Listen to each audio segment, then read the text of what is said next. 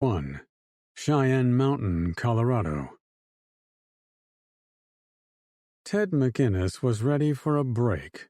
He'd spent the day driving for his life across the eastern grasslands of Colorado, then he'd barely avoided a thunderstorm of hellfire missiles launched from drones, and he'd topped it all off by surviving the impacts of 5 nuclear-tipped missiles shot at him. Fortunately, since he and Emily were now locked inside Cheyenne Mountain to keep them safe from radiation, there wasn't much else to do besides rest. "So, I just wanted to revisit what happened a few minutes ago," he began. They sat next to each other against one of the solid rock walls. The emergency lights bathed them in shades of red. She appeared as dirty and tired as him, though she wore it much better. Exhaustion was probably a condition she, the politician, was well versed in surviving. Still, her eyes twinkled with mirth and admiration, as if he'd teed up a joke for which only she knew the punchline. "You mean where you got on one knee and proposed to me?" He squinted, desperate to see if she was serious. "Well, actually, you asked me." It was true. She was the one who'd suggested it as the missiles struck the outer wall of the mountain bunker, but he'd jumped in with both feet to make a formal proposal.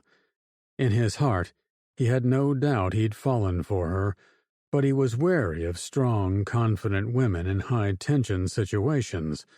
Romance born in battle seemed to be his downfall. He fell for his ex-wife, Priscilla, during an Air Force mission out of the Balkans 10 years ago. He'd dated women in the Secret Service, FBI, and U.S. Customs. Now he'd gone to the tippy top of the dating pool. Even with all his usual confidence and bravado when dealing with the opposite sex, he had a hard time believing the de facto president of the United States had been the one to proposition him. "So I did," she said in a happy voice. "And you meant it?" he asked, probing for any doubt. She reached over and grabbed his cheek, clearly lining herself up to kiss him and extinguish those embers of doubt, but her eyes darted to a distraction down the hallway. Instead of meeting his lips, she playfully slapped him, then hopped to her feet. "How can I help you, sir?" she asked. When they'd come into the bunker, he and Emily walked into a congregation of Central and South American dignitaries, military officials, and scores of soldiers protecting them. As the man came out of the darkness, Ted recognized the plump figure. He was a caricature of a Central American tin-pot dictator, complete with oversized medals on his sweaty uniform jacket and a colorful red ribbon wrapped around his neckline. Yes. I would like to know what's going on here. I'm General Manuel Felipe Mendoza from El Salvador. I was told to meet David's people here in this bunker to receive the deed to the land I would recover from the old Estados Unidos." Emily glanced at him, signaling he should get up and address the situation. They both still wore the black uniforms of the enemy, and they were the only ones around, which made them the sole representatives for David's forces. Ted assumed the men and women from south of the border were supposed to be killed, along with him and the other Americans left inside, but he wasn't yet ready to admit it. All those people carried weapons, meaning he was outnumbered by 100 to 1. "Hi, I'm Major Ted, Socdraye." He pronounced it Socdraye, as if he was French. "I'm as shocked as you at what took place here." The ground rumbled under their feet, causing the three of them to look around in near panic. Was part of the mountain collapsing? Was the front door going to hold? He tried to continue, as if the disturbance was no big deal. "And I'm double shocked at how we've all been treated. Give me and my associate here a chance to re-establish contact with our superiors. I promise we'll get you and your men some answers." The general puffed out his chest. "I should hope so. It was a long drive to get here. If I am to be granted the entire state of Missouri, I'd at least expect to have a nice bed to sleep in. Perhaps some female companionship." He trailed off, eyeing Emily. Ted's instinct was to punch the sweaty man in the jaw, but as so many times in the past week, he had to pretend he was someone else, someone who would commiserate with such perversion. "Yes, my colleague and I will do our best to secure you what you need." He grabbed Emily's hand. "Come on, let's find a radio." "She can stay with me," General Mendoza suggested. Ted spoke over his shoulder. "She's the radio operator. Don't worry, we'll take care of you." Once out of earshot, and in a dark section of tunnel, he dragged Emily into a dark nook. He briefly made sure she could see his face and what he intended to do. Then he pulled her close and kissed her with passion and urgency, as if they were being timed. Too soon, he pulled up for a breath. "I don't know what's going to happen in the next 10 minutes, much less the rest of my life, but I've never wanted more to spend whatever time I have with someone as wonderful as you. Will you, Emily Williams, marry me for real?" Inches from his face, he could only see a hint of the tear rolling down her cheek. "Yes," she gushed. "But I do have one condition." "Anything," he replied, holding onto her hips. "As your commander-in-chief, I'm ordering you to make sure we live longer than the next 10 minutes. I think I'd like a long life to get to know all of your flaws." He was taken aback. She gently slapped him on the cheek again. "I'm kidding. You have no flaws. You're perfect." They both knew that was a lie, but he loved the idea of trying to prove her right. Ted took a deep breath, looking down the hallway toward the people who'd escaped from David. "Well, we're not going to get anywhere with a group of military invaders and drug lords. I guess we should go reintroduce ourselves to those kids and the weird guy with his pet bird." "After you, Major," Emily remarked seriously. She pinched his butt as he started walking. "Hey," he complained, trying not to laugh. She held up her hands. "Last time, I promise." He didn't believe her for a second. Cheyenne Mountain, Colorado. Tabby saw the couple walking toward them before any of the others. The man and woman were outfitted in Legion uniforms, one of whom claimed to be the President of the United States. They'd separated for a short time, giving her a chance to talk to Peter and Audrey about whether the woman could be president, but neither of them had ever heard of her. She didn't want to ask any of the prisoners who'd arrived with her from David's base. It would make her look like she didn't know what she was doing. She took a step toward the couple, but almost tripped on the man with the bird, Dwight. The guy had fallen asleep as soon as they'd arrived, as if the trip in the white light had zapped him of energy. Her mind was still reeling, but as she'd done so many times the last several days, she had to take care of business before taking care of herself. Tabby went around the sleeper and headed for the walkers. "Hi," she said preemptively. "Hello," the man replied. "We've had a brief talk with one of the generals in the front of this base, and it didn't go well. They think we're with the bad guys." "Are you?" she asked with skepticism. "I've met more than a few people the last several days who have ruined me on trust." After a furtive glance down the hallway, the man spoke quietly to her. "My real name is Major Ted McInnes. I'm an officer in the Air Force. I was a pilot on Air Force 2, which is how I know this woman." He gestured to the pretty brunette standing next to him. "When the attack happened, she was the Vice President of the United States. Now, with the President dead, she's taken over the role." Tabby was unsure if she could trust them, but it was curious a pair of enemy agents wouldn't know President Tanager was actually being held hostage at the bottom of the 10-mile pit in the other NORAD bunker. Still, she intended to hang on to that bit of information and only reveal it when she was sure. "Hey, Did you tell them you saw the Prez at the bottom of the superweapon? Peter wondered aloud as he and Audrey walked up. There's no way she could be president. Tabby's shoulders slumped.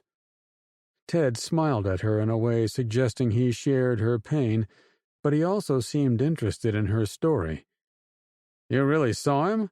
I would have said that was impossible because I have this. The guy pulled a huge coin out of his pocket. It's the presidential challenge coin. I was told it came from the empty pants of Tanager himself. Tabby made the conscious choice to trust the strangers. Her instinct to hold back on revealing Tanager had probably been correct, but Peter's blunder had laid everyone's cards on the table in one pop. It seemed unlikely they'd be prepared with such an elaborate ruse, including the coin. When I met Tanager, he said he was made to strip down and leave his clothes. They put him into an emergency escape bubble. I can't remember what he called it. All I know is he survived and then was taken prisoner by the Legion people. The woman, Emily, asked her to describe the man she'd met, confirming little details along the way. After a brief comparison, she seemed to accept Tabby's story.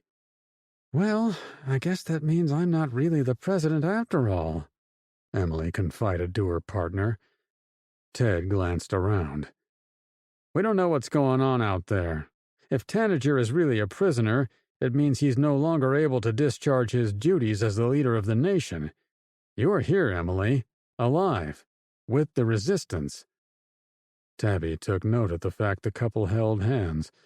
Their droopy eyes and wind-blown hair made her wonder what journey they'd taken to get inside the bunker. What bond must have been formed along the way? For a moment, she thought of Victor and how he'd died trying to save her.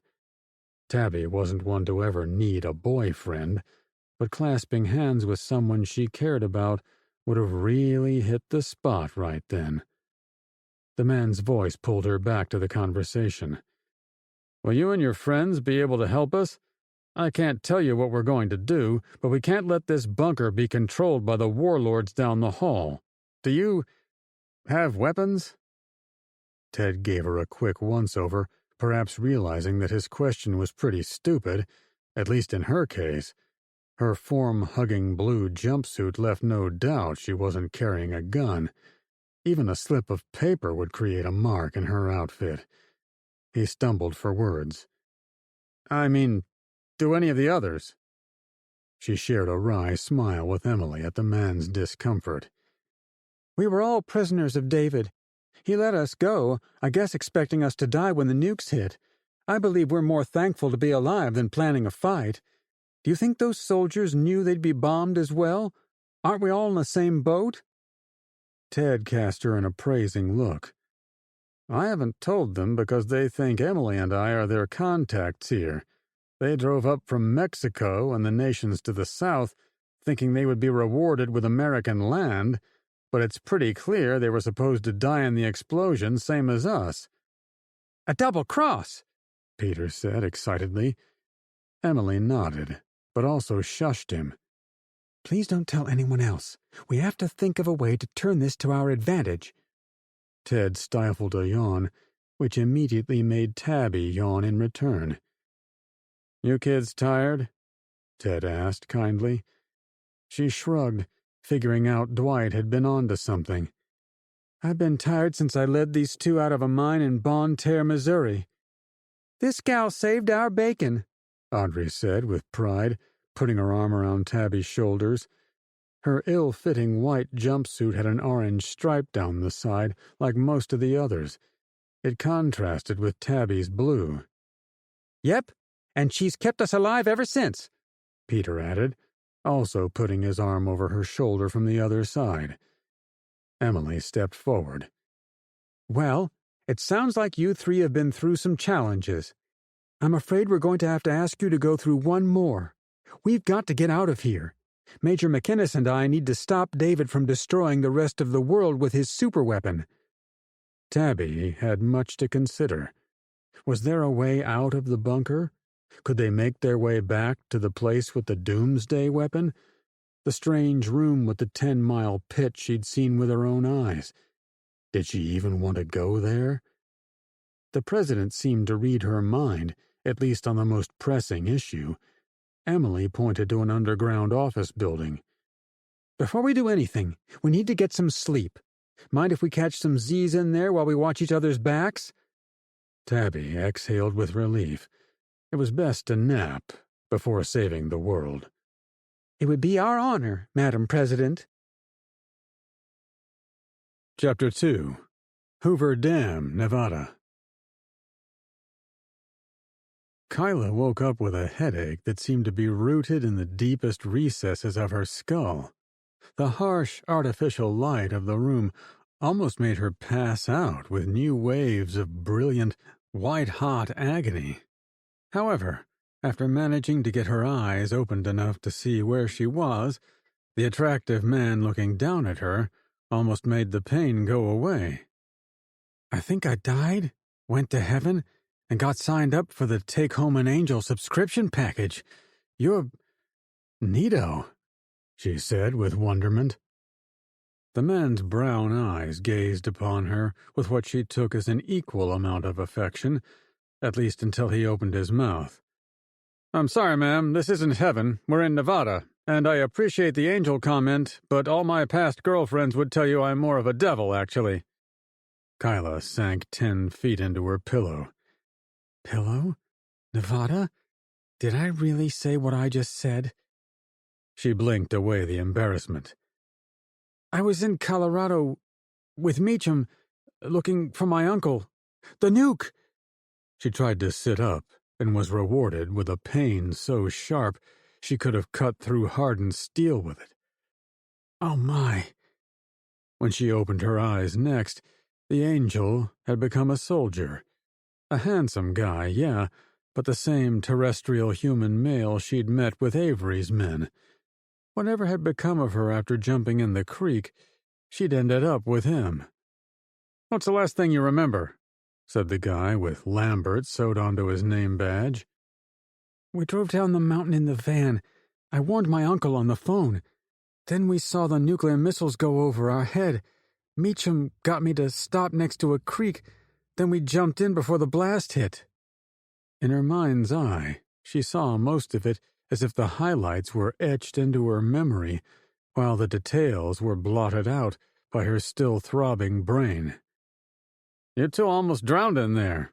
We were lucky we were already following you down the mountain with one of our drones. It helped us locate you when we were able to confirm there was no radiation in your area. She was crestfallen. So, we jumped into the water for nothing? He laughed a little.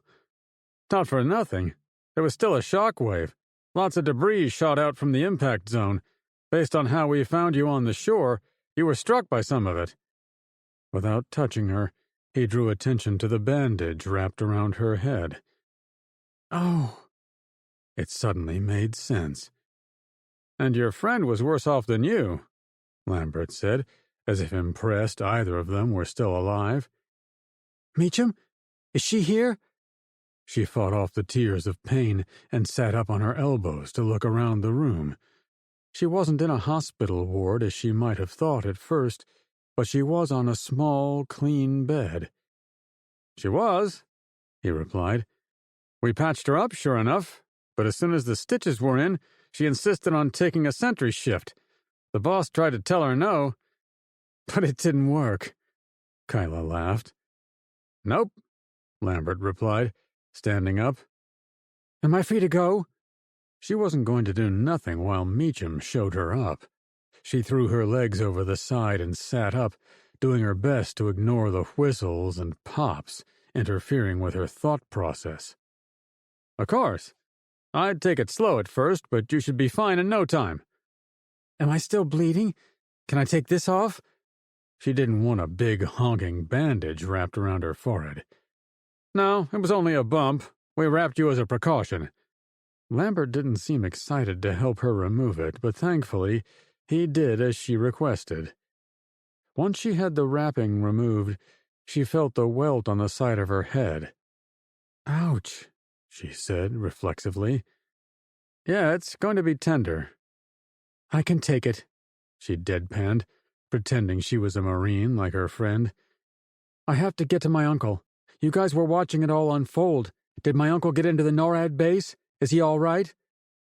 The man's eyes did not broadcast good news. Cheyenne Mountain, Colorado. Ted and Emily spent the night hidden in the offices of the underground bunker. To keep up appearances, he had to pretend to be disappointed they were taking a night to sleep, but he'd never been more ready to lie down. Even Emily's direct orders wouldn't have gotten him much further without some rack time. In the new day, with a few hours of sleep behind him, and before everyone else was up and moving, he was ready to go. "What's on your mind, soldier?" Emily asked from her spot curled up on a leather recliner. They both agreed the office probably belonged to a fancy-pants army general. "Don't you ever sleep?" he joked.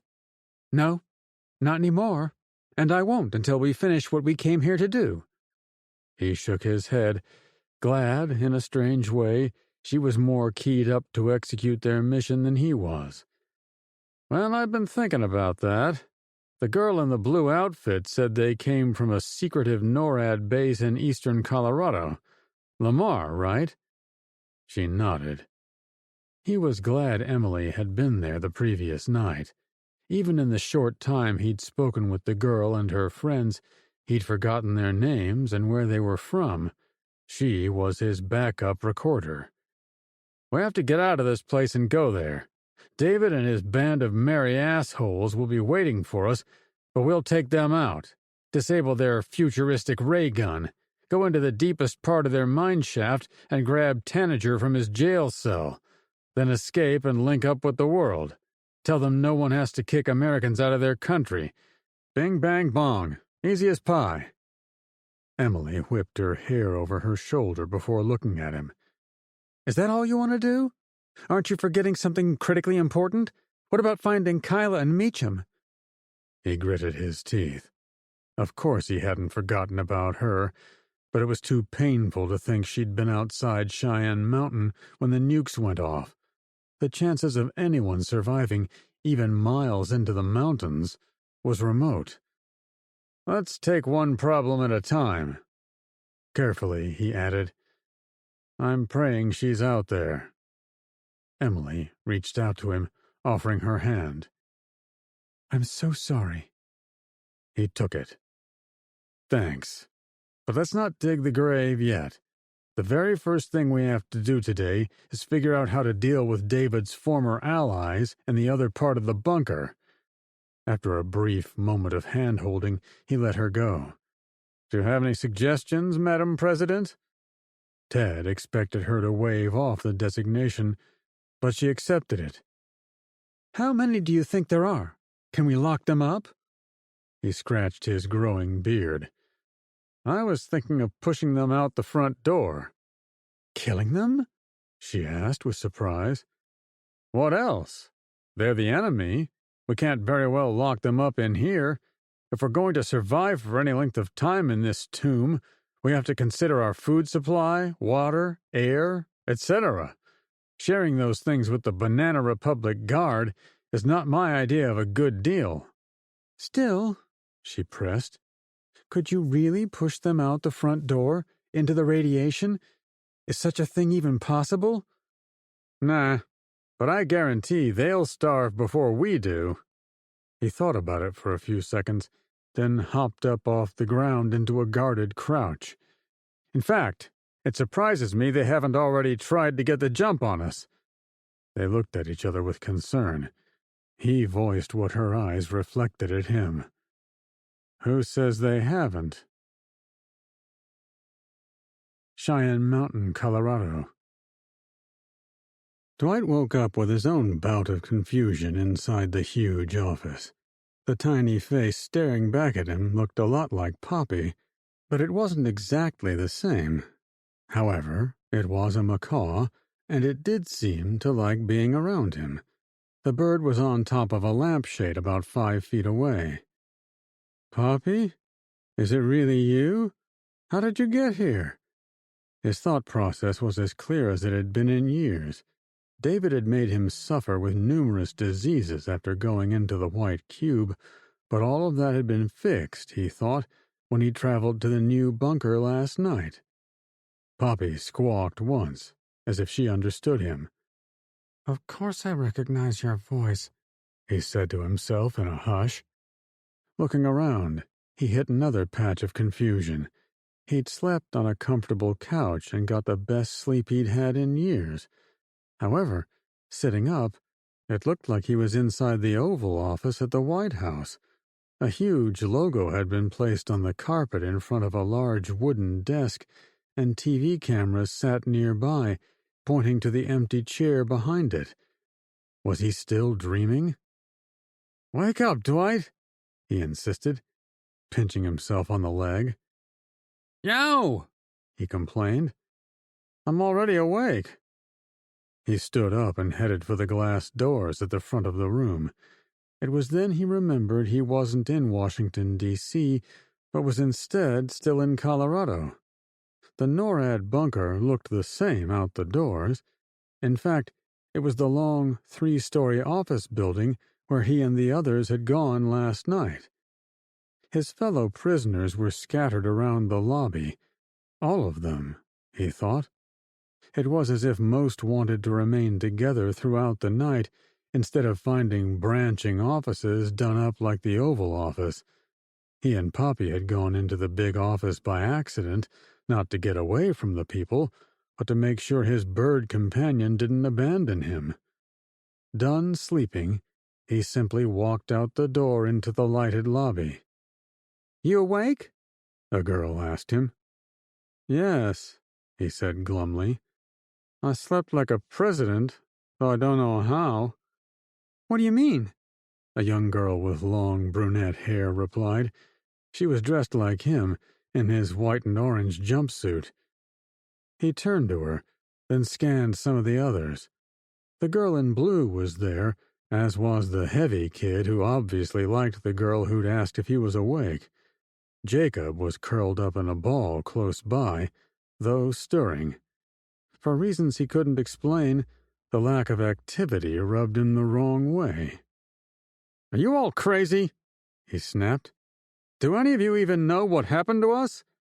The girl in blue stood to face him. "What do you mean?" He huffed. "We were inside one place, we walked into a white light, then zap!" He clapped his hands together. "We arrive here. I may not be all right in the head," he stuttered. "Or maybe I've never been this tuned in." After a second of calm, he continued, "But even I know what we saw back there is not possible."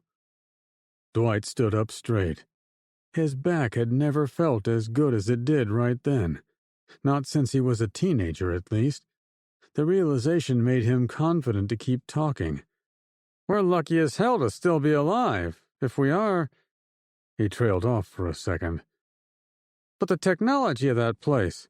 If we ever get out of this bunker, we should run as fast and as far as we can. I don't ever want to see the white light again." Many heads nodded in agreement. To his disappointment, the girl in blue did not. She seemed keen to do the opposite of what he said. He turned to Poppy. That was usually the point where she would jump in and tell him he was being paranoid. As he took a few seconds to observe her, the macaw sat as still as a statue. Only after he saw her blink did he turn to face the girl. Sure enough, as soon as he did, she spoke. "I don't want to go there either, but we're with the president of the country now. She didn't come out and say it last night, but I'd expect her to come in and ask us if we'd fight for her against David, Charity, and all those glittery-clothed people. If she does ask us to fight, and we can get out of this place, I'm going to volunteer to help. Someone has to pay for all this." She waved her hand around the room, though she clearly meant the nuclear devastation and all the missing Americans, including her parents. Someone applauded from close by. Dwight turned to see the female who said she was the president, along with a guy about his age who was dressed in a matching black uniform. The man spoke first. "I'd make you a colonel if I could." The soldier stepped into the lobby. "We need more Americans like you. When there's a fight to be had, you don't back down." The girl nodded a little. "I won't lie to you. I'm scared as hell." The female president turned to Dwight. "I won't stop you from leaving, assuming there's a way out of this mountain, but this young lady is correct. We need as many fighters as we can find. Otherwise, we may all die in this hole as prisoners of those men from Central and South America." Poppy was from South America. Maybe it wouldn't be all bad. To his great disappointment, most everyone else stood up as if to volunteer to go with the lady. At first, he thought about arguing, saying how dumb it was to do something you know is dangerous, but he caught sight of a blue and red streak outside the front door of the building. He cocked his head toward Poppy, checking that she hadn't moved. Who had he seen out there? Chapter 3. Cheyenne Mountain, Colorado. "Be careful," Emily said, stealing a brief kiss after ensuring no one was watching. "You think I'd go in there with guns blazing?" He joked. "You might, Rabbit, you might." He looked at her with shock. A Bugs Bunny quote? Is there anything this lady can't do to impress me? She giggled. "You mean being president wasn't enough for you?" He wanted to carry on joking with her forever. His fiancée, he reminded himself. But there was serious business that still needed to be done. "My plan is to go in there and find the leader. Maybe I can reason with him that we need each other to stay alive. Then I'll come back in here and tell them we're discussing it." His real plan was to gain intelligence about how many there were, their goals for survival, and whether they saw him as a friend or foe. With that information, he and Emily would be better prepared to handle them. In the interim, he'd gotten everyone into one of the office buildings and had them barricade the front doors. It was better than doing nothing while waiting for trouble to come for them. "Go get him, Tiger," she cheered softly. He walked down the chiseled hallway toward what he saw as the front chamber nearest the sealed doors. It was the last place he'd seen all the men before running deeper into the NORAD facility. After a brief walk, he confirmed they were still there. Once spotted, he walked toward the lounging men as if he was one of them. Since he wore the Legion uniform, he acted the part. "Ahoy! I have news." A few of the men stood up, including the heavy-set Mendoza guy who'd hit on Emily the day before. After hiking up his huge pair of pants, the man strode toward him as if in charge. "Hablo español?" the man asked. "No," Ted replied, fibbing. He knew a passable amount of Spanish, but he wanted the other man on his heels trying to interpret, not him. "Fine," the man complained. "I remember you from yesterday. Where have you been? I'm General Manuel Felipe Mendoza. I demand to know why David brought us here under such threats and then left us here all night after the accident." Ted almost choked. To call a 5-fingered nuclear-powered punch at the front of the bunker an accident defied several levels of reality. After regaining his composure, he replied, "General, I assure you I am in the same boat. David ordered me here as part of the escort guard. I would not have come here if I knew there was to be a nuclear attack." It seemed to anger Mendoza. "It was deliberate? Are you saying you would have left us to our fates?" He held out his palms in surrender. "No, of course not. What I'm saying is this, accident has me trapped too. If we're going to get out of here, we need to cooperate, pool our resources, that kind of thing."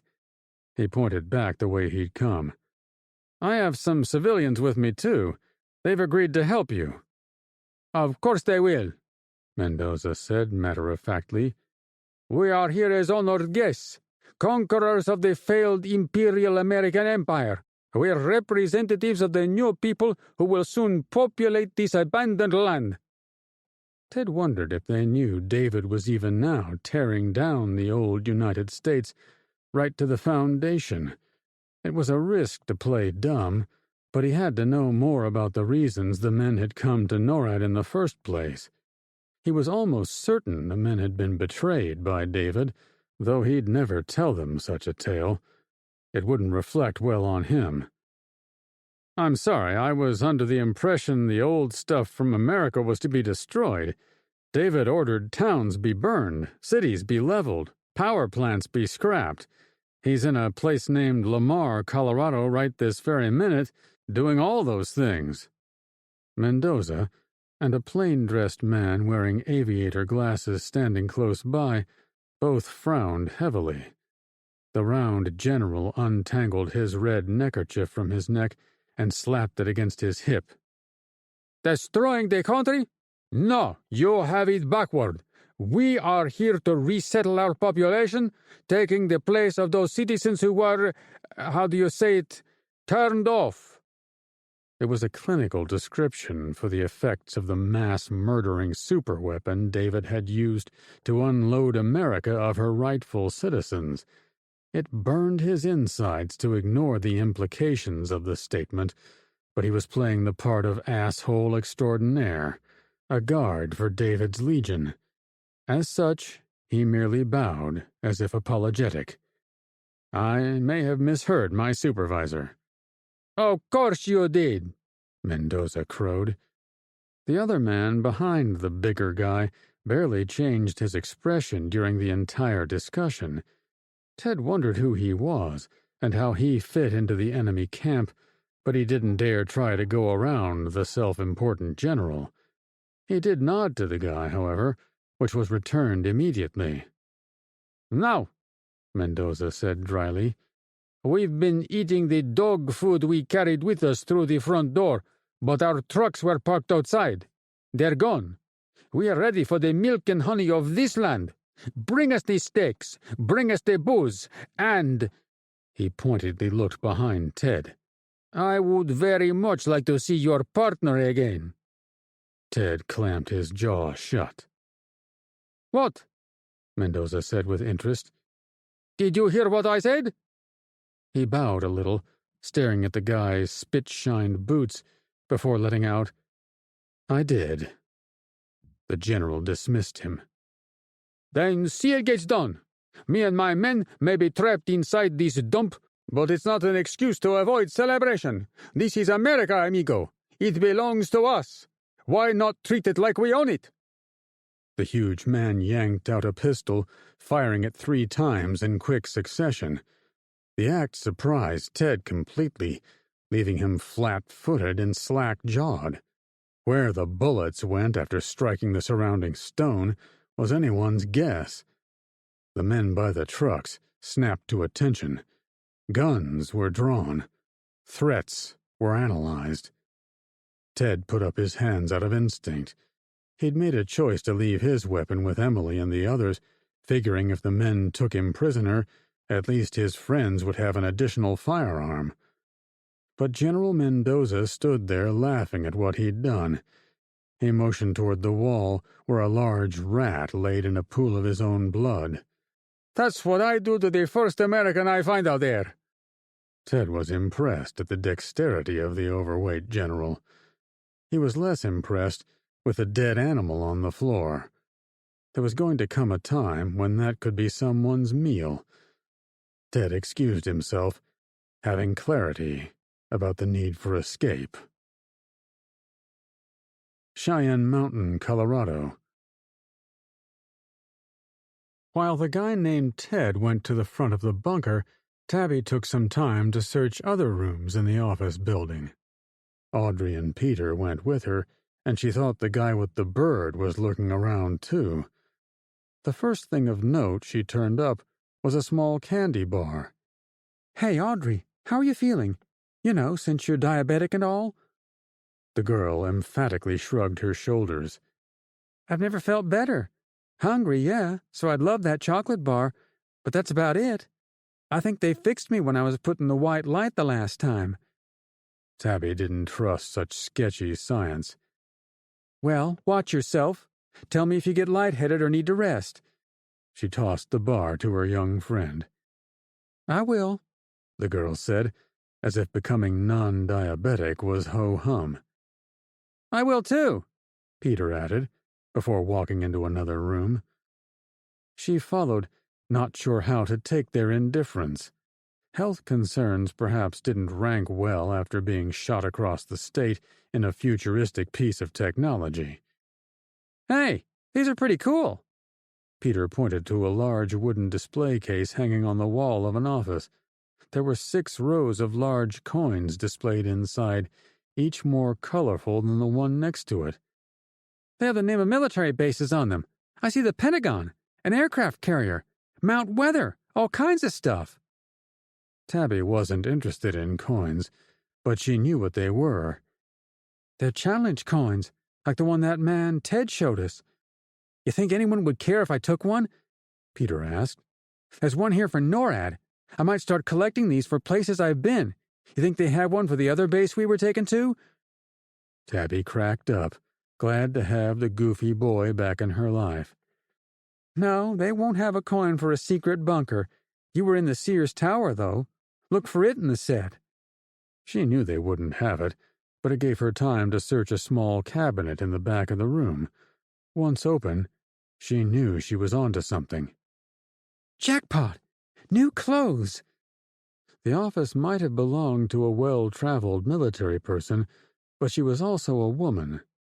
The civilian jeans and long-sleeved black shirt were perfect for someone who was going to spend time in the cool interior of the bunker. Do they fit? Audrey asked with half-interest. Are there enough for both of us? I'm not thrilled with my ensemble. It isn't very flattering. Like Peter, Audrey was studying the coins, though based on her roving hands, she seemed mostly interested in the boy. She'd also half unzipped the front of her uniform shirt, revealing more of her chest than Tabby would have ever dared, probably to impress said boy. It was quite the turnaround from when Tabby had first met them. I only see one pair, she replied. Tabby tried them on, not caring if Peter or Audrey were in the room. Once she confirmed they would fit, she pulled the jeans over her blue tights. She did the same for the long-sleeved shirt. She really wanted to ditch the blue, but the truth was she had nothing on under them, and she wasn't as bold as Audrey, so she didn't want to be exposed. Feeling better than she had in a week, Tabby made for the door. I'm not waiting around for something to happen. Will you guys go with me deeper into the bunker? I want to see what's behind this building.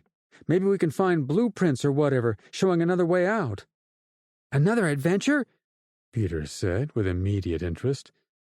Audrey stood behind him, but now had both hands wrapped under his armpits, so it appeared as if he had 4 arms. Tabby was unable to see her face, but the girl said she'd go anywhere but back to David's prison.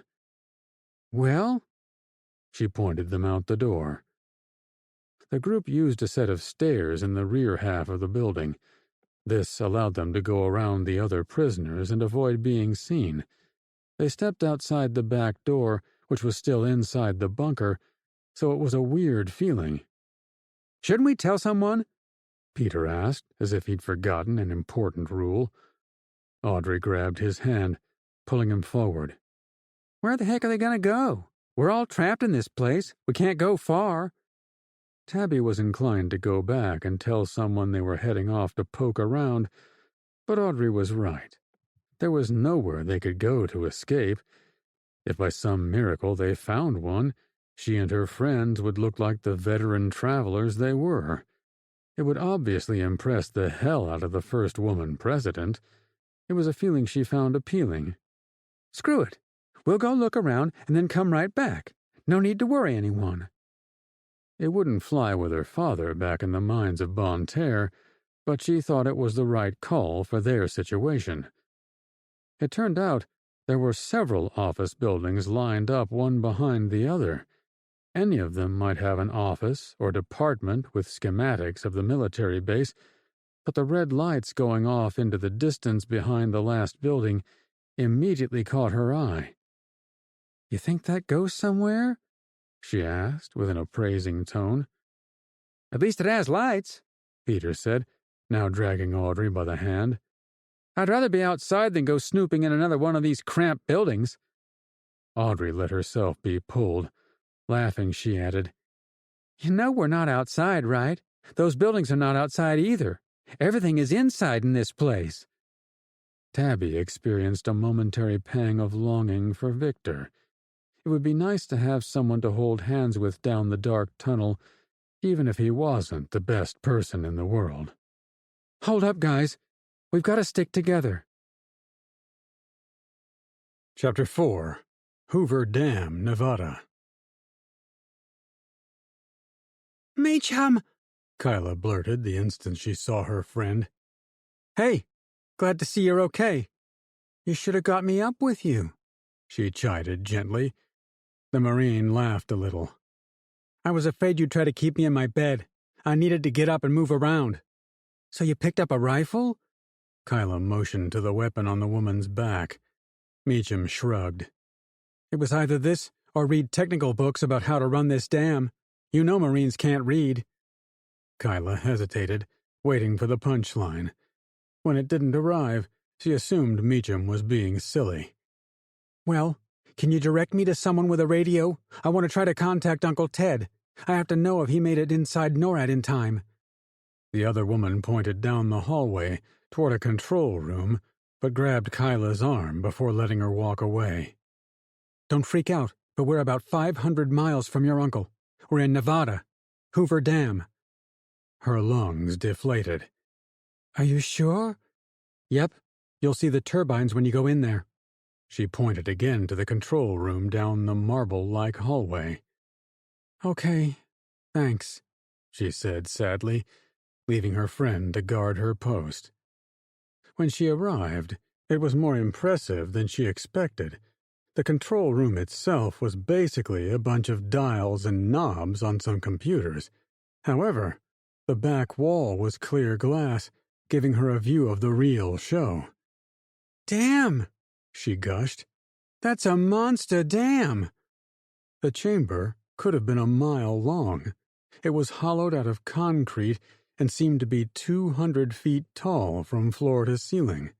There were 8 turbines, each as big as a 2-story house. They were round and tall, with an amber light on top. They were also arranged in a neat row, looking like 8 birthday cakes, awaiting their owners to blow out the candles. "Yep, she's a beaut," Colonel Avery said without looking back at her. He sat at a laptop computer, doing whatever military men did inside dams. "Hi, Lance Corporal Meacham said you had a radio in here. I'd like to try to communicate with my uncle." She hesitated a few seconds, wondering for the first time what Meacham's first name was, before adding, "Oh, and thank you for rescuing us." Avery spun on a swivel chair. "You're welcome. We were going to leave you after you sped off in that van, but you did clue us into the incident at NORAD, and we were able to get a drone down there and shut the door, thus hopefully preserving the facility." "And saving my uncle, too," she prodded. "Of course. I didn't mean to discount it. It's just I don't want to get your hopes up. The missiles weren't high yield, but they were designed as penetrators, stuff we might have once used on underground bunkers in Middle Eastern countries who weren't supposed to have such places." He touched his nose. "I'm not sure what all that means. Why didn't you wake us up and let me call for my uncle while we were still close to him? He's the co-pilot for Air Force 2. He's with the new President of the United States. They're important. How far are we, by the way?" "From NORAD?" he said immediately. 575 miles. 575 miles, she said, distraught. Meacham had been right. "I've no problem with you trying our radio, miss. You've earned it. And seriously, I hope your uncle answers. However, I assure you we did try to contact him while we were still near Pike's Peak, and during most of our flight out of the state. I wanted to have some good news for you when you woke up." She didn't know what to say. Avery continued. "But I have to be honest with you. It wasn't my first choice to bring you along with us to this location. After the nuclear impact, we were forced to break our radio silence. We spoke with Eielson Air Force Base back in Alaska. They ordered us here to lay in wait for a blackout strike force on their way to destroy the crown jewel of American hydroelectricity generation." Kyla had zero interest in listening to him talk about protecting stuff from David's people. She only wanted to know about Uncle Ted. She pointed to the radio sitting on a nearby table. "Can I use it?" He waved her over. "It's already set to the proper frequency. If your uncle is now inside the base, he should be able to hear you." She sat down, suddenly tired. For 10 minutes, she called out for Major Ted McInnes, sure she wasn't breaking OPSEC anymore by mentioning his rank. If he was dead, she wanted the enemy to know it. She was going to make sure they paid a price. Somehow, someday, she would get even. However, if he was alive, she felt it was worth reminding those bastards they were failing at their game. People like her uncle were going to make sure they weren't in America for good. After giving it a good effort, she had to temporarily give up. The silence was painful to hear. "I'd like to speak with your supervisor," she said, sounding like a troubled customer asking to see a manager. "Excuse me?" Avery replied, once again pulled from his duties with the laptop. "Sorry, I didn't mean to sound so snippy. If I can't get my uncle on this thing, I'd like to go back. Maybe if we're closer, he'll hear us." Avery seemed sympathetic. He leaned back from the keyboard. "That's not how these radios work. If NORAD is broadcasting, the whole world would hear it. Besides, you've only been at it for a few minutes. Why don't you take a break and—" "That's not it," she pushed on. "I want to talk to someone about changing your orders. We don't need to be defending some relic of a bygone era. We have to attack the people who—" She could barely say it. "Killed my uncle and killed my mother. Killed everyone." "The nukes did the job. They took out the enemy leadership inside NORAD. That was the intel we had. Your uncle, no matter what happened to him, was part of that attack." Avery whispered. "He did good." She withered under the knowledge. It didn't make it any easier to know he was a hero. If he was really gone, it only made him one thing: dead. Cheyenne Mountain, Colorado. Ted was listening for footsteps as he walked away from Mendoza. He half expected some of the foreigners to jump him, knowing what kind of people they were, what type of catastrophically poor leadership they served under. He wasn't happy to know they were bringing that same failed government to his homeland. However, he had to remind himself he was dressed as a bad guy. He was one of them. Someone did follow him. "Hello, sir," the voice called out. Ted stopped and waited for the man to catch up. To his relief, it was the silent listener who'd been behind the large general. Maybe he would be more reasonable. The newcomer spoke quietly. "You shoot off that idiot and make an example for the others." Nope, not more reasonable. Still, he had to interact with him. "What good would that do? The general laid it out. None of you seem to disagree with him. He wants me to fix him dinner." The young man was dressed in tight black pants and a silky white shirt. His teeth were perfect, his mustache was well trimmed, and for some crazy reason, he still wore his pair of aviator sunglasses. Given the man's Hispanic accent, he immediately thought of the guy as a drug lord. "Oh, there was a disagreement. We can feed ourselves. He wants to be served, like he was back home. Many of us only want to find a way out of this mess and return to our countries. Whatever wonderland David said he was creating here, it clearly isn't safe for us." Ted shifted his weight from one foot to the other, absorbing what had been said. "You'd kill one of your own?" He tried to think like a security person in David's army. "I don't think the chief would be cool with that." The guy shrugged. "But would you be cool with it?" Ted understood why the guy had put on glasses. It was a test. If he said the wrong thing, it would be him playing the part of the rat being shot to death. He tried to keep his voice light. "I don't care what you guys do with your own people. My job is to take care of the survivors, including my own civilians, and, if we're super lucky, find a way to escape this place." He figured it would help his chances if he tossed out some desirable goal. The oily man studied him from behind the shades. Ted tried again. "Of course, if it would smooth things over, I could go back to the others and recommend General Mendoza shove a front stack up his tailpipe." He smiled, as if the saying was very common. "It will be great," the man replied, waving him back toward the general. "Get their attention and give him a slice of your mind, as you say. I'm not serious about hurting them, man. I only want to make sure things don't get out of control, you know?"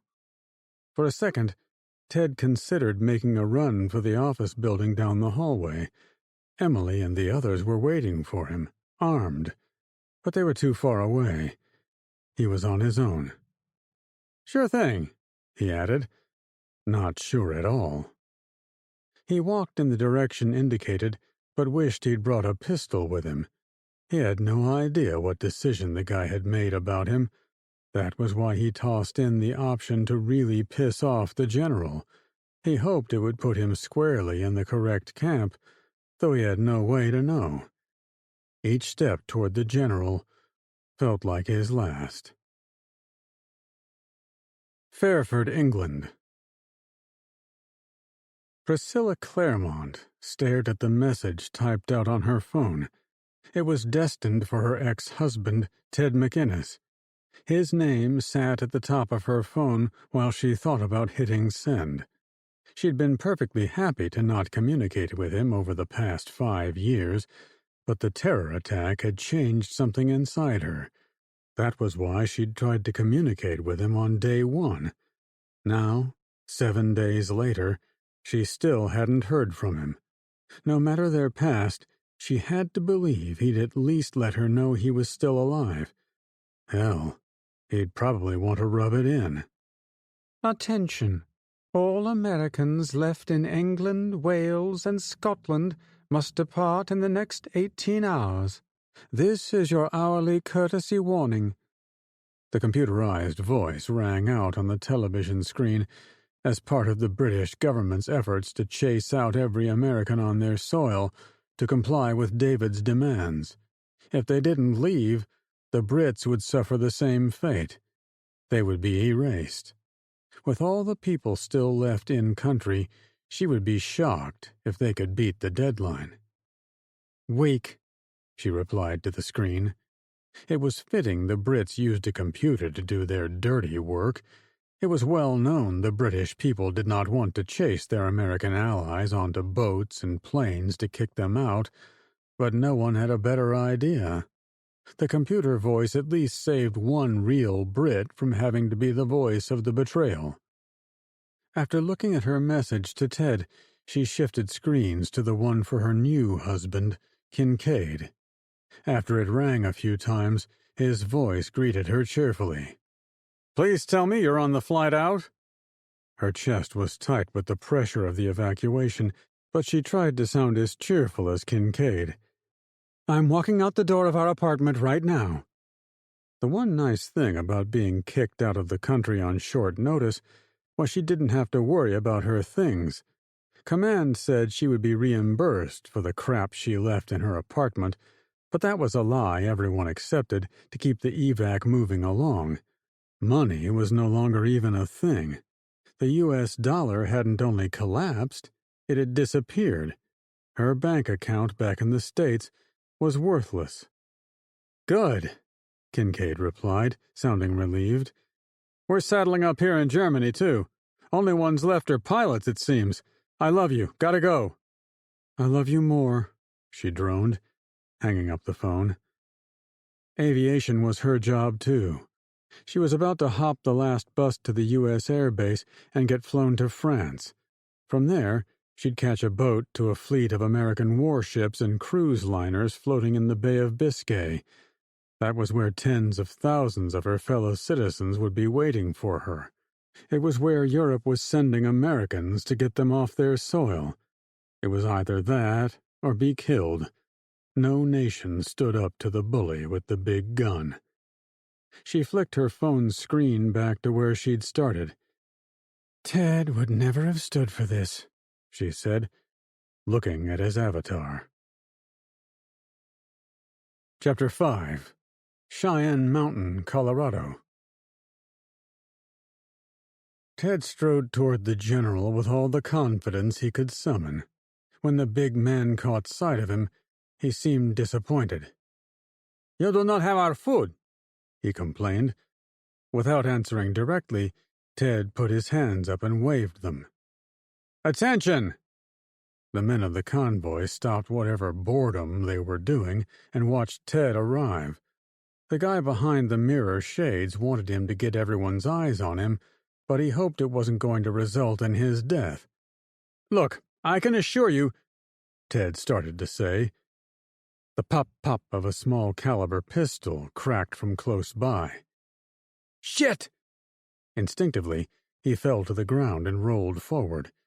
In 3 seconds, he came up into a crouch, searching for which way to go next. Everyone was silent, staring at the man in the shades. He stood over Mendoza with a handgun aimed at the large body on the ground. Before Ted could make a move, the gun swung in his direction. "You can get up. I only needed you to keep him distracted." The man put the pistol in his pocket and turned toward the others. "My name is Rando. I do my, business in all your countries." He brushed his thin mustache in a practiced fashion. "We do not have time for the old ways. General Mendoza thinks we came up here to spread out, take over these gringos' McMansions, and leave like the people David terminated."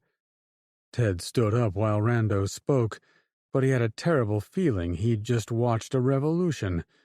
While he was tickled to death he wasn't dead, the uneasiness of watching the guy rally the enemy troops kept growing. He kept a wary eye on the hallway. If a full general was taken down without a second thought, he and the civilians wouldn't fare much better. The men in the convoy seemed to rise to the words of their new leader. Rando continued, seemingly spouting the party line of David and his people. "When we left our countries, we promised our families a better life, a life without the police lurking in bushes, a life without our rivals paying the police to lurk in our bushes, a life without the scum plying their trade in the slums of our nations. We came here to begin again, start over. Is that not true?" Men clapped. Rando furrowed his brows and seemed to think deeply. When he looked up, he took off his glasses. His eyes tracked across the crowd, halted on Ted, then returned to the convoy like radar sweeping the skies. When he faced the men again, he changed his tone to be more conciliatory. "But it's not what we got, is it?" He pointed to the heavy blast doors. "Behind this vault door is a nuclear fire. You all heard them strike against us, 5 in all." Most of the men now faced the exit door. The young new leader kept speaking. "But this was no accident. Nuclear missiles don't just happen to fall on a heavily fortified bunker like this one. We made it into this place mere minutes before the U.S. military tried to wipe America's NORAD off the map." He hung his glasses from the neck of his white polo shirt. "Now, I know what you're thinking. They were trying to kill you and me, the creme of the forgotten nations south of America's border." Men nodded. Some banged on the backs of their compadres. Ted drifted closer toward the hallway out of there. "But it will be a big mistake. That fiction, that lie, is what we were supposed to think. It's what men like him wanted you to believe." Ted froze when Rando's attention went to him. "Me?" Ted replied sheepishly.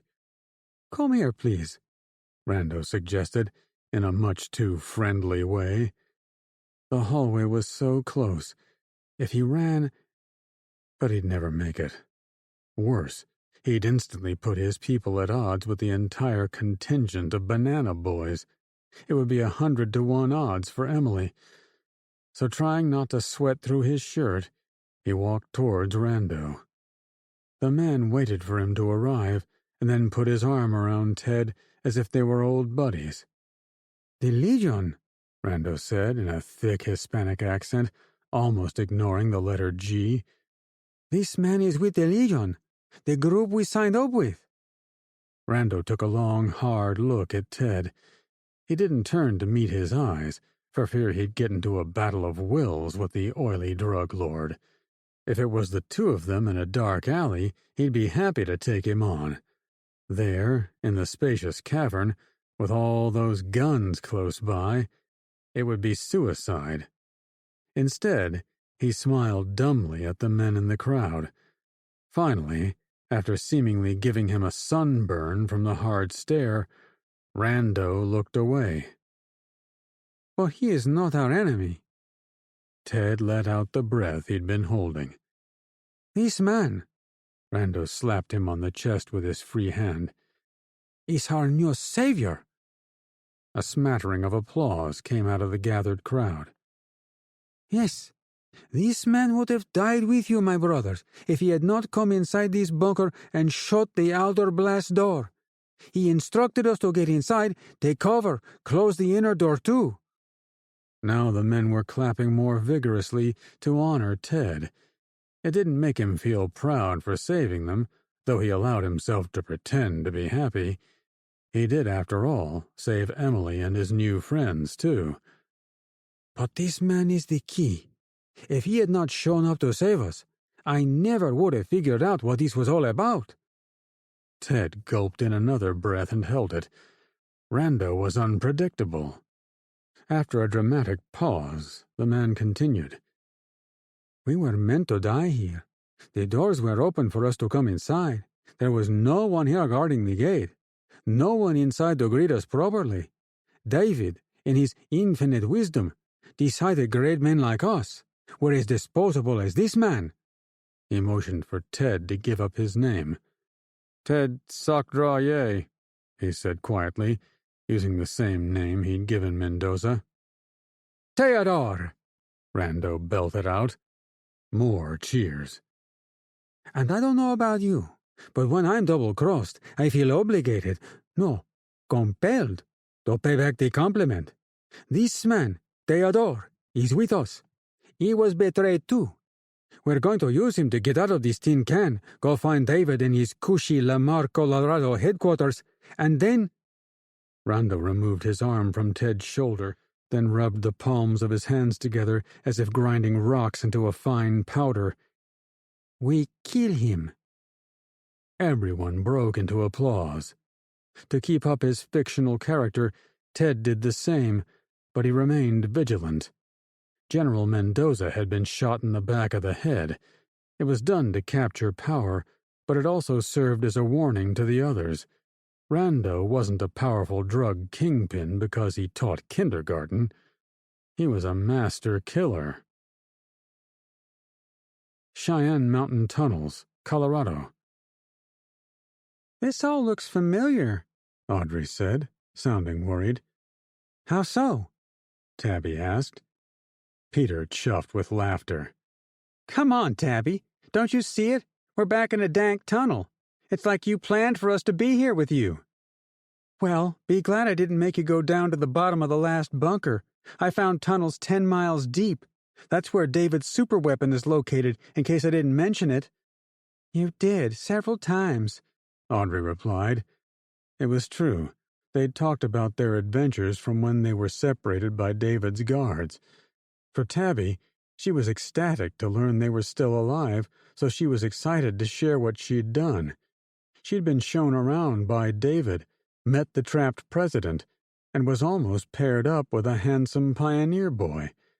By contrast, Peter and Audrey had spent most of their time in the jail cells or being threatened with the white light, so it didn't exactly make for a compelling story time. She stopped in her tracks. Did she call Victor handsome? "What is it?" Peter asked from a few paces behind. Tabby noticed the wall was wet. Without thinking, she reached out to feel the water play over her hand. However, the instant she touched it, she recoiled. "It's hot." Everyone moved away from the wall. "Seriously?" Audrey asked. "How can it be hot?"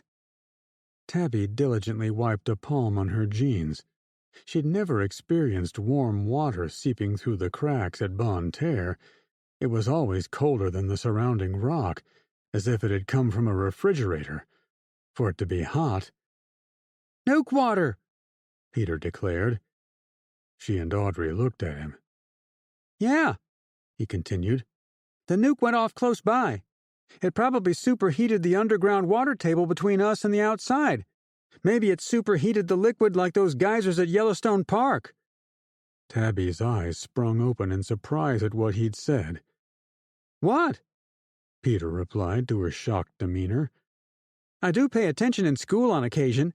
I thought science was pretty cool." Audrey playfully punched him in the side, impressed. "Well, I just hope it wasn't radioactive." She wiped her hand again, realizing how futile it probably was. "If it is, though, I think we're all in trouble. This entire hallway is wet." Ahead, the floor was damp too. No one seemed anxious to continue. "Should we keep going?" she finally asked. No one replied for 30 seconds, but Audrey finally spoke up. "Can I just say something? If this tunnel goes down into a lake, I'm not going in this time. Whatever happens to us, be it starving or having a roof cave in, I'm not dying by swimming in an underground lake. I've done it one time in my life, and I think I deserve one of those challenge coin thingies to commemorate it. I'll never do it again." Tabby looked ahead. The floor did seem to slope down. It was entirely possible there could be more water in that direction. However, the tunnel had been created for something. It was smaller than the rest of the complex, and the dim lights were a bit creepy, but she still had hope it might take her toward an exit. If so, the three of them would be the heroes again. They could save lives. And if the water was radioactive, it was even more reason to press on and get it over with. It meant the very walls of their fortress were in danger of killing the survivors. She took a few steps forward. "Come on. I promise we're not going to go swimming." Peter and Audrey followed. She hoped not to make a liar of herself. Chapter 6. Hoover Dam, Nevada. "I'm sorry, I'm not calling my CO to tell him a civilian needs to have a chat." Avery was less friendly than he'd been a moment ago. Kyla wasn't backing down. "This civilian saved your precious facility, remember? This civilian has had contact with Emily Williams, your new commanding officer. This civilian has actually taken the fight to the enemy server, base." As a programmer, she was familiar with server farms, but she couldn't get the words out. The need to explain such obvious things to the colonel made her face get hot with anger. "I only need a couple minutes of his time. Please." "Why don't we talk about it, then?" he started to say. "No, we don't have time for bullshit. I need—" Avery spun around in his chair again, leaving her to face his backside. She was tempted to grab the man's shoulder and spin him once more. It was a proactive approach Meacham would probably take to get what she wanted. However, even Meacham had respect for the chain of command. Maybe she would counsel her to find a different approach. Kyla keyed up the microphone again. "Uncle Ted, come in, please. I need to know you're alive." She waited a suitable time, then repeated her message. After about 10 more minutes, she took a break. Avery had turned to face her. "What?" she said with more snark than she'd intended. The colonel sighed. I'm making a scheduled report to headquarters in 5 minutes. I'm willing to mention you are here. If my commander wants to speak to you, that'll be up to him." "But—" Avery's hand shot up to stop her. "It's the best I can do." She took it. "Thank you." The next 10 minutes were torture as Kyla listened to the minutiae of two men talking about ammo, fuel, and food for the team defending the Hoover Dam. Then they went into the grid coordinates and strength of the blackout force heading their way. They spoke lots of words she didn't understand, and she came to wonder if it was coded messaging or if the military had a lingo that was a language all its own. She lost interest until Avery mentioned her name. "Kyla Justice is one of the survivors who escaped the effects of the weapon. She was based in the lower decks of the John F. Kennedy. She has volunteered to share her knowledge of how to survive the effects of the weapon." "Negative, Team Yankee. We already know most of the effects are canceled by approximately 30 inches of metal or 10 yards of solid rock. We've had unmanned drones reporting data since the event." Kyla saw her opportunity slip away. She yelled, hoping the general would hear her. "Is there another way into NORAD?" Avery smiled sympathetically. "I have to key the microphone." "Just ask him, please." Now she was tempted to pull a Meacham and physically assault the man to get what she wanted, but success seemed an unlikely outcome. Even worse, she'd probably end up in jail for doing it. The colonel was a reasonable man, she had to admit. He'd done as he'd promised and asked if his CO was interested in speaking with her. Maybe she was the one who was acting crazy. "Please," she repeated, much calmer. Avery turned to the mic. "Sir, before I sign off, is there any way to find out if the NORAD complex under Cheyenne Mountain has an emergency exit? We, might be able to monitor that area in case there are friendly survivors." The line was silent for 10 or 15 seconds. "We'll get back to you," the voice on the radio replied. Kyla was willing to wait on the line for the answer, but Avery quickly wrapped up the call and tabled the microphone. When he looked at her, the image on his face conveyed that he'd done his best, but Kyla had also pushed her luck. There was only one thing she could do. Wait. Cheyenne Mountain, Colorado.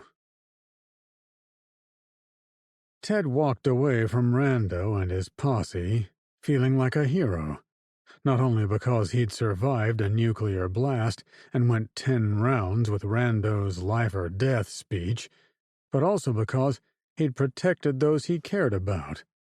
When he walked back toward the underground office building and caught sight of Emily, he broke into a run. "What happened?" she blurted. "We heard gunshots."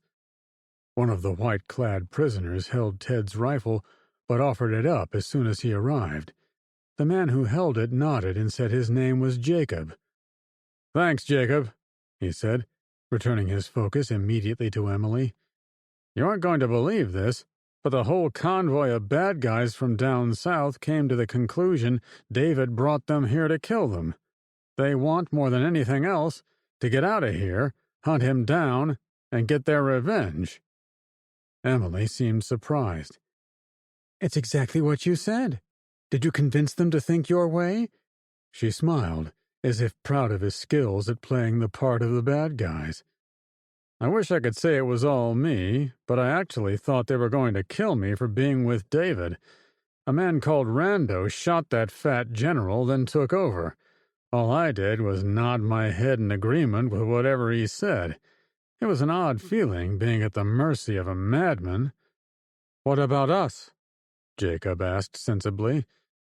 Ted looked at the ex-prisoners, but noticed the young girl dressed in blue wasn't around. He figured she was one of those still inside the offices, rather than out in the small lobby. "I told them we were all David's workers, but we'd happily join their crusade to kill the man who betrayed us." Jacob nodded thoughtfully. "That's my exact story, you know." Seriously? He replied. Yep.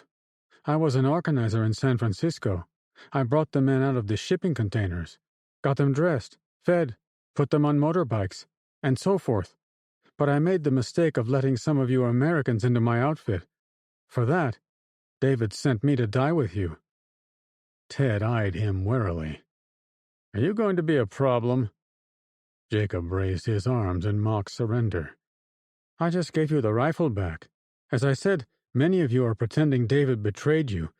In my case, it really happened. Ted didn't trust him, but the cave was filled to the brim with strangers he didn't trust. The only people he felt safe around were the teens, and they were nowhere to be seen. Oddly, the guy with the bird on his shoulder wasn't visible either. He was someone who always stood out in a crowd.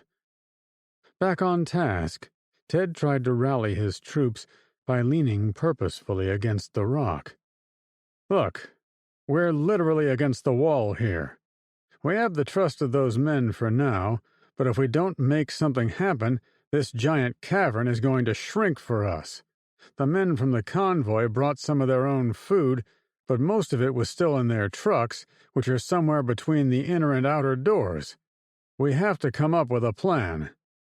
Get the hell out of here, Emily said dryly. Exactly, Ted continued. To do that, we either need to find the exit ourselves, find some military manual which reveals all the secrets of this place, or we need to get in touch with someone on the outside to come dig us out. No one will dig inside a nuclear waste pile, Jacob said dejectedly.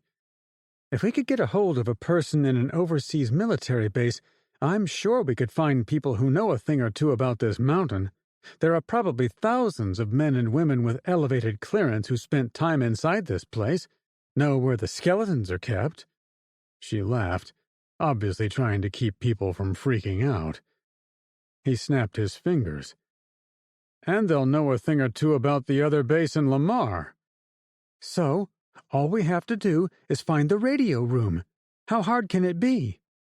Emily turned to the 3 long office buildings. It has to be in one of those, right? Ted split his attention between the offices and the hallway back toward the front. He still didn't trust Rando not to come barreling down the tunnel and take them all prisoner, but it wasn't happening at that moment. The passage was clear. Fine. Spread out, guys. Find us a radio, and maybe we can still survive this. Emily grabbed his hand, suggesting in her unspoken way that she had her doubts. Cheyenne Mountain Tunnels, Colorado.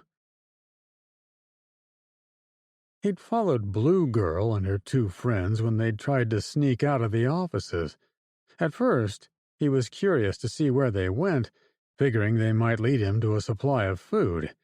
It wasn't unusual to find the stashes of other homeless people. Sometimes there were good things among the granola bars and bottled waters. Things like booze. The bird squawked on his shoulder, as if reading his mind. No, I don't need booze anymore. Not today, at least. But come on, you know it would hit the spot if someone were to shove it at us. He let that sink in for a moment, wondering whether it was true. He'd never felt as alert and awake, dare he say, alive, as when he'd emerged from David's cube of white light. But since he'd woken up in the new day, he'd had his doubts if any of it was real. A bit of the shine was gone, and he found the old craving for liquor was still lurking in the deep crevices of his mind.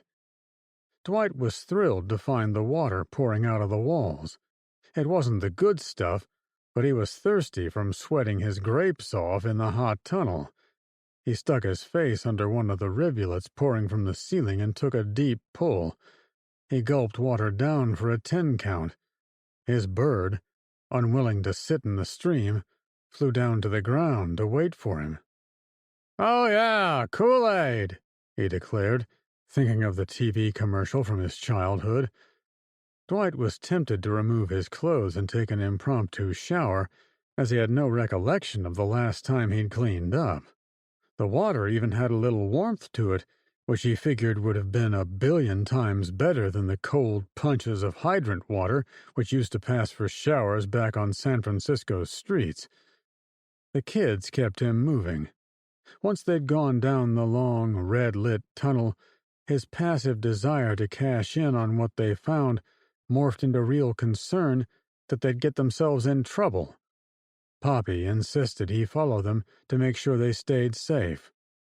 "But I can share in whatever they find," he whispered to her. A bird's chirp seemed to come from behind him, but when he turned, there was nothing there. Poppy waddled toward him on the ground at his side. He squatted down and pointed to his shoulder. Surprised as ever, she jumped right on. "Oh, all right, we'll go after them. Just warn me if you see any danger." He walked by the streaming water and held his palm to grab a little. She cawed loudly. He playfully splashed it on Poppy, making her fluff out her wings as if she was going to take off, though she never did. "Settle down, Fraidy cat. It's only water. I meant real danger." Chapter 7. Cheyenne Mountain, Colorado. "Can you believe we drove right by their Mondo bunker base?" Emily said, checking another empty room. "Not that we could have destroyed it or anything. What I want to know is how the U.S. military got the wrong base to begin with. David is either super smart or the military is super dumb." He looked over to Emily. "Don't answer." She brushed hair back from her sweat-covered forehead. "I wasn't going to make a comment about my military. I'm the commander-in-chief, don't forget. But it worries me how smart David really is. Tricking us into bombing the wrong target doesn't worry me nearly as much as how he manufactured a superweapon right under our noses, like Tabby told us about. Where did his army get the technology?" Ted had wondered the same thing ever since he'd seen the empty clothes inside the hangar at Andrews. While there was some relief it wasn't the hand of God sucking up his disciples and leaving the rest to fight it out good versus evil style, it was disturbing to think humanity could rise to such sterile means of destruction. That knowledge hardened his resolve to put an end to it. "I don't know. Right now, we have to worry about this Cold War-era bunker. Where the hell is the radio room?" They'd checked the first two buildings and only found the offices either filled with 1960s tables and chairs or completely empty. The base had clearly been underutilized of late. "Here we go," Emily said with pep. "Finally." Ted rushed through the two glass doors into what was obviously a command center. Rows of computer terminals were set up in front of a giant screen on the far wall, as if the screen was the teacher and the computer operators were the students. Another table sat off to one side, lined with dozens of radios. He was immediately at home, almost exactly as he'd found the radios back at the National Guard base in Harrisburg. He hopped onto one at NORAD. CQ, this is..." He considered if there was any reason to hide his location. At first, he thought not. It would be better to identify himself and make sure Kyla was alive and keeping well away from NORAD. But then he realized there was some value in being dead. If David's people were listening, they'd know he and Emily had survived the drive into the bunker. They might send more ordnance to attack them. He also couldn't use Haley Boo, the handle he'd used back on Long Island, in case David already knew it had been him. "A downed pilot. I repeat, this is a downed pilot. Is anyone out there? Calling CQ and listening." He and Emily sat in silence, listening to static for several seconds. "It's going to take some time," she began. Ted tapped the keys a few more times and called out from the bunker. "Look around at the computers," he advised. "See if you can find any active data links. Maybe we can talk to someone else on the defense network." "I wish Kyla was here," she commented. "Me too," he replied. She lives for this kind of stuff. Did you know she was into programming and hacking? You know, back in the day? While Emily spoke, she sat at the closest terminal. No idea. My sister told me she'd gone to school for tech, but it never seemed pressing to know more about it. In fact, I spent more time in amazement my baby niece was old enough to be in college than I did asking what she was doing there. Time flies, she answered mechanically. Find anything?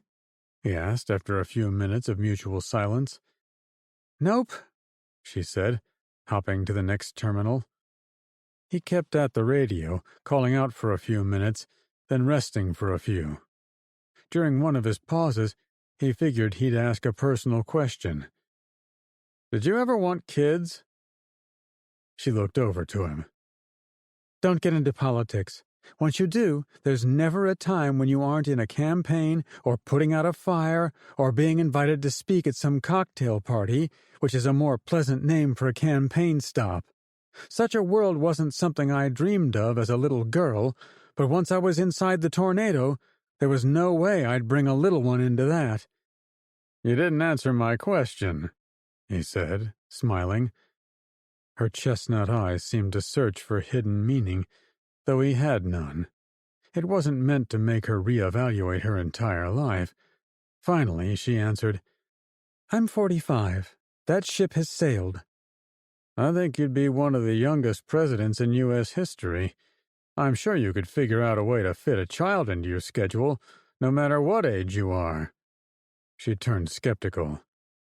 Why are you asking? He shrugged playfully. Well, we did just get engaged under 5 nuclear explosions. If we get through this pre-honeymoon from hell, I'm curious what kind of homemaker you'd be. Whether I could expect a barefoot and pregnant Emily Williams. He deliberately pushed her buttons, as they'd been under too much stress of late. As expected, she stood up and came his way. I have nothing against mothers who stay at home, but my life has taken me in a totally different direction. I can't— She'd gotten close enough to grab. He immediately put his finger over her mouth. I think you'd be the best homemaker in the world if that was your calling. If you were, I'd be the happiest man in the world, too. However, we're neck-deep in a global war. Our fates as husband and wife will not be your typical white picket fence and pancakes for breakfast. Not for a long time. But I have to admit, after seeing the lengths my sister went to make her last words about saving Kyla, that's a gig I would happily sign up for. Make me 10 years younger and you have a deal, she said, kissing his cheek. He wanted to pull her closer and dial up the intimacy, but the radio crackled to life, startling them both by how loud the voice was. We hear you, co-pilot. Be advised, we are unable to send help. I repeat, we are unable to send help. To Emily, he said, I didn't even tell them where I was. Not very neighborly of them. That's okay, he said into the handset.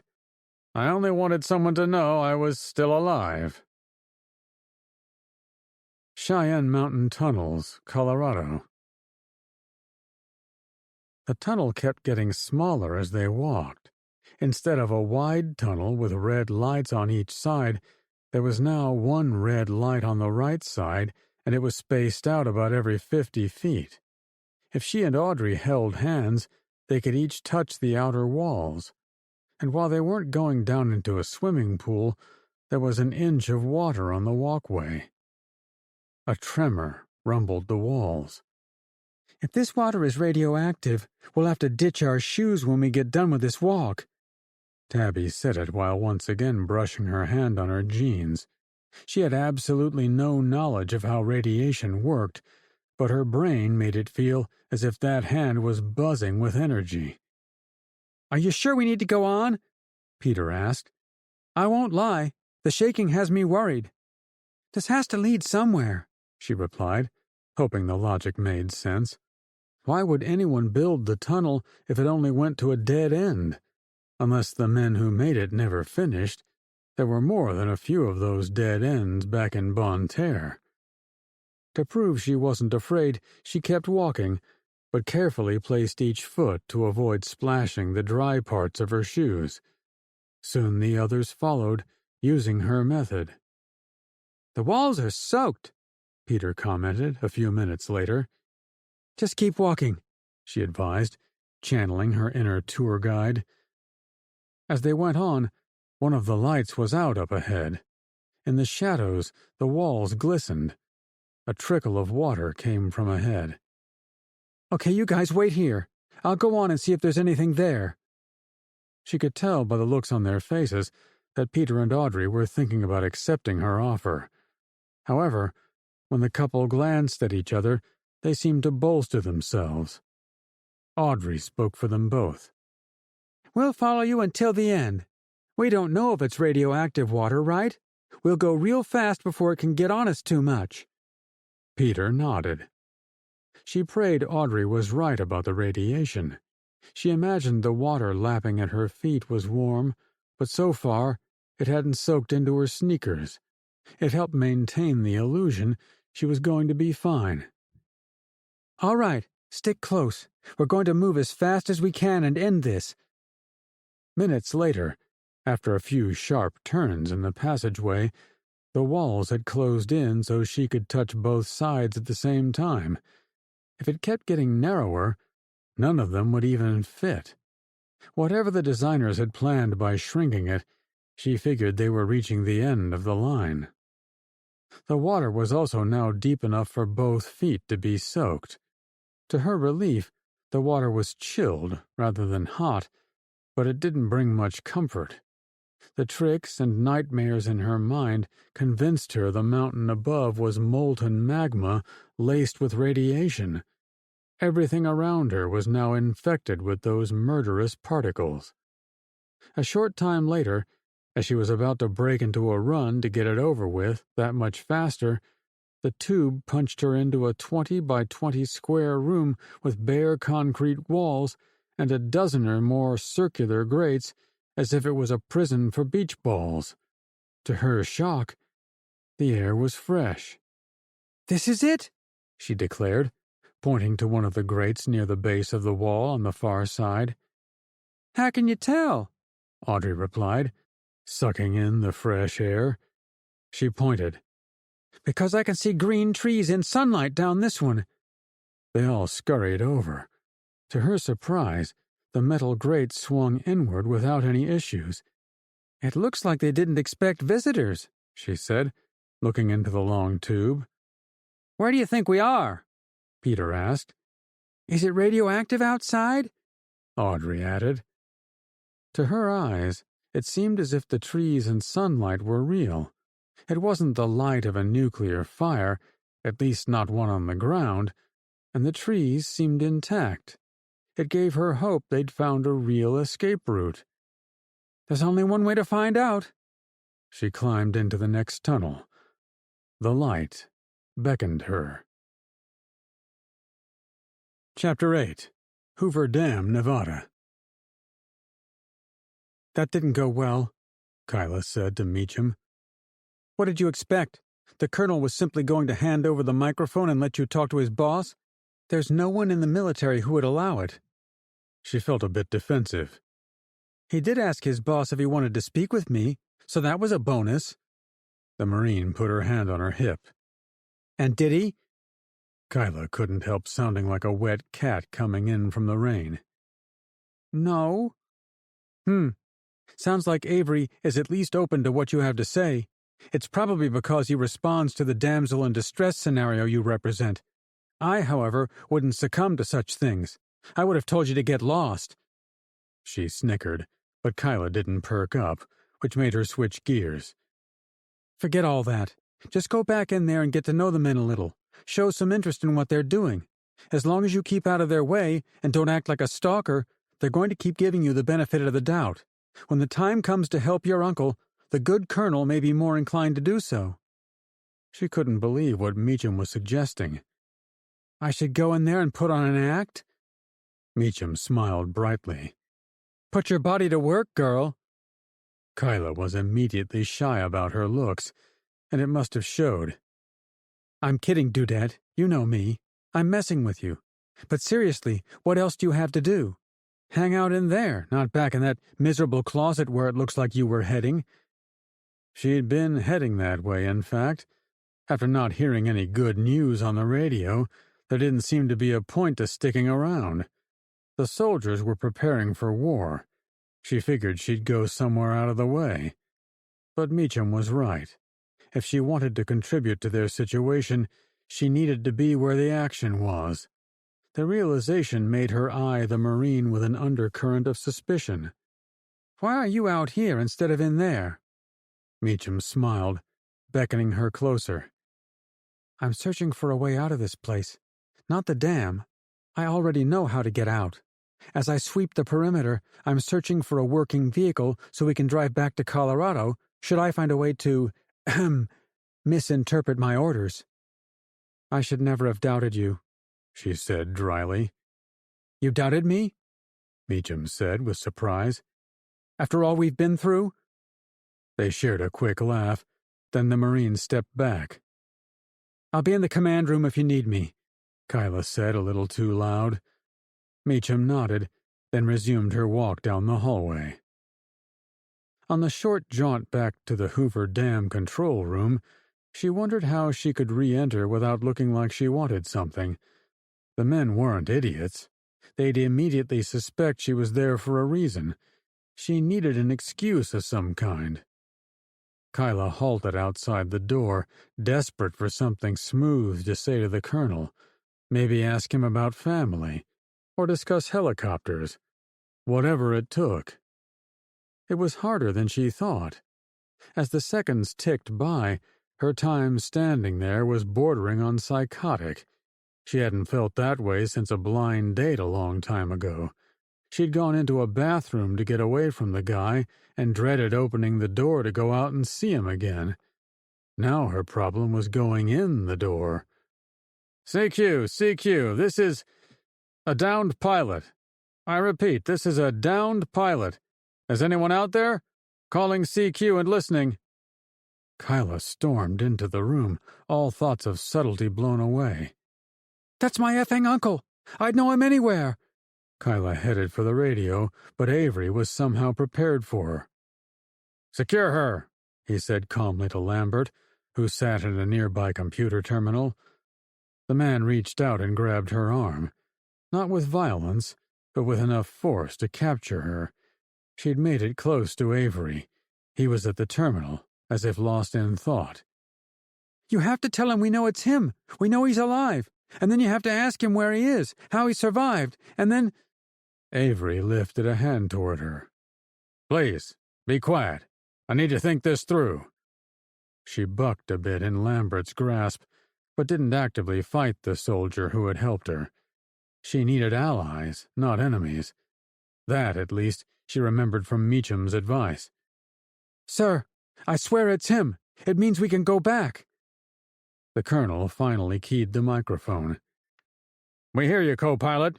Be advised, we are unable to send help. I repeat, we are unable to send help. When he sat back, seemingly satisfied at what he said, he turned to meet Kyla's eyes. She hoped he sensed the disappointment flaring through her eyeballs. Fine, I'll find him myself, she thought. Cheyenne Mountain, Colorado. Wait a second, Ted said, going over the brief exchange. I never told them I was a co-pilot. Why would he say that? Emily looked at him with confusion. The guy on the other end, he went on, said I was a co-pilot. I only said I was a pilot. Why would he use that specific reply?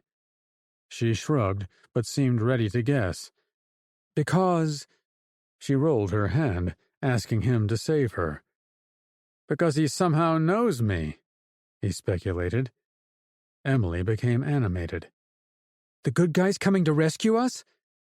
He pursed his lips and blew outward, thinking of the alternatives. Or it's David's people.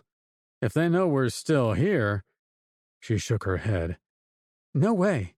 If David knew you were here, or any of his people did, he would have taken the time to tell you they were coming to finish the job.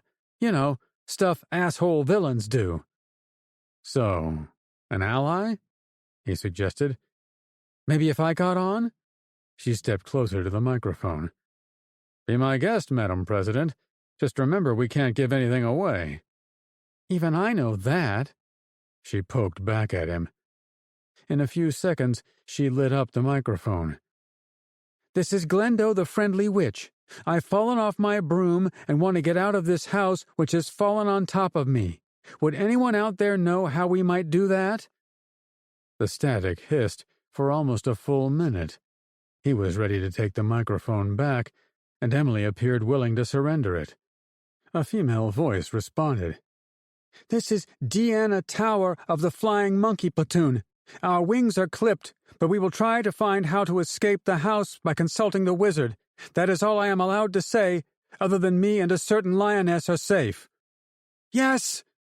Ted belted out. His niece had remembered OPSEC rules and passed along all the information using references only he and Emily would know. D Tower meant Devil's Tower. It proved it was her. The mention of clipped wings suggested they had, or had lost, air transport. Since Kyla was allowed to speak, she was most likely with friendlies. Over the phone the day before, she'd mentioned she'd been captured by a task force of special forces. Consulting the wizard had to mean Kyla was going to try to find an answer for him about how to get out of NORAD. And the lioness could only be Lance Corporal Meacham. Tell her we'll wait to hear back from her, but to hurry. Tell her the house has a mouse infestation problem. He wasn't sure how to more clearly convey his issues with Rando's men. After doing as instructed, he and Emily sat back and waited for a confirmation. Without thinking, he found his hand in hers. I'm sure this will work, she comforted. A pulse of rumbling shook the tables and computers in the room. It was far worse than the last few tremblers, suggesting the structural integrity of NORAD wasn't so good after all. We hear you loud and clear, Kyla said over the radio. Then she added, Over and out. Emily clenched his hand harder. I know you said to hurry, but maybe we should have put in a rush order. They waited for half an hour. He paced up and down the rows of desks while Emily kept trying to find useful information in the computer system, an effort that went nowhere due to the security protocols on the terminals.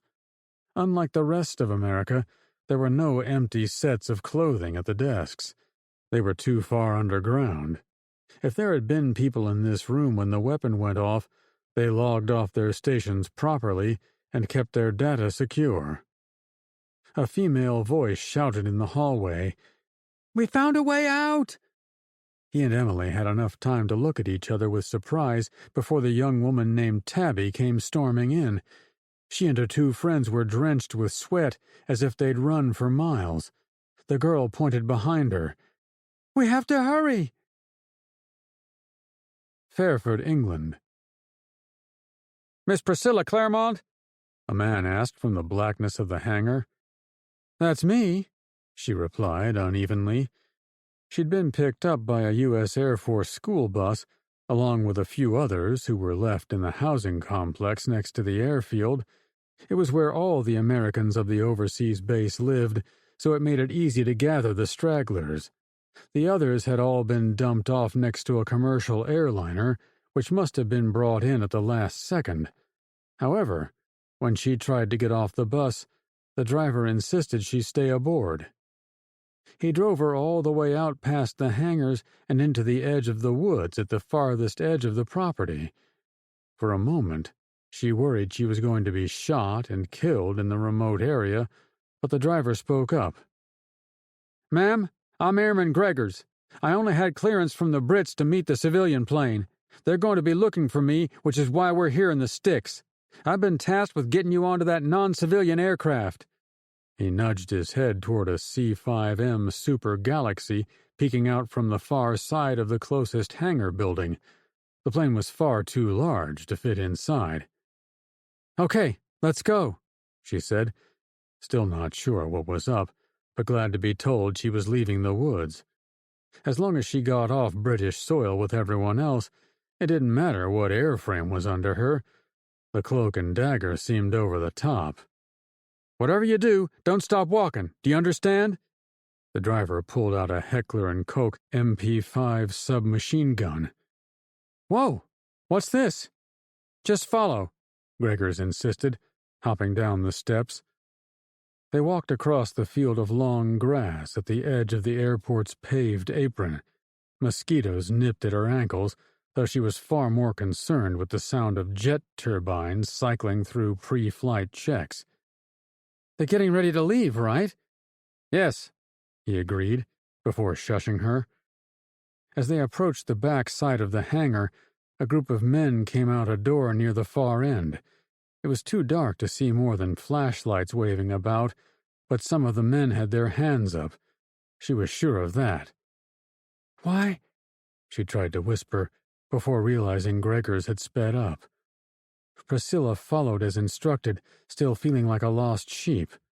The freshness of the nighttime air struck her as she ran across the field, but an open door to the interior of the hangar released the odors of jet fuel, rubber, and oil, the lifeblood of pilots like her. She went quickly by the door, trailing Gregors, but someone inside noticed them. "Hi, come over here!" The accent was British, which seemed unusual for a middle-of-the-night incident on an American air base. Gregors made sure she saw him whisper. "Ma'am, they need you on that plane. Do not stop or they'll take you in. Trust me." Without warning, he diverted course toward the door. Footfalls of running men came from behind the hangar, too. The plane was turned to the right, so she aimed for the open ramp of the C-5 directly in front of the building. It was about 100 yards away. Someone yelled from behind, "Halt! British military police!" Gregors was much closer to the men than she was. He stopped, though she imagined him turning around to make sure she kept going. Since he'd been so adamant that she not get caught, she picked up the pace and tried to reach the corner of the building so they wouldn't see her. Gunshots barked. Flashes of light caught her peripheral vision. "Damn!" she cursed, crouching and turning to see behind. A string of gunfire danced out of Gregor's machine gun. Why was he firing at their British allies? She almost cried out there must have been a terrible mistake. However, unarmed as she was, it made more sense to get to safety.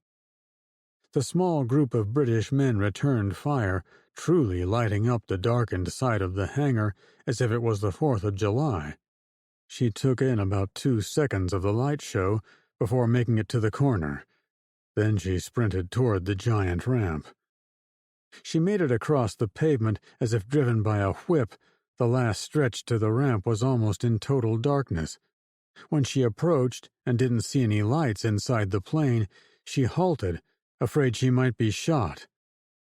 "I'm Air Force Major Priscilla Claremont. The driver said I should board this aircraft." The gunfire behind the hangar abruptly stopped. The seconds seemed to slow down as she waited for an answer. A man's voice called out from the cargo hold. "Permission granted. We need a pilot. I hope you can fly this bird." "As a matter of fact, I can." The ramp started lifting even before she was on. She had to hop up and get inside before it shut completely. The next few minutes were a blur of accelerated preparations for takeoff. She taxied them toward a runway, and she listened to chatter on the radio. At first, she thought whatever trouble had taken place behind the hangar was none of her affair, but it soon became apparent the issue was more widespread. The tower identified her aircraft, then spoke directly to her. "You do not have clearance. Debark your plane and prepare to be detained." She turned to her co-pilot. The man looked barely out of high school, and he admitted he'd never flown the C-5, except in a handful of simulators. If she hadn't shown up, he was going to try to get the plane off the ground, but she'd soon come to the conclusion he would have dumped them in the fields near Fairford never getting them 10 feet in the air. He was, however, able to follow her directions. "We're going for it!" Taking off without clearance was a career stopper, but after seeing Gregors get shot, she wasn't going to take her chances outside the plane with any police force. Since Britain was doing everything in its power to kick her and all fellow Americans to the curb, she felt it was doing them a favor by ignoring their calls for her to stop. "Tower, this is—" She didn't know the tail number. "C5 Heavy. We're heading down your bloody runway. Have a nice day." There was no drama as she guided the lumbering superplane down the 10,000-foot runway, and there were no British airplanes in the sky waiting to shoot her down. However, a bright flash of light caught her attention out her left window. The British capital was 60 miles away, but she had no doubt where the light came from. "Holy shit!" she said in awe of the spectacle rising into the atmosphere. "Someone freaking nuked London." Chapter 9. Cheyenne Mountain, Colorado. "Tell me everything," Ted insisted, while Tabby and her pals caught their breath. "We found tunnels, gate," Tabby huffed through her heavy breathing. "and trees." Ted had no idea what to make of her ramblings. The other kids seemed as tongue-tied as she was, however, so he had to wait until they could speak. Tabby sucked in a huge breath. "We ran the whole way back. I think the water might be radioactive." She pointed to her wet feet and held up a hand. "But the shaking walls suggest we have to get out of here. We found a tunnel leading to an exit. It's a mile long to get there, at least." "A mile-long tunnel? That might be enough to get to the back side of the mountain, away from the nuclear mess at the front door. Perhaps the yield wasn't as big as he thought. And you saw the exit?" "I crawled to it." She pulled a few broken pine needles from the pocket of her jeans. "See?" It was enough evidence for him. "Good job. I knew the engineers who made this place wouldn't leave it to chance the front door would be cut off as an escape route. There had to be another way in. Emily and I will gather the others. You line them up so they can make it to where they need to go." "It's right behind these buildings. You can't miss it." Ted jumped into emergency mode. He instructed Emily to find a medical kit and get the kids some iodine tablets for possible radiation exposure. He asked some of the others to scour each of the office buildings looking for more medical kits. Soon, they might all need the tablets. He also tried to contact Kyla again, but he received no reply. After a few precious minutes of effort, he had to give up. He figured he could find another radio on the outside, so he left the room. "Make sure we're all here," he advised. "No one gets left behind." He watched as the ex-prisoners lined up behind Tabby and her companions. He was about to order them to move out, since they had no gear to carry, but he did notice someone's absence. "Where's the bird guy?" "Dwight?" the man named Jacob replied. "He's probably in the liquor store." He recognized it as a joke. Tabby raised her hand. "I forgot. We saw him at the exit. He followed us in the tunnel and wouldn't come back to get you. He said his bird didn't want to return. Once he saw the sunlight, he didn't look back." He gave her a thumbs up. "Fine, as long as he's out of here." Ted pulled Emily aside. "We have one other problem." "The men in the convoy." He nodded. "If I abandon them now, they might follow us anyway. Then we'd be in trouble for ditching them." Her eyes became slits as she thought up a plan. "You could wait for the rest of us to get out through the tunnels, then go get those men. Use an excuse we had a medical emergency or whatever and had to run out as fast as possible. They shouldn't hold that against you. Then you could meet up with us once they're outside." "It's worth a shot," he replied. "Besides, I'd rather have them with us when we attack David. They were really pissed about the betrayal and want payback. It would kind of be like tossing wolves into a den of hyenas. They'd tear each other apart." "And we'd sweep in after it all," she said cheerfully. One step at a time, he cautioned. They separated after a brief kiss. He waited until his people had cleared out, then he strode down the wide hallway toward the front of the bunker. He hoped Rando and the others would be grateful when he told them there was an exit. However, he didn't want to get there too fast. He bent down as if to tie his boot, then stayed in the position for a good 5 minutes, long enough to give a big lead to his own people. He finally made his way to the end of the hallway. When he got there, he found the Banana Republic soldiers inexplicably drinking beers and listening to a portable music player. It was as far from a military operation as he could imagine. It was closer to a frat party. It took a few minutes to search for Rando, which suited him fine. Every second his people were on the run, it ensured they would get out first. He'd been worried the men would see his group as easy prey, but they hadn't even bothered to do basic reconnaissance outside the first chamber in the bunker. It was easy to think of them as sad excuses for military men, but he kept in mind that Rando was cunning and dangerous, if nothing else. "Amigo!" Rando yelled to Ted. The man had put his reflective shades back on. "Hey, Mr. Rando." "It's just Rando," he replied. Unlike most of the others, who drank beer, he was holding a fifth of Jack Daniels. It struck Ted as hilarious the group had lost all their vehicles and supplies to the nukes, and they'd only had time to bring 1 trip's worth of priceless supplies before the doors shut, but most of them had salvaged only liquor and beer. General Mendoza's body remained where it fell. Rando noticed him looking at the general. "Oh, we'll get someone to clean up the mess. In fact, does anyone in your crew know how to dispose of a body?" The way he'd said it made Rando laugh at himself, as if it was an inside joke. Ted did his best to chuckle. "I actually came here to tell you there's a way out. My people are already heading that way, but I, of course, wanted to lead you through the same passage. To freedom." Rando's eyes lit up. "To revenge!"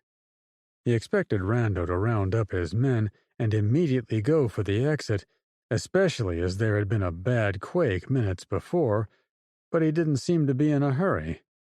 After 5 minutes of watching Rando chit-chat in Spanish with some of his men, Ted did his best to be polite when he interrupted the leader.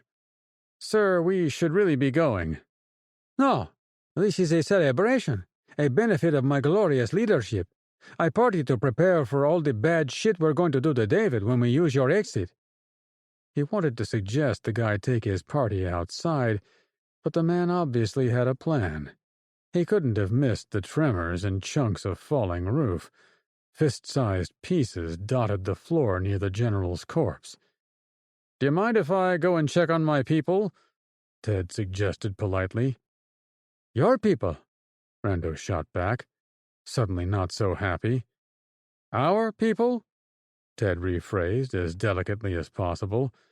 He'd brought his rifle with him this time, but there was no hope of fighting off 100 armed men.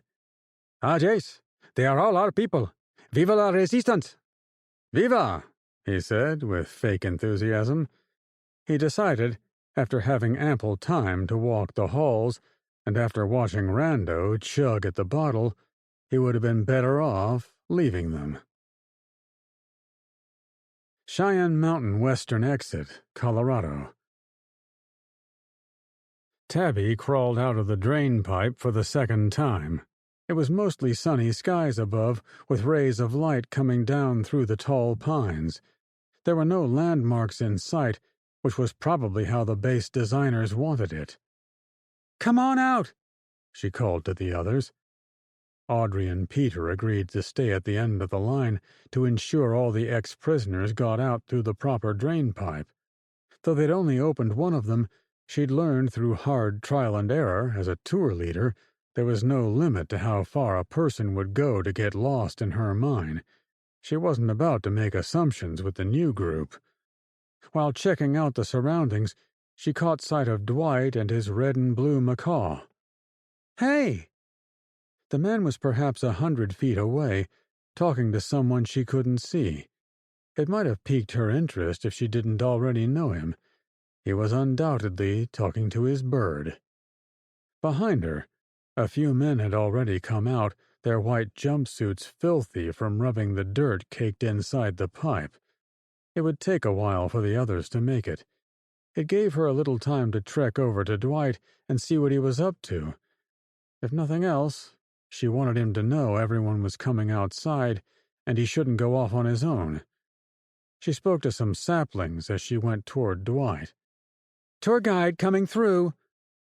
The smell of the pines reminded her of Christmas time. Her mom had always decorated the house with too many little Santas and snow people. The wreath on the front door was the laughingstock of the apartment complex, much too large for the simple entry. Her family always insisted on buying a real tree for the tiny apartment, an act she only now understood. The festive aroma of pine was something she would never separate from the holiday. Tabby became lost in the memories which she almost shared with Dwight as she walked up. However, as she came around one of the thick pines, she realized Dwight wasn't talking to his bird, though the flighty creature was on his shoulder. Instead, he was speaking with a man dressed in a black uniform. "Oh, who's this?" the man said, suspiciously looking at her. "She's Poppy, isn't she?" Dwight shrugged, not even bothering to turn toward Tabby. There was a narrow dirt path in the woods. 2 men had approached on dirt four-wheelers. The thick soil and a little embankment along the route had muffled the sound of the motors. The guards had no doubt questioned Dwight about why he was alone in the woods, and because he was nuts, he'd told them he'd been searching for his bird. Tabby's arrival seemed to clear up the confusion. "I'm Poppy," she blurted. "No, you're not," Dwight snapped. "She's still in the woods. I hear her." The guard looked behind her, but not seriously, as if he'd already come to the conclusion the frumpy man wasn't all there. "Come on, you two. I need to take you back to camp. I promise we'll take good care of you." "Don't burn me, Bernard," Dwight pleaded. She tried to get a better look at him. He'd been leaning against a tree as if he'd had some trouble staying upright. Like her, he'd scavenged in the offices to find something new to wear. The sport coat and trousers he'd selected were about 2 sizes too large. They hung loosely around his body, making him appear as a small child in his father's outfit. It was another reason the guards didn't seem to take him seriously. The guard replied, "We aren't going to burn you. Start walking and we'll take you to safety." Tabby tried to think of what to say. "We can stay here. We have a camp somewhere down that way." She was about to point away from the grate behind her. Was someone watching her, wondering if she was talking to herself? The men on the four-wheelers were in an indentation in the land. They weren't visible from back there. "I'm afraid I can't allow it. We're under orders to clear everyone out of this place. Don't you know there's been a nuclear explosion on the far side of the mountain?" "We did hear a big boom. Thanks for the warning, but I assure you we'll be fine." The man eyed her suspiciously. "Where is your identification? From either of you?" Tabby checked her front pocket to mimic someone looking for a wallet or billfold. However, she couldn't think of what to do next. Dwight spoke up. "Our identification is in the woods back at camp. If you take us there, we'll get them for you. Simple as can be." To Tabby's eyes, Dwight seemed to snap into focus. He looked at the guards with determination, feigning a desire to truly help the men. A guard pointed down the path. "You two walk ahead. We have to keep an eye on you until we establish you belong in this zone. I didn't know there were already settlers in this area." "We're new here," she admitted, before stepping down the slope. "Please come get us," she willed Peter and Audrey through her thoughts. It was time to test the connection the 3 of them shared. Chapter 10. Hoover Dam, Nevada. Kyla was overjoyed to have made contact with Emily and Uncle Ted, but she fell into disappointment once they ceased their radio link-up. Avery assured her he would follow up with his commander about the classified details of the NORAD bunker, but he also showed her a video being taken from a drone. "There's a mile down the road from the dam. The enemy is here." "Then we have to leave," she replied, forgetting, for the 100th time, she wasn't a military person able to give orders. Avery seemed sympathetic, as always, but he spoke to his fellow soldiers rather than her. His orders were about fortifying walkways, controlling kill boxes, and protecting the control center. She heard nothing about abandoning the place. Finally, taking the hint, she prepared to leave. However, Lambert jumped up. "London was nuked!" Avery stopped what he was doing. "By the Legion?" "NATO is reporting it through their channels. It says London has been wiped off the map. It must have been a big one, too. The whole city is gone." The soldier strained to listen in his headphones. "Yeah, it was David. He says the Legion has lost patience with the slow pace of Americans being kicked out of Europe. He said every nation better have every single American out of their airspace before the deadline in 2 days, or he'll bring the pain." "Damn, this needs to end," she said to herself. Without waiting for more bad news, she hurried out of the room. Meacham wasn't in the hallway. She wasn't in the stairwell to the surface either. After going up and coming out in a small parking area on the top deck of the dam, she finally caught sight of the woman's black uniform as she picked through the trunk of a red luxury car. "They said the enemy is almost here," Kyla deadpanned as she approached. The Marine wasn't surprised by her arrival. "What do you want to do?" She continued to rummage through a pile of junk inside the trunk. "What can I do? Oh, by the way, London is gone. Nuked by David." Meacham looked up for a second, then walked to the side of the car and grabbed 2 things lying inside the back door. "Here, I got you a couple of handguns." She pulled out 2 black pistols, though they weren't the same model. "What am I going to do with these?" "Fight. We have to fight for this place. Help the men who saved us." "Are you sure? This car looks like it still has the keys in it. We could be back to my uncle if we drive all night." It was already late afternoon. She wasn't sure how far it was to NORAD from where they were, using only roads, but she figured 12 hours would be more than enough time. "If they're nuking cities, this war is hotter than I thought. The people who would do that for no reason need to be turned into skid marks. We can start with the people who would walk in here and do us harm."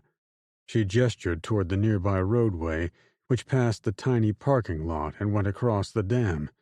The same road also went the other direction, along a straightaway next to a cliff, and then around a rocky hillside. The enemy was arriving from that direction. "Yeah, you're right, of course. We would be the world's biggest jerks if we left our allies in a lurch. But I don't know what difference we can make with 2 pistols and your rifle. I haven't trained on these." The Marine held both in front of Kyla. "This is a Springfield Model XDM in 45 ACP. 13 shots. Safety is here on the grip. The round hole at the end is what you use to hit the bad guys." Kyla scrunched her nose. "Very funny." Meacham continued. "And this is a Taurus G3 9mm. It has 17 shots in the extended mag. Safeties are here on the slide and here on the trigger. Also, it has this round hole at the end. I've checked both to make sure they're topped off on ammo. The cars where I found them didn't have any spare mags. I tore them apart looking. It means when you run out of bullets, you can throw it at them." They both laughed. "I'll try to get your M9 from Colonel Avery, but he doesn't share my trust in your abilities. I doubt he will give it up.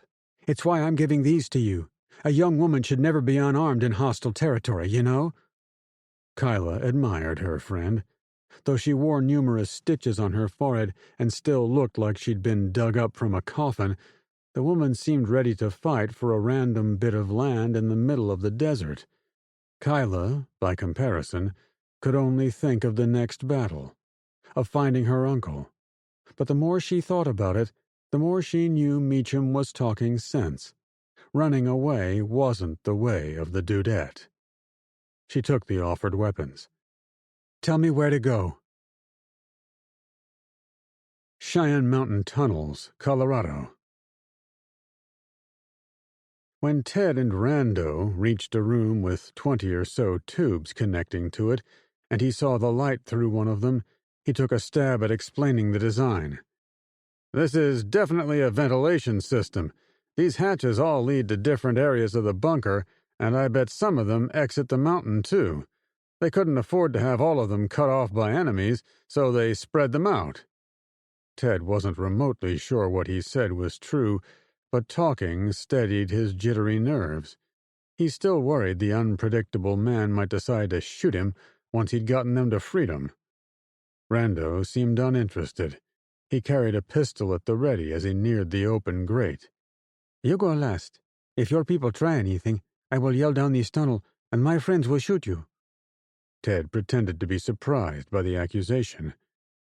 "We're on the same team, remember?"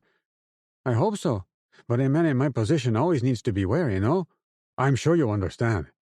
He sounded so reasonable, but behind those mirrored shades were deadly eyes.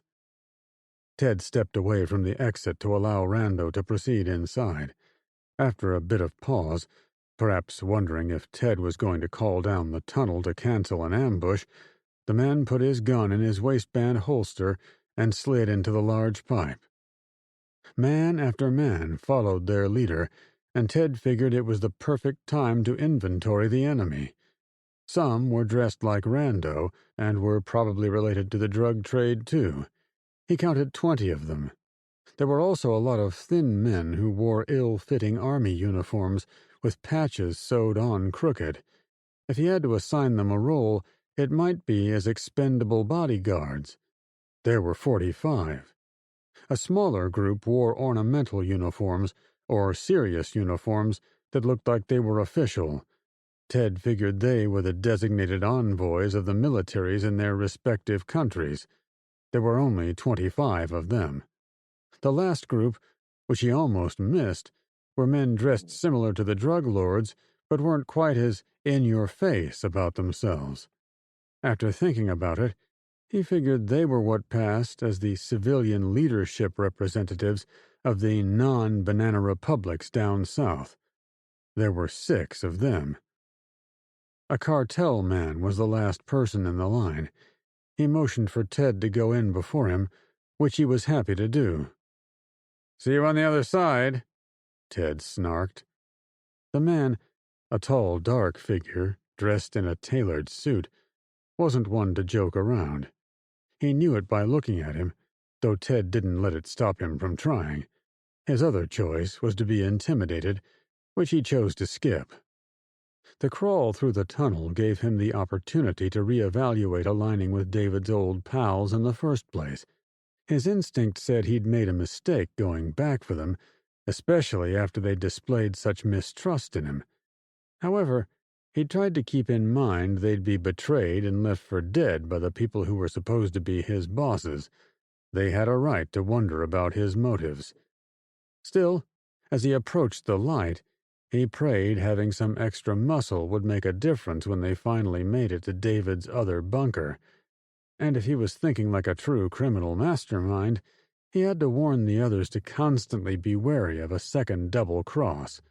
There was no way to know if the cartel operatives, the men seemingly in charge, might negotiate a return to David's good graces. Having some escaped prisoners to hand back to the big guy could help seal that deal. Ted stepped out of the cramped tube, almost pushed by the guy behind him. The well-heeled man slid out and fell on his face.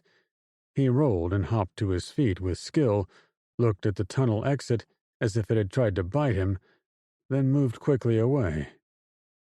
Emily stood nearby, waiting for him. "Thank God!" she exclaimed. Ted gave her a dismissive wave, then made her stand a bit to his side. "Don't give away who you are, Em. If they ask, I'm going to call you Rebecca, my sister." She caught on immediately. "Got it, bro." He was momentarily struck by her words. Rebecca had been gone for over a week, but he could still imagine her waiting in her New York City apartment for his next visit. It was hard to reconcile the crazy things he was doing with Emily, Kyla, and the others with that quiet, peaceful home of his sister. To the others, he spoke loudly. Colorado Springs is this way. If we walk fast, we can get there in a couple of hours. He couldn't see the town, but he'd driven through it on the way in. Since he didn't see a nuclear firestorm brewing in that direction, he assumed they could skirt around the north side of Cheyenne Mountain and reach civilization. Long before they reached the city, there would be roads or houses with vehicles. They'd then gather their forces and talk about how to attack Lamar. It was his plan, anyway. He hoped Rando and the others were playing the same game. Pike National Forest, Colorado. The walk with Tabby was an uncomfortable one for Dwight. She was young enough to be his daughter, maybe 12 or 13, he guessed, and while she was the first one to acknowledge Poppy, he'd begun to think she'd done something to his brain. Ever since that moment, Poppy seemed more real than ever before, but she was also off, as if not the same old bird who'd been with him through so many benders. Even his newly cleared mind wasn't able to solve the riddle.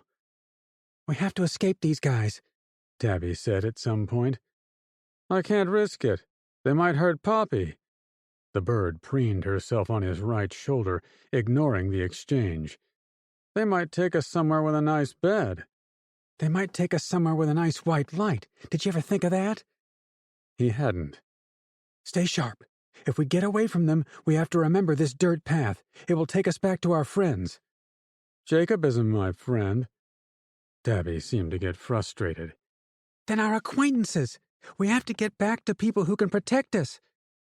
After a short period of walking, the girl strode closer to him, talking quietly.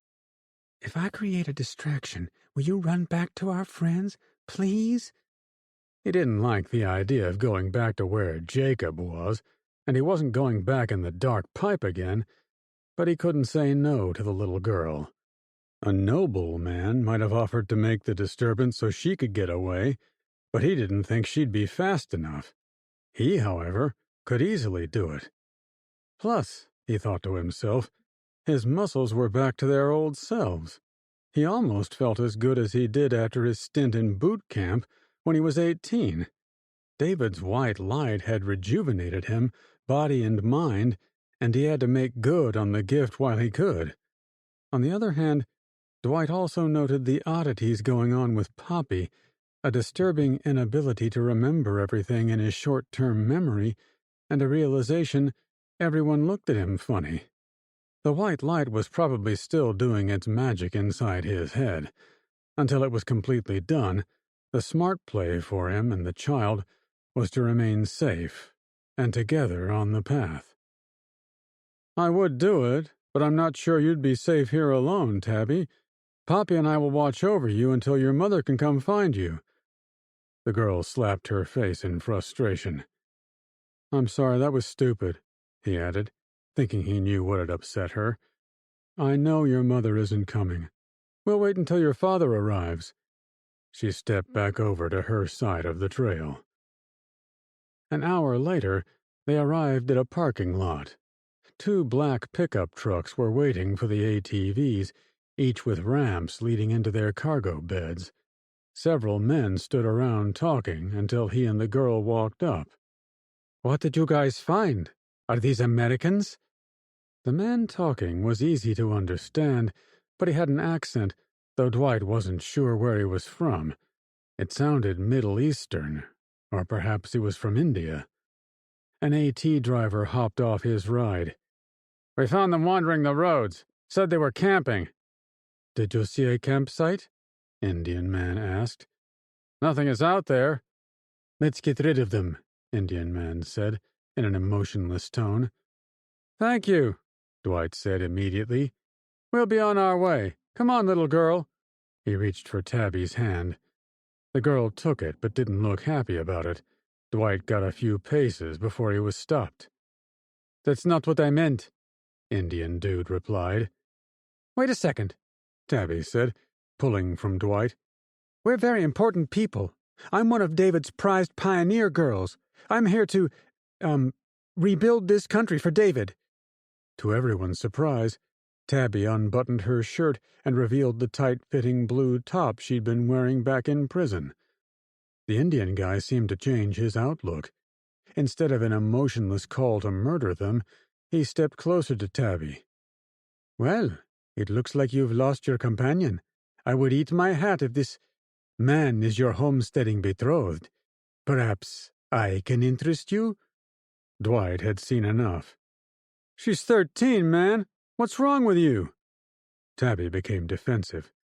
"I'm almost 19. However, she snapped her mouth shut, as if she'd said something wrong.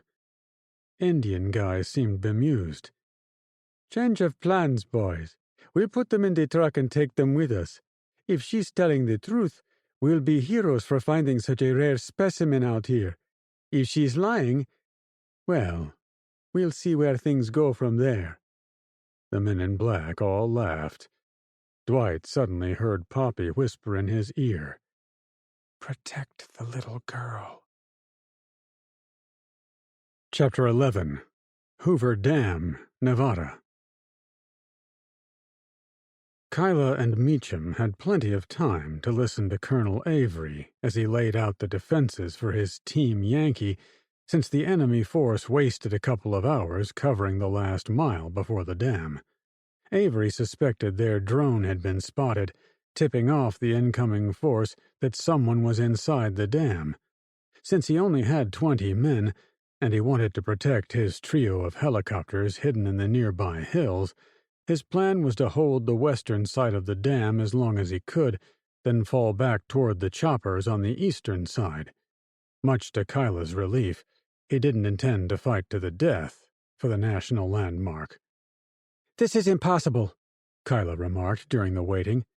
"And I don't mean in the, oh, woe is me, this can't be done. I'm talking about 20-something soldiers holding off an entire army forever. Just look everywhere. There are a million ways to approach this place."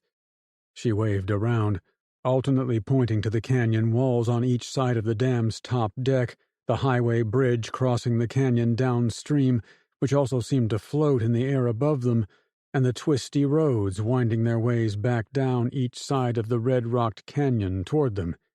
"They could even come by boat from the lake or the river." "I know. I'm excited, too.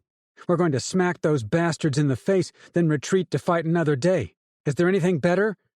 Meacham spoke while keeping her eye on the western roadway. Though it came out of the rocky terrain in switchbacks, the last 100 yards ran alongside the cliff wall, which created a straightaway. That was where Avery wanted them to strike first. Kyla looked at her with horror before stopping to consider if the Marine was trying to be funny. When the other woman didn't laugh it off, she simply shook her head, wondering if she would ever rise to that level of badass. "There's the first of their scouts," Meacham whispered, motioning toward a vehicle on the other end of the straightaway. "Kyla, I need you to keep your head down. The longer we can keep them from seeing where we're firing from, the longer we can hold this position. Since you only have a pair of pistols, it will be a long time before they'll be in range to use one." "I'll watch your back," she said, meaning it, though fairly certain there would be no one behind them. They'd taken up position behind a wrecked passenger car that had flipped on the approach over the dam. Meacham had explained how she'd set up her rifle on the upside-down window frame of the rear entryway and broke a small hole in the glass on the far side of the back seat. Her intention was to fire through the gap so the tinted glass would hide her muzzle flash. Since they were firing down a straight road, she didn't need the hole to be large. The other soldiers were spread out behind other vehicles, rock outcroppings next to the road, and in the mirrored glass 2-story structure attached to their end of the dam. The octagonal visitor center was designed to give excellent visibility to all points of interest around the landmark. "Here they come, like the dumbasses they are." Kyla meant to stay hidden, but she had a great view when looking through the tinted glass of the driver's side door. A black SUV was leading several other cars as it came onto the straightaway.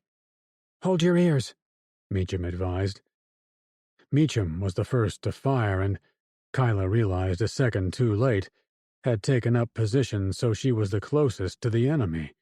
She didn't know if she should complain about the fearless Marine putting her into a dangerous spot or congratulate her for being the bravest person on the defense. She'd decide after the battle was over. But her spot was deviously placed. Meacham's steady fire hit the first SUV 10 times in a row, causing it to sputter and turn sideways. Men jumped out the far doors. At the same time, Avery's commandos fired from the glass building, smashing out windows and making it obvious they were up there. "They don't know we're here, do they?" she asked in a hushed voice while Meacham reloaded. The woman had brought a tin of hundreds of rounds from Avery's supply. "The colonel didn't think it was wise for me to set up here, but this is something Carthager and the boys talked about in some of their strategy sessions for urban combat. I wanted to try it out." She'd almost forgotten about Carthager. He was last seen wishing her good luck as she boarded a helicopter for the Montauk Lighthouse. From there, she'd lost track of Meacham's unit. Thus it didn't surprise her how Meacham wanted to perform up to Marine standards. "I'd say it's working out perfectly," Kyla replied, readying her hands to put them back over her ears. Meacham shot again, her gunfire joining the chorus of other shooters sending bullets back and forth over the roadway. Kyla heard as much as felt the thumping sounds in her ribcage, a symphony of war rising and falling as if being directed by an unseen conductor. A minute later, as if on cue, the entire battle dialed itself down. A lone shot ruined the symmetry. Someone fired from the other side. Then it was over. "That's it?" she said with surprise. The attackers were not pushing toward them anymore. They'd had their nose bloodied. It did worry her, however, that the quick firefight wasn't as dramatic as she'd anticipated. The truck had been disabled, but the men had gotten away. The other vehicles had backed up out of sight. It seemed to resolve nothing. "They'll be back," Meacham said matter-of-factly, giving up looking into her little scope. "Are you sure?" she said with hope. "Maybe they've had enough. I know I wouldn't try to attack us again, not with so many men hidden in this place." Meacham laughed a little. "This is war, Dudette. You probe, you scout, you lose a few lives, then you find the weakness of the enemy and exploit it. The main attack, when it comes, will be fast and deadly. Don't let your guard down for a second." "That won't be a problem. I haven't done that since we met." Meacham really cracked up. "The face kick heard around the world." She scrambled to gather her weapon and the ammo, making Kyla sit up in surprise. "Are we moving?" The short-haired woman nodded. "Rule 6000 of warfighting.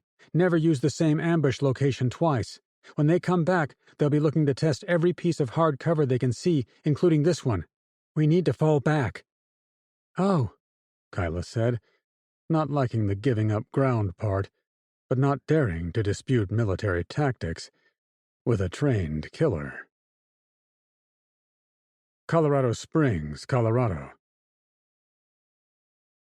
The sun had fallen behind the bare summit of Pikes Peak, which threw the western stretches of Colorado Springs into deep shadow, even though it was barely dinner time. Ted and the others had walked out of the foothills, but they'd regrouped at a clear ridgeline to observe the spectacle to the south. Rando was the first to speak. "That was meant for us, you and me, and you people too." He pointed to Ted and the escaped prisoners. "Do not forget it." Ted observed the outline of Cheyenne Mountain a few miles to the south. The entrance to NORAD was not visible from their perspective, but a large swath of trees had been knocked down on the eastern side of the mountain, backing up what he already knew. The missiles had crashed into the front entrance of the bunker. By all indications, however, the nuclear fire hadn't spread too far, nor was there much damage in the southern part of the city. He'd expected Colorado Springs to be an ash heap based on what he experienced at the point of impact. "We must make David pay for thinking he could lock us in there and kill us, okay? Does anyone doubt me on this plan? If so, come up here and be heard." No one moved to dispute Rando. Ted absently wondered if they'd stopped on the hill after seeing there was a steep ravine on one side. Would the dissenter be asked to visit the bottom of said ravine? No matter. None of the Banana Republic folks dared step up to him. "Good," Rando said with finality. After the impromptu pep talk, the mood became a lot lighter. Men drank from streams and kept up the frat party vibe. Ted's people rested in their own area. When looking around, studying faces, and noting who had weapons and who did not, Ted made an observation that startled him. "Hey, where's Tabby?" Emily searched the resting hikers. "And the young couple who's always with her. They're gone, too." Ted stood up. "What the hell?" Jacob came up to him a few seconds later. "I wasn't going to say anything, but Dwight isn't here either. You know, the guy with the bird?" "Of course I know him. For how long? Why didn't you say anything?" Jacob shrugged. "That guy's a dick." Ted was pissed. He wasn't responsible for everyone, but Tabby had knowledge about the enemy base he desperately needed. If he hadn't been held up by Rando when exiting the bunker, he might have noticed she wasn't with them. Jacob spoke casually. "Don't worry, I can get you in. I know the place too." "How did you know that's what I needed?" The man gave him a sideways glance. "Come on. I've seen it on your face since last night. You and the Ted interrupted, to protect her identity. Jacob went on. "You and your friend made it clear you're going to put an end to David and his people. Since me and most of the rest of the prisoners had once been with the Legion, you can't really trust us. Ergo, you would want the help of a person who was never a willing participant of all that. I think the girl fits the bill, so I'm sorry about her. I didn't know she was gone. But Dwight was never one of us. He'd be a good guide for you, if he wasn't completely nuts." "So are you still working to protect David?" "No way. I already explained why I didn't tell you about Dwight. He's a dick. Any other ramifications from my statement are purely accidental." There wasn't enough time to go back and look for them. David's deadline to attack other nations harboring Americans was about to expire, and getting to his bunker to stop him was now a planet-wide priority. The lost people were on their own. A half-hour later, they walked into a tourist trap featuring a multi-layered waterfall with colorful lights enhancing each of the levels. Red water seemed to pour into blue, and then into purple. They walked by a huge gift shop, stepped around groups of tourist clothing on the ground, and then went out onto the parking lot. Ted quietly advised his people to let the cartel men choose their cars first, so they didn't antagonize them. He was sitting on a bench when several trucks roared off the lot. Rando screamed at their taillights. "Come back here, you bastards!" Screeching tires and accelerating engines were his response. It seemed Ted's erstwhile ally was having personnel problems, too. Pike National Forest, Colorado. The drive through the forest was almost pleasant. Tabby and Dwight were forced to sit in the open bed of the pickup along with one of the ATVs, while men inside the truck, and in the one driving behind them, made sure they didn't even think about escape. As if she was going to kick down the rear tailgate, start the ATV, then roar to freedom after a daring jump. The imaginary escape played in her head as she passed a long, thin, treeless hole in the forest, cleared of brush and all living things. As they drove a mile or two next to it, she realized it had once been a finger-shaped lake. The mud had dried inside the depression, and all that remained was a small stream of water scouring rocks down the middle of the little valley. It couldn't have been more than a half-mile to the far side. "They destroy dams," Dwight said in a distant voice. "They destroy everything." "What do you mean?" "I was there when they did it. I was part of it. The fire was terrible. But the water was also very bad. They broke a dam in California, then had a party for the Legion men so they could watch the town below get swept away. She rode for half a minute, watching for evidence a dam had been broken. Dwight continued. It happened suddenly and without warning. A silent stalker from high in the clouds. It came down like lightning and smashed through the concrete and metal of the structure. Seconds later, the water began bursting out the other side of the dam. Then it was all over. The whole lake drained out.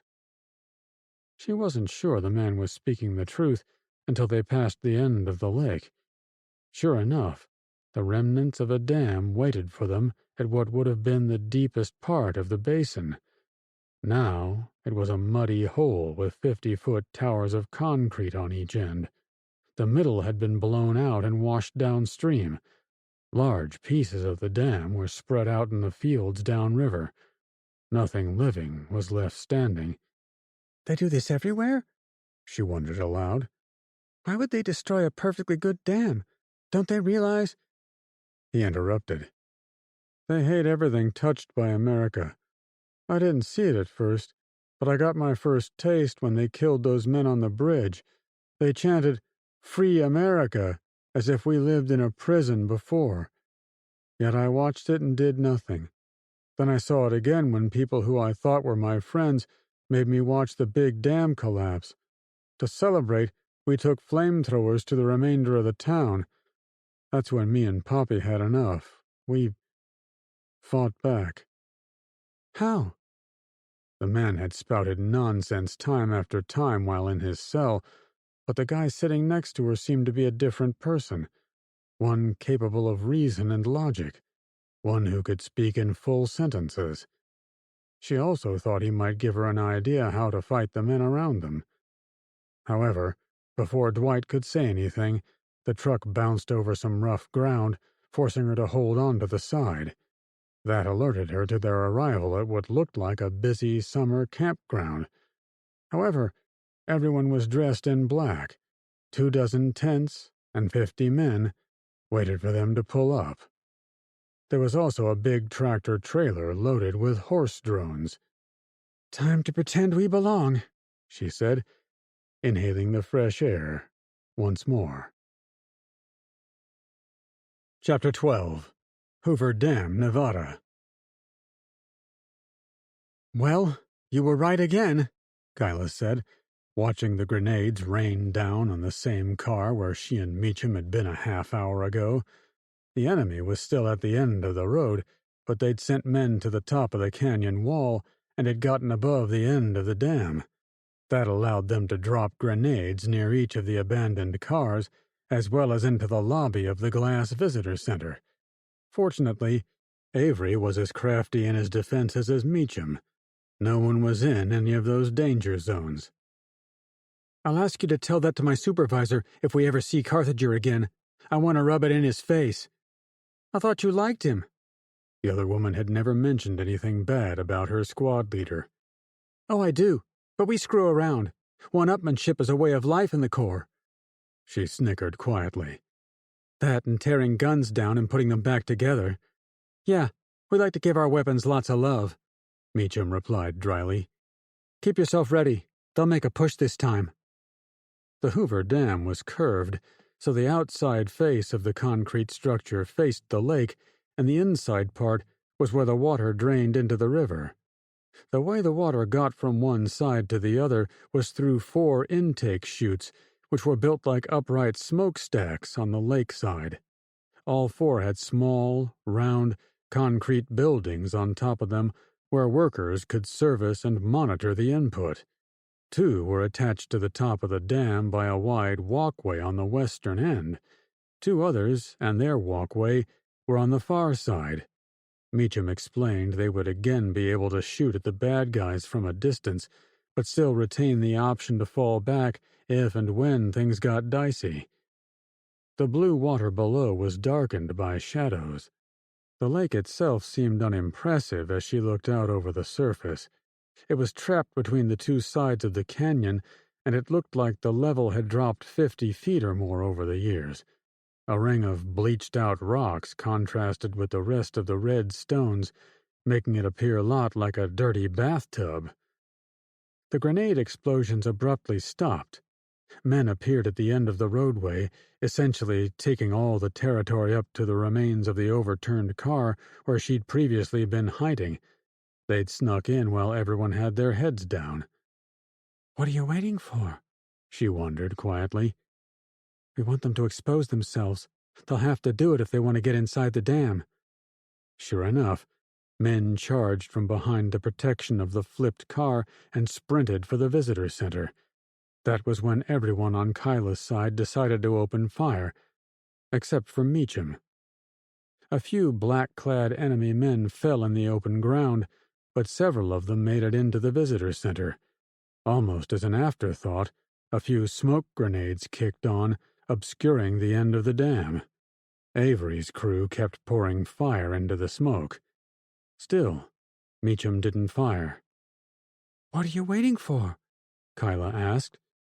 The woman calmly brushed her fingers over her scalp. "Once we get into the action, they'll know we're here. I'm waiting for them to sprint for the walkway to this tower. They'll use it as a defilade from our guys firing at them from the middle of the dam. Then we'll chop them in half." She gulped, knowing the situation called for utter brutality. The gunfight intensified as it had done before, but this time it seemed most of the fire was coming from the high cliffs above the roadway. Even Kyla could see they were men running into the visitor center under the protection of those shooters above them. It was almost textbook, she figured, except for those few who got taken down before the smoke appeared. A sleek black object shot across her line of view, slamming into the roadway next to one of the blocky elevator entrances in the middle of the dam. Avery, no doubt, had a defender or two in that location, which explained why they were being targeted now by heavy ordnance. "They could use one of those on us," Kyla said distantly. "That's why warfighting is as much an art as a science. We're lying in wait for the right moment to spring our trap. Won't they come up from below us? They're going into the dam. You can see them right there." The smoke blew sideways a little, revealing two men sprinting in the shot-out doors of the visitor center. Meacham strained her neck, as if to look outside and below them. Kyla figured out she was looking at one of the other 4 intake towers. From her perspective inside the bunker-like structure, she could not see any connecting tunnels between them and the dam itself.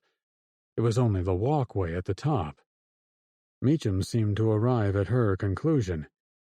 "We're cool, unless there's a passageway at the very bottom of the dam. Based on the sound of the water spilling into the drain tube, I don't see how it's possible." "So, we're on our own island," she said, suddenly realizing the implication. "With one way in and one way out." Meacham looked again out the window. "I guess I thought—" The Marine hesitated, which was not fitting for her. "Okay, new plan. Come with me." "We're leaving?" she bleated. "Yeah, I made a mistake, but I can fix it.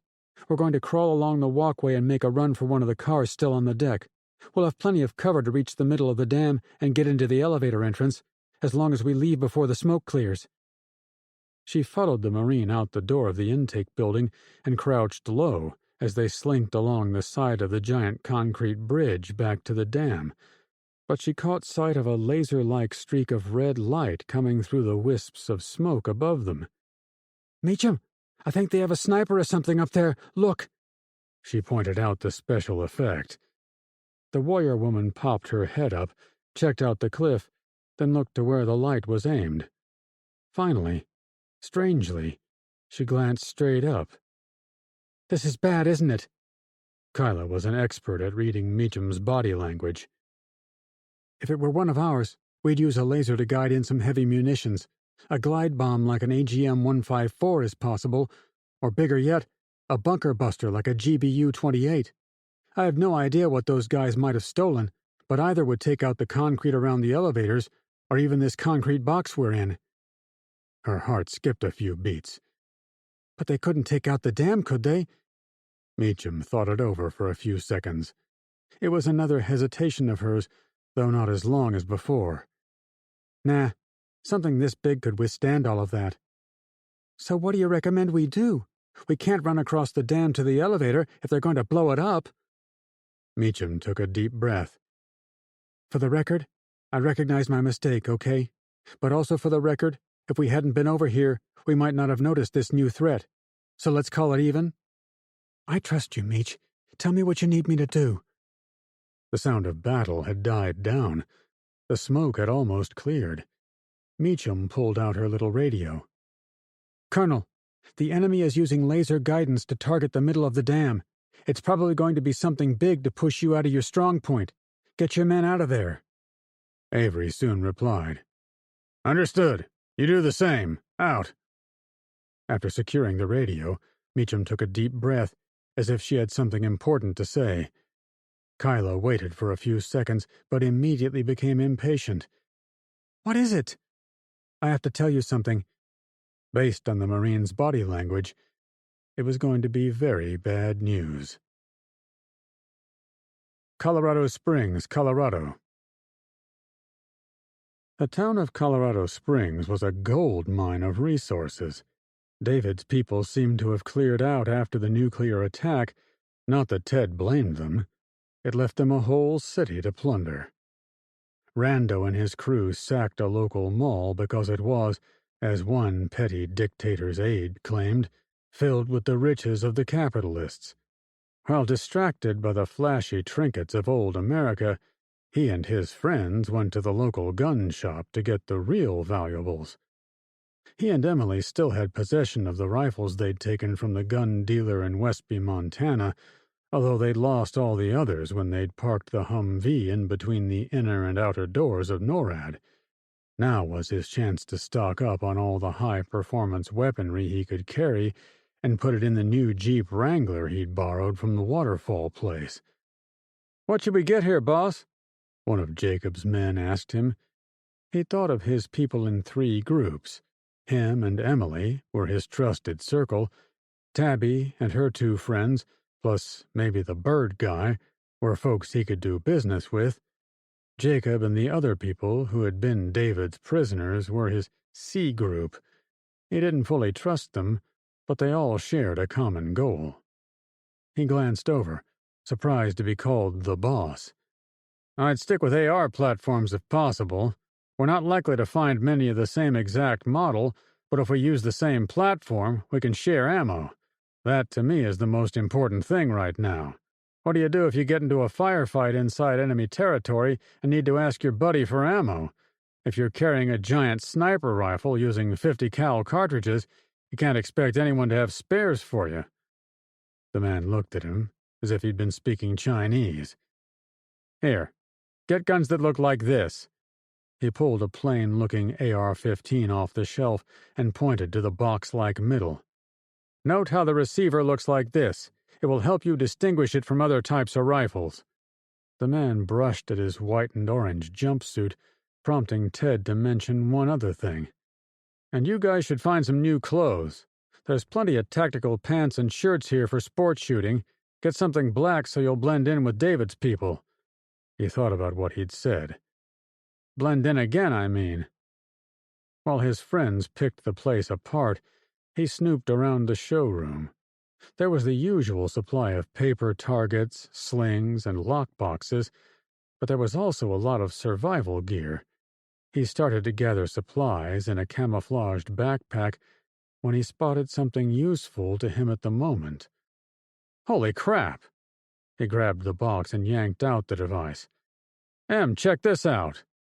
When she came over, he turned it on, aimed it at her, and literally held his breath.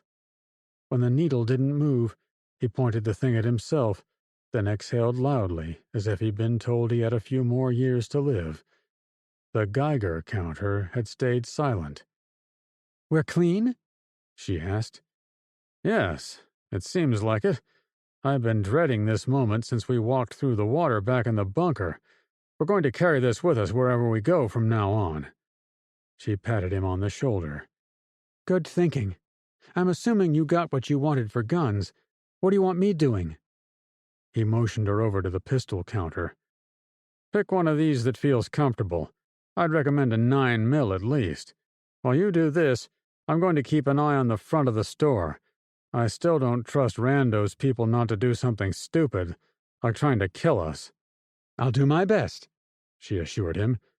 The woman was full of confidence, and she'd been concealed carrying a revolver the day they met on Air Force 2, so he had faith she'd find a suitable everyday carry. As he walked to the front door, he did a quick count of his force and came up with the number 12. Besides him and Emily, and the man Jacob, he didn't know any of the other 9. What he did know was they would be badly outnumbered when Rando and his pack came back from the mall. Ted was again faced with the prospect of ditching Rando. The mall was across the street, so it would be easy to hop in the Jeep and speed away, but he wasn't sure it was the right move. Jacob's men weren't going to cut it by themselves. They couldn't even identify a common rifle by sight. He needed men who knew how to fight, and Rando's people, despite where they'd come from, unexpectedly seemed like his only hope for saving America. He groaned, not sure he wanted the burden of going to war with such a force. C5 Galaxy, over Africa. It took several flight hours for the action to settle down enough for Priscilla to think about the horrors she'd witnessed. London had been nuked, that much was certain, though the radio broadcast from David had said it was because Americans weren't being kicked out of Europe fast enough. At least she'd done her part, getting the huge transport off the British Isles.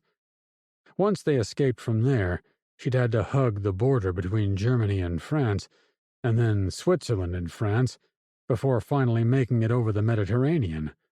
Her aircraft transponder said she was a British-owned vehicle, though she knew it was false. She suspected the other countries knew it as well. She picked up the internal mic and pressed the button. "Can someone please tell me what the hell is going on? Why am I flying over Africa? Why am I flying at all?" The glow of dawn was sneaking over the eastern skies, providing the first hint of light above the expanse of the Sahara Desert. She'd been there before, and it had always been beautiful. Life-changing, even. But not today. "I can explain," a man said from the rear of the flight deck. "First, tell me why I'm missing my 2 flight engineers. We should not even be airborne without a proper crew, and as best as I can tell from Airman Bell here, this flight was never properly cleared." "Hold up. I'm Brigadier General Paul Oakdale. I'm with U.S. European Command. I want to thank you for stepping in and not asking questions when you came aboard. I can see you went above and beyond." He pointed to her, obviously highlighting her dress code. "Yeah, sorry, sir. I wasn't told to be in uniform. I thought I was taking a boat out to the refugee fleet. A bus driver took me to this bird instead of the transport to the coast." Priscilla shifted in her seat to keep an eye on Oakdale as well as the controls. The autopilot on the C5 was good, but she was 2 men short and running with an inexperienced co-pilot. She wasn't leaving her seat for anything besides punching out a hash brown. Even that might not get her moving when a 1-star general was her commander. "I'm sorry you were kept in the dark. British authorities were worried about the speed of our evacuation. Without anyone in the civilian chain of command, it has been difficult to coordinate with them about how we're planning on exfil. They finally had enough of it and were arresting anyone with an American accent, then throwing them, not literally of course, over the cliffs of Dover." "The nuke will speed them up, I'm sure," she said lamely. "That's God's truth," he agreed. "Were they trying to stop this plane?" she asked curiously. "We took a chance they wouldn't shoot us down as long as we got out of their airspace. However, once London lit up, we became a suspect, at least until David said his piece." Her shoulders slumped. Almost at the snap of her fingers, she realized she'd been up all night. "Sir, who would believe we did that to our own allies?" His face hardened. "We're entering a new world order, Major. Without American might to keep the peace across the world, every bad actor and old enemy has begun sharpening their swords against their neighbor. David claimed responsibility for it, but it could have just as easily have been Russia or China or any of the jack-in-the-boxes in the Middle East. Oakdale was suited in battle dress, which was a woodland OCP suitable for Central Europe. The fact they were flying over Africa led to her next point of confusion. So why are we on this course? We're heading into darkest Africa, it seems. How will that help us? The fleet is off the coast of France. Her husband, Kincaid, was ferrying men and women across Germany. He was supposed to meet her on a boat out in the sea. I'm afraid I can't tell you that right now. All I can say is, and I'm not trying to put any pressure on you, this flight is the most important aircraft currently aloft anywhere in the world. You've helped keep the American people in this fight. Great, she said, sounding less than enthusiastic. Now find me 2 engineers to fill those empty seats next to you, and your important aircraft can stay in the air all the way to your destination. Belatedly, she added, Sir. Chapter 13. Eastern Plains of Colorado. Things moved fast once both groups had gotten all they wanted out of Colorado Springs.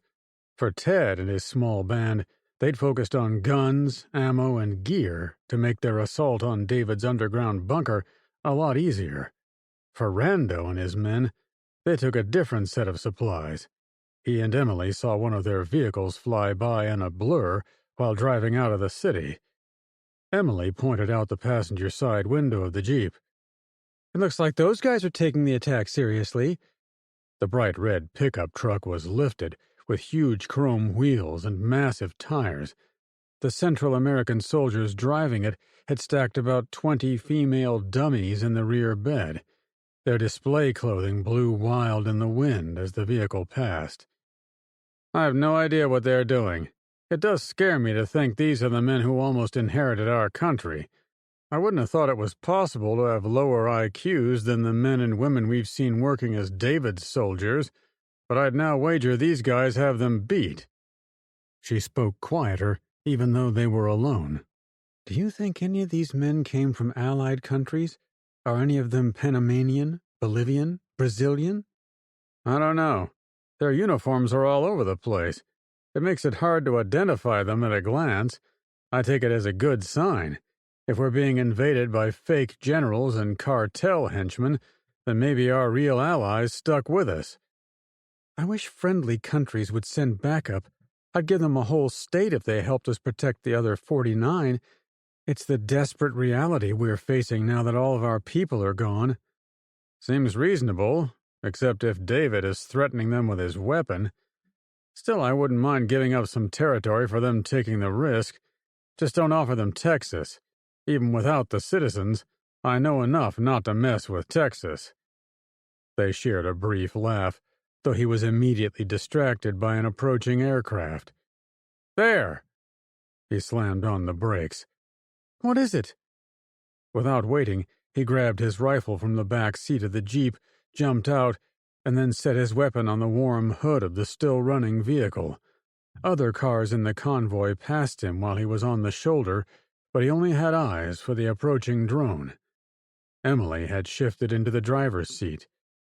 Is it David? I don't know, but you better keep your head down, face covered.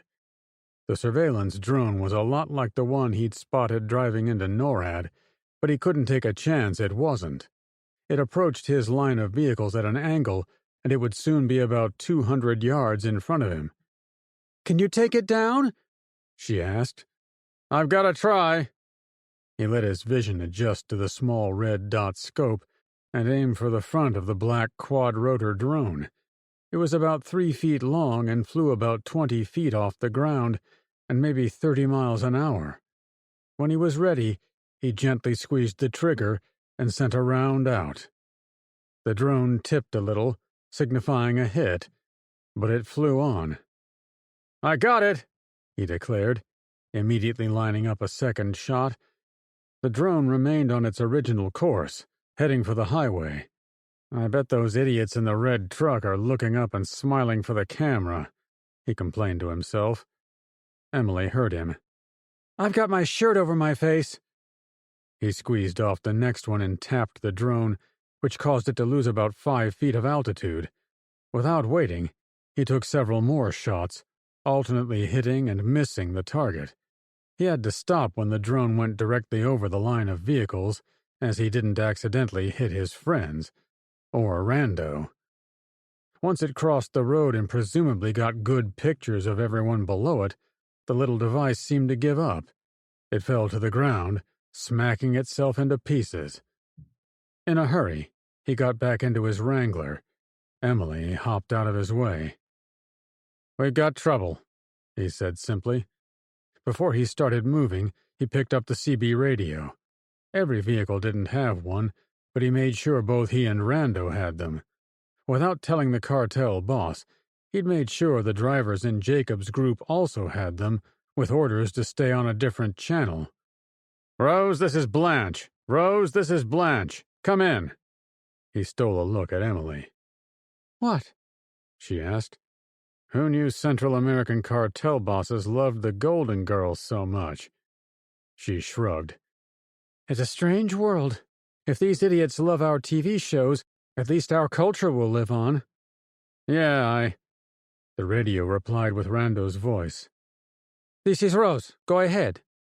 "We've been made by enemy eyes. Recommend we all split up and find different ways to the target. Come back, over." He had misgivings 2 times before about abandoning Rando's men, but seeing those dummies drive by made him finally make up his mind. Another problem he faced was the sheer number of vehicles surrounding him. While Jacob's men had chosen to ride together in 3 stolen vehicles, Rando's men all wanted their own. He'd much rather try to sneak toward Lamar with a small group of 4 vehicles than worry about 104. "I saw the drones fly over," Rando remarked. "This is not a trick?" "Negative. Not unless it was your drone. We need to break up so the next drone can't locate us all in one place. They could kill us before we got close to the target." Ted didn't expect the man to protest too much. After establishing himself with the men from the convoy, and after a brief period of mistrust for Ted, Rando seemed to grow complacent in his leadership. He had underlings do dirty work, such as putting gas in his truck, and he seemed content to follow Ted's advice for taking a wide arc across the plains and hitting Lamar from a direction other than head-on. The crime boss probably thought he didn't need Ted and his inconsequential band of ex-prisoners anymore. "Okay," Rando said nonchalantly. "We'll meet you in the target town as soon as possible. We'll be on this channel." Ted drove for another mile or 2, making sure to inform Jacob's men on the other frequency. He had them turn off the main road toward the north. Rando's crew powered onward as a group. "Any idea where we're going?" Emily asked, seemingly like old times. "Nope. This time I don't even have a map. We'll have to see where the winds take us." He couldn't go north for long. He didn't need any maps to tell him where the main force of the enemy would be found. To the south. Pike National Forest, Colorado. When Tabby and Dwight reached the camp, the first thing the men did was take Poppy. They said they only wanted to play with her, but Dwight became frantic with fear and almost seemed ready to fight anyone and everyone.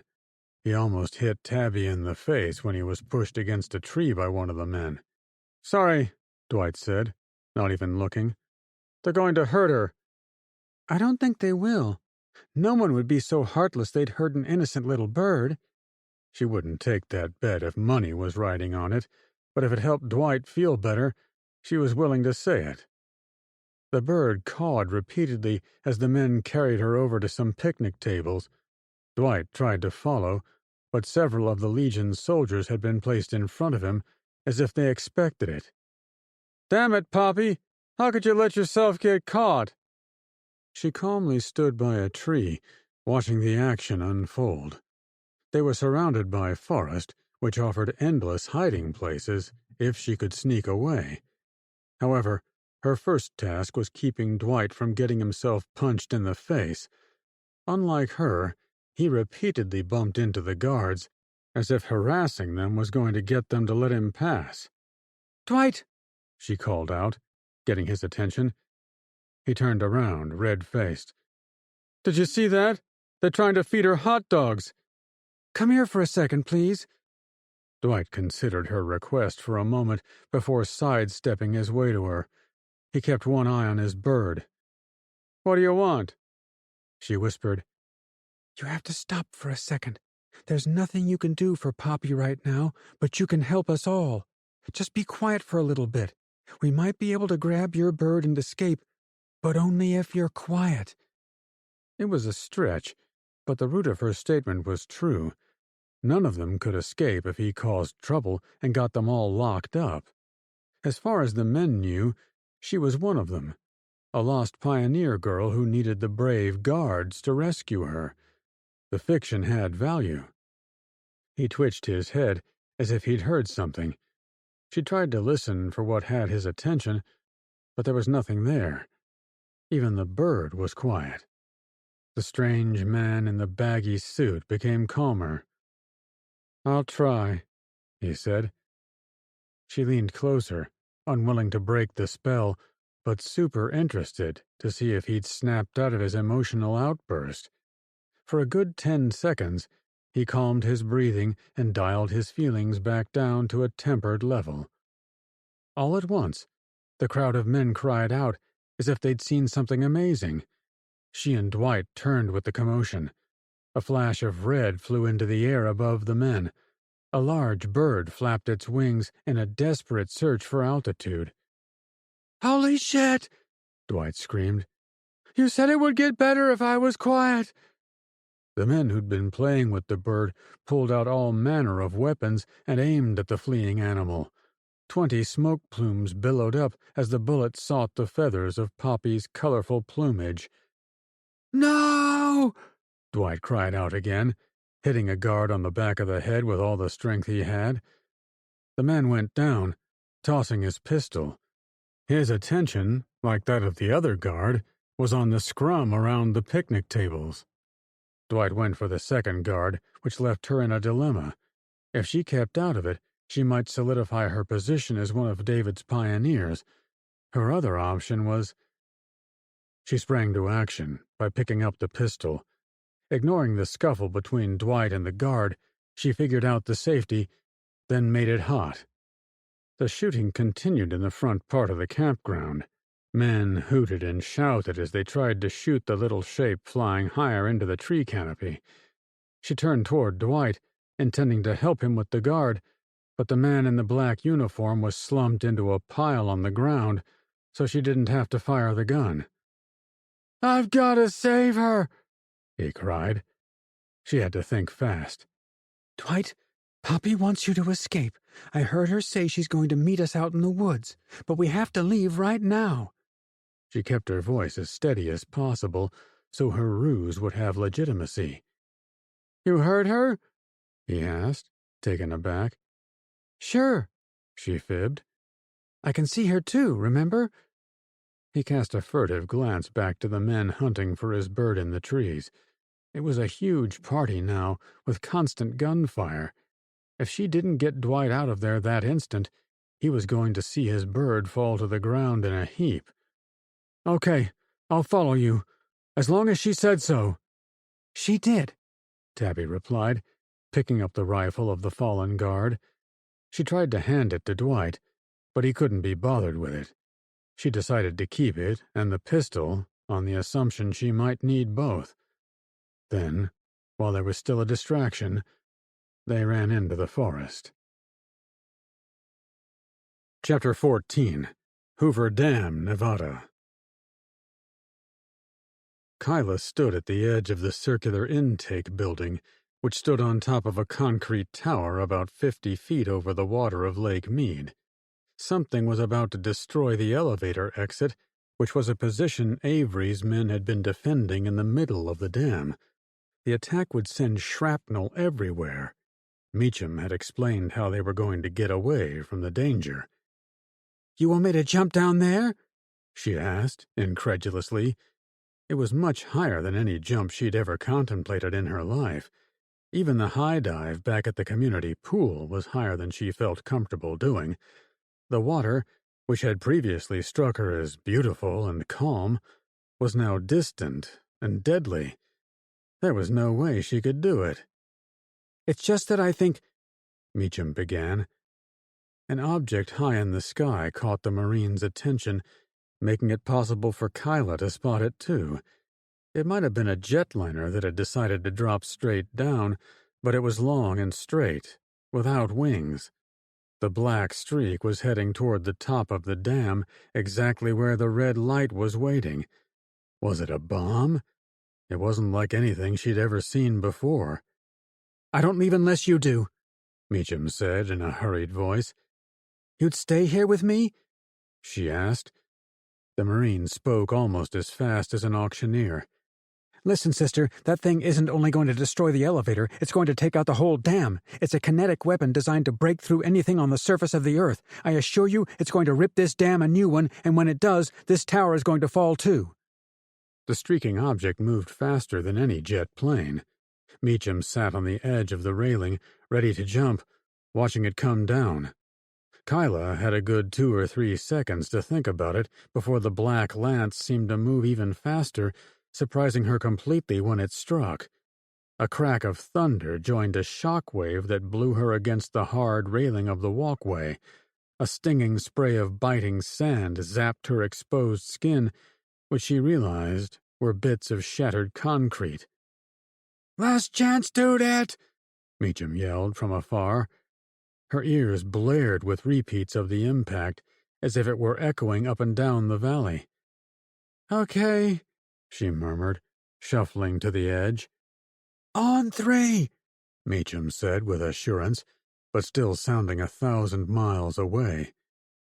1, 2, oh shit! Meacham grabbed Kyla's hand and pulled her toward the edge. With one snappy look back, she got a glimpse of the front side of the dam splitting down the middle like a zipper. Water immediately poured through. Then she was in the air. It seemed like a long elevator ride to the bottom, but the water's surface came at her faster than a driving foul ball at the baseball game. She managed to right herself on the way down, but the smack against her feet and legs was almost as loud as the sound caused by the kinetic bomb. She was immediately out of air, as if she'd forgotten to take a breath before slapping into the waves. She needed a few seconds to establish which direction was up, an act made harder by the lack of sunlight, and then she tested a stroke. Kyla was met with panic. She needed air, and she needed it 10 seconds ago. Meacham was somehow far above, swimming for the surface. She gave her a target to aim for. With great effort, she paddled her arms and legs a second time, rising a little higher. A muffled roar howled in the depths, reminding her of whale song. A super sad wail, mixed with a blender going off inside a metal pot. The odd sound wasn't natural at all, she decided, arms extended for the surface. Whatever it was, she needed to escape it. Seconds later, she popped out at the surface. Kyla! Meacham screamed from close by. Here! She replied. The Marine saw her, then waved her to follow. Just swim, Dudette! Swim for your life! She didn't need to be told twice. The roar was 10 times louder above the water, and there was no doubt in her mind it was the dam breaking apart. To think anything else was suicide. The rocky shore was about 50 feet away, perhaps the distance across the narrow part of an Olympic-sized swimming pool. She didn't see herself as a great swimmer, but she did work for the Navy and had lived most of her life near the ocean. Kyla could put one arm in front of the other. However, looking at where she had to go, it became every nightmare where the hallways stretched or the dimensions shifted. As she paddled half the distance, it seemed to expand back to the original length of water. She paddled harder. Meacham yelled louder for her to keep going. Kyla listened as the rushing water noise grew so loud a freight train could have been on her head. Kyla! With the snap of a finger, Meacham floated by, flailing her arms weakly. Kyla grabbed her, aware the Marine might be exhausted or injured. She briefly turned to the backstroke, hoping to pull her to safety, but that revealed the devil's maw breathing down her neck behind them. Oh, God! She cried out as her foot hit bottom. Come on, Marine! She yelled, almost peeing her pants. The water had ripped 100-foot hole in the dam, and the lake's surface curled under itself as it slid over the side of the crack. She and Meacham were seconds away from being at the edge of the grabbing hand of gravity. If they didn't get out of the water, it would whisk them to their deaths. One more step, she yelled to her friend, tapping a foot on a rock, then missing the next one. Oh, God! She got a better grip on the rocks, pulled Meacham toward her, and made sure they both touched bottom. While the water sucked at her legs and waist, she walked arm in arm with the Marine as she guided them into the shallows. We made it, she croaked with exhaustion. They immediately fell face first on the dry shore. The roar of thunder could no longer grab them. Eastern Plains of Colorado. Unwilling to risk being seen on a major highway, Ted and his small convoy stayed on gravel farm roads as much as possible. It was time-consuming, and he drove on the shoulder, or in ruts, always trying to keep the dust plumes from spiraling up behind them. They'd be spotted from a distance if he wasn't careful. You've learned a few things since we came through here yesterday, she said. He glanced over. The sun was low on the flat horizon, casting her in the golden hour softness of sunset. If they made it out of the war alive, he was going to buy a camera and take her picture in the same light. Then he'd frame it and put it by his nightstand. He never wanted to forget her beauty. Hello? She prodded. Earth to Ted. Ted snapped to attention. His mind was looking too far ahead. Yeah, sorry. Every day we survive in this place, we learn a huge amount about fighting this enemy. David can't have drones on every road, so I figured he'd only be watching the largest ones. Maybe he has more down by Lamar, but not way out here in wherever we are. They'd checked the Jeep's glove box for a map, but it only had one for Wyoming, not Colorado. Well, the enemy learns, too. After the scare with the drone, I hope Rando has the good sense to know that much. We'll never be able to drive in. David's people are going to have their place locked down like an iron fist. Those roadblocks we made it through yesterday are going to have 100 men each today. The guards will triple-check every ID, call every place of employment. They'll look up old girlfriends for references. So you don't think we should go in on wheels? He asked with surprise. What do you think? She replied with a wry smile. He was a pilot. His first choice would be to fly in and parachute down. He also knew Emily was capable of doing that very thing since she'd jumped out of Air Force 2 before it went down. However, they were a lost bunch of civilians, not the experts of the 82nd Airborne Division. Keep your eyes open for an airfield. It's where we'll have to start. Fly in? It was one of the things they both had in common, so it made perfect sense they would both arrive at the same conclusion. I don't know. We got lucky the last time. Flights are probably controlled tighter than those checkpoints on the road. We aren't going to be able to bluff our way through transponder codes or passphrases issued by David's flight controllers. Then why chase an airfield in the first place? He held the wheel and looked over to her again, immediately drifting off in his head. The exhaustion of the day wasn't helping. Before he got too far away, he blinked back to the moment. It's because flying is in my blood. Get me a plane and a runway, and I'll think of some way to get inside that base. If nothing else, maybe I can pull an Independence Day and dive bomb the enemy weapon to take it out of service. In the movie, the hero died driving a plane into a giant space laser. He hoped it would never come to such an extreme, but it was the type of challenge they faced. All right, we'll find one, but I can promise you this, mister. You aren't getting off the tarmac without me at your side. We're partners now.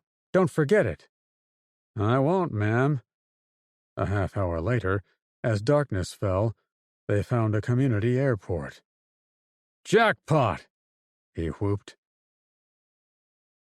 Pike National Forest, Colorado. Each of the gunshots aimed at Poppy was a metal stake through Dwight's heart. He ran with Tabby, knowing she was right about their need to get away from the men in the black uniforms, but he looked behind almost as much as he faced forward. There had to be a way to save his bird. "We can hide here," he suggested, seeing a thick grove of young fir trees. It would be a good place to oversee the camp and watch for Poppy to come out. "No, keep running," she hissed. "They're going to kill her," he pleaded, slowing down. The girl came back and grabbed his hand. At first, he recoiled at the physical contact, but the fear in her eyes clicked with his male brain. She needed protecting. She was afraid. It was a problem he could solve. So, he ran with her. She led him around a bulging hill, across a creek, and into a quarter-mile of leafy green bushes on the other side. He quickly lost track of where he was, though the occasional gunshot from the camp always seemed to come from behind them.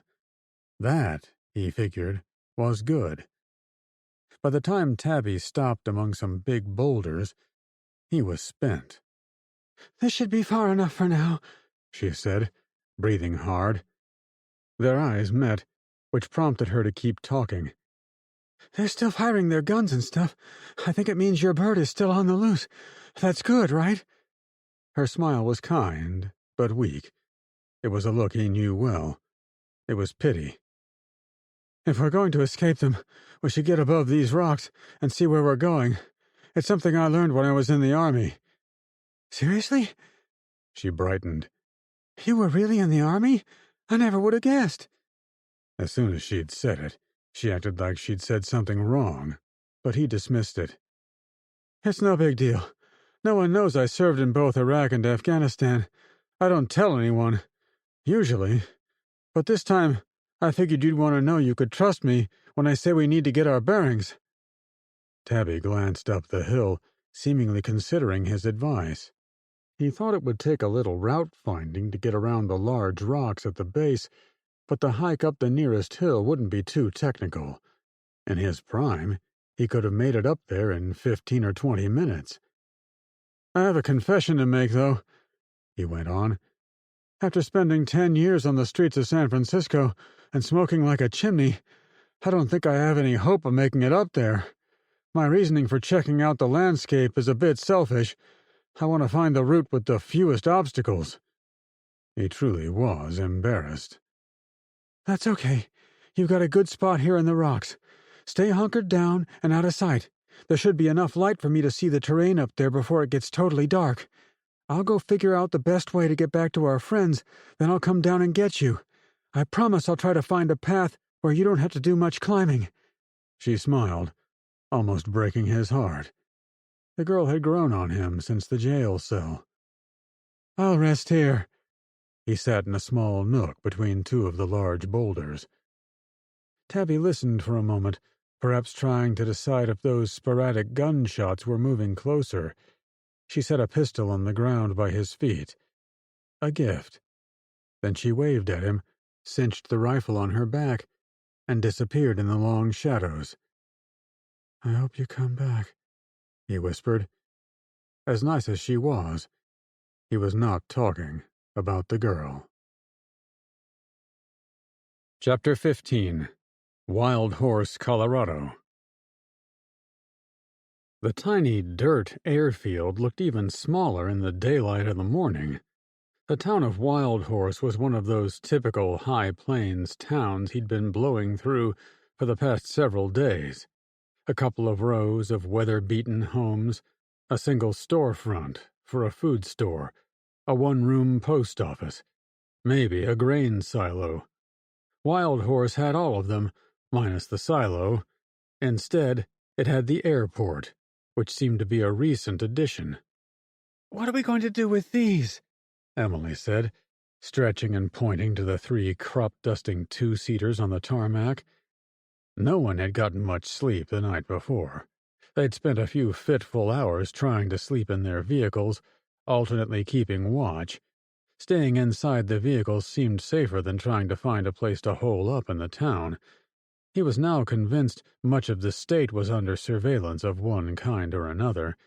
Even turning on a water faucet might be noticed. Part of him also figured they could make a hasty escape on one of the planes, which he'd scouted last night. "One of them is inoperable. I'm not sure what's wrong with it. The other 2 are working, full tanks and all." He pointed to the 2 he meant. "But they're two-seaters. Hardly enough to get all of us in the air. 8 of us would have to stay behind. It wouldn't exactly make us a killer attack force." She snickered. "You're right. I've been thinking about how to optimize our force using one of these planes. The best I could come up with was having you and me fly out together, then head to a larger airport to find a bigger plane. Then we'd bring it back, load our people, and head south to Lamar." "And we just land at their airport like we belong there? You said yourself they'll be on high alert for imposters after we made them look like fools so many times." He laughed. "Yeah, that's where my plan always breaks down. We drove right past the place, but I admit I wasn't trying to memorize it. We saw a Walmart, lots of houses, and the airfield where all those big planes were landing." Maybe we could crash a plane on their airfield. One of us, hint, hint, could jump out at high altitude and let the attack planes smack into them. Once they're in chaos and fighting the fire, the other plane, full of our people, could make an emergency landing there. It would be a 1-2 punch. He was impressed with her 3-dimensional thinking. However, the 3D model also went underground. "I don't think that will be enough. Once the plane crashes, they're going to lock down the bunker, if it's not already sealed shut." "What do we do if the bunker is sealed? We can't exactly knock." Ted fell into thought. Emily knew to let him do his thing, which he appreciated. He did not like the fact he couldn't think of any way inside. Still, he tried to put a positive spin on it. "If the bunker is locked, we'll take out as many of the enemy on the surface as we can. Maybe they'll have to open up if their support teams can't maintain their base topside." She leaned forward on the seat and whisked dust out of her hair. "Maybe we can kidnap someone to help us open the doors. Enemy soldiers would have to know the way in, right? We could set fire to one of those gigantic autonomous aircraft. Based on how expensive they probably are, they'd kill themselves to prevent it from being destroyed. Once we have the place in chaos, it should be easy to infiltrate." "Yeah, maybe," he said distantly. "But once again, I'm sure they'll be on high alert for people like us making asses of them, even if there's a plane on fire." He looked up, laughing. "So we'll have to up our game." Emily finished her attempt at primping and flicked her hair back over her head. When she met his eyes, she smiled wryly. "You've got something, don't you?" "It's something you said just now. You mentioned those giant black planes. We saw one land in Lamar, and we saw a bunch of them parked at the airport. What if we found one of those out here and used it to sneak our way in?" Her smile faded. "Can you even fly one of those things?" Ted shrugged. "To be honest, I'm not even sure they can be piloted by a person. It's an autonomous flying platform, which means it doesn't even have a cockpit. However, it has to be controlled by someone. If we could figure that out, hijack the signal, divert it here, then put our people aboard, we could glide into the airfield right past all their sentries and guards. Once on the inside, and without alarms blaring, we might be able to bluff our way inside the bunker." "You said they'll be on the lookout," she reminded him. "Yeah, it's a big problem. Maybe we need to find a real man and woman on David's crew so we can steal their ID cards? It would at least get us one additional level of credibility on the ground." She slowly shook her head. "I'm not sure. Where do we even start with such a plan? He pointed to the minimalist brick building serving as the control facility for the airfield. It had a radio tower as well as some radar equipment attached to the roof. Right there. Pike National Forest, Colorado. The quarter-mile hike up the side of the hill was a snap for Tabby, and she was glad to give Dwight the opportunity to rest. He was obviously devastated at the loss of his bird, and in such a horrible fashion. Once close to the top, she caught sight of the familiar shape of Pike's Peak and figured Cheyenne Mountain was somewhere close by. She noted the direction and headed back down. She immediately got lost. As dusk turned to a cloudy night, the darkness was crushing. Despite her best efforts to find Dwight's hiding spot, she eventually was forced to take cover in the low branches of a cedar tree. However, when morning came, she still had trouble finding her friend in the rocky terrain below the hills. "Dwight!" she called out in a low voice. If the bad guys were looking for her, she didn't want to make it easy on them, but she could also walk all day and not see her partner. Tabby desperately wanted to get back to Peter and Audrey. They might have already left her. "Dwight!" she cried out, a tiny bit louder. A flash of recognition caught her eye and how the rock field was laid out, and it helped guide her to what she thought was the big rock where he'd taken shelter. When she arrived, it didn't quite look the same as the night before, but a black object caught her attention. "Dude," she breathed out. Dwight wasn't there, but he'd left a pistol on the ground. She sat next to the gun. Now what? Did the strange man get bored and wander off? She wouldn't put it past him, given his erratic behavior all the time. Did he get captured? But if he was nabbed, why would they have missed the gun on the ground? Maybe he went back to the campground to find his dead bird. She wouldn't put that past him either. Or did he assume she'd gotten lost on her mission and heroically spring into action to find her? She hopped up and stepped away from the rocks, attempting to survey the hillside above, but there were too many trees to see much of anything. The more she thought it through, the less likely she considered the hero option. His actions were always those of a man who was a little off in the head. "A lot off," she said under her breath, futilely laughing at the situation he'd placed her in. After waiting a few minutes to see if he miraculously showed up, she picked up the pistol and stuffed it into the waistband of her jeans. The day was overcast, with little breeze, which made the sky above the pines a uniform gray. After all her searching and moving around, she realized she had no idea which way to go. She was almost certain the enemy campground was beyond the bushy terrain by the creek, and she was mildly confident she needed to go in the opposite direction to go toward Pike's Peak. Yet nothing felt certain. Dang it! She walked around the rocky base of the hill, heading in the direction she thought was correct.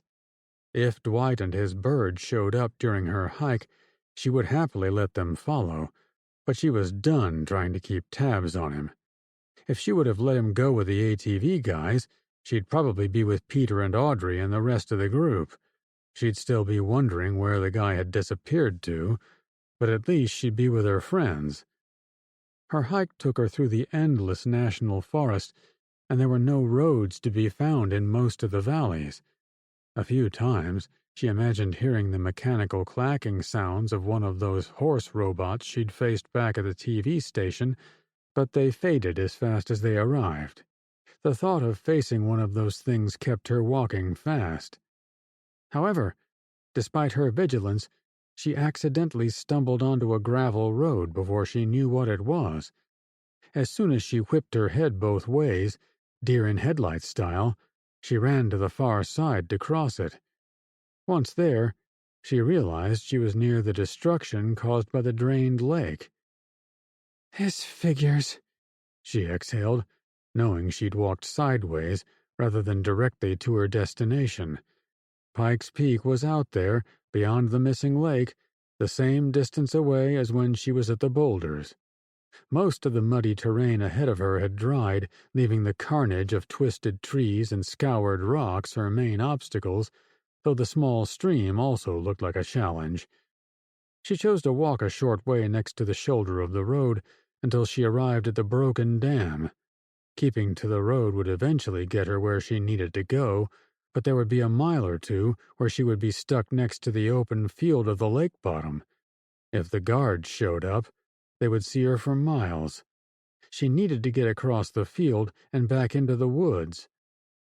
Of all the places to cross, the nearby dam seemed the easiest. When the structure collapsed, the chunks of concrete had piled at the base and created a hopping path across the constricted waterway passing through. Staying dry appealed to her. I swear, if I end up in pipes or ducks down there, I'm going to be pissed. She laughed it off, but was sincere about how much she wanted to avoid more of it.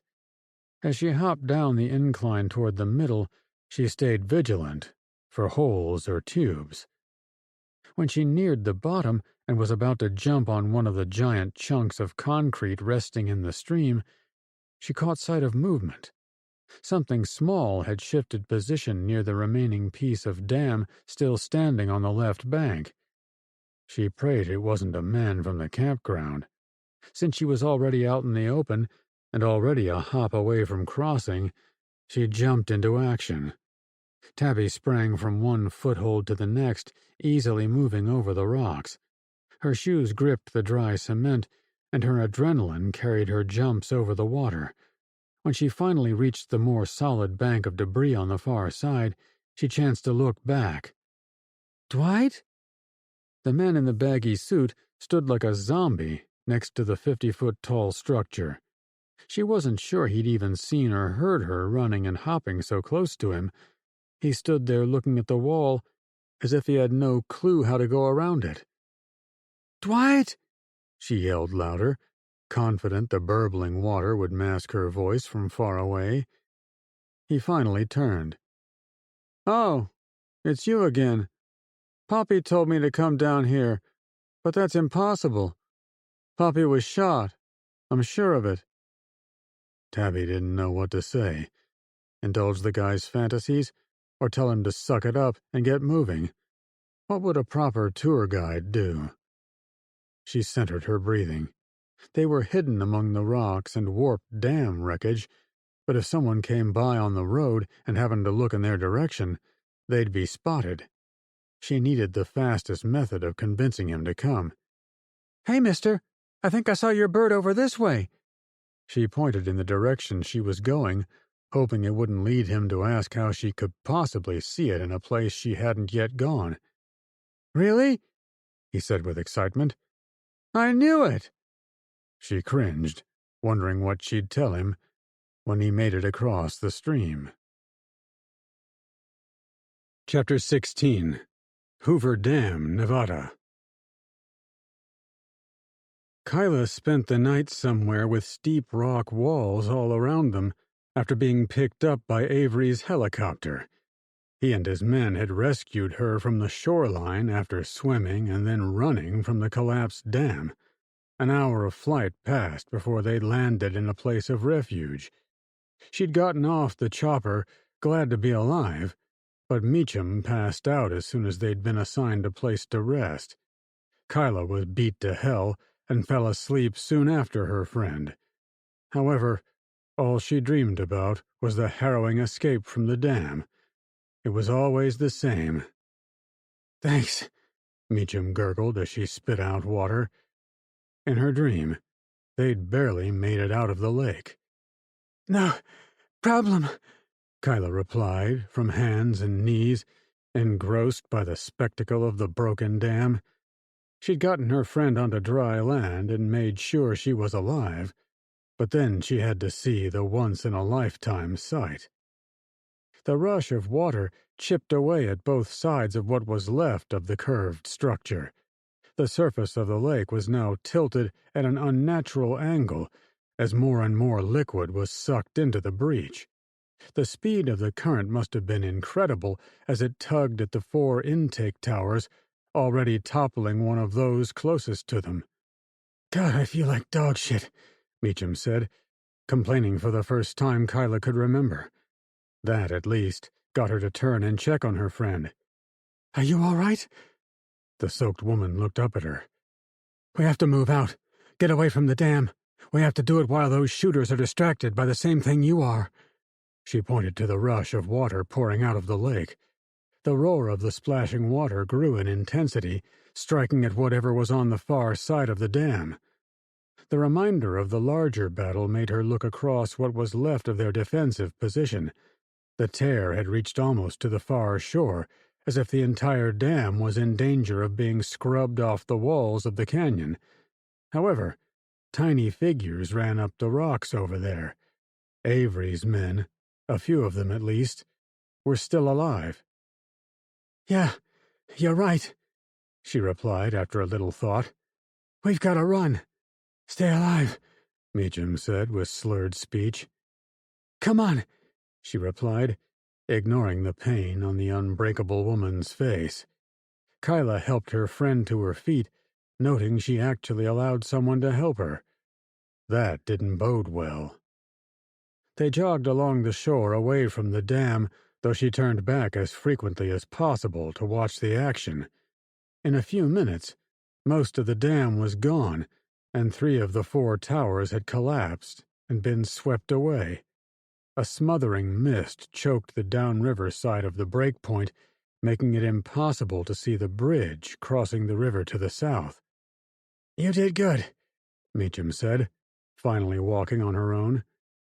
She smiled to herself. "I didn't think I could make that jump. I almost didn't, actually.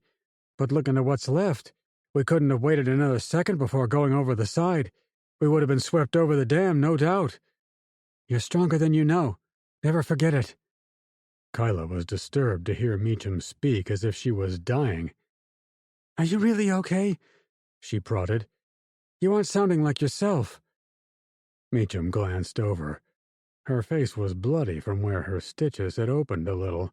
She was obviously holding one of her arms to keep it from swinging, and her face was still pale. The woman had somehow stayed upright the day before until she'd passed out immediately prior to reaching the safety of the creek. The high dive into the lake had been next level, and Meacham was still holding it together, though Kyla was on the lookout for her friend to shut off again. "I think I knocked the wind out of my lungs. I need some time to catch my breath, but I'll be fine." Kyla put her hand to her own neck, happy the small wound hadn't opened. Somehow, she'd come out of their shared journeys in much better shape than the Marine. It was tempting to think it made her something special, but she knew it was all dumb luck. If anything, Meacham made sure all the pain came her way rather than Kyla's. She couldn't let that go unnoticed. When they made it out of the war, she was going to make sure everyone knew. "We have a little farther to go, then we'll be around the corner from the dam. I think we can take a breather. From there, who knows? Maybe we can walk all the way around the lake?" She had no idea how long it would take to walk around Lake Mead, but there was no way she'd touch the water. The huge lake was all heading for the exit now, and anyone who was caught by the current would be helpless as it drew them over the new waterfall at the Hoover Dam. "We'll try the radio when we're safe," Meacham added. "When we're safe," she echoed sarcastically. "I know, right?" Her friend chuckled. In her dream, she continued to run the shoreline for hours, always looking over her shoulder for the pursuing soldiers dressed in black. Her fears made her slip and fall on the rocky shore, always threatening to pull her into the dangerous waters. At some point, the dream would take her back to the dam, watching the bomb drop from the sky. Eventually, the nightmare didn't start over. She woke up, surprised to be alive. "What the?" she said, sitting up. "Relax, lady," Meacham said kindly from the next rock. "Bad dreams?" She nodded in the twilight. I can't stop dreaming about jumping into the water. I've also dreamed about being stuck in the trunk of the car where you were shooting from, as well as being dropped from a helicopter. Needless to say, it was all bad. Camp was quiet for a few minutes, and Kyla thought about slipping back into sleep, hopefully to get a new dream, but someone else was already awake. "Saddle up, people," Avery said in the new dawn. "We're flying to the next fight." Wild Horse, Colorado. The brick building at the Wild Horse airfield wasn't much more than a 20-by-20 shack. It was the kind of place Ted would never expect to find notable clothing on the inside. However, when he and Emily went in, he immediately saw the distinctive shoes and colorful outfit of a clown and the black garb and white collar of a priest. "A priest and a clown walk into an airline terminal," he started to say. "How do you end that joke?" Emily asked quietly. "I wish there was a funny ending. Come on, let's move them aside." A minute later, they sat in front of the radar screen. "It looks like a normal flight day up there." Ted pointed to the busy screen. The local radar barely had enough juice to reach the edge of Denver. The heavy traffic was almost certainly coming from Denver International. However, a good bit of the movement took place in the south, at Lamar. "If we can fly out there, we can blend in," Emily said, with dawning realization. "Maybe," he replied. NORAD was too far to the west and off his screen, but the attack there must have not been too disruptive. The flights meant the enemy was conducting business as usual. It further supported his theory David had planned to kill his Banana Republic competitors. He'd probably cleared all air traffic before the nukes came in. "And there's one of those flying platforms. It's above Denver, flying high and slow." He waited, pointing to the second one on his screen. "And there's a second one over Lamar." "Fat lot of good that does us," she chuckled. "We need one already on the ground." He looked away, knowing nothing was going to be simple. "Let's get the others moving. Maybe you and I can come up with an idea on where to go next. Based on this new information, we can show up at almost any major airport in the region and find a larger plane. The question is, what do we do with it?" she finished. Ted studied the radio equipment, wondering if he should try to contact Kyla again. It would be nice to let her know he was outside of NORAD and alive, but he didn't want to give his people away. Their reunion would have to wait a little longer. They spent the next few hours talking with their small group of survivors. While he and Emily had been alone, the other 9 men agreed to call themselves the Freedom Riders because they were all carrying big rifles and supporting the cause of the United States of America. He thought it was nice the men who'd been kicked out of David's organization now pledged their loyalty to the country they helped destroy, but he'd never trust them with his or Emily's lives. Jacob typified the group. He seemed nice on the surface, but there was an underlying dislike against Ted. He sensed it every time he was around him. By late morning, he'd decided there was no easy answer to his dilemma. Before he tried to solve the riddle himself, he decided to ask his traveling companions if they had any ideas. It would give away details of what he planned to do, but none of that would matter if he couldn't think of a safe way into Lamar. "Thanks for gathering round. We've been lucky today in not seeing any of the enemy drones floating around this place. I guess the airfield is small enough not to gain any unwanted attention." "Where are we?" Jacob asked. "A town called Wild Horse," one of the other men replied. Each of them were now dressed in dark pants and long-sleeved shirts, as if they modeled for the J. Crew catalog. The gun store where they'd taken the clothing must have had high-end attire. He and Emily remained in their black Legion uniforms.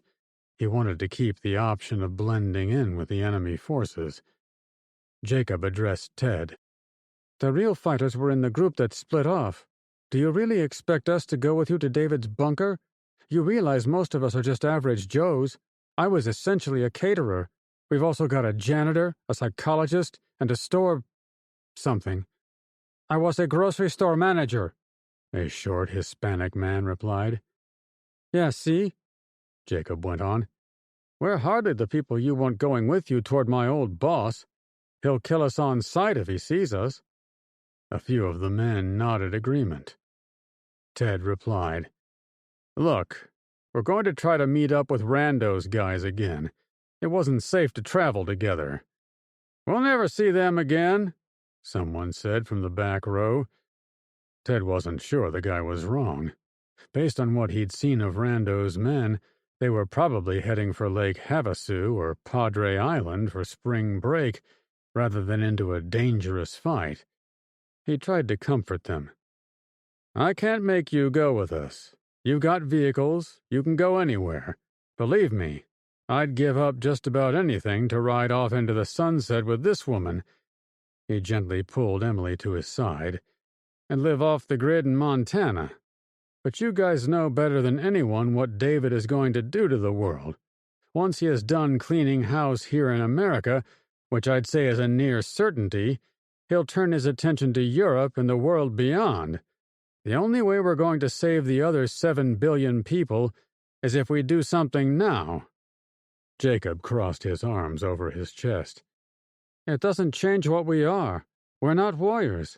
We're average people who want no part in combat aside from this make-believe version of us walking around with cool hardware and calling ourselves freedom riders. He motioned down to the rifle he'd liberated from the gun store. I never expected you to fight a war. As far as I'm concerned, your only role might be getting us through the front door. From there, Emily and I will descend into his bunker and take out the one man controlling this invasion. David. Jacob stepped forward. You know, he's not the only person controlling things. A beeping sound emanated from the radar screen, calling him away from the discussion. At first, when he checked it out, there was nothing visible on the screen. However, as he watched, a faint signal appeared about 10 miles out. The contacts didn't show up again for half a minute, but then they fully lit up on the board. There were 2 dots on the screen, both flying low and slow, and both heading right for him. We've got some company coming, he shouted. Over Africa. Eventually, despite her misgivings about leaving the pilot's chair, Priscilla had to stand up. She powered her way through the head, glad to finally find some relief, and was going to return immediately to the front. However, she happened to see that the hatch to the cargo hold was open. She figured it would be good to know what was in the back, how it was distributed, and so forth. Information her loadmasters would have shared, had they been assigned to her crew. "Major!" a man shouted. "Come on down here for a minute." Oakdale waved at her. She could have refused, restating the situation up in the cockpit, but he knew it too. Since she was already there, she decided to indulge him. "We were just getting ready to brief the men. I'll keep it short. I know you need to get back up topside." He stood next to a tan Humvee. A large crate sat on the cargo hold in front of it. The rectangular box was a little larger than the armored truck, making her wonder if another vehicle was inside. However, a black tarp had been tightly wrapped around the box, from top to bottom. "Thank you, sir," she replied. Looking at a small group of American soldiers gathered by the vehicle, the general settled them down before he spoke. "Gentlemen, thank you all for doing this. The people of America thank you. Your government thanks you. If the president were still alive, he would thank you too." For a jealous second, she thought of Ted gallivanting around on Air Force Two. Had he ever had the luck to meet President Tanager? She figured he had. In another life, that might have been her. Oakdale continued. "We're currently on a heading to touch down at Diego Garcia, our base in the Indian Ocean. When we refuel, we'll have another 4-hour flight to our destination. He held it out there. Which is? She asked in a guarded fashion. Oakdale turned to her, making herself conscious about being dressed like a soccer mom. Men, this is Major Priscilla Claremont. We're cutting her a break on the dress code because she was the only pilot in all of Fairford who could have gotten this bird out of England. She's more than qualified to take us where we need to go. Which is? She repeated, catching a smile from a couple of the soldiers. Oakdale took it with good humor. The Reboot Legion was able to take out our countrymen with a weapon of tremendous power and cunning sophistication. We may never know how they pulled it off or where they came up with the design for it, but a weapon that large was always going to leave forensic traces of its source, much as a tracer round will always lead you back to the barrel of a gun. Propeller heads in our science services were able to trace a few clues. We knew their HQ was in Cheyenne Mountain, but we didn't think a weapon with so much power could come from one spot. We figured if we looked at enough locations on the globe, we'd find the one place that seemed to light up when the attack took place. He tapped the front quarter panel of the truck. And that's why we're heading to the Indian Ocean. One of the men spoke up. But, sir, it's on the other side of the world from America. How could any threat to us possibly be out there? Oakdale pursed his lips before answering. I can't tell you everything, yet, but I can tell you the rest of the cargo on this plane is above top secret. A precious few people know we're snooping around out here. This security is because we've been told David has spies and assassins at every level of government. That's how he caught us with our pants around our ankles. So we're heading to an island? Will they have a long runway for us? Priscilla asked it in a serious voice. It was good information for a pilot to know, especially since their chunky C-5 needed an equally lengthy runway to take off. The general looked at the box wrapped in the tarp. Yes, an island. To be honest, I don't believe we're heading for the right place either, but we've got nothing else to go on. Headquarters did some calculating and tried to tell me the enemy base was located on the direct opposite side of the Earth from NORAD, though we found nothing but ocean down there. However, there's a French island a few hundred miles away. If you cut through the Earth below that island from one side to the other, it comes out in Colorado, not far from NORAD, a small town called Lamar. She tried not to show disappointment. What started as an attaboy by an important general had devolved into a wild goose chase. Without the goose, they didn't even know what they'd find on the opposite side of the globe. A fishing expedition? The soldier asked. For the first time, Oakdale seemed deflated. We all go where we're told, even generals, son. He turned back to Priscilla. Any problems keeping us in the air? No, sir, she replied. After seeing the nuclear inferno consume London, flying over open ocean in a remote part of the globe sounded pretty good. Of course, she'd never tell a cargo hold full of rah-rah soldiers anything of the kind. As far as she was going to act, they were flying into a hot war. Chapter 17. Wild Horse, Colorado. Ted ran out of the door of the airport radar station with Emily in tow. Get them behind those barrels! He pointed away from the building. Some remnants of the airport's construction materials remained in place, as if the cleanup crew hadn't yet come to get them. Emily paused. Can't we drive away from here? There's time. They'd both watched the two dots move closer to the airport. Based on the slower speed and tight formation, he suggested they were being approached by helicopters. They waited only long enough to confirm the pair of blips were heading right for Wild Horse. They went outside to warn the others, though Ted tried to address her question.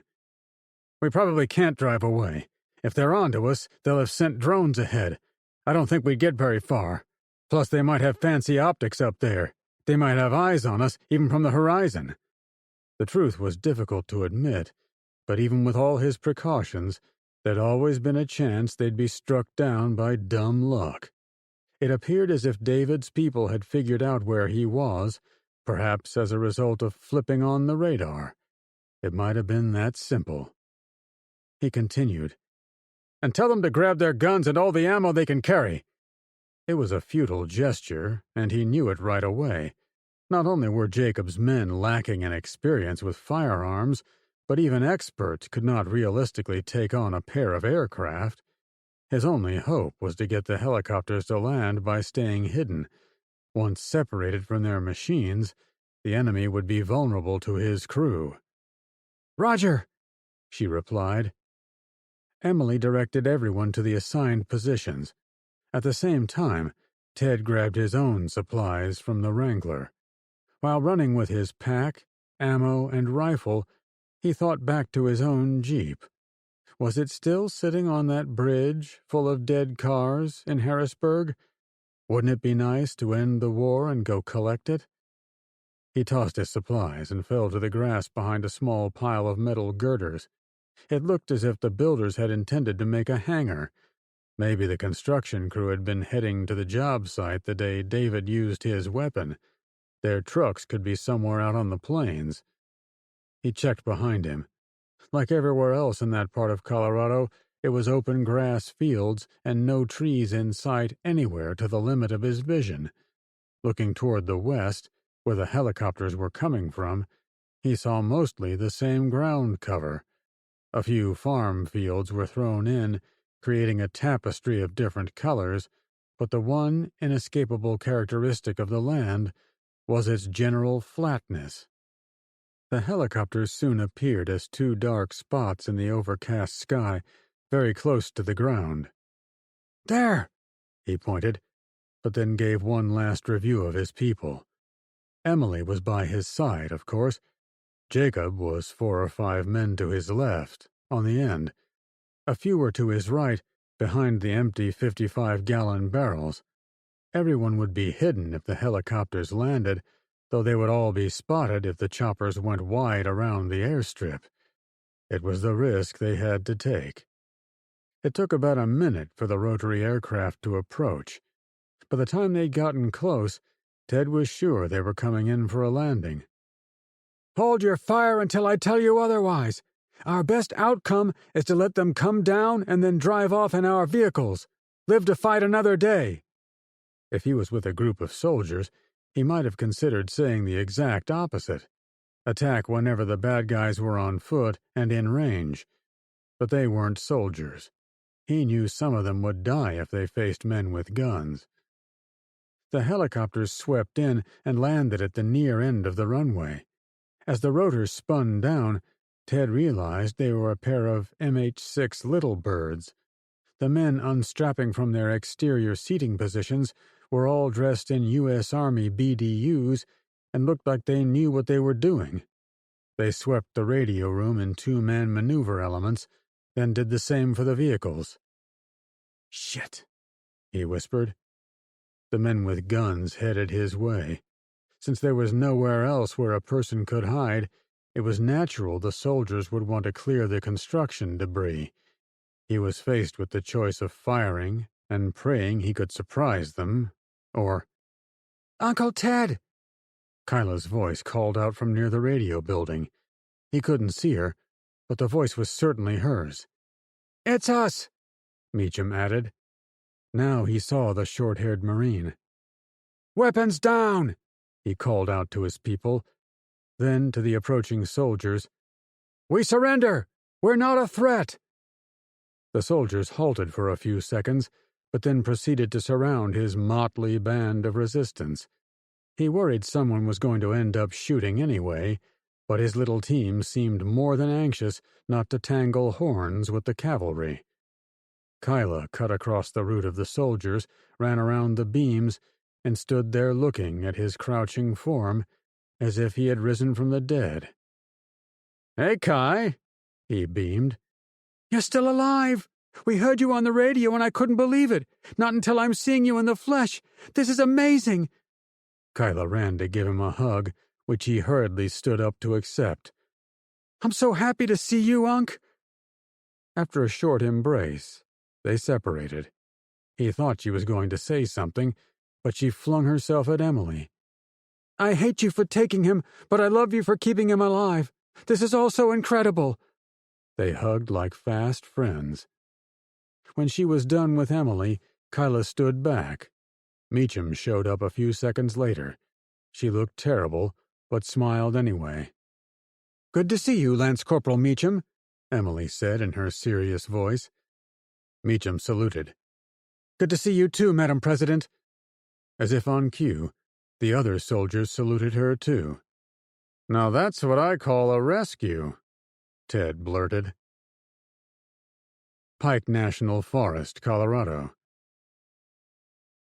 It did not go well for Tabby when she had to keep making excuses for why the bird wasn't showing up. The longer they walked away from the dam and away from the campground, the more agitated Dwight became.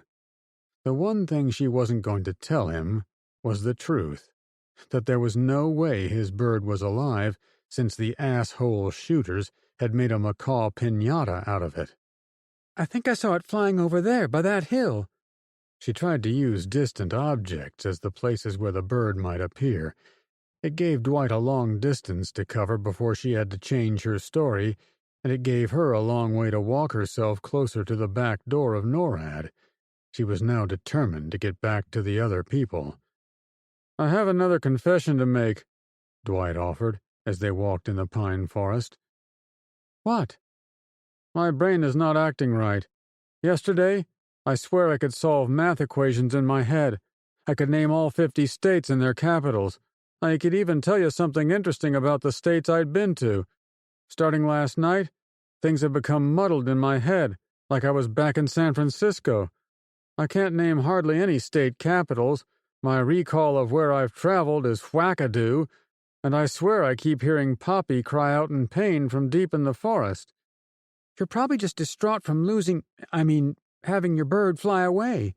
It would be painful and chaotic for anyone to lose a pet like you did. I'm sure once you find her, things will turn out for the better. After telling the man a lie about seeing his bird, she'd fallen through the thin ice of truth. Now everything she said to him was a lie. Anything to keep the tour moving forward. Once she made it back, and had support from other adults, the truth would make its recovery. Yeah, I hope that's it. He sounded as if he really believed her, which made Tabby feel terrible. She could almost reveal her game to the sane version of the man, though she fully expected the crazy guy to return a second later.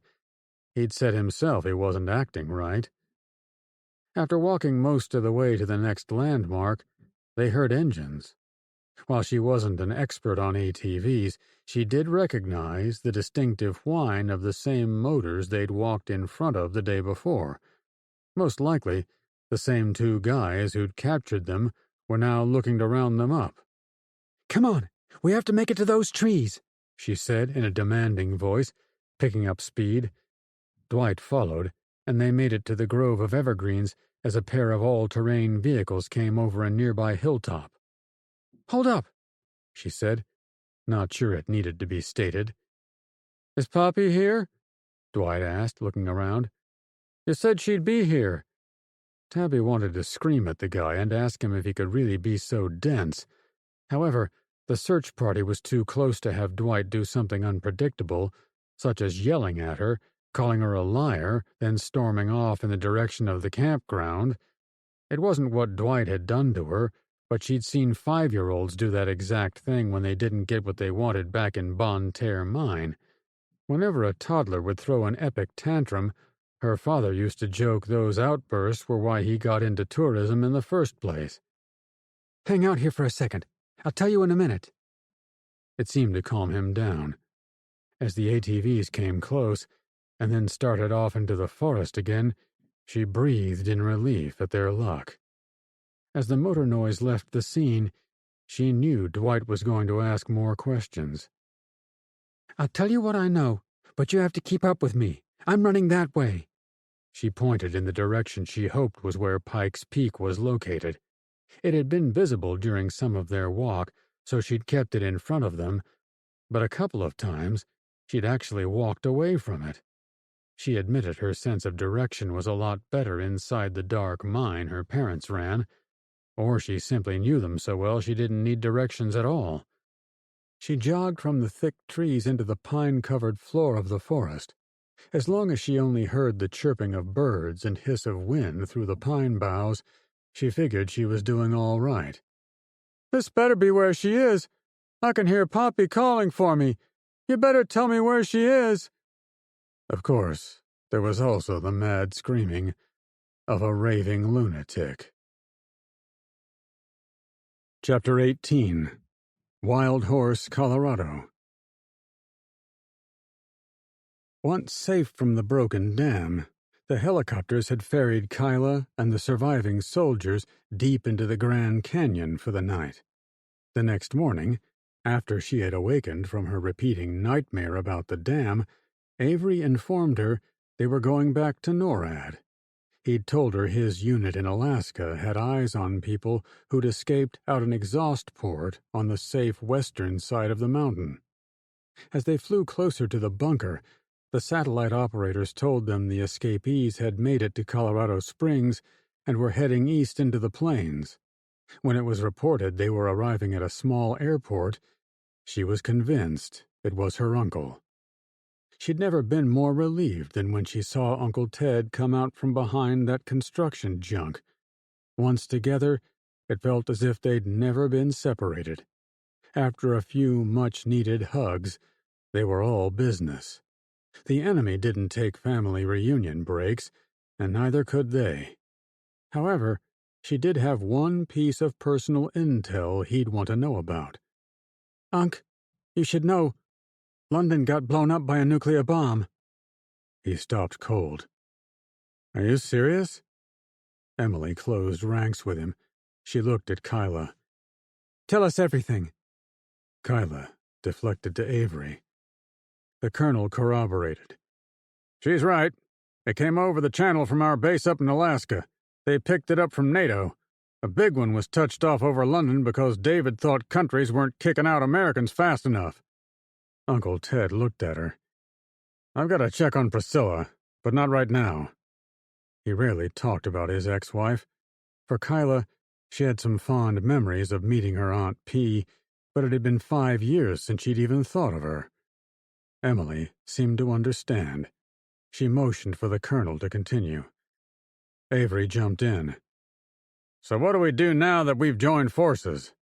"We've been thinking about flying into the enemy base at Lamar," Uncle Ted replied to him, steadying his tone.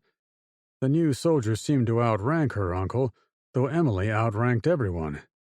"Well, we now have 2 more birds for your air flotilla," Avery said with humor, "but I don't think we're set up for an invasion." "We had 3, Kyla chimed in, wanting to be a part of the important meeting. Avery frowned. "We lost our 3rd pilot back at Hoover Dam. These 2 women saved the rest of our lives. They saw the laser sighting for what turned out to be a kinetic hammer weapon. It came down before we all made it off the deck, though if we didn't have that warning, we all would have been dead." Meacham stood next to Kyla, saying nothing. Some of the color had returned to her skin, and her arm was functional again, but she still didn't look too good. Her uncle took a deep breath, as if he was out of ideas. "The best we could come up with was to find a plane large enough to carry us all, and then try to blend in with other traffic and land in Lamar. We figured if we took off from an enemy base, they'd be less inclined to shoot us down." Emily spoke up as if he'd missed something. "Our other plan was to take over one of their autonomous solar platforms and hide on it as it landed in Lamar. They'd never suspect people were on board, since they're computerized. It's more complicated than a regular plane, but it's still a plan worth discussing." Uncle Ted looked really tired. "We've been racking our brains here." "How would you get one?" Avery asked, interested. "You'd never be able to steal one on the ground because it's automated. The tower would notice it. You'd almost have to steal it in midair." "Wouldn't that be funny?" her uncle replied. "We'd have to steal a plane capable of going to 60,000 feet, then all jump over to it, and then force it to land. If we got really lucky, they'd fly it to Lamar where we saw the other ones." "It would take superheroes," Emily lamented. "That's why—" Kyla interrupted. "You could take it over using one of their tablets. I have one, in fact." Everyone turned toward her. "Seriously, I was able to hack into their system to control their animal drones. I'd imagine it is the same process for controlling automated aircraft in the sky." Kyla sensed the flood of protests coming. "They aren't a very sophisticated people. They made their software in a hurry, and they dumbed it down so it would be operable by Tommy terrorists out in the field. I'd bet anything those airships are controllable the same way." She had no idea if it were true, but it seemed perfectly logical. Avery appeared surprised. "You don't have one. We took the tablet from you. It's still in my chopper. However, you told us not to plug in the battery or it could be tracked." Kyla gave him a sheepish grin. "And did you plug it in?" "Of course not. But even if we wanted to, we couldn't find the battery for it." She pointed at him with a finger gun. "Boom. You don't have it because I didn't give it to you." Uncle Ted seemed to understand. "Where did you hide it, Kai?" She'd been thinking of the rustic retreat ever since leaving it. "The last place you and I talked." Wild Horse, Colorado. "Can I see you for a second?" Ted asked of his niece. She immediately followed him out of the cramped little building. When they were alone, he said, "Why wouldn't you destroy that thing? Throw it and the battery in the lake, step on it, anything but leave it intact."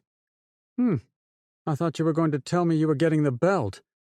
She tried to be funny, and he wanted to laugh, but so much was on the line. "Not now, Kyla. This is serious." She huffed. "I don't know. I guess I was pissed you and Emily left us in that cabin. Believe me, when I told Meacham about the tablet, she was mad at me too, but her concern was keeping me from chasing after you, not breaking the thing to bits. I'm not even sure she ever asked what I'd done with it."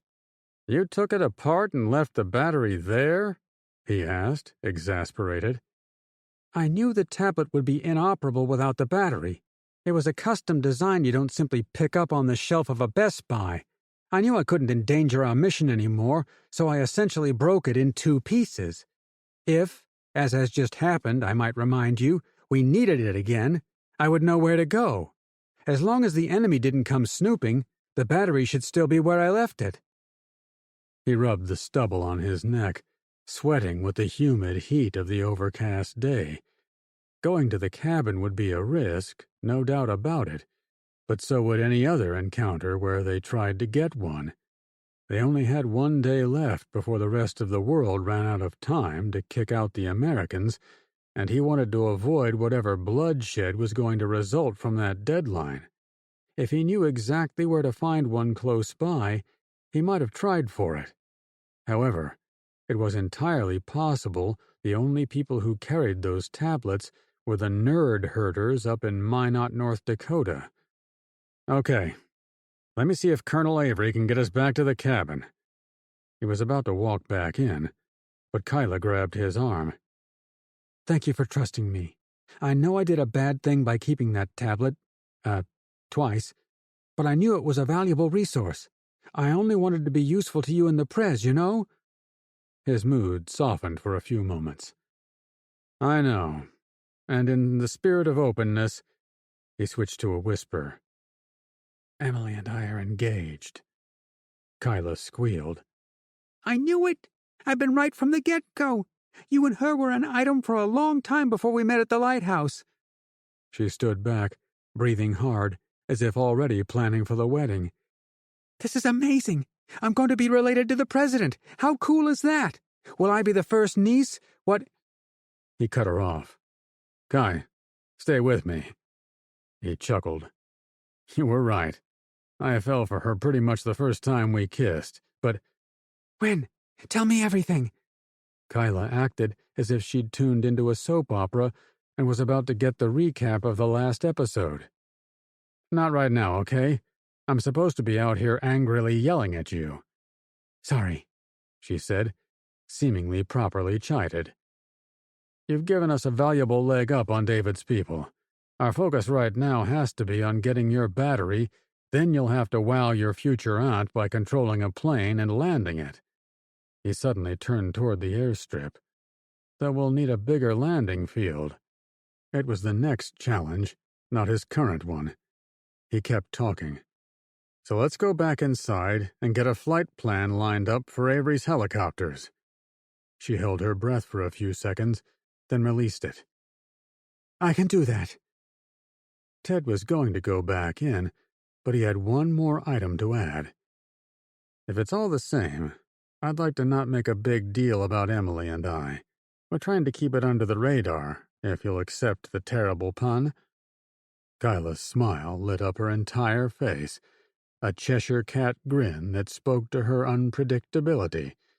In the moment, she reminded him a lot of his sister, a woman who would lay down her life for a stranger, but would also mischievously hide a battery in a remote cabin on the off chance it might be needed later. "I can't make any promises," she said, walking right by him. Pike National Forest, Colorado. Following Tabby was the most painful period of waiting Dwight had ever suffered through.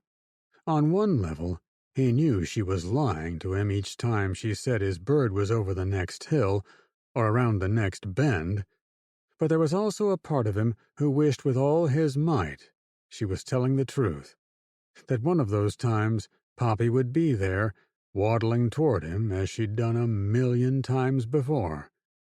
When he'd admitted his returning mental problem to her, he'd hoped it would encourage her to stop the confusing game and simply end it. But she never did.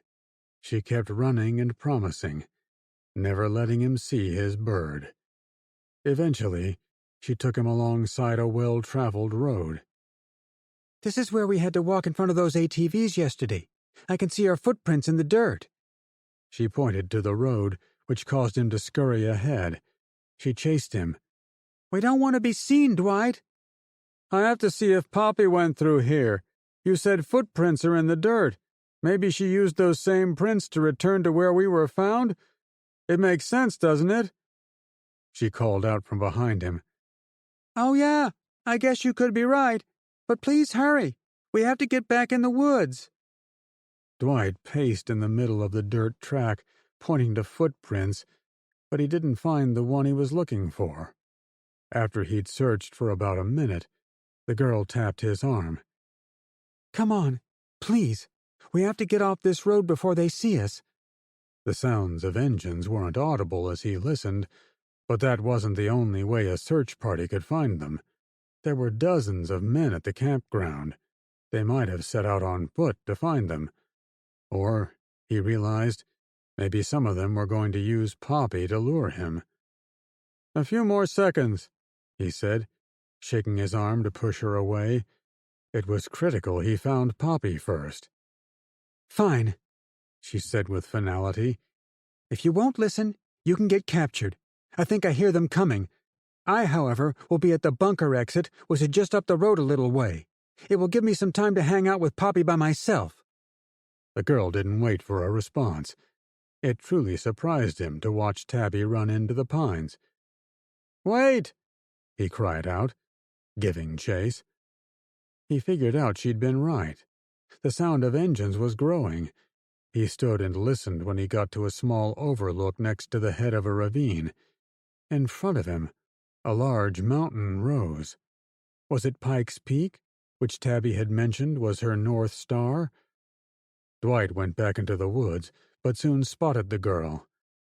"Where is she? You've tricked me this whole time. I want to see her." Their eyes met. He was getting even angrier, but she seemed to be laughing at him. Before he could say anything else, she turned and ran deeper into the woods. "Wait!" he shouted, giving chase. It took 15 minutes to race through the featureless pine forest. Every small rise brought him to more trees, more pine needles, more towering lodge poles. Always her calling out or mocking him for being slow. She had no idea what it was like to live a life on the streets. He couldn't keep up with a fit 13-year-old. Or was she older? He couldn't recall. Soon he recognized the glade where he'd come out of the drain pipe. The dirt path was close by, as was the NORAD exit. Tabby was standing there looking defeated. When she saw him approach, she raised her hands in surrender. "I was joking," she declared, moving close to the tunnel exit. Dwight got to within about 20 feet, but he was so winded he couldn't even talk. He leaned against a tree trying to catch his breath. He glared at her, though. He'd dredged up plenty of glare since there was no Poppy. Now, he was absolutely, positively, not a joke, certain she'd been lying to him. He had no idea what he was going to do next. Chapter 19. Glendo, Wyoming. For a man who'd spent a lot of his recent career being a backup pilot, Ted figured it would be easy to ride along on the Little Bird. However, when he realized how low the pilot was going to fly them, he immediately wished it was him in the cockpit, where he'd have control of the situation. He spent the next 2 hours scanning ahead for power lines. "Uncle Ted, that's the electric plant where Meacham and I escaped from the convoy. My God, it's all gone." The pilot flew them through the piles of metal and brick wreckage, barely high enough to see over the debris. "David's Legion is spreading their destruction over the land. It makes no sense," he yelled over the wind. "Why they would destroy a perfectly good power plant." Kyla made a "I don't know" face, which was enough to understand her in the high winds. She seemed a lot more comfortable on the bench seat bolted to the outside of the tiny helicopter than he was. About 10 minutes later, Ted guided the pilot as close as possible to the Glendo cabin, but they had to land in a clearing about a quarter-mile away, since the home itself was deep inside a grove of trees. When he and Kyla ran clear of the rotors, he asked a question for which he already knew the answer. "Will you tell me where it is, so I can run and grab it?" "You don't think I can run there and back, do you?" "I don't think anything. I only want to be as fast as possible." He was uneasy leaving Emily back at the airport. They'd not been separated by such distance since he'd met her. However, when given the choice of bringing her on a dangerous, nape-of-the-earth helicopter ride or leaving her in the safety of Meacham and those commandos, he chose the latter. To his surprise, she even agreed to stay there, claiming her role as commander-in-chief required her to think like the big boss rather than his co-conspirator. Since there was little manpower to spare, it was only him and Kyla heading toward the cabin. The pilot and co-pilot wanted to keep the helicopter safe. "I'll be fine," she replied, jogging toward the trees. "There's no stopping you, is there?" he said, catching up. "Before I met Meacham, I would never have thought I could survive as long as I've done. I jumped off the Hoover Dam, Unc. Mom would never have believed it. I'm sure I can run to the cabin and keep up with you." He put her to the test by passing her and speeding up to a faster pace. Not 4-minute mile fast, but perhaps an 8. Over the course of the short sprint, Kyla did fall back 20 or 30 feet, but it was far closer than he would have anticipated. Ted stopped about 50 feet from the cabin, approaching from the side. "I need to be sure no one is in there," he said, breathing hard. Kyla was winded too. She couldn't say anything for half a minute, holding up her index finger to say, "Give me a sec." He unstrapped his rifle from over his shoulder, preparing to look through the scope at the lonely cabin. Even before he got it to his eyes, he heard the slam of a car door coming from in front of the home. "Down," he whispered. They both crouched behind the closest trees. "We're not alone," Kyla wheezed. Ted let them recover from their run before he even suggested they move. The uncle in him wanted to point her to the helicopter and tell her to run away, but the warrior in him knew they had to work together to recover that tablet battery. It was no longer the cakewalk he'd hoped for, but they were still hidden from sight. If they could get a drop on the bad guys, they could still salvage the op. "Are you okay?" he asked, when it looked like Kyla was breathing normally. "Yeah, what are we going to do?" She pulled her rifle from her shoulder and had it at the ready, which was good, but he'd never see his sister's little girl as a fighter capable of killing. It's what was soon going to be required. He was sure of it. "I'm going to go up to the side of the cabin. I need you to find a good spot to aim your rifle in that direction and cover me. Do you understand?" She slumped a fraction of an inch. "You want me to stay behind?" "No," he said with meaning. "I need you out here, so if someone surprises me from around the front or back of the house, you'll shoot to kill. This isn't a demotion." He wasn't being sexist or ageist, but it wouldn't make any sense to have her run up to the building and leave him out in the woods. He had more experience dealing with bad men up close. Fortunately, she seemed to agree with the logic. "Okay, I'll be ready, but if there's a reason to come in, I'll be up there in a heartbeat." It seemed like a healthy compromise. There wasn't time to run through every possibility. His hope was he'd sneak up on the bad guys and put a bullet through their heads before they even knew he was there. He snuck toward the house, moving fast from one tree to the next. He came at a diagonal, approaching the rear corner of the building, assuming he was out of sight of the back windows and the lone window on the side. When he arrived, the voices of those inside were immediately obvious. After checking to ensure Kyla was still in her hiding spot, he crept under the window and went toward the front porch. As he approached, the voices became clearer. At least 2 men were speaking in mocking tones, while one woman wept. Gripping his rifle, he waited for 3 or 4 minutes, desperate to hear if there were more of them. A quick peek toward the front driveway revealed a red 4-door car with a black SUV parked behind it. For a few seconds, he wondered if the people inside were like him, Americans who survived the initial terror attack but weren't aware of the invasion. They could have come out of a hole in the ground and were now finding this abandoned house, as he and his friends did a couple of days before. But why was the woman in tears? Still ready to shoot to kill, he slowly peeked around the corner. When he saw the young girl, he thought it was Tabby, from the NORAD bunker. She was dressed in a tight-fitting blue outfit, which seemed like a cross between a running outfit and a one-piece swimming suit.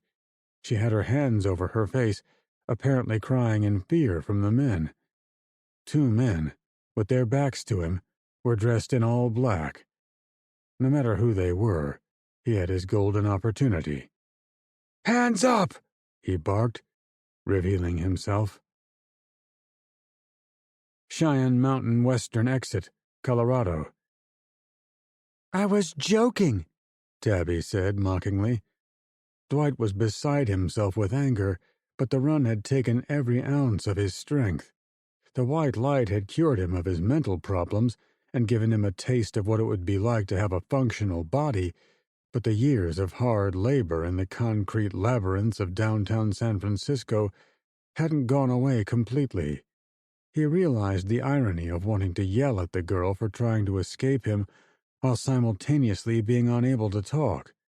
Why she'd stopped was anyone's guess, but he was glad for the rest. "I never wanted to hurt you. I only wanted to get you back to safety. Back here, to NORAD." She pointed at the dank tube they'd all squeezed through the day before. Without thinking, he recoiled at the thought. "I'll never go back." She put her hands in front of her. "No, you don't have to go anywhere. I thought they'd be here." He looked all around. "You mean Poppy?" Tabby hesitated. "Yeah, even your bird. I was also hoping to find Peter and Audrey." "I've got them," a man shouted from close to the dirt path. "I knew it," the second guy replied to his buddy. The 2 men crept closer, holding rifles on him and Tabby.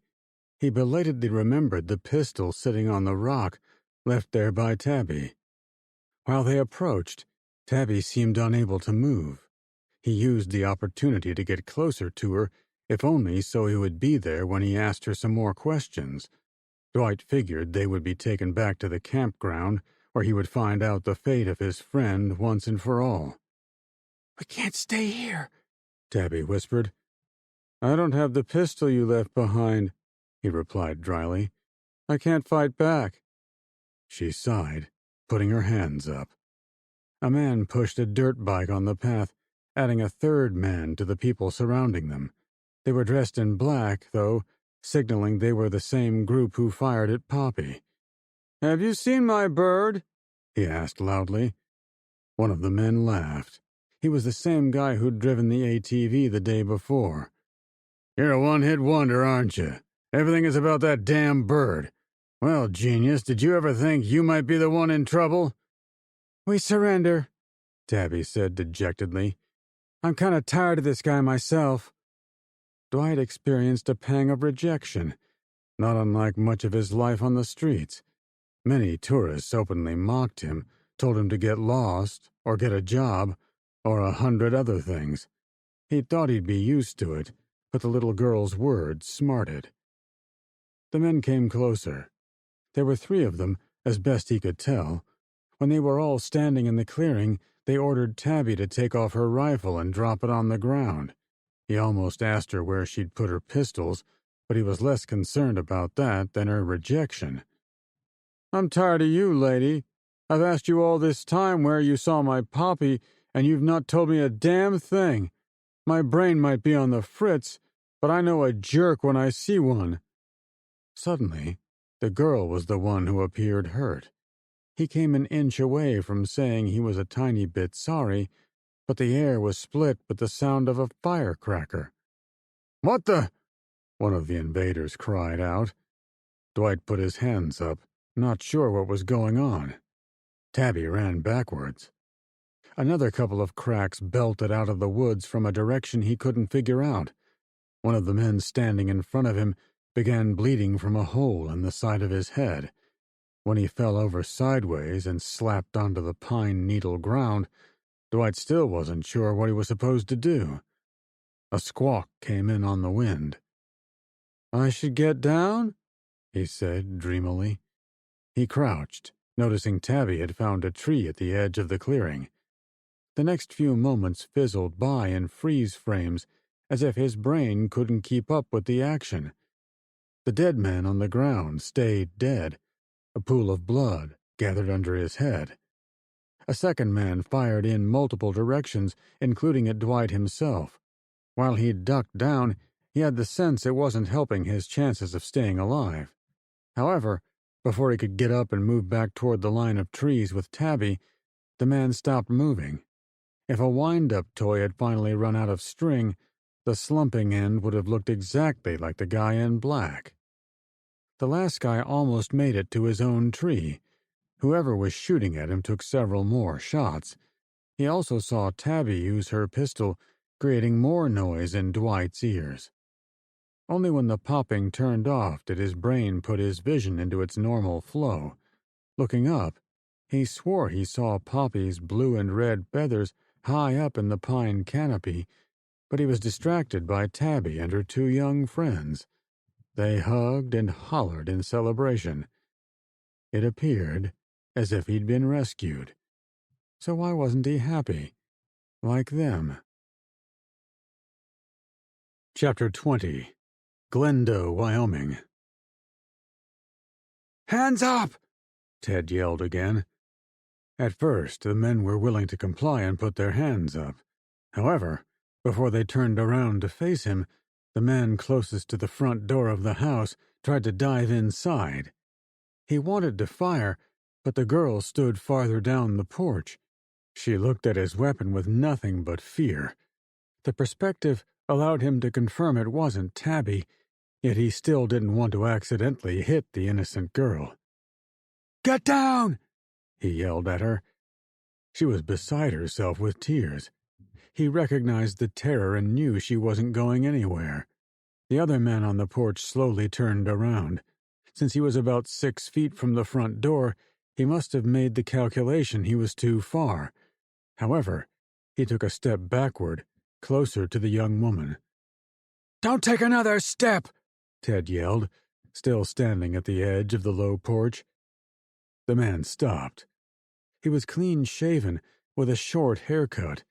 His face was wider than it was tall, and he smiled in a disarming manner.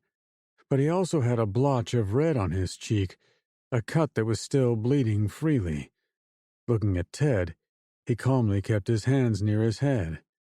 "Hey, we don't want any trouble. What unit are you with?"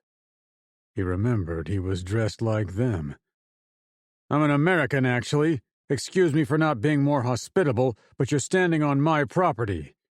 He aimed his rifle steadily at the man's grinning face. "This is your cabin?" the wounded man asked. "This is my damn country, you asshole!" "Uncle!" Kyla cried out. He turned to see the other man hanging out of the side window. In the few seconds he'd been focused on the man on the porch, his partner had tried to get the drop on him. Ted had half a second to plan his next, and possibly last, move. Rather than turn and shoot at the sneaky guy, he stepped onto the porch. The man in the window fired a moment too late. Ted, however, already had his target prepared. Once he aimed at the man on the porch, the guy's cocky smile was wiped right off his face. He tightened his sight picture on the man's chest to avoid hitting the girl.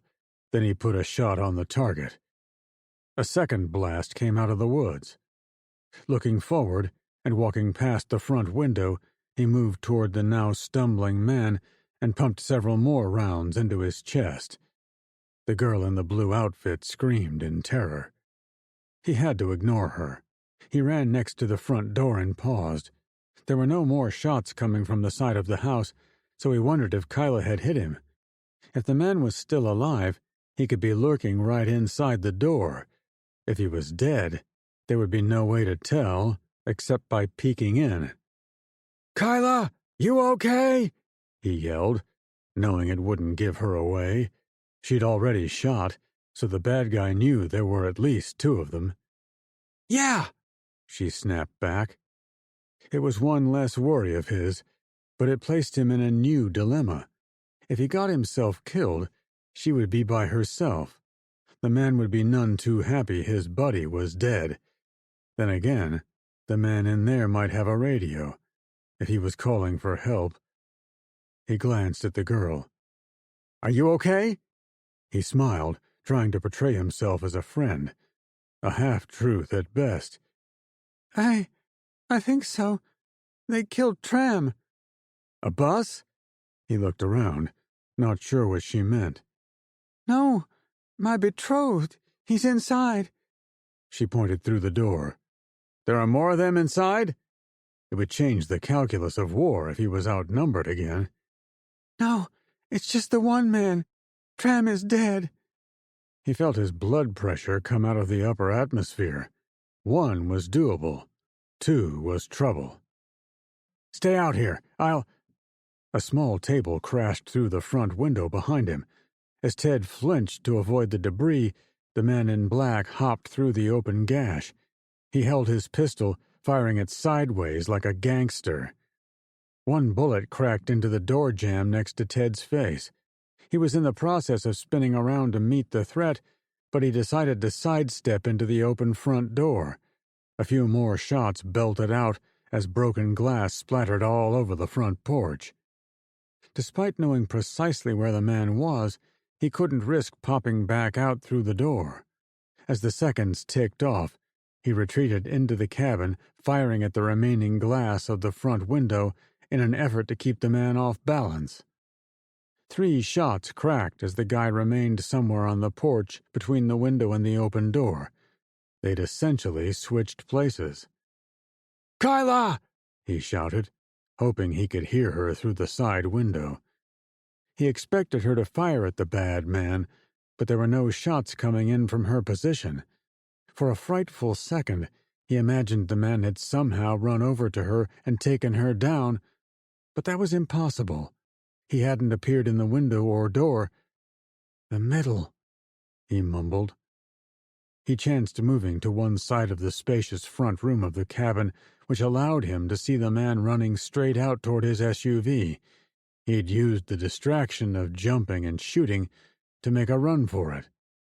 However, before he could even lift his rifle and line up a kill shot, Kyla finally got in on the gun battle. The pop-pop blasts of rifle fire resonated in the woods, and rounds plinked off the metal of the red car as the man ran past. By the time he had his own shot, Kyla managed to tag the guy. When he fell to the ground at the side of his SUV, she zeroed in on him and put 2 more bullets in his prone body. Then there was nothing but silence. After a suitable pause, he went to the side window, choosing to yell out rather than look. "Kyla! You see any threats? I'm still in the cabin. It's clear in here." "Nothing out here," she replied. "Be careful," he answered back, mindful of how it didn't really need to be said. A minute later, Kyla was inside the cabin with him. She went right to the kitchen, slid a chair next to the countertop, and then stood to get some height. She opened one of the cabinet doors and reached far back into the highest shelf.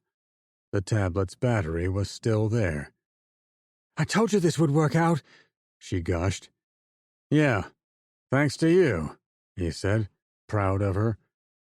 Leaving the kitchen, he noticed a man dressed in blue trousers and a tight blue shirt.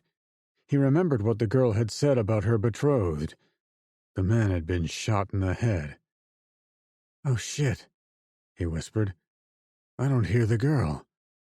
They went out the door and found the young woman in blue lying in the yard near the red car. His gut tightened as he saw her condition. "Kyla, get some towels!"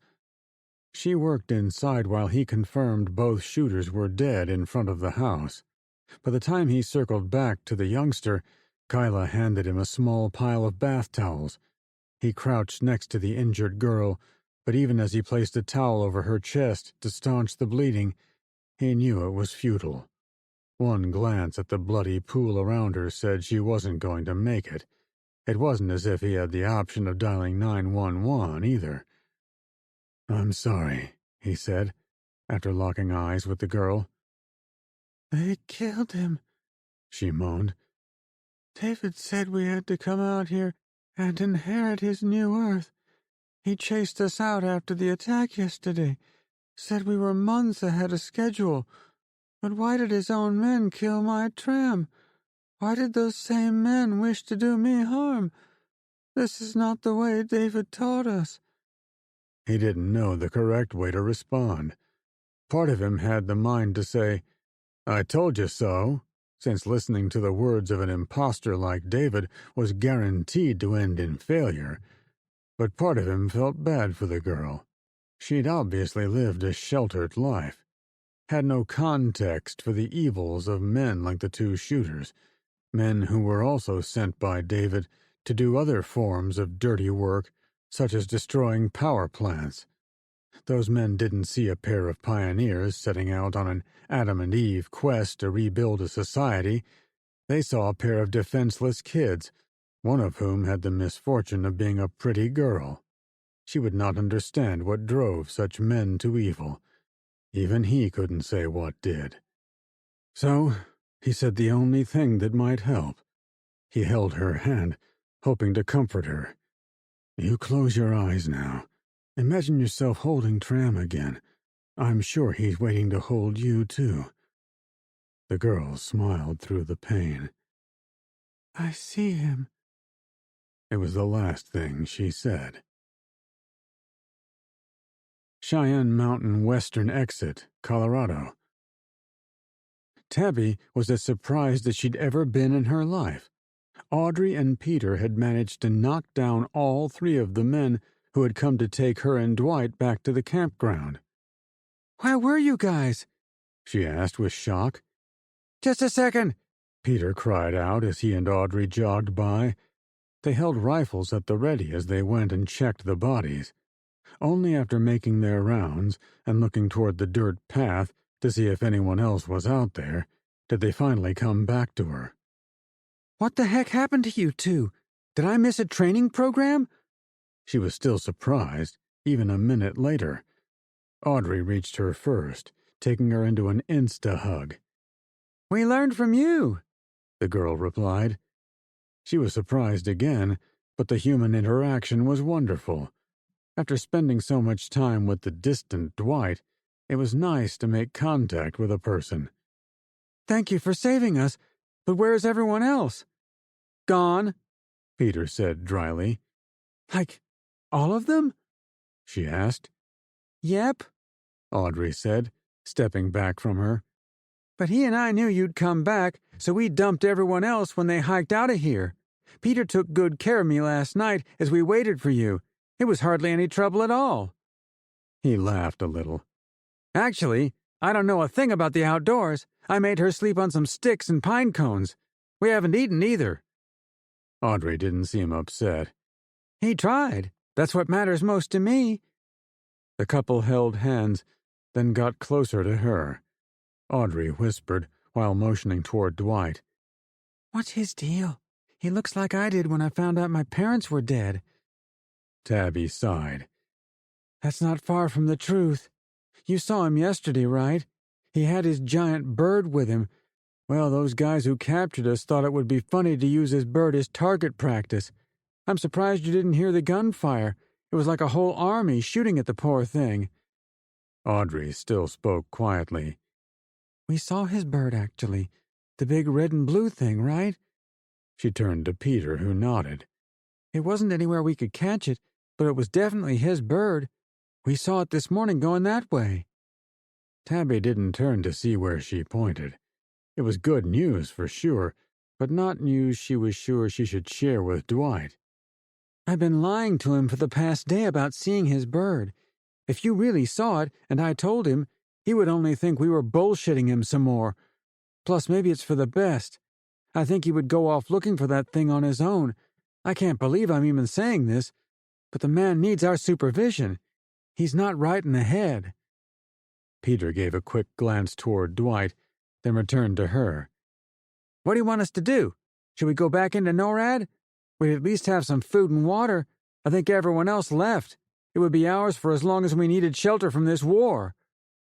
When Tabby met the new president, she immediately felt like she wanted to be a part of the resistance against the people who'd taken over America. Finally, she thought, it was time to fight back. However, as a result of her stupid decision to follow Dwight, she'd missed the boat on the war. President Williams had taken the other survivors on their mission. She desperately wanted to rejoin the fight, but how would they find them? I don't suppose they told you where they were going exactly? She asked. Audrey answered. They were heading for Colorado Springs. I know it for a fact.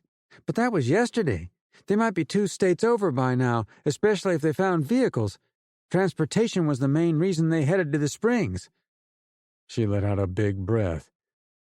I don't suppose you two would be willing to go with me back to the other bunker. I'm willing to bet a whole lead mine that's where the president still wants to go. David is there.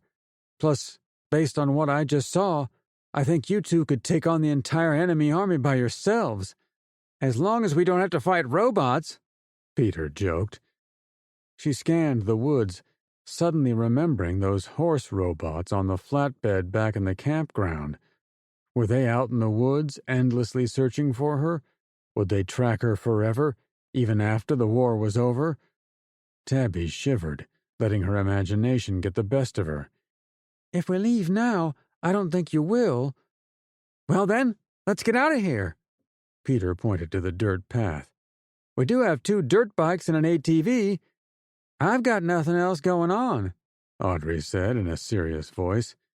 Me either, Peter added. She glanced over to Dwight, who remained sitting on the ground. So, what do we tell him? Chapter 21. Wild Horse, Colorado.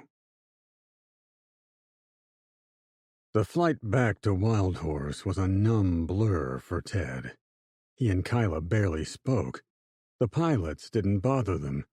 Even the feeling of scraping treetops didn't evoke the usual, I wish I was piloting emotional response, not when he had a dead girl's dried blood under his fingernails. Only when he got back to the airport and saw Emily standing there waiting for him did he come out of his funk. They climbed off the little bird and ran clear of its rotors. "How was it?" Emily asked with excitement. "Did you get the battery?" Before saying anything, he wrapped the woman in his arms. At first, perhaps because she was around the soldiers, she seemed hesitant. However, she finally indulged his affection by returning the hug. Too soon, she separated. "Was it that bad?" she asked, now serious. They walked into the radio room where it was quieter. The trip was fine. We ran into some of David's goons. They were in the process of... He had trouble saying it. Kyla spoke up. "We ran into a guy and gal who were out in the woods to start a new life. They were with David's people, dressed in blue, the whole thing. But two of David's enforcers showed up at the cabin. They killed the boy and were fixing to do terrible things to the girl. We got there in time to stop them, but one of the guys shot the young woman out of spite. We couldn't save her." Ted nodded. They were dressed like our missing friend Tabby. Blue tights, no weapons, no skills. They were living a fantasy. A lie put in their heads by David. He'd been thinking about it on the flight back. Why would David risk the people who would populate his new world by sending them out before his version of America was tamed? For a guy who controlled technology and had managed to defeat the American homeland, it seemed like a huge mistake. Emily responded, "That's terrible. I hope Tabby is okay out there. It's risky for any woman to be outside alone and unarmed." She pointedly looked at Kyla. "She won't be alone, ma'am," Meacham volunteered. The heavily armed woman held up the wall near the front door. "Or without at least one weapon on her person." "Thank you, Marine," Emily replied, before speaking to the room. "The only way to save the innocent and our friends is to take out David before he can do any more damage. We know the deadline for removing Americans from overseas countries is tomorrow, and we have a plan for today, but we've got to move fast. Step 1 was getting the battery for the tablet, which we now have. Step 2 is contacting one of those giant planes. Step 3 is going to be difficult. We have to land it somewhere. This airport is too small." Ted picked up her thought. "Actually, ma'am," he said to be professional in front of the others, "when we flew in, I noted the condition of the road going next to the airport. It's straight for miles and doesn't seem to have fencing or telephone poles alongside it. I'd say it would be suitable as a landing strip." "Are you sure?" Emily countered. "We'll only get one chance." He shrugged. "The alternative is going to a bigger airport. It presents new risks of being discovered. This airport is so small, it probably doesn't even rate an overflight by a drone. We'll drive up and down the road to make sure there are no obstacles, but I think we can make this work. There's nothing on the sides of the road but flat fields. It's doable." Emily looked at Avery. "What do you think, Colonel?" Ted and Emily had discussed his rank in their private conversations since Avery's arrival. Almost from the beginning, Emily had entertained the notion of promoting him in the field. When the colonel showed up, she wanted to immediately bump Ted up a couple of ranks so he would at least be at the same one as the new guy. However, he'd talked her out of it for a couple of reasons. One, even if she did kick him upstairs, Avery would still outrank him by virtue of time served at 06. But the second point mattered more to him. He didn't want the colonel to think he'd been promoted due to his personal relationship with the President of the United States. Avery thoughtfully stroked his square jaw. As the colonel stood close to Emily, Ted realized the man he'd been worried about could possibly be an assassin. Someone who would both outrank him and be in a position to strike a deadly blow. John Jeffries, a man he knew well, was someone he never would have pegged as a traitor. Avery, or any of the new soldiers, were blank slates to him. Any of them could do a lot of damage to the fledgling rebellion he was putting on. Killing Emily would be a crushing loss, but so would a simple phone call to David's HQ to warn them. Avery didn't whip out a gun as an assassin.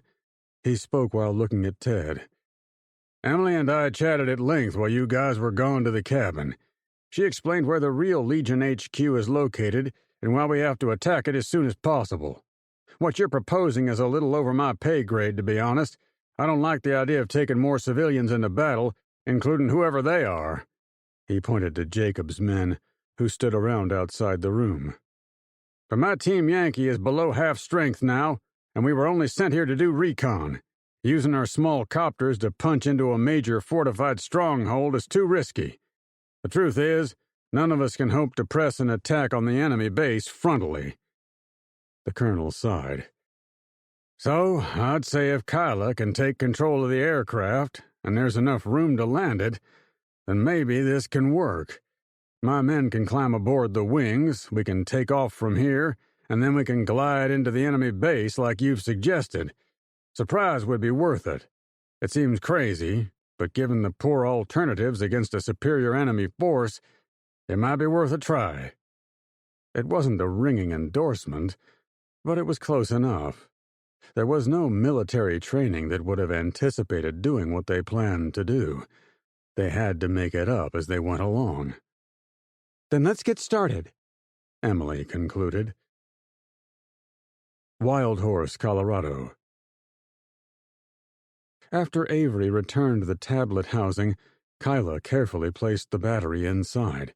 The screen lit up with the familiar interface.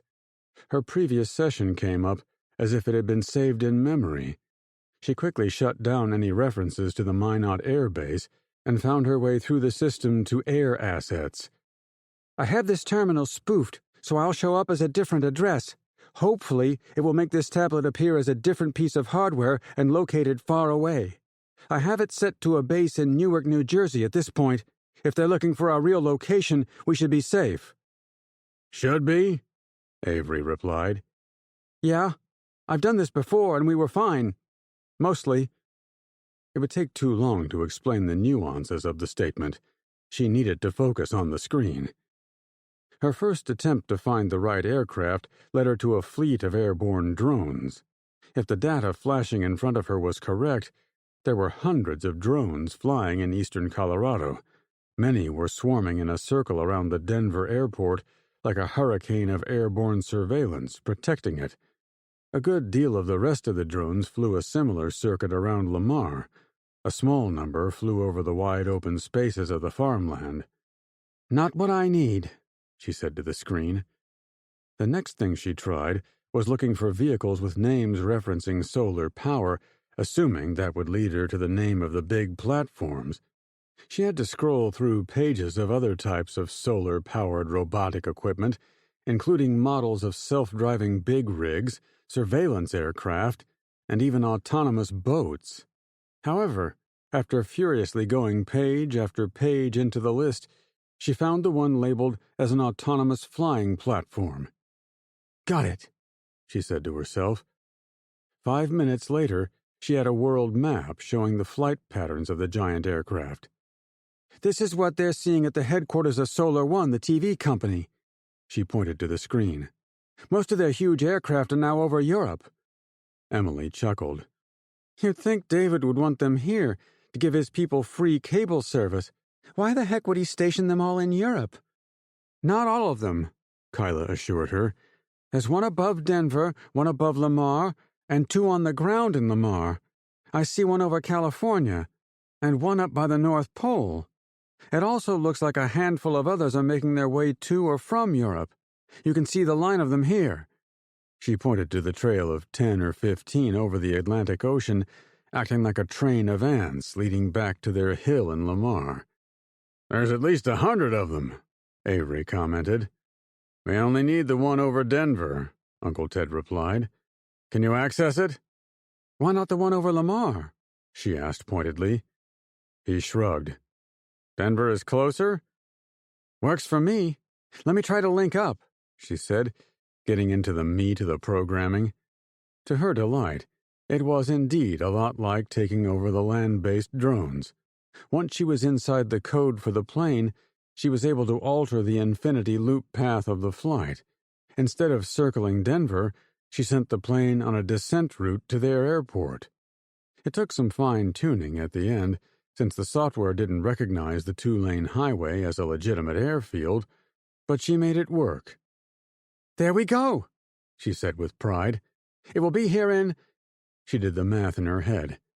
3 hours. "It'll take that long?" Avery asked with surprise. "Denver can't be more than 100 miles from here." Kyla replied, "I tried to make it come straight down, but the system wouldn't allow it. I don't know if it's possible." Uncle Ted addressed the issue. "We saw these planes. They're huge, unwieldy beasts flying 12 miles up in the sky. They have to bleed off altitude gradually, or the fragile wings could rip. It sucks we have to wait, but it does give us time to prepare the rest of our plan." He turned to Avery and nodded. "Colonel?" "Very good," Avery answered. She sat back from the terminal. "And it gives us time to break down and clean our weapons 50 times. She and Meacham traded smiles. "Well, I'm sure that won't be necessary," her uncle assured her. Kyla didn't even mind. Her tablet theory had panned out. She was super stoked the big plane would arrive at all. Diego Garcia, British Indian Ocean Territory. Priscilla's self-image improved once she was able to change into a flight suit more suitable for high-altitude cruising. It helped her stay focused when they hooked up with the KC-46 Pegasus fuel hauler, and it was an absolute requirement when they landed in Diego Garcia, which was a tiny speck of land far out in the Indian Ocean. After putting the big bird on the ground, she finally got a chance to tour the rest of the cargo bay. General Oakdale was gracious enough to show her around, which she appreciated. "Ma'am, I can't thank you enough for getting me and my boys down here. It was a real shame to lose London like that." "Have you heard anything? Was it as bad as it looked?" "Worse," he said gravely. "We always knew a modern nuclear attack would make Hiroshima seem like a tiny bonfire, and it exceeded all our worst fears. Miles and miles of total obliteration. Radiation zapped most of the south of Britain. Fallout is coming down in the Low Countries and Germany. David's forces knew where to hit us." "I'd like to hit back at the dirtbag, General. Has there been any progress on tracking him down? We both know he isn't hanging out in some obscure island out here in the ocean." He seemed to think on it. "There's been some chatter about a group of soldiers fighting inside America's borders. They seem to think David is in a bunker under the town of Lamar." The name sounded familiar. "Should I know where that is? I feel like I've heard the name." He chuckled. "I mentioned it to you hours ago in the briefing, but I won't hold it against you. I know we're all dog-tired. Lamar is the town on the other end of an imaginary tunnel through the earth starting below this island we're checking out."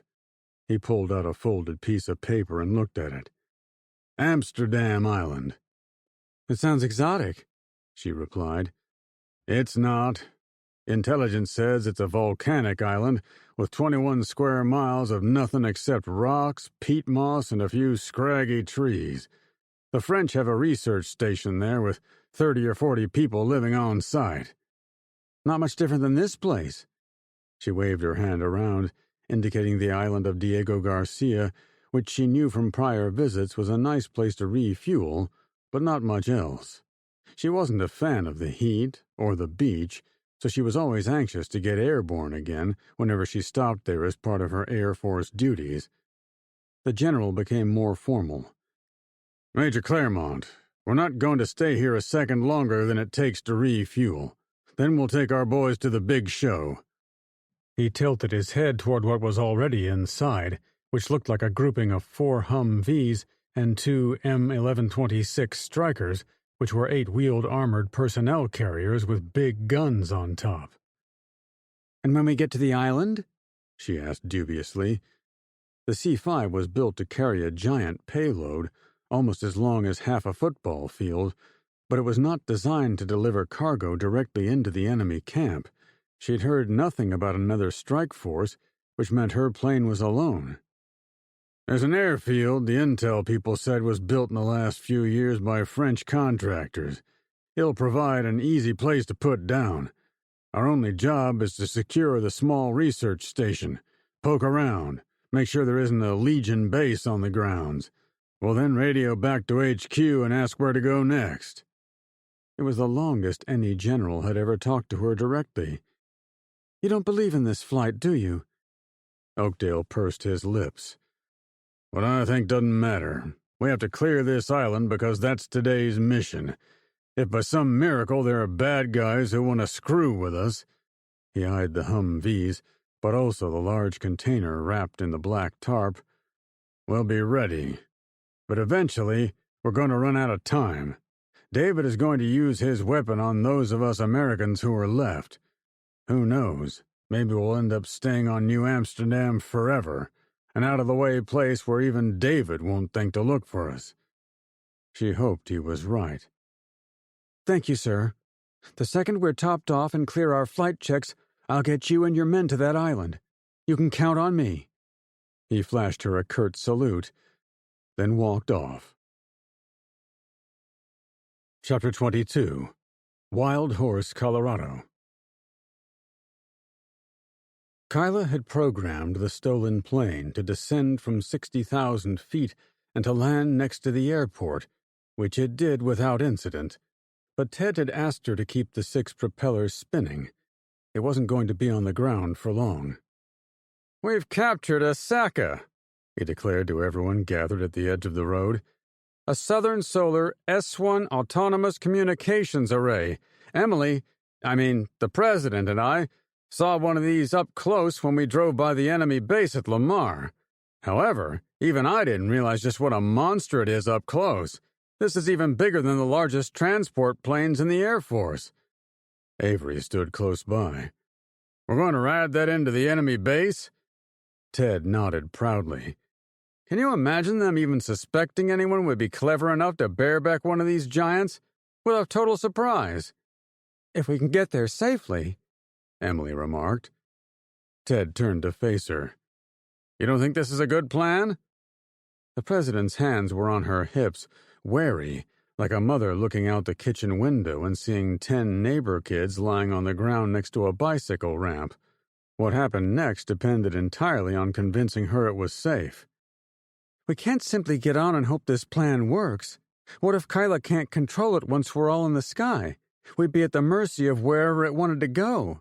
We're going to have to test it before we can commit our whole force to a single plane." He was a little disappointed, but Ted also knew she was right. It was one thing for Kyla to punch some code and make the plane land at a specific spot, but anything could happen once they were in the air. She'd need some practice maneuvering it in real time. Any prudent military operation would have weeks or even months of prep on new equipment, with new methods. "A test flight? Would it put your mind at ease?" Emily broke her pose. She spoke to Kyla. "Would you feel comfortable going up with a skeleton crew to see if you can fly this manually?" Kyla's face turned white. Ted saw it immediately. She was scared. He was about to say something, maybe call the whole thing off, but his niece smiled. "If this is the best way to win the war, I'm willing to give it a shot. This thing is so large, I don't think it could possibly crash, right?" "Didn't they say the same thing about the Titanic?" Avery absently added, staring at the plane. When there was no response, the colonel looked over to Kyla and Emily. "Oh, sorry, I didn't mean it like that. Emily saved him. "It does seem very stable. I'd say it would glide to Earth even if the engine stopped working. I suspect the people who built it wanted to make sure they wouldn't lose their investment if it ever ran out of battery power. They couldn't have these fall on top of a city block, right?" Ted could see Emily was saying everything she could to make Kyla feel better about doing a dangerous activity. Perhaps she was trying to comfort Ted as well, since she was his niece, and doing dangerous activities went counter to the promise he'd made to keep this girl safe. It seemed to help with Kyla, at least.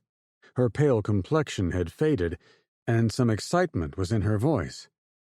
"Whatever I have to do to help you guys, I'm in. Tell me what you need me to do. Although, I would like to request a seatbelt or something so I don't fall off." It was a reasonable request. Over the next 15 minutes, Ted and the others scavenged the tiny airport, the few parked planes, and their stolen cars for supplies. They ended up finding a cache of rock climbing gear in one of the vehicles, which consisted of a climbing harness and an ample supply of rope. "Good luck, Kyla," Lambert said at the last moment. "Thanks," Kyla said in reply. They used a pickup truck as a stairway up to the communications disc hanging from its belly, then up to the wing. When he and Kyla were on top of the giant plane, he guided her to the central fuselage. "We'll tie you up to one of these tie-down hooks. Planes like these are so light, gusts of wind can sometimes pick them up when they're parked on the ground. They use these to tie them down." "Can we get flipped in the sky?"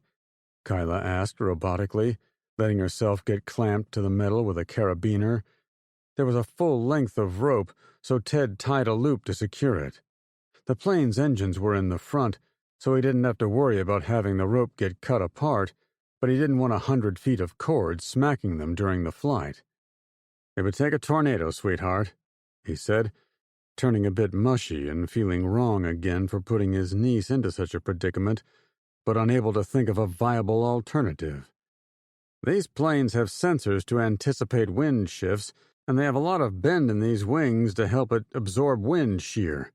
The disc under us also acts as a kind of balance, as if we were flying on a frisbee." He used some of the extra rope to tie himself to the fuselage. The group had considered putting more people on the first flight, but Ted had refused. He wanted to travel with Kyla by himself, so there wasn't a lot of pressure for the girl. As he saw how nervous she was, he figured he'd made the right call. "Don't worry about a thing. I'm a pilot." She looked relieved. "But I'm the one driving this machine." He winked at her. "But I can side-seat drive. I already know you can take command of this plane and make it go where you want, so this test flight will be easy and greasy. We'll slide back into the airport and make our friends feel safe about flying with us on the next one, right? We'll do this together." Emily and the others pulled back from the plane. The president waved at him as she walked away, leading him to assess another good decision of his. His reasoning for going alone wasn't only for Kyla's benefit. He'd made sure Emily stayed on the ground, so he wouldn't have any extra worries. She'd been reluctant, but after telling her how concerned he was to not stack too much pressure on Kyla, Emily had agreed to his idea.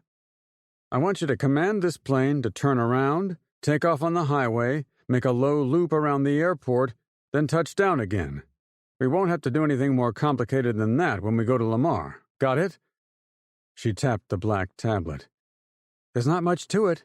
Most of what it does is automatic. Making a few turns should be easy." Her first test was turning the plane around. The Saka was so large, there was no room to use differential steering, nor was there anything like a tiller in Kyla's control system to turn the nose landing gear. He figured the giant aircraft was always moved by tugs when they were on the ground. To solve the issue, Emily found a tow strap in the stolen Jeep and was about to lash it to the landing gear. Working together, they managed to spin the plane around a 180. He keyed Avery's radio, which allowed him to talk to the ground. "Thanks for the assist," Avery replied. "You should be clear. We're pulling for you." Ted looked over to Kyla, who sat to his left, but was toward the front of the fuselage to give her the best visibility ahead of the aircraft. "Are you ready for takeoff?" She looked down the empty highway. "Let's do this." Eastern Colorado. For a person who fancied herself a tour guide, Tabby found herself on unfamiliar terrain. She was riding on the back of a dirt bike with Dwight as the driver. She had to hold onto his waist to keep from falling off, and she had his rifle slung over her shoulder, but she almost wanted to let go and fall to the ground rather than suffer through another mile. The only thing he talked about, yelled actually, was how she'd made him lose his only friend. She ignored the harassment and looked over to her real friends. Peter and Audrey were on the second bike. She chuckled to herself at the odd sight of little Audrey sitting in front, with Peter holding on to her waist. No one thought the young girl would be the one who knew how to ride. I have 3 older brothers, Audrey had explained when they got started. Had, she added sadly. I had 3 brothers. They taught me how to ride when I was 7. They'd gone toward Colorado Springs, using the dirt and gravel forest roads the entire way. When they reached the city and saw how large it was, Tabby knew there was no way they were ever going to find the others. What do we do now? She asked, standing next to the bike as they filled it with gas. Should we try to find a better means of transportation? No, Dwight barked. He'd shut his eyes and held them closed with obvious strain. It seemed as if he was going to say more, but he stayed where he was. What, Dwight? Peter asked impatiently. I'm sorry about my behavior. I can't think clearly without my guide. Tabby caught Peter's attention and whispered, His bird.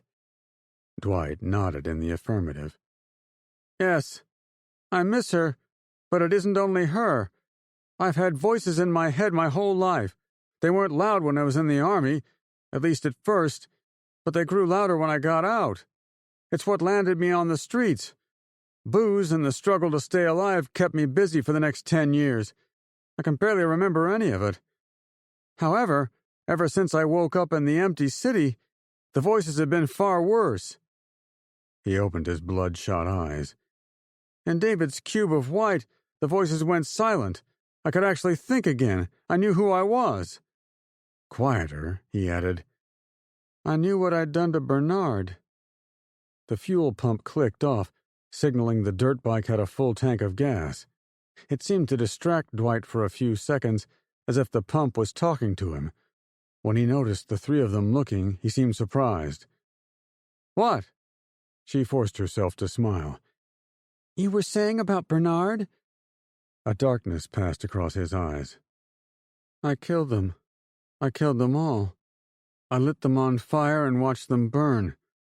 7 men, gone. Tabby didn't know what to say. Dwight spoke in a whisper.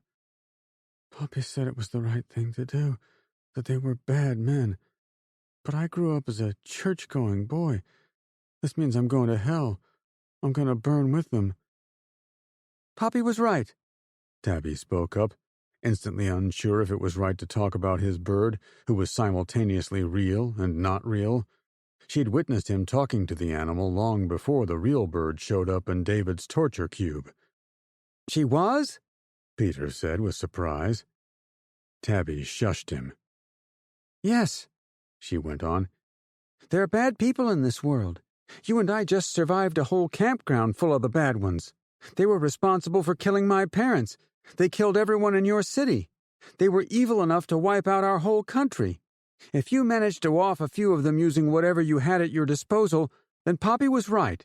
It was your duty to take them out. If someone had told her a week ago she'd be giving speeches advocating the killing of her fellow man, she would have asked them to check themselves into an insane asylum.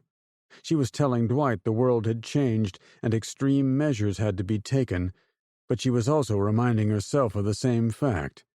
Seeing people die exacts a toll. She'd watched 3 men meet their end not 2 hours ago. Yeah, Audrey added. I'd kill anyone who threatened Peter or Tabitha. That goes for you, too. Peter chucked Dwight on the arm. Yeah, you may be a little messed up in the head, but it doesn't change how we feel about you. We're all Americans. We defend each other. I'm not going to hell? Dwight asked with evident surprise. No, Tabby replied quickly, knowing she couldn't make such a promise. Those men were evil invaders. You would have been in bigger trouble if you'd let them live. They might have later come along and killed the 3 of us. It was how it always went in the movies. Dwight brightened. Then let's finish this. My mind is up and down. Right now, I can think. To answer your question, we should stick to these bikes. Our target is that way. He pointed one direction, then shifted it. "I mean this way." "Lamar, yes," she added. "Right, Lamar. We'll take the bikes through the fields. Stay off the roads. The enemy force of Bernards will be in their big trucks scanning the highways. They won't think to look for some kids riding across wheat fields." She didn't know if it was good news or bad that he was the one coming up with the plan, but it didn't sound like the ravings of a lunatic. Of course, the result was going to be an attack on a fortified military base dug deep into the ground. Maybe they were all a little crazy. Chapter 23. Above Wild Horse, Colorado. "I'm getting the hang of this," Kyla shouted over the wind. They'd hung on as the Titan lifted off the highway, and she tapped the screen to create new waypoints that would allow her to turn the aircraft to the left. She quickly figured out the system had a fail-safe which wouldn't allow her to place waypoints the plane could not physically handle. Thus, the leftward turn was a lot wider than she would have anticipated. She enjoyed the feel of the wind carrying her hair as the plane made its first banking maneuver. The tapestry of grass and farmland spread out for hundreds of miles around them. "Don't get cocky," he replied. "If you want to impress me, get us back down to the ground." "Is this as fast as it goes?" she asked immediately. The sun was out, so she imagined all those black panels gobbling up energy. They should have been going a lot faster. The airspeed indicator said they weren't even up to 70 miles an hour. "It's solar-powered, super light, and with a huge wing surface area. It's designed to get into position over a city and stay there for years. It only needs enough speed to maintain lift. It might take days to ease its way back up to 60,000 feet. I don't really know. Once there, it can loiter at slow speeds. I bet this is all the faster we're going to get." She couldn't say for sure, but her uncle seemed scared as he spoke to her. For a seasoned pilot, he didn't seem to enjoy the experience half as much as she did. However, a little sliver of caution crept up in her consciousness, like he knew something she didn't. "I won't," she said seriously, already plotting the dots for the wide loop around the airport. Once back down, she was going to dance like a madwoman at flying the biggest plane in the world. Until then, she was back to business. She got them around the first curve to the back side of their oval-shaped loop, imagining herself on a horse track. After flying a few miles in a straight line and enjoying the flow of air as it whisked by, she was viciously tempted to stand up and claim she was the king of the world, like the scene in the Titanic movie, to counter Avery's negativity about big ships. However, she was soon into the final turn. When the plane swung around to the home stretch of her journey, she waved toward the airport. Uncle Ted got on the radio. "This is Rebel 1 calling Team Yankee. We're coming in for approach." "Team Yankee, we see you, Rebel 1," Avery said over the radio, evidently happy the test was a success. Beaming with pride about the call sign she'd been given, she used the tablet interface to lay out the last few waypoints, including a special one which was labeled Touchdown. She placed that on the highway. Once there, a line shot out next to it, signifying the room necessary for the plane to come to a stop. "This is going to be a snap," she said. As she switched between the view ahead and the data on the tablet, she noticed the color of the dots had changed from black to red. Ted answered, "We'll have to figure out how many of us can ride on this outer shell. There has to be a weight limit. We'll have to find out." She only half listened. A new series of dots appeared on the screen. She had to zoom out the map to see where the curious new route would take them. "Uh-oh," she said to herself. Louder, she added, "Unc, we have a problem." "What's happening?" he asked, his voice thick with worry. Kyla held the tablet so he could see what had her bothered. "The waypoints. I didn't put these in. If I had to guess, I would say there's secondary guidance for if the plane loses contact with its home base. It's trying to put itself back in position over Denver." The plane turned to the right and angled up a few degrees. The engine pitch changed, too, as if it was now serious about gaining altitude. "Can you override it?" he asked. "Trying." She already had access to the code guiding the plane, but the more she tapped around and opened new avenues, the more she realized the answer wasn't inside the tablet. It was inside the plane's internal guidance. All the tablet did was display what the plane intended to do, almost as a courtesy. She watched, helpless, as the airport came and went. They were on the first loop of a huge spiral going high into the atmosphere. There were thousands of waypoints on her screen, making them appear as a solid helix line when she was finally zoomed out. Turbulence caught the aircraft, rocking her and Uncle Ted in their rope seatbelts. "No luck?" he asked, ready to report back to Avery. She smiled sheepishly. "I don't suppose you packed a pair of parachutes?" Above Wild Horse, Colorado. The pit of Ted's stomach turned into a sucking black hole as the Saka made another loop up to the stratosphere. Kyla furiously tapped at her tablet to regain control of the plane, but he had to assume that effort was going to fail. In the back of his mind, he saw his sister tapping her foot and saying, "Well, how are you going to save my little girl?" "Team Yankee, this is Rebel 1 again. We've got a situation here." "Why are you guys going up?" the man asked with evident confusion. "This was a one-loop test." "I've been asking the same question," he said with a strained laugh, trying to level out his panic. "It seems as if the plane wants to do its own thing."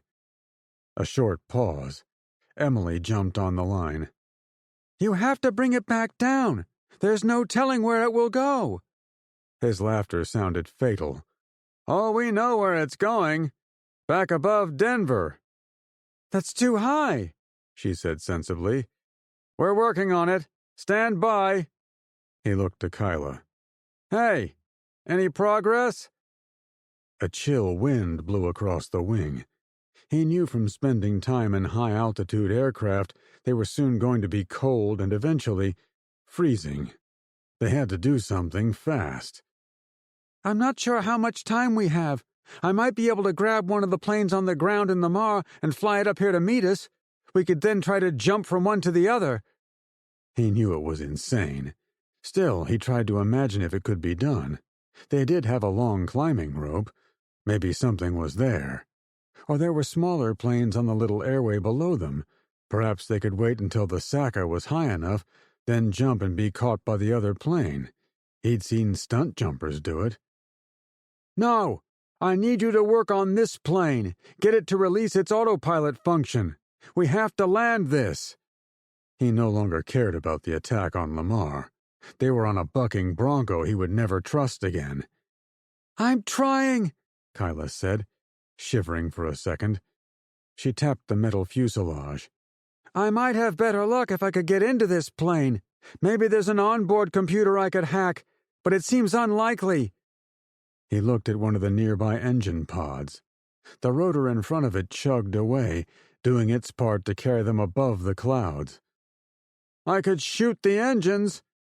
"What?" she replied. "I could shoot an engine and see if it makes any corrections. Maybe protocol for these giants is that when they lose engine power, they immediately try to find a landing strip. What better place to go than the one right below us?" "Or it might drop like a rock," she said, fear in her voice. "You can't." They were now a few thousand feet above Emily and the airfield. He was beginning to think having her fly up to meet them, and them jumping without parachutes to try to reach her plane, was the rational choice. "Kyla, I don't want to put any pressure on you, but the tablet is the only thing between us living or becoming popsicles. Your mother would not be happy if I let you freeze, you know." He got close to her, both as encouragement and to see her tablet. She turned to him with a furrowed brow. I'm trying. I can get into every system from here to New York City, but I can't access this particular aircraft. It's like it locked us out and then physically severed the route back in. He was proud to see the look of angry determination. She was scared, same as him, but looked prepared to continue trying to save them until she couldn't move. Don't worry, you'll get it. Ted glanced out to the 3 propellers on the front of the starboard wing, remembering what someone had said down on the ground about what would happen if all of them failed. If that was what it took to keep them from going into low orbit, he was willing to try to knock them out. Suddenly, by accident, he realized he'd found something even crazier than jumping to another plane. He was going to deliberately crash them. Eastern Colorado. After his moment of clarity at the gas station, Dwight was ready to take on the world. He even grabbed a map from inside the convenience store and showed the kids where they needed to go. However, after a couple of hours of cutting across empty fields, he found himself in a mental loop. The girl riding on his dirt bike had given him permission to kill Bernard and absolved him of his sins, but she hadn't come clean about her role in losing Poppy. He was happy for one and angry at the other. Each mile of bouncing travel made him less certain which was the most important. It affected his grip on reality. I'd give anything to be back in my cardboard bed, he said, somehow finding a fondness for the dirty, cat-urine-soaked basement where he lived in San Francisco. Tabby wouldn't have heard him over the engine noise, but Poppy would have replied to him. She would have assured him it was possible to go back, but she would also tell him he had to protect the kids. Why don't you come back and tell me those things? He said aloud. They had to stop at another gas station. When Tabby got off his bike, she went right to the pump already off the handle. Since someone had been using it when America disappeared, it was still active. He was glad to do it that way. At the last fuel stop, they had to dig around in someone's clothes to find a credit card to use. It was not pleasant. Are we almost there? He asked. Tabby had gone closer to her 2 friends. She pulled out the map and studied it for a short time. We're 2 towns over from Lamar. I think we should hang out here until the sun goes down. They'll never see us driving in the dark. His first thought came from his days in the army. Night vision. If the enemy sat around with NV goggles, they'd be spotted no matter the light level. However, he was willing to forget the discussion when he saw an advertisement on the front window of the gas station's little store. It hyped a brand of beer he'd never heard of. The picture showed a bikini babe holding one, beckoning him to sample her wares. I'll be back in a minute. He walked toward the store. It's not full, Tabby yelled to his back. I'll be in here, he said, not caring about the bikes for the moment. The inside was cool, which was a relief after being out on the hot, dusty fields. The power was still on in this part of the world, which meant David's people hadn't been able to destroy everything yet. More to the point, the drink case was chilled. Jackpot! He cried out. The fancy blue cans of the unfamiliar beer brand beckoned him from behind the glass doors of the cooler. They were all his, for free, and as much as he could drink. It suddenly became a difficult decision. Half a minute later, he heard a voice. You can't ride if you're drunk. Dwight assumed it was Tabby, who would naturally have the most to lose if he tried to drive her across anything while drunk. However, he clearly saw Poppy perched on top of the next aisle. You! He said with shock. Another voice called out from closer to the front of the store. Dwight? You okay? Are the drinks cold? It was Tabby that time. Poppy had disappeared. He studied his choices for a long moment, then opened the cooler to grab a soda pop. Yeah, it's why I came in here. It's all the cool you can drink. Chapter 24. Above Wild Horse, Colorado. Kyla was shivering, despite wearing the heavy black uniform of the Legion. I can't do it, Uncle Ted. If Meech heard me say it, she would kick my ass, but I've tried everything. The tablet isn't going to let me take control of this aircraft. That's it. I'm going to shoot the engines. He expected a protest, but she agreed. Yeah, let's crash this thing. At least we'll be warm. Ted laughed to prove to her he wasn't scared, though he was terrified. The airfield was at least 10,000 feet below. The temperature had already gone down about 40 degrees, to say nothing of the wind chill. After swinging his rifle off his shoulder, he lined up the closest engine. Cover your ears! The crack bang of the rifle barely registered above all the other noise. When the first shot seemed to do nothing, he fired 5 more times at the bulbous casing of the engine. They went into the metal. He saw them go through, but nothing was smoking or sizzling, and the blade of the prop continued to spin at the same rate as the others. He held back more rounds, since all his gear and spare ammo was far below. Did it work? Kyla asked. No, he said sadly. I think I need to walk over there. She said nothing to stop him. He suspected the cold was getting to her. You just hang tight here. I've got all this rope and I'm tied off. It'll be a piece of cake. Be careful, she replied. Despite knowing he wouldn't fly off the back of the wing and fall to the ground, he did worry about getting swept off and being trailed along like a dog on a leash. To counter the effects of the wind, he crawled on the wing, using the front edge of the rectangular solar cells to prevent himself from sliding backward.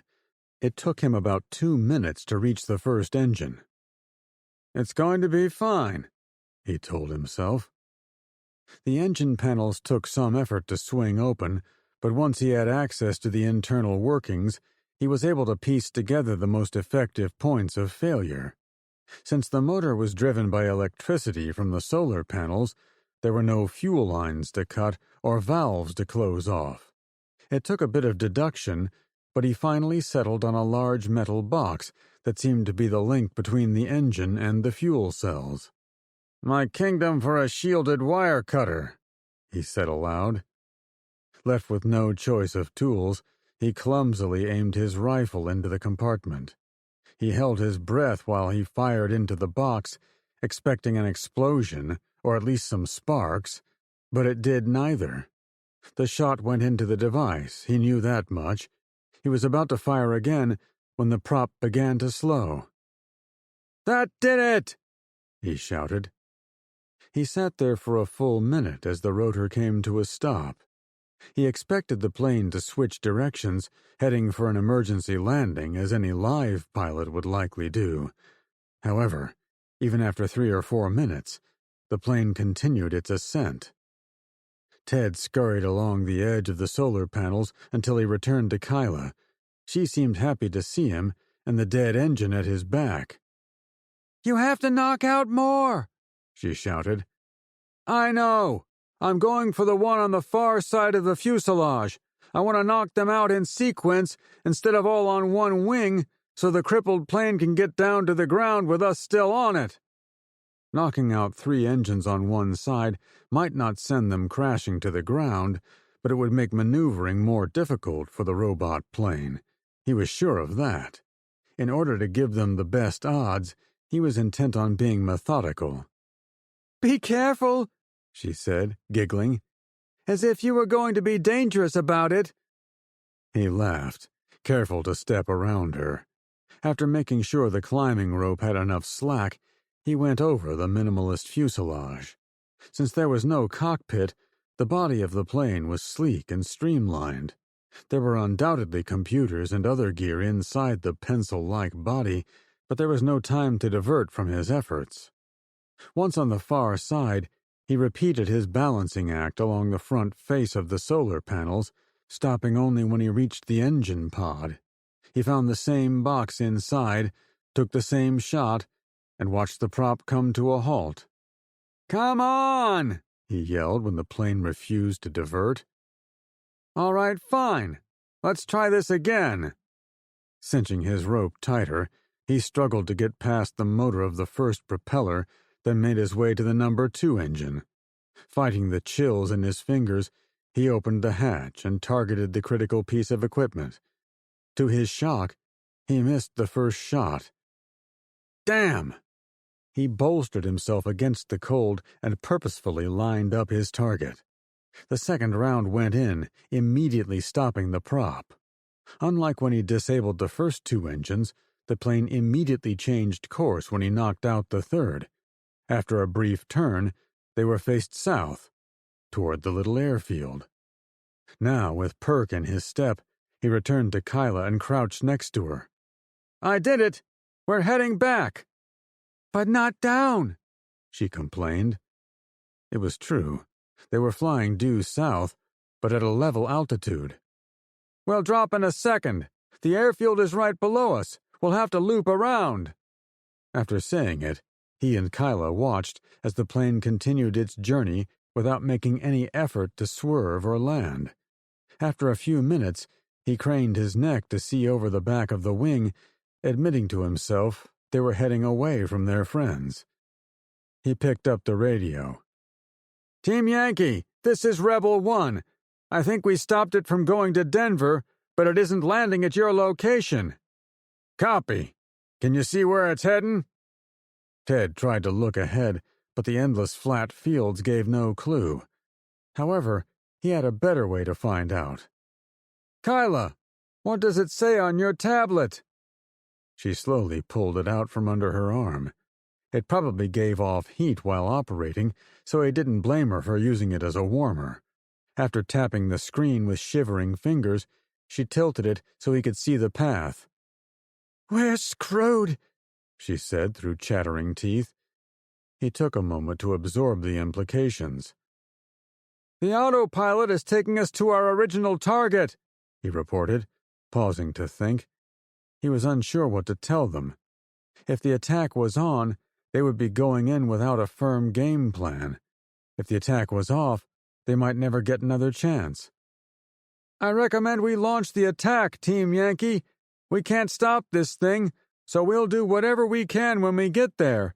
It would be nice to have backup, but I know you'll make that decision when you can. He had a sneaking suspicion his sister was flying alongside them on angel wings, wholly disappointed he would get Kyla into even more danger.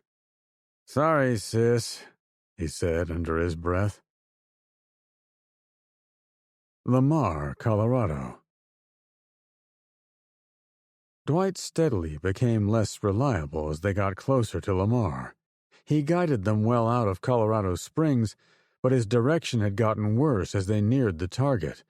They'd crossed a bridge over a wide stream, giving her a clue where they were. You've overshot the whole town, she said seriously. They'd stopped on a dusty 2-track on the edge of a bare farm field. Dwight acted as if he'd been interrupted. What? Oh, yeah. I wanted to come at the town from the side, not the front. It's a key military strategy. You mean strategy? Peter asked. What did I say? Dwight responded. The boy brushed his hand in front of him. Never mind. Tabby had to keep them from losing track of the target. Dwight, why did we come this way, though? The town is basically a square, right? The map didn't show much detail, but the shaded part did seem to be shaped like a square. There is no front or back to a random square. Poppy said it was best to go around the target, come at a direction you'd never suspect. Besides, I'm a soldier. You three are kids. Peter's hackles went up. Even Audrey seemed taken aback. Hold up a second, Tabby said sternly. We've followed what you said on these dirt bikes. We've listened to your advice and did everything you asked. Why are you insulting us now? He used his fingers to pinch his eyelids shut for a few seconds. I'm sorry. You three are cool. All we have to do is drive across these last few fields and we'll be in town. She stood back a step. Okay, the bunker entrance is at the airfield. If you can get us there, I can take us the rest of the way. It was close to sunset. They'd spent the entire evening alternately driving over desolate farm fields and looking for gas. The old dirt bikes seemed to always run out. Dwight looked right at her and spoke, eyes suddenly clear. "You said we should wait until dark, and I agree.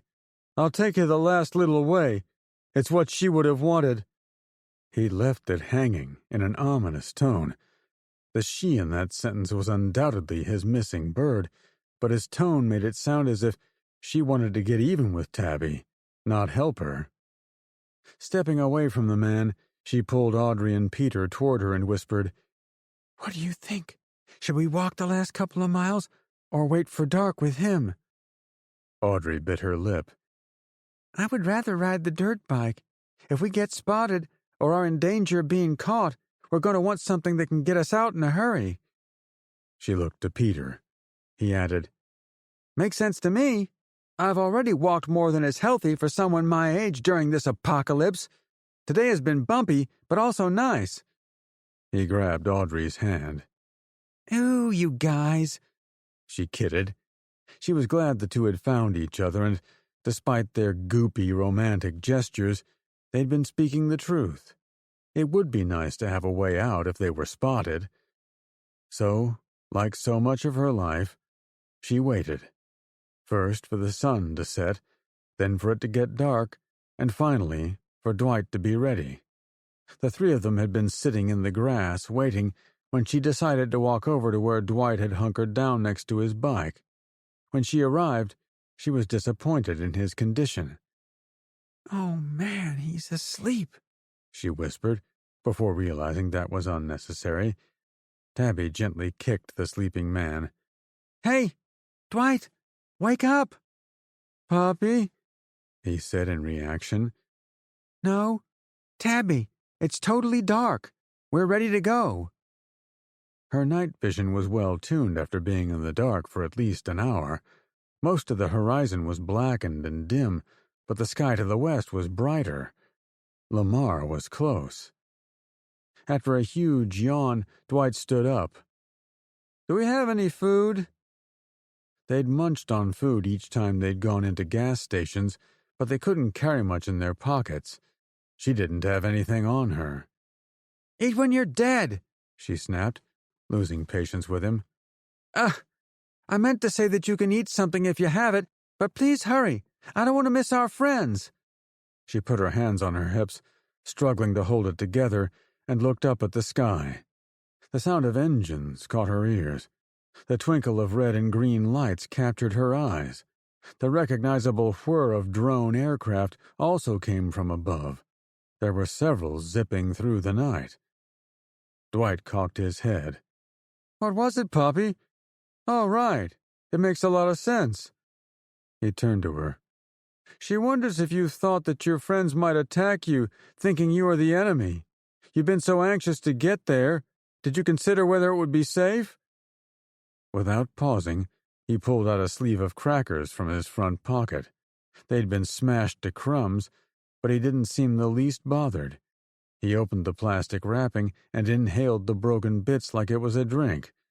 Dwight chewed the mess with a huge grin on his face. When he was able, he pointed to his mouth, talking with puffs of cracker dust. "Old trick. It helps you get them down faster." Once he'd finished, they got back on the dirt bikes and headed into the darkness. Dwight had obviously picked up some useful intel from the map, because he guided them around the town until they came to the endless runway strip she'd asked him to find. Dwight and Audrey stopped the bikes to study the scene. "Wow, that's some air traffic," Tabby said in a hushed voice.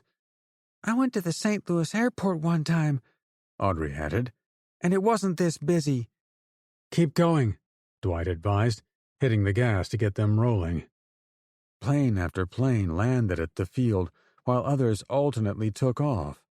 The streaks of light from the aircraft created a diversion.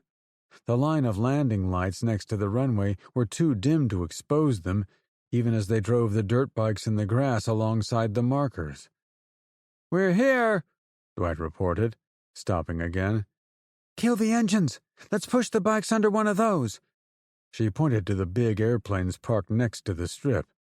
There were giant overhead lights farther up the airfield, by the bunker entrance, and over an epic-scale parking lot of other planes, but her target sat outside the main bubble of light.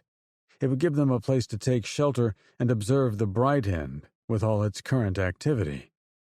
They got there with no problems, but once in position, it was unclear what they should do next.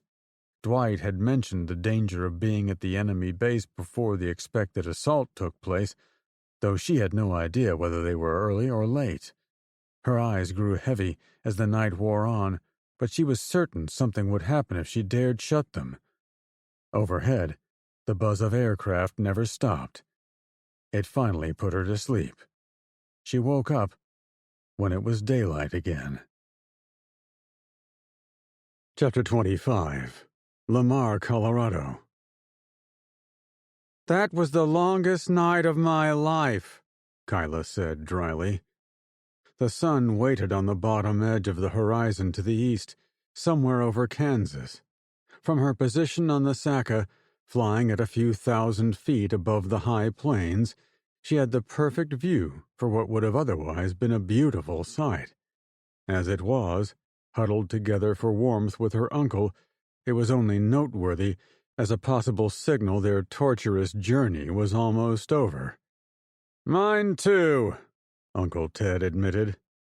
"On the bright side, I don't feel the bruise on my brain anymore. The cold must have neutralized it." The bump on her head barely registered anymore. "You have a bump?" "It's a long story," she snarked, stoking the fire in her frozen sarcasm circuit.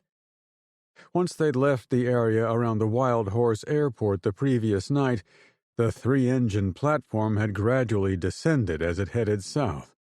They thought they'd hit a stroke of genius luck when the plane appeared, as if it was going to land at Lamar, the one place they wanted to go, but the luck broke when it started making sky loops again. After a short time, her uncle informed her they were in a holding pattern, probably because there were so many other aircraft touching down and taking off from the enemy airport. The delay ran through the entire night. "But we're still alive this morning," Kyla declared, trying to sound resolute and brave.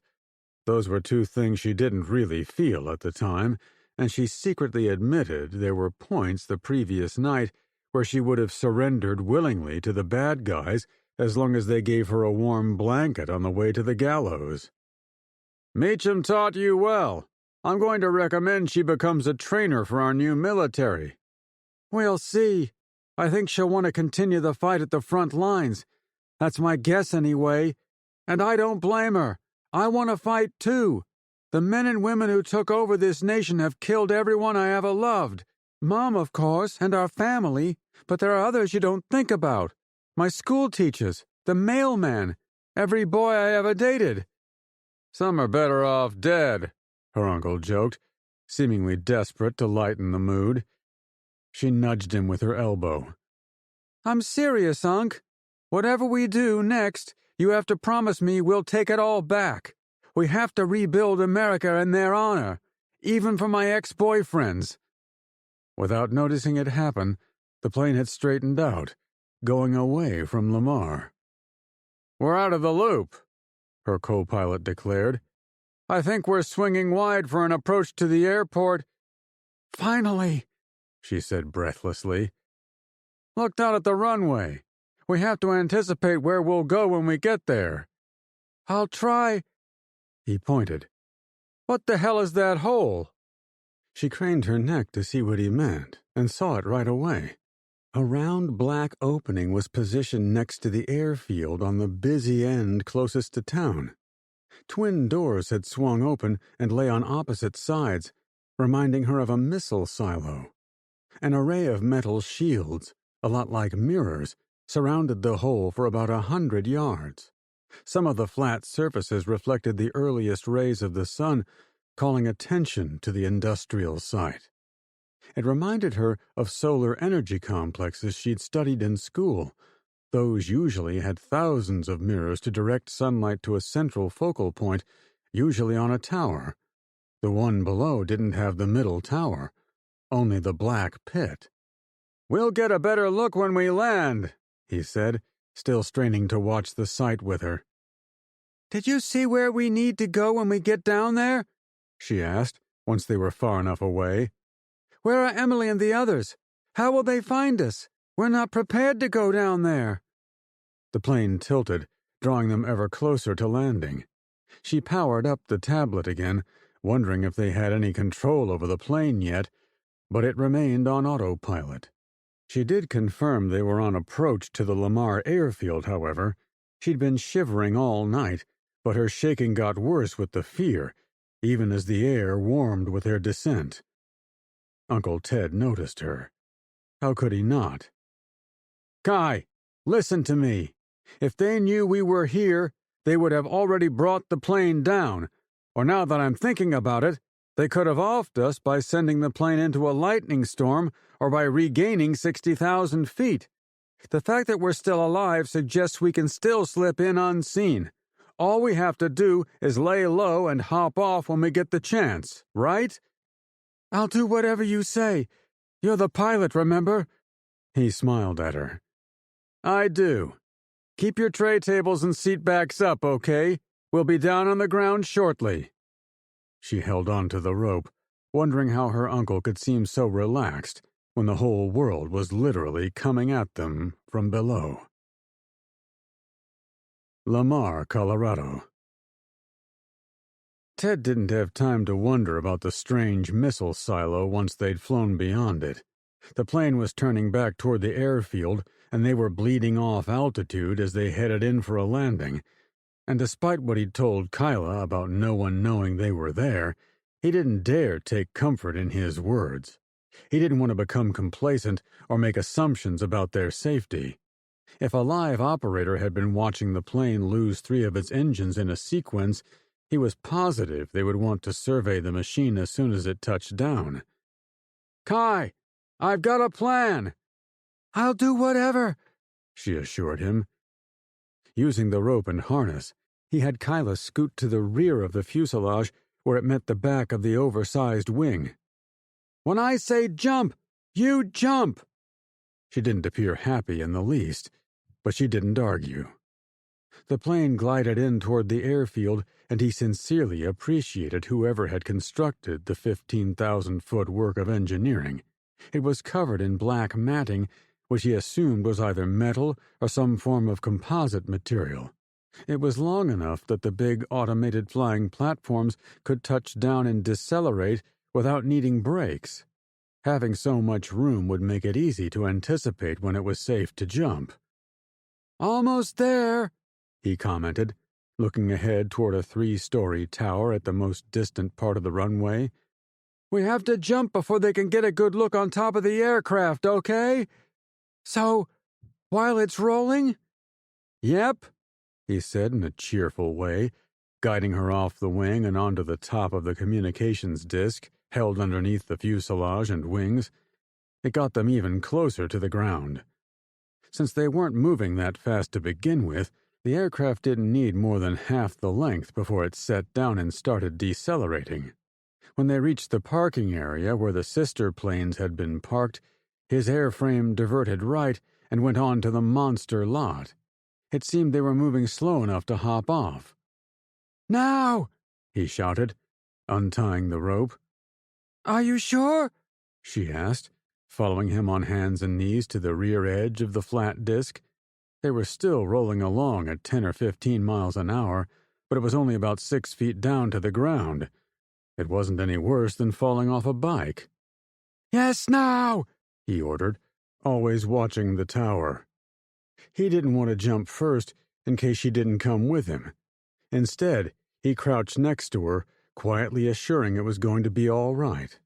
The plane continued to slow as it approached the other parked planes. He soon saw how the jumbo would position itself as the last of the other giants, like 3 huge butterflies sitting on the ground.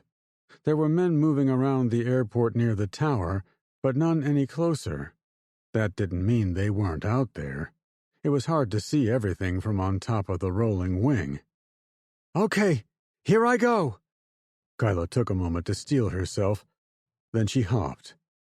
He didn't wait for her to land. The second she left, he followed. They hit the tarmac, fell backward with the momentum, and flopped to the hard surface. The airfield and adjacent parking apron were built with interlocking composite mats, not metal, but they were almost as unforgiving on his back. "Ow," he said reflexively. Kyla groaned as she got to her knees. "This surface tore up my elbow." She showed him the blood on her arm. "Run!" he said, pushing her firmly. The ungainly-looking plane was moving into position behind the others, which would soon leave them exposed to the tower. By getting her up and on the move, he was able to stay shielded by the body of the aircraft. However, when they'd run to the next parked plane, the only place they could hide was behind the strut of the landing gear. Besides a couple of dirt bikes laid over on their sides, there were no other service vehicles, cargo, or hiding places. Kyla chuffed, out of breath from the short sprint. "Ugh, that was, by far, the most insane thing I've ever done." She was smiling like she'd accomplished a major life goal. "That includes jumping off the Hoover Dam." He didn't want to make a big deal out of it. They were still in a lot of danger, but sometimes it was better to enjoy the moments of victory. "When we pray tonight, I propose we both don't mention this flight to your mother." "Deal," she laughed. Over Amsterdam Island. Priscilla had her phone out, though she didn't dare break OPSEC and text her husband. She'd not heard from him since before the nuclear attack on London, but she assumed it was because he and the rest of the U.S. military were on the highest level of alert. Texting loved ones would come a lot later, after everyone was safe. She snuck one last look at Kincaid's picture on her lock screen, preparing herself mentally for what was ahead. Amsterdam Island was 10 miles out, looming large in the evening sun of the Indian Ocean. It looked like a pancake, with a large ring of green around most of the shore, though it was muted brown in the middle where it was all volcanic highland. The only blemishes in the flapjack illusion were the high cliffs meeting the water on the western side, facing her, which made it appear as if someone had cut a sliver of pancake and taken the bite away. "The airfield is on the far side," the co-pilot advised. "It looks like you'll want to come in from the south. Be advised there are other aircraft on approach, too." "Roger. We'll swing around and bully them aside." She began her maneuver almost immediately. The general had insisted they use radio silence on their way in. His thinking was they would not be able to fake their way past any radio interrogations if David's people were there, and they would not truly need radio communications if it were only some French nationals on the island. Therefore, it was better to pretend they were having radio issues. Once on the ground, they would surprise the French researchers by sending out the strikers. She didn't like the idea of going in blind, but he was the boss. "I have eyes on the runway," she said mechanically, keeping an eye on her gauges, the route in, and the sky around her. There were dozens of other aircraft circling the island, giving an air of festivities taking place on one of the most remote landing strips in the world. Anyone who saw her giant C-5 cruising toward the airport would have the good sense to get out of her way. She at least had that going for her. Oakdale was on the internal radio. "Give me a heads up when you're about to touch down." "Will do, sir. I'd say we've got about 30... She noticed a pilot's worst nightmare. A streak of smoke rose from the island high ground to her left. "Shit! We've been lit up! Airman Bell, engage countermeasures!" The system was automated, but it was the co-pilot's job to ensure the plane dumped chaff, which were puffs of radar-breaking aluminum, dropped flares to obscure thermal targeting, and to supervise the electronic countermeasures. For her part, they'd already slowed too much to attempt any fancy maneuver. Bell did his job, But she knew nothing could stop the almost point-blank, shoulder-fired missile. It zeroed in on her bird with ruthless tenacity. "General, we're—" she said in the radio. The cockpit moved sideways, as if a sledgehammer had struck right behind the flight deck. She was strapped in, so all she could do was hold on. However, a man's body immediately flew over her head, slammed into the windshield, and then blew out the open canopy. Open canopy? The sun was coming in through the roof. The spinning intensified for 3 or 4 seconds, reminding her of the worst they could feed her back in flight training. She held the yoke, still not sure if she was flying the plane or it was flying her. Another hammer slammed into her chest as the plane struck the ground. The spinning immediately stopped. She heard rocks scraping the hull underneath, and she finally grasped she wasn't in control. "Hang on," she said to no one in particular.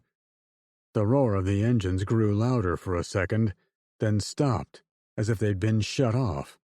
An instant later, the heat of an explosion washed over her. She didn't even have time for her life to flash before her eyes. Everything went black. Chapter 26. Lamar, Colorado. Ted and Kyla stayed close to the landing gear of the giant plane, but it was only a matter of time before someone came down the runway to check on the automated aircraft. They were the tip of the spear of the attack on David's bunker, but they'd bungled the air attack component. Now they were 2 people with a couple of pop guns against an army. A twin-engine jet roared down the runway, causing a distraction. He watched the Oceanic Airlines 737 raise its nose and leap off the manufactured tarmac. As it screamed away into the morning air, someone gave them a "psst" from close by. He turned with his rifle at the ready.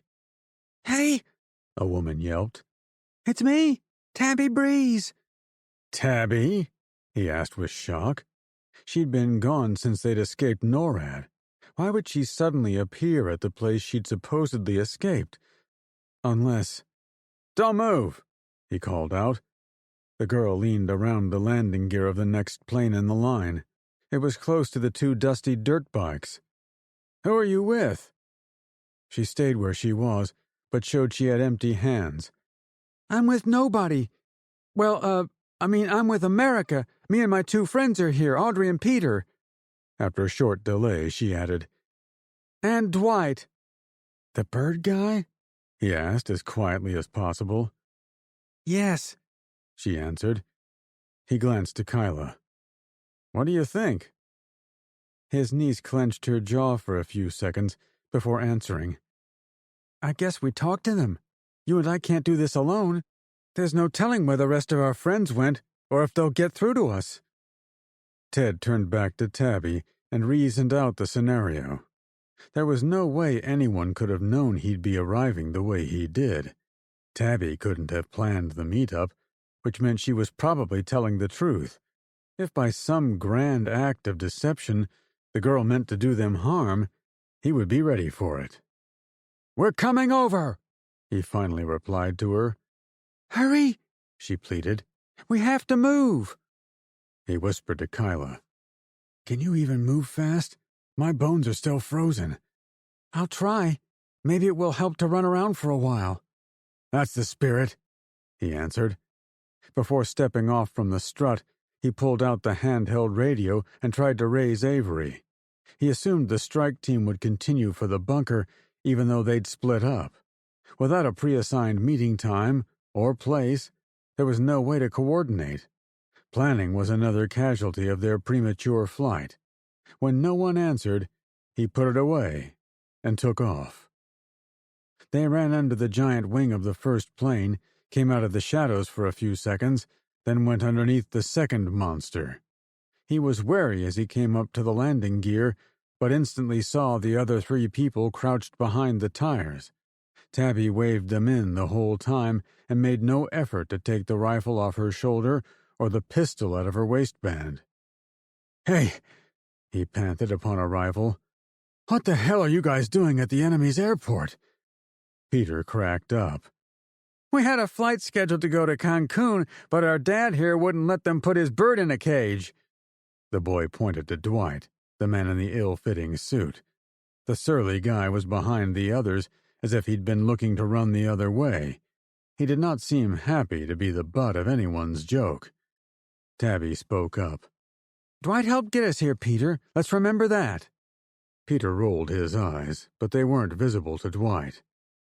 We arrived on a flight from Denver, he said, to not give anything away, just in case. But we got stuck on the outside of the plane, so we're more than ready to go inside. Good luck, Tabby replied. We've been at this airport all night trying to think how to get inside the bunker and catch up with you.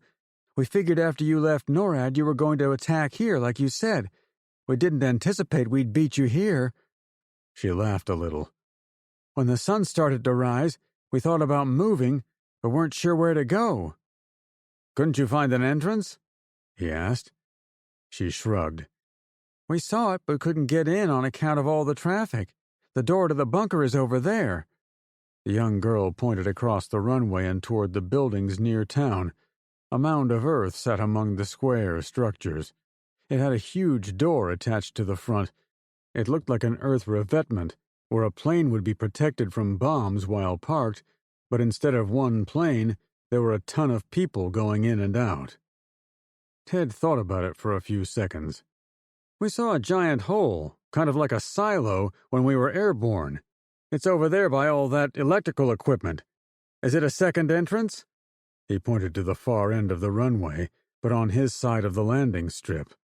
The metal shield sat uniformly around the hole at what looked to be about 45-degree angles, although he couldn't see those on the far side of the opening. Tabby put her fingers to her chin, thinking. When I was down in the bunker, David took me to see his almighty weapon. It was in a pit, maybe 10 or 12 feet wide, and he said it went into the earth for 10 miles. There was also a section that went up above us. It wouldn't surprise me if it went to the surface. Was there a way down? He asked, seeing the opportunity. I don't know. There was a ladder in the lower part. I can't remember what was above us, other than the hole. Sorry. It was enough to go on. They would never be able to bluff their way past all those people on the far side, but they might be able to drop into the pit from the top. To his great relief, he'd kept the climbers' rope from their flight. How are we going to get there? Peter asked. It's got to be a quarter of a mile up the runway. He was right. Between Ted and the hole, there were the 3 large solar planes and about 50 smaller aircraft. Each of those would need refuelers, food service, and baggage handlers. There were going to be guards, or other pilots at the very least. Ted sighed heavily. I'm going to pull out this trick one last time. Since Kyla and I are wearing their uniforms, we'll point our guns and walk you forward like you're our prisoners. We'll go right for the pit. Dwight spit on the ground, but otherwise kept silent. He got the sense the older man wasn't thrilled to be there. The kids, however, were anxious to have someone tell them what to do. He saw it right away. Even the leader, Tabby, seemed frustrated they'd wasted the night. It was a role he was ready to fill. After collecting a whole mess of rifles, he pointed his AR at their backs, careful to keep his finger glued to the trigger guard, and marched them forward. He didn't make them raise their hands, assuming it was enough for him to be dressed like a Legion guard. The scenario he worked up in his head was they'd come in on a flight with the prisoners. Walk at a nice even pace, he advised them as they got out from under the last of the giant planes. Don't boss us, Dwight snapped. They'd passed several military jets and one helicopter before they ran into a flight crew preparing a small propeller-driven commuter plane. He stood tall as if he was proud to have his prisoners, but the men barely glanced at him. It was the same for a few other crews and pilots. Everyone seemed to have their own problems, which is a lot like any other walk on the tarmac of an airport. It wasn't exactly a chit-chat zone, when razor-sharp blades and engine intakes could grab you at any second. He was surprised to see many rows of armored tanks and other tracked vehicles parked in the open field between the airport and the edge of town. He'd missed them on the flight in, since he'd been interested in the whole. However, he figured there were enough of the M1A2 Abrams tanks, American tanks, to outfit a whole division. They made it to the silo site without any harassment. They walked through about 10 concentric rows of the shield-like plates. They all seemed to be aimed at the central point. They finally stopped when they reached the edge of the pit. "This is definitely the superweapon," Tabby commented, pointing down. "I can see the lights on in the room where David and I talked. Below it, the drop goes on for 10 miles. Wow, watch the last step," Audrey said, impressed with what she'd found. He leaned over, immediately curious. The dark 10-foot-wide hole went down about 30 feet until it met a ring of light, as if the tube had been sliced through from all sides. If they could get down to that level, they could exit the tube and be inside the bunker. A ladder was attached to the side, as Tabby predicted. However, as he stood there taking it all in, he noticed how the twin doors for the silo had been flung open on the surface. Was something about to come out? Reboot Legion Headquarters, Lamar, Colorado. Tabby paused on the ladder, swallowing gravely to keep her stomach where it belonged. "Hold on to the ladder, not the rope," Ted advised from below. He'd told Tabby and the kids he'd brought a length of climbing rope, so he intended to use it. Since they were going down a ladder, he tied everyone together with the rope to ensure if anyone lost their grip, the others would keep them from falling. It was still as scary a descent as Tabby thought it would be. The ladder was evidently there for technicians to service the miles of tunnel below them, but she couldn't understand how men didn't fall to their deaths every other day. If she fell, she would have died from terror long before she touched the bottom. She took a few more steps. When they'd gotten low enough to reach the observation room, the ladder twisted like a ribbon, allowing them to step off easily instead of having to flip from one side of the ladder to the other. That was also a scary moment for her. Below them, a second ladder started down. Both were attached to the metal railing surrounding the pit, making a cage-like barrier to prevent anyone from walking off the edge. They all gathered in the room after the climb. Ted addressed them. "Take your rifles back. I'd normally ask you to be careful with them and try not to get into any fights, but you all know what we're up against. If you need to take someone out, then do it." He handed out the rifles he'd been carrying as part of their prisoner ruse. Tabby pointed to the elevators. "Those go down to the bottom of the pit. They also go up, but not to ground level. When you reach the top floor, you have to walk down a long hallway before you reach the first exit door. From there, you have to walk a ramped tunnel up to the surface. It's the opening you saw on the other side of the runway when we were outside." Ted repeated the route. "So the elevators go up. There's a tunnel about as long as the airstrip is wide, and then there's the ramp to the surface. Is that right?" Tabby nodded gravely, remembering how close she'd come to her first escape in that last tunnel. "Yes." She waited as Ted tried his radio again. "This is Rebel 1 calling Team Yankee. Come in, Yankee." He was met with more static. "I can take it up to the ladder to see if it gets a better signal," she offered. Ted seemed to think on it. She saw him as a thoughtful leader who really cared what happened to her, a tour guide trait she appreciated. "Do you think you could take the radio and go up in the elevator? If our friends make it here, it will probably be a hasty attack. They won't be able to climb down a ladder one at a time. We need someone on the inside to make sure the front door stays open for them." She gulped. "You want me to go alone up to the doors?" He nodded at Peter and Audrey. "Not alone." Tabby spun to face her friends, taking the radio. "You guys want to go with me?" She remembered the one item at her disposal that would give her an advantage no one else on her team could possibly gain. Slowly, and with great distaste, she unbuttoned the front of her shirt, like Supergirl. I'm going to pretend I still live here." "Right on, hot stuff," Audrey said immediately. Her teen friend was much more excited about her blue outfit than she was. Dwight groused. "I guess I'll go too. Poppy would want me to keep an eye on you." He'd been looking at Tabby. "I guess that's fine," she replied, hoping Ted might disagree. When he didn't, and after she'd taken off her shirt and jeans, she went full-on self-conscious once more. She dragged her long hair from a makeshift braid and let it fall over her chest. She'd tossed the gray blanket she'd once used as a skirt, and so she had to suffer without it. "Come on, Tabs," Peter said with merriment. "I'll make sure no one gropes you." He held his rifle at the ready, as if he would shoot anyone who dared look at her funny. She was still shy about how she was dressed, but her friend made it a little less awkward. Ted walked her to the door. "When you get up near the surface, call out on the radio using my call sign and guide Avery to your location. As long as the front door is open, he'll be able to shoot his way inside. If the door is closed, you'll have to open it."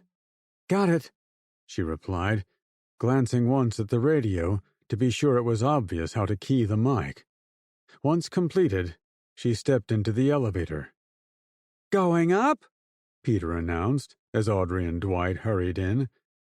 Once the doors closed, she tried the radio. After calling out for Avery 3 or 4 times, she stopped. When the doors opened, she was greeted by the flow of people going in and out of the bunker. "Whoa!" she blurted. The bunker must have gone for quite a way on the topmost level based on the number of people inside. They weren't going for the elevator. Instead, they walked into the side hallway where she'd once stood in Victor's room. Other pioneer girls and boys lived in that dorm area, and she estimated there was much more to the level than what she'd seen. She pulled out the radio again, content there were so many people as to be anonymous. "Hello? Avery? Are you out there?" Static came out of the speaker. Peter tapped her on the shoulder. "Hey, if we hold the door for this elevator, we can prevent anyone but us from using it. Can I call this other one? We'll block both of them." He pointed to the second elevator. "Yeah, sure. Sounds smart." She called again on the radio, though she held it close to her chest and kept her back to those walking close by. "This is Rebel 1. Come in." Tabby had to repeat it a few more times before a static-filled voice replied. "This is Team Yankee, Rebel 1. What's your situation?" "We're inside the target." "Confirmed, Rebel. We're on approach. Can you offer any assistance with the landing zone?" She turned to Audrey, Peter, and Dwight. The 2 younger kids were next to the other elevator entrance, waiting for it to arrive. Dwight stood slack-jawed in the middle of the hallway as men and women passed on each side of him. "I don't think so," she replied. "But we will make sure you can come inside the bunker with us. We're right at the door, which is currently open." "Good work. We're inbound now. Out." Tabby strained to hear an explosion or other sign the attack had begun, but it remained silent. As people continued to walk by, some nodded at her as if she was important. At first, she thought it was due to someone recognizing her, but she later figured out it was only the blue skin-tight suit that got their attention. "I'm going to ditch this unitard the first chance I get," she said to herself. Turning toward the elevator, she realized Audrey and Peter had taken a few steps back from the doors. The car had arrived, and a man stood in the gap. "Tabby?" the guy asked with surprise. It was President Tanager. Chapter 27. Reboot Legion Headquarters, Lamar, Colorado. "What are we going to do?" Kyla asked. Uncle Ted looked around the room, which had a series of light panels on the rounded perimeter. He pointed to a computer terminal inset in the wall near the elevators. "There. We have to figure out a way to take out this weapon. We can overload it, or short it out, or what have you. Whatever happens, we can't allow it to fire." He seemed to pause. "What do you see?" she asked. When he looked at her, she saw hints of fear.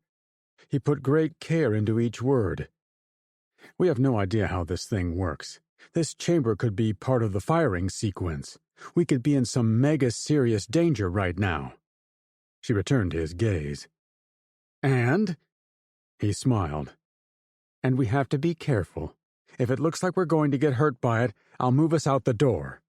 He gestured to a portal on the far wall. "I can live with that." Walking to the console, she found the keyboard and started it up.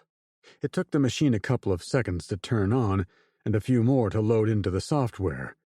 It was like nothing she'd ever seen before. It had no similarities to the tablet software, though the coding wasn't totally alien. "Yuck! This isn't going to be easy." "Can you get in there?" he asked. "Yes, but it's going to take some time." Her uncle walked away, leaving her to it. It was nice she was able to access the terminal in the first place, but it didn't really give her the leg up she was hoping for. It was like sitting down to a new version of her desktop computer software where the developers had changed the location of every familiar button, menu, and application. She'd located a user with elevated administrator rights and was in the process of accessing it when Uncle Ted cried out, "It's on! Did you do this?" She ran over to look in the pit. "I don't think I did." The sides of the silo had lit up, revealing long strands of LED lights traveling up the sides. They'd been there when she descended the stairs from hell, but now they were blinking in sequence, as if moving toward her. Above them, the lights didn't go up into the tube to the surface. Instead, they spread out on the ceiling as if they were exploding fireworks. It was both beautiful and terrifying to witness. Whatever it was, the thing was a weapon. "I'll try to turn it off." She shot over to the terminal again. Suddenly, everything seemed like Greek lettering. The pressure was on. "This label says this is a percentage of aggregated dark energy." She pointed to the slider. Like most things done on the visual side of the enemy's programming, the meaning was fairly obvious. A tally was counting the percentage until it reached 100. Would the machine fire then? She ran over to the pit again. "What the heck is it?" she asked. How long would it take to drop something to the bottom? Would that knock out the machine? It was hard to know without understanding what they were looking at. "I've been trying to answer that very question. We don't have any weapon even remotely like this. Tabby said the tunnel goes down for 10 miles. Do we know it for certain? Maybe the people who built this figured out how to punch something through the core of the earth? What if it goes all the way through to the other side? Where would it end up?" He stared into the depths. Antipode Station, Amsterdam Island. On the exact opposite side of the earth, Priscilla woke up to find the C5 cockpit filled with choking black smoke. The acrid smell reminded her of burning metal with a whiff of ozone, like lightning had recently gone off. "Belle? You okay?" The co-pilot's seat was canted away from her, obviously crushed into the bank of controls on the far side of the cockpit. Once she got her bearings and saw the destruction, she knew it had been a dumb question. The rear of the flight deck ended in a tangle of metal, then open air. She walked back there, holding the wall for support, until she had a clear view of how the plane had come down. "How did we make that?" she asked the emptiness around her. The portable radio chirped, prompting her to rush up to the front to find it. After a brief search, she found it underneath her chair. "This is Major Claremont." "Are you still in the game?" Oakdale asked with a weak voice. "I think so.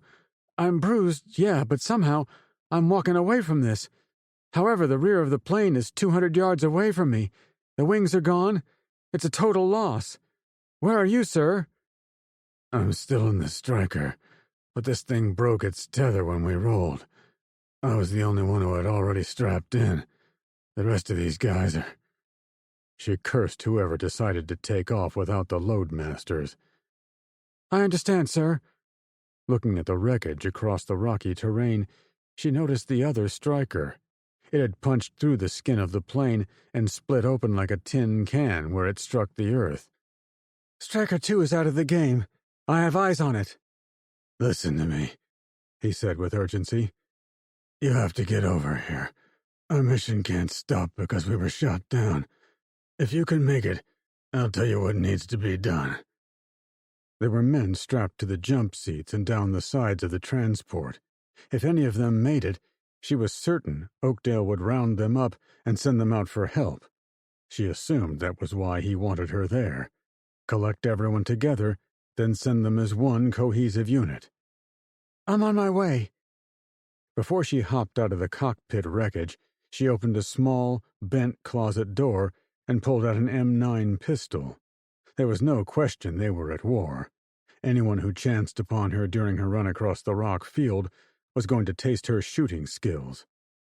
By chance, she noticed her phone lying on the floor, tucked not far from where she'd found the radio. When she lifted it up, she noticed it was the unsent text message to her ex-husband Ted. "I bet even you, Teddy, couldn't have put this bitch on the ground." She laughed to herself, ignoring the reality that she had no hand whatsoever in how the plane had touched down. It was blind luck she was still alive. But it helped to cop an attitude. Whatever she was going to do next was all her. Reboot Legion Headquarters, Lamar, Colorado. The arrival of President Tanager shocked Dwight at first, but then he ran over, excited to meet a celebrity. Tabby was talking to him about something or other, but he didn't care. This was important. "Mr. President, I'm Dwight Inverness. I was a specialist in your army." Poppy's voice caught his attention. Dwight spoke to her. "No, I'm not going to ask him about my issues at the VA hospital. He's much too busy." "Dwight, please," Tabby chided. "The president was just going to explain why he's at the top of the elevator, alone, when he told us he couldn't leave his prison cell. Not while he's wearing that." She pointed to a black box on the man's ankle. The president's smile was polished and natural, as if it was his default setting. It really impressed Dwight, though Poppy seemed less taken. Poppy? He saw her fly into the elevator behind the president's back. Seeing his opportunity to catch her inside the constricted space, he inched his way up to the door. Tabby continued to talk to the man inside. "We're waiting," she said. Tanager looked her over. "I guess there's no chance you're going to survive alone in this place. The number of Legion citizens has swelled inside the bunker to manage the firing of our reboot weapon. Someone will be along shortly to take those guns from you." Tabby was unflappable. "For now, answer the question. Then we'll see who gets away." The leader of the free world shrugged. "I thought you'd been eliminated. How is it you survived? David told me you were transferred to the inflection point over in the other NORAD bunker." "Inflection point? Is that what you call sending someone into a nuclear attack?" Dwight inched his way up to the door and looked inside. It caught Tanager's attention, but he gestured for the president to ignore him. He was hunting for his pal. Tanager redirected his gaze to Tabby. "David's company is at the forefront of technology, my dear. He owns majority stakes in several super colliders around the world, and he's had first dibs on test results for the last 5 years. When he figured out how to warp reality to transport small objects and people over long distances, he kept it between himself and the military. That's where I got wind of it." Tabby huffed. "The jail cell and the ankle bracelet were fakes." "The cell was real. What better place to hide from the effects of dark matter weapons than 10 miles underground? I couldn't be certain other nations didn't have the same technology. No one could get me there." The girl in blue finally began to wear down. "So you did sell us out?" The president sighed. "My administration was socked in scandals from day one. Not my fault, of course, but it did set the trajectory of my legacy, which would never land me on Mount Rushmore. Probably not even on your local elementary school. So I had to think big. With David's plan, I can ensure my statue will be in every new city, on every new post office. Rushmore can be erased of its old, stale heroes and replaced with new ones. David will be on it, of course, but I'll be next to him. Your legacy will be that of betrayal, she corrected. Tanager said something, but Dwight was now uninterested in listening. Instead, he stepped inside the elevator car and tried to scoot around the president. Poppy had gone there. He was sure of it. But she didn't appear, even when he scooted all the way around the other man. Growing angry, he looked at Tabby and President Tanager. He didn't care about David becoming the founder of a new America, didn't concern himself with one president trying to rule two versions of the country. All he cared about was watching his bird fly by an angelic redhead woman walking his way. The woman's white skin suit left no doubt about the contours of her body. But he'd seen the woman before, and never in a positive light. Charity, stop my Poppy! Reboot Legion Headquarters, Lamar, Colorado. I'm not sure I can stop it, Unc. The console's design was complicated to his eyes, and Kylo went on to guess it wasn't a control for the whole system, but an auxiliary panel for one of the subsystems, possibly the gear up on the surface. It doesn't exactly have an on or off switch. What can you do with it? Looking around the room, there was nothing to chuck down the hole. If he was up top, maybe he could drive a car into the silo, or have a plane cut down all the metal plates surrounding the hole. He didn't dare leave, however, since he didn't want to abandon his niece now, even for a short time. A loudspeaker came on. Greetings, fellow human beings. This is David. My friends, the time has finally arrived to take the next step in our battle to conquer the world. We've kept the American enemy busy scurrying their ships and planes and boats to collect their stray citizens. My plan has ensured they didn't have the time to focus on us here in their homeland, surviving underground like eternal cockroaches. As with those beautiful bugs, when the apocalyptic cleansing is over, we'll emerge from our shelters with a beautiful new world to explore. The American Goliath has been beaten. Europe will be gone in 5 more minutes. Kyla looked at him with panic in her eyes. David went on. My allies in the technical trades, your effort to maintain our fleet of Solar One aircraft has allowed us to reposition them over Europe without a trace of suspicion from NATO or the EU.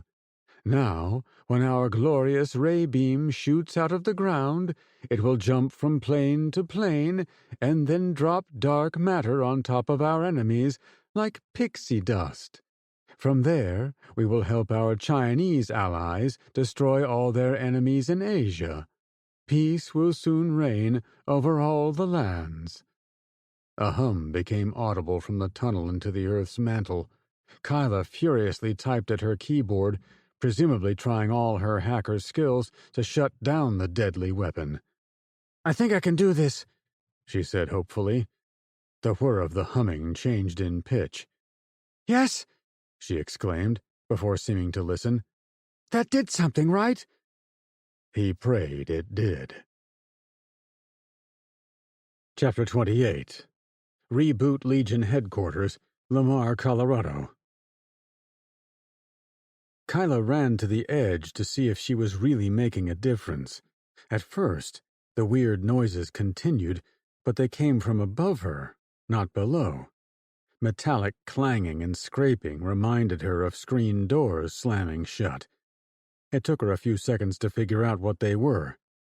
Hell, I didn't shut it down, but I think I closed those metal shields on the surface, she bragged, hurrying back to the computer terminal. I'm having an effect. Uncle Ted replied, but he sounded thoughtful and distant. Great job, Kai. What do you think he meant about those autonomous aircraft? He said they were part of his weapon. Not weapons themselves, but part of his weapon. A relay for his ray gun. Does that mean something will come out of this silo? She shrugged, still concentrating on the screen. For each adjustment she made, it had a corresponding effect on the hum. The percent counter on her screen continued to tick upward, however, as if her changes were local and not for the whole weapon. Kyla replied with her first thought. If it does come out of the hole, can you climb up and close the doors to block it off? Her uncle snapped his fingers. You're a genius! Don't tell my supervisor. He'll expect even more miracles. She laughed at her own joke, but Uncle Ted made a sound as if dropping an F-bomb under his breath. What is it? She said, not turning around. A new voice answered. You can step away from that terminal, miss. The professionals are here to fix it. David is here, her uncle finally replied. When she spun around, a middle-aged man in a golden costume strolled leisurely into the bright room. He had long white hair, straight and clean, as if he were a magician from Lord of the Rings. His round face, along with the rest of his demeanor, was one of total calm. He was the exact opposite of how she felt. Thinking fast, she ripped the keyboard out of its socket, then sidearmed it toward the pit. It hit the floor, slid into one of the ladder supports, then balanced on the edge for a second. A second later, it toppled over the side. That was unfortunate, the newcomer moaned. He was flanked by two men in black uniforms and two men in similar dark overalls, although they had red sleeves.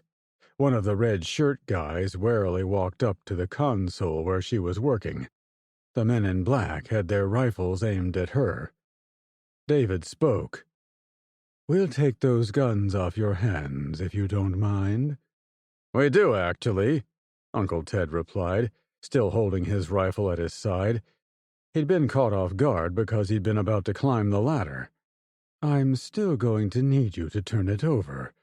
David had his men collect the guns, including the pistol in her uncle's waistband.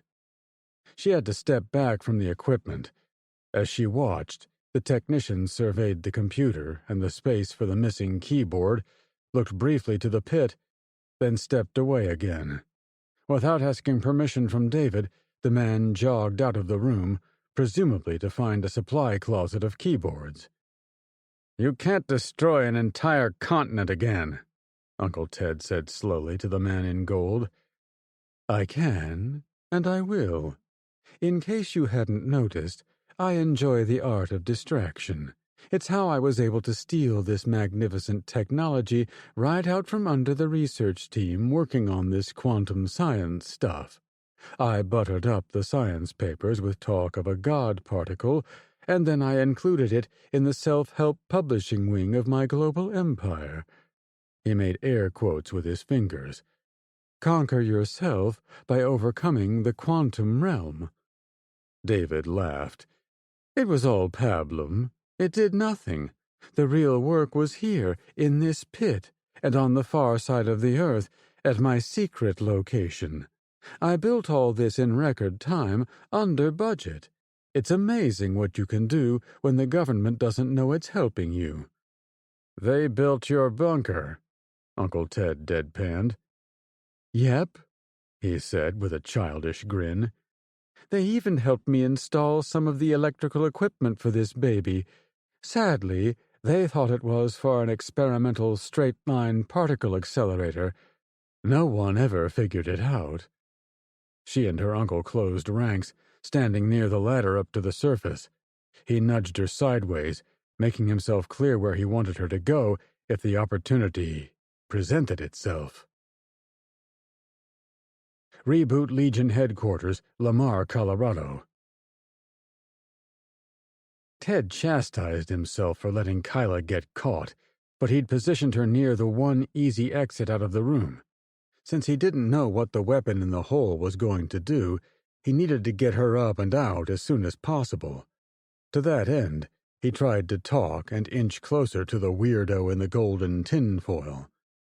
I've seen what you've done to our country. I've walked an Air Force terminal at Andrews. I've been in the hallways of New York City. I've seen the empty city of Minneapolis. It seems an awful lot to digest for any invading force. Why didn't you just settle for defeating our homeland? Why continue to kill Americans overseas? Why not let those other countries survive instead of making them pay for harboring us? My word, you have a lot of questions. David patted his chest. I get to decide who lives or dies. That's what's so convenient about this toy. The dark energy it taps into is endless. 70% of the universe is made up of the stuff. You ask why I continue to kill more people overseas. I ask why I shouldn't kill everyone in the entire world. Except for the Chinese, he taunted. Internally, he hated the commies with a passion, but the innocent civilians over there didn't deserve to die, so he tempered his statement. They'll be taken care of, right? For a while, David said enigmatically. As long as my planes are above their heads, I can make good on my threats to erase those who would do me harm. In time, I shall figure out how to fire my weapon without needing this $1 trillion black hole. He pointed at the pit next to them. $1 trillion? He said with shock. Nothing can be worth that much. It would have shown up in the budgets of America. Someone would know about it. David laughed heartily. Oh, you of little faith. You have no idea how men with power conduct business. If I wanted $5 trillion, I could have gotten it. A few catastrophic earthquakes or tornadoes, lots of bright lights on crying children, and then, boom, emergency declarations are signed, and the Federal Reserve prints me my money. You really think it costs $50 billion to rearrange sand on a beach after a hurricane? It's insane, he said, afraid to see the logic of what he'd said. You know I'm right. David shook his head. Why am I even talking to you? I need you two to step away from the device so we can clean up. You mean kill us? He replied, seeing he'd have to lay down his life to get Kyla up that ladder. He'd stepped closer to David, but he didn't like the way his guards were glued to his every move. Unlike many of the men who served David with gross negligence, the pair of gun handlers appeared to have some competence. I abhor violence, David replied, repulsed by the suggestion. It's a quirk of mine. It's why I have a sterile cleanup box to do away with undesirables. We know about your cube, he snapped back. We found your rejects in NORAD before the nukes missed us. He thought he'd scored a hit, based on the man's face, but he quickly recovered. Nobody has everything figured out. It was a long road to get here. Mistakes were made. David glanced at his watch. Tick-tock. I suppose I could drone on and tell you all my childhood wishes and every decision I took, including my very real desire to avoid bloodshed, but that would be ridiculous and idiotic. Do I look like a ridiculous idiot? Ted pointedly made an up-and-down gesture, looking at the man in the cheesy golden outfit. David only laughed, however. I guess I walked right into that one. I'll give it to you. Well played. The man waved at his guards, and they pointed weapons at Ted's face. Last chance. Step out of this room. While the leader of the enemy forces laughed at himself, Ted noticed movement in the tube above them. He quickly diverted his gaze to avoid giving them away, but in that moment, he saw a face he recognized. Meacham. Reboot Legion Headquarters, Lamar, Colorado. Charity barely looked at Dwight as he bothered her about his bird. For Tabby, still talking with Tanager, she realized the impossible position she was now in. A pair of guards walked with the woman in white, and Tanager didn't seem the tiniest bit worried about the guns she, Peter, and Audrey carried. You can't win, Tabby. There are 100 guards in this complex, and 10 times that many workers. Charity and I are not going to be your prisoners either. That's not how we think. She threatened to take her rifle off her shoulder, as if he had a way to slip out of the elevator car. Instead of being surprised, he smiled with pity. "If you wield your rifle, the guards will shoot you dead. If you lay your weapons down, you can live to fight another day. Isn't it the American way?" Tabby was disappointed. "You're really with them? I thought you were one of the good guys. My parents voted for you." A fist clenched in her stomach, remembering her parents were gone and men like Tanager were responsible. However, the dirtbag was right about her chances. She'd easily be able to kill the man, but that would be the end of her and her friends. "We'll lay down our guns," she said quietly. "Tabby?" Peter asked with surprise. She turned to him. "I have a responsibility to keep you and Audrey alive. Those guards are going to shoot us the second we take the rifles off our shoulders." Dwight was a true wild card. He'd taken a knee in front of Charity as if she were going to knight him. Of course, he was begging to know the truth about his bird, but he seemed oblivious to the two guards and the tangle of decisions Tabby had to work through. He'd provide no help to her. Audrey whispered, "We'll do whatever you think is best. I don't want to die for that jerk." She motioned toward Tanager, who continued to stand in the elevator with a smile on his jerky face. "Dang it," she breathed out. "We'll lay them down." Much quieter, and only for Audrey and Peter, she added, "I'm going to get us out of here. I promise." It was a bold pledge, given they were already inside the enemy headquarters and prison complex, but she'd seen more than a few miracles of late. To Tanager, "Fine. We surrender." She and the kids carefully set their weapons inside the elevator at Tanager's insistence. "Back up and join your friends," Charity said to Dwight with disgust. Dwight looked at the woman with surprise before noticing her by the elevator. He was the definition of distraught. Tabby was a little guilty for guiding the man around the forest at her direction and then overselling their chances of linking up with Ted and the president. She'd led him to his capture. "Sorry, Dwight," she said to him. "I guess our luck had to eventually run out." "That it did," Tanager said, finally leaving the elevator car. As soon as he stepped out, the doors closed, carrying their weapons to another floor.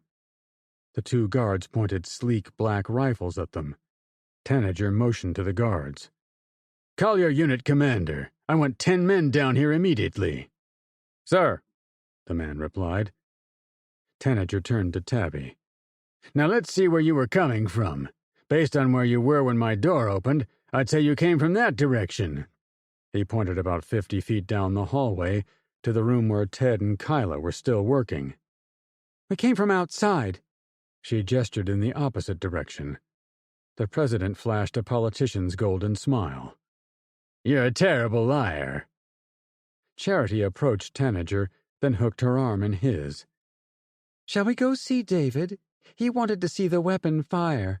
I think he already has this girl's friends captured in there. I can see him from here." She pointed down the hallway. Tabby saw the man's golden outfit and immediately knew it was true. "Fine," Tabby said, doing her best to sound confident.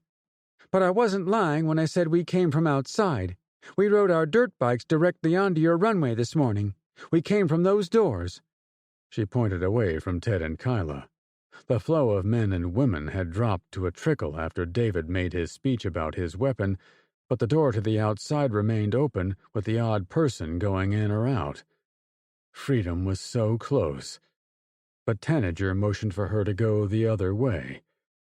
One more time, toward trouble. Chapter 29. Reboot Legion Headquarters, Lamar, Colorado. "You two are clever, for sure," David said nonchalantly. "The uniforms have gotten you through our lines for the last several days. I have an affinity for looking at surveillance, and I recognize you from recent footage. I watched you and my friends from Central America run inside NORAD, but I lost touch once the nukes hit. Where's Emily Williams, by the way? Did she survive the blast? You always travel with her, don't you? I'm disappointed she's not here." Ted shrugged, unwilling to further acknowledge the question. "No matter. This room is where I watch the weapon send its power up into the heavens. There normally isn't supposed to be anyone in here but me and my entourage. When you opened the door, an alarm went off. From there, it was easy to spot you on camera and then come in here and capture you. This attack, or whatever you thought you were doing, is a total loss." He decided there was no point in trying to get Kyla up the ladder. Whatever Meacham had planned, he was going to give her the distraction. He waved to his niece. "Stand by me, okay?" The technician came back in the room carrying a replacement keyboard. Ted didn't have much time before they were back in the system. "Really?" Kyla answered, as if questioning his reasoning. It was difficult to express his tactics when he couldn't say the words. "Yeah, you got them locked out of their weapon. We've done what we came here to do. Let's play it cool and do as he asks." "Sure," she said lamely. He wanted to hug her and let her know he had a plan, but it would give away his intentions. He needed David to get cocky and overconfident, like every Bond villain he'd ever seen. The two technicians worked together to plug in the keyboard and get started on the computer. One of them turned to David. "So the convergence shrouds up top are retracted. We're having trouble reconnecting with them." David chuckled. "It doesn't matter." He looked directly at Kyla. "You may have closed them up there, but the weapon will still fire.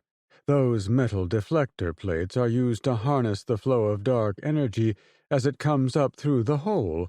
Without them, all it means is the people of Europe will die a long, agonizing death rather than the instant disappearing act you Americans benefited from." "That's terrible," Kyla snapped. David shrugged with a shit-snacking grin on his face. "I tried to be humane, but I guess you could fix it yourself." Kyla tried to move back to the panel, but Ted had to hold her arm. "I have to fix it," she panted. "He could be lying," he replied, trying to sound reasonable.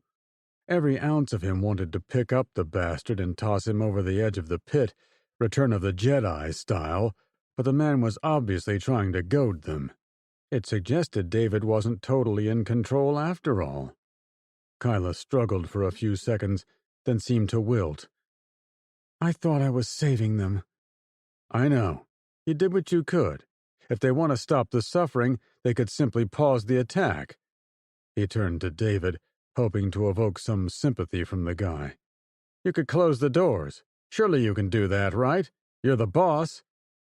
David looked like he couldn't care less. "The doors aren't strong enough to stop the flow of an energy which goes through the planet's core. Don't you get it? The lid is to keep the rain out, not stop the weapon. You'd need something a lot bigger to accomplish that." "So you'll help?" Kyla pleaded. David turned more serious. "Even if I was so inclined to save some suffering, I couldn't fix it on this go-round. We're at the end of the countdown, and it can't be delayed. It can only be restarted. Stopping and restarting would set my timetable back longer than I find acceptable." He motioned to the two techs still working at the terminal. "If they happen to fix it in the time left, so be it. If not, them's the breaks."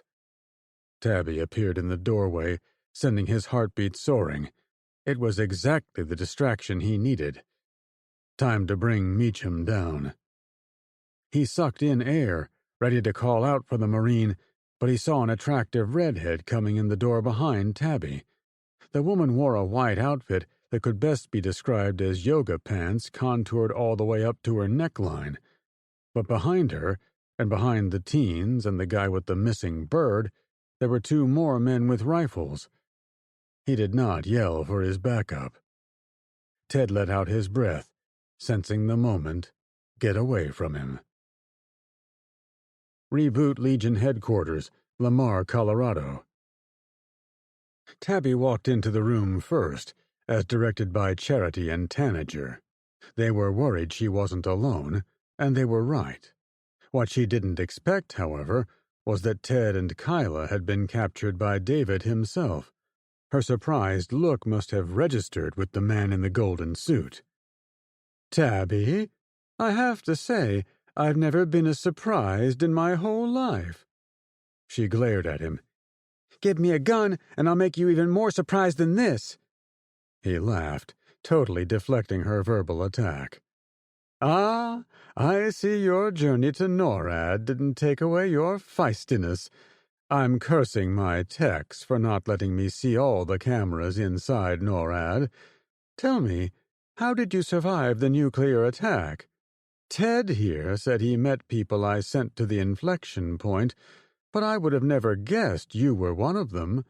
The bunker must have been stronger than I gave it credit for." She crossed her arms, self-aware of her outfit. "I'm not telling you shit." He clapped.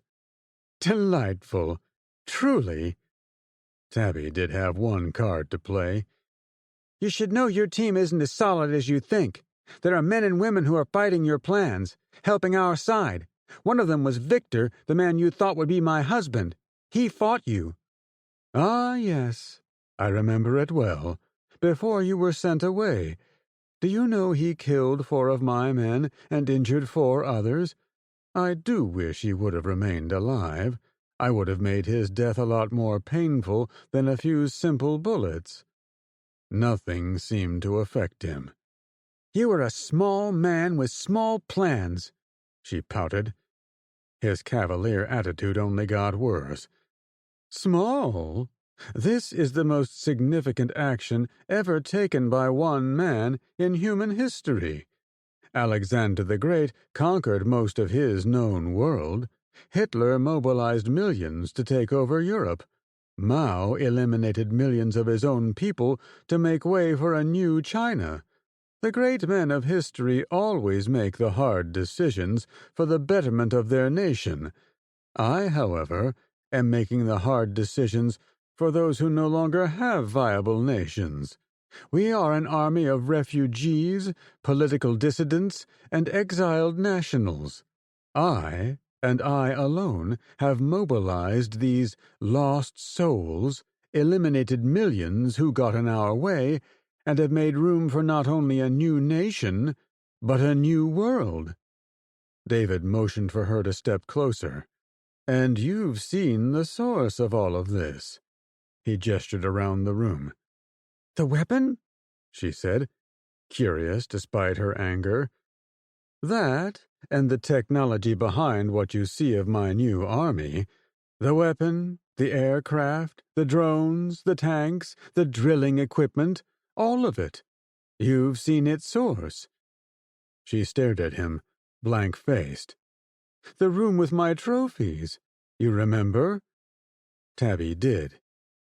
"You had little models of stuff, if I recall. A cure for cancer you keep to yourself.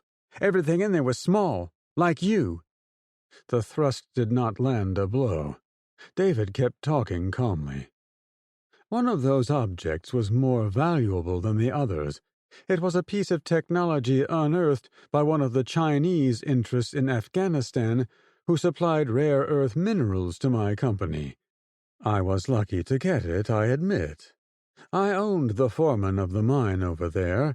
Once in my possession, we reverse-engineered the tech to give you everything you see today." Ted interrupted. "Was it alien? Do you realize what this means?" "It means I'm going to conquer every broken nation out there.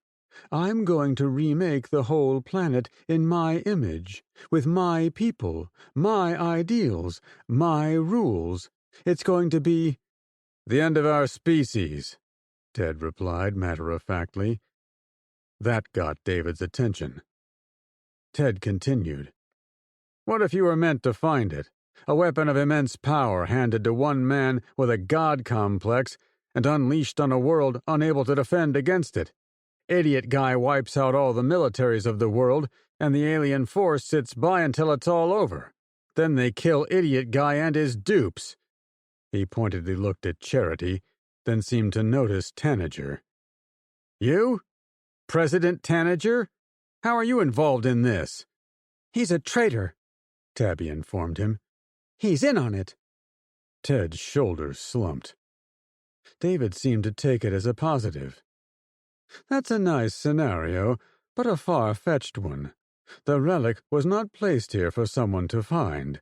I dug it up. Whatever benefits it presented, I made happen. Ted tried to hit him with logic. The Chinese might have put it there for you to find. They're capable of anything. Maybe they're watching those same cameras you fancy. Are they observing us right now? He looked around the room dramatically. Maybe they're watching you do their dirty work, then they'll come and take you out. Serves you right. Finally, David seemed to take him seriously. You think this was all set up by the Chinese? But I designed all the weapons. My people created the inflection device, my beloved cube of energy. Dwight shouted, "The cube!" Everyone turned to him. Tabby was surprised it had taken as long as it did before Dwight spoke up. He moved around the room, undoubtedly searching for his bird, or looking for bird food, or whatever bird-related mischief his addled brain could cook up. However, when she turned to him, the look in his eyes scared her. Reboot Legion Headquarters, Lamar, Colorado. Talk, talk, talk. It was all those people did. He tried to listen while searching for Poppy, but he couldn't make out the details of the back and forth. What he did understand, however, was mention of the white cube. It was responsible for making him better, and he desperately wanted to feel whole again. "Please," he threw himself at Charity's feet. "Put me back in the white light." He sensed the tension ripple through those standing around him. The men with guns put their fingers on the triggers. Tabby and the two kids huddled together as if something was about to happen. He hoped it would. David spoke after a few seconds. "This better not be a diversion. I'm a reasonable man, but I swear I'll kill every one of you if this is a trick." "Not a trick!" he cried out, scratching at the woman's booties. In the distance, he heard Poppy mocking him. "No, I'm not embarrassing myself," he snapped back to her. The room became painfully quiet. David spoke first. "I knew it would be bad when I put this traitor in the cube, but I never, in my wildest dreams, could have imagined how badly I've managed to break him." He clapped to himself. Dwight heard it all, though he continued to focus on the shoes. Charity hadn't displayed much compassion for him, but he hoped she would be more willing to help him than David. "Get up, you fool," the red-headed goddess said to him. "Yes, ma'am," he replied, happy to comply. He'd do anything to get what he wanted, suddenly realizing having a functioning brain felt a lot like a drug addiction. He really wanted to be able to think straight again. David laughed in his grating, uncaring way. "I would sooner throw you down the pit than let you use my energy supply for your own purposes." He pointed to the hole. At that instant, a body fell from above. "Holy shit!" David yelled. It surprised Dwight, too. A woman in black hung upside down, a rope tied to her ankle. She waved her arms wildly and tried to swing around to face those inside the room. When she did, Dwight saw her face, though he didn't recognize her. "Is that Meacham?" Tabby asked with amazement. Before anyone else could answer, Dwight's eardrums exploded. Chapter 30. Reboot Legion Headquarters, Lamar, Colorado. "Get down!" Uncle Ted ordered, an instant after the gunshot tore through the room. Someone had snuck through the door behind Tabby and her friends and fired into the back of the closest guard. As Kyla watched, men in army camouflage came flooding through the door. "Avery!" she said with relief. "Stay down!" her uncle ordered. Since they'd been disarmed, there wasn't much they could do but stay out of the way. A complex dance took place on the wide floor of the room. Men with rifles shot at other men with rifles, creating a web of bullets flying in all directions. Kyla kept her head down, but she had to watch it unfold, ready to help. Everyone scattered except Dwight. The man remained on his knees, seemingly confused about what was happening. "Unc, I have an idea for how to stop this." She pointed to the weapon. "Not now," he said forcefully. The room had nothing on the floor anyone could use for cover. She recognized the superior position of Avery's men almost immediately.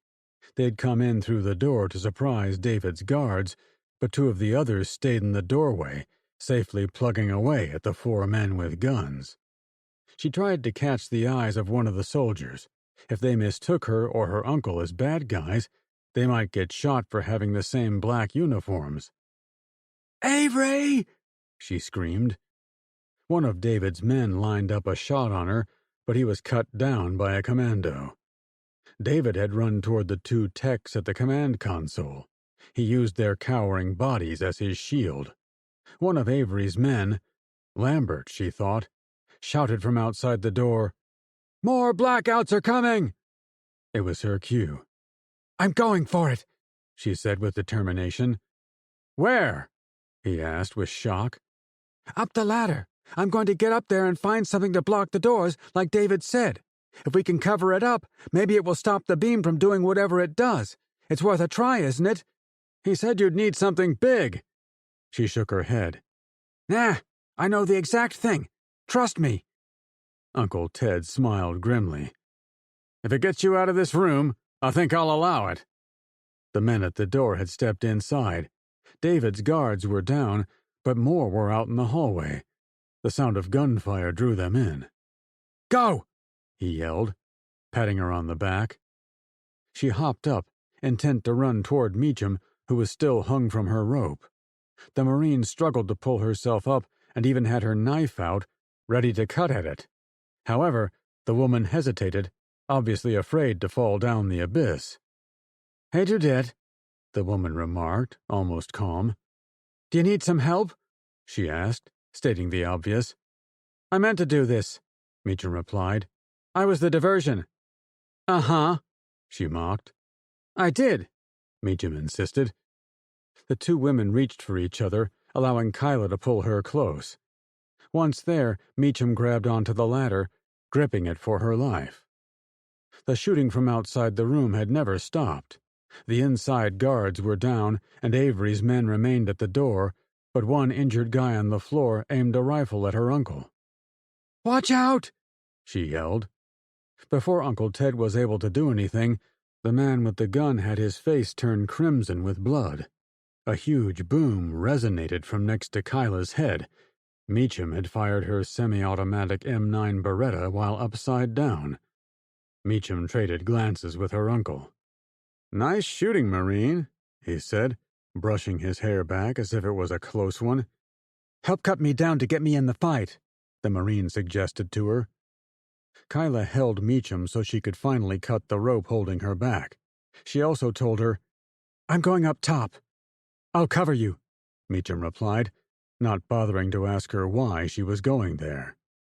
Once the rope was severed, the strong woman used her arms to hold on while getting her legs under her. When upright, she got her sidearm out again. Kyla yelled to her uncle, "See you soon!" Uncle Ted had taken a rifle from one of the downed guards. He looked at Kyla, then at the door. "We'll hold them off while you do your thing. Get out of here!" She climbed, suddenly unsure if leaving him was the right thing to do. Antipode Station, Amsterdam Island. Priscilla was unsteady on her legs as she ran across the craggy landscape. She thought it was a result of all the adrenaline saturating her system, but she soon realized her leg was bleeding. "Crap," she said, continuing to run. She decided to halt at a small boulder, though she realized parts of the plain nearby offered even more cover. She trotted a few more yards and crouched behind a 10-foot section of fuselage skin. There was activity in the area. A small caravan of black trucks had arrived on the edge of the crash site, leading her to briefly imagine they were there to help her. However, as she watched from afar, men in black uniforms piled out of the vehicles and spread out in a search pattern. Knowing better than to give herself away, she waited until the men found a survivor. The lone gunshot told her all she needed to know.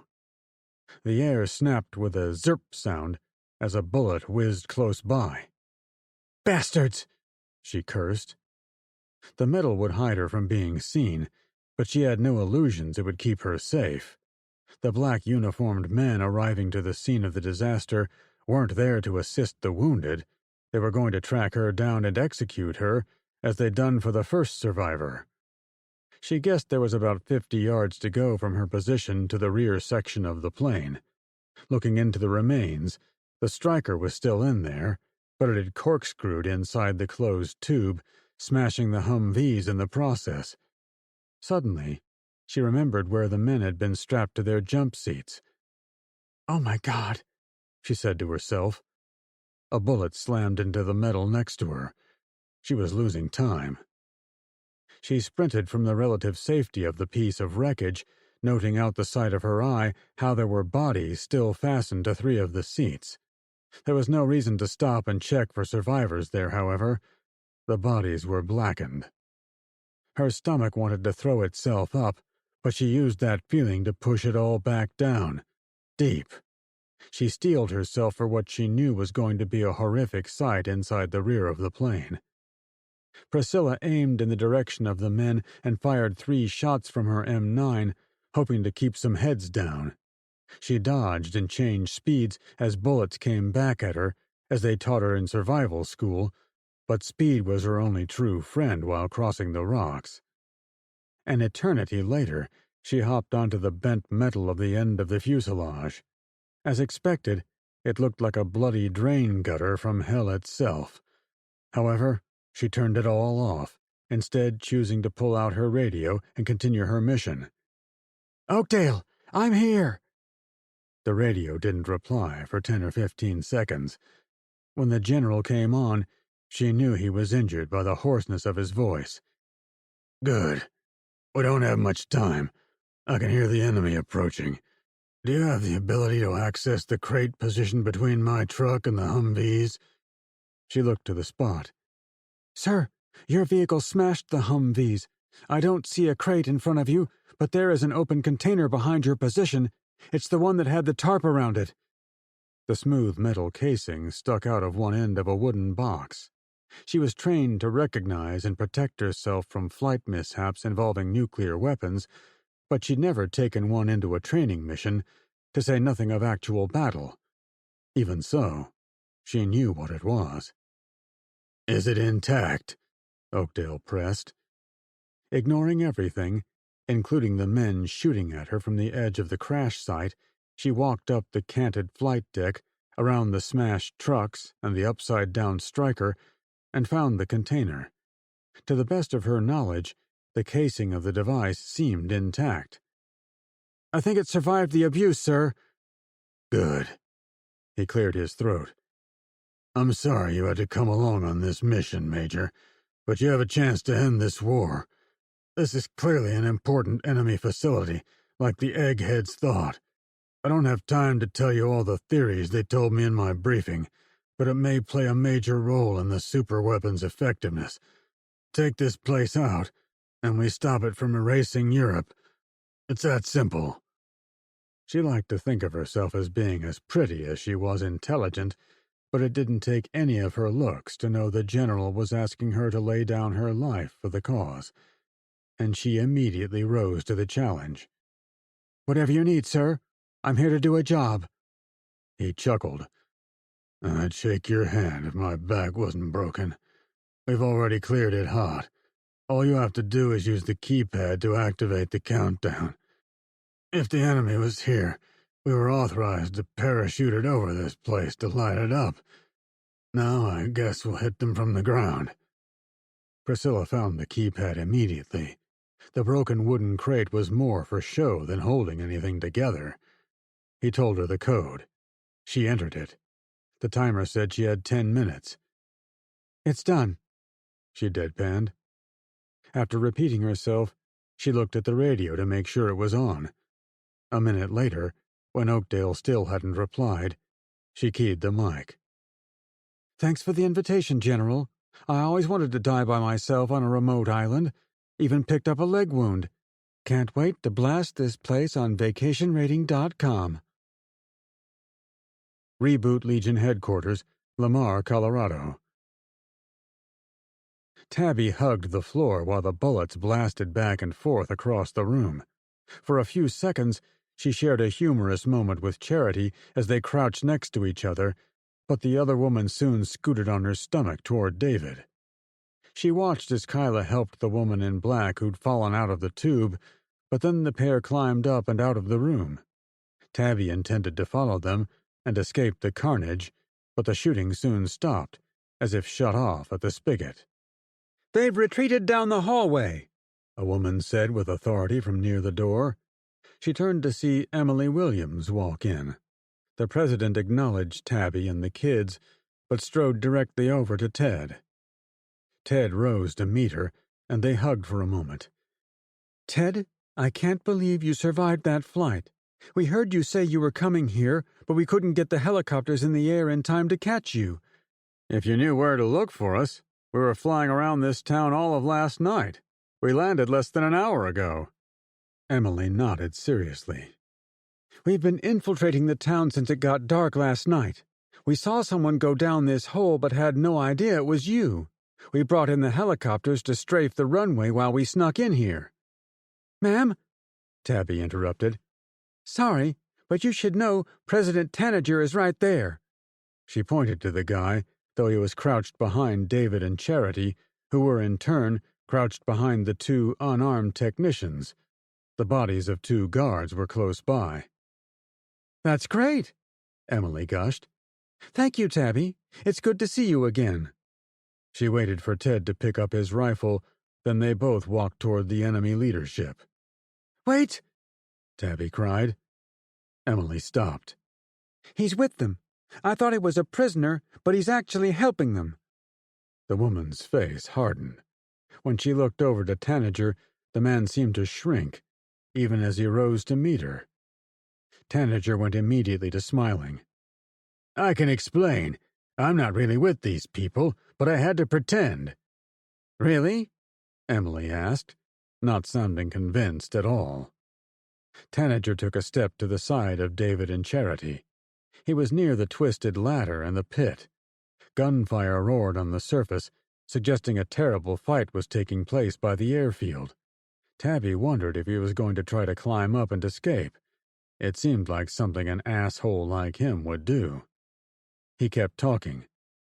"I told Miss Tabby the truth. When the attack happened, I was thrown into the presidential survival ball and dropped into the bunker under the White House. I came out later and was found by David's people. They had me leave my clothes behind." "And this," Ted added, holding up a large coin. Tanager's eyes lit up. "Right. And the challenge coin. Everything to make you think I was, in fact, dead like everyone else." His voice changed in tone, to sound more serious. "But what David and his people didn't know is that I was only following them to stay alive. My intention was to keep myself deep in their planning until the time was right to spring back to being President Tanager." Tabby seethed. "So what was all that noise you told us in the other room about wanting your face on Mount Rushmore next to David's? A statue on every corner, you said."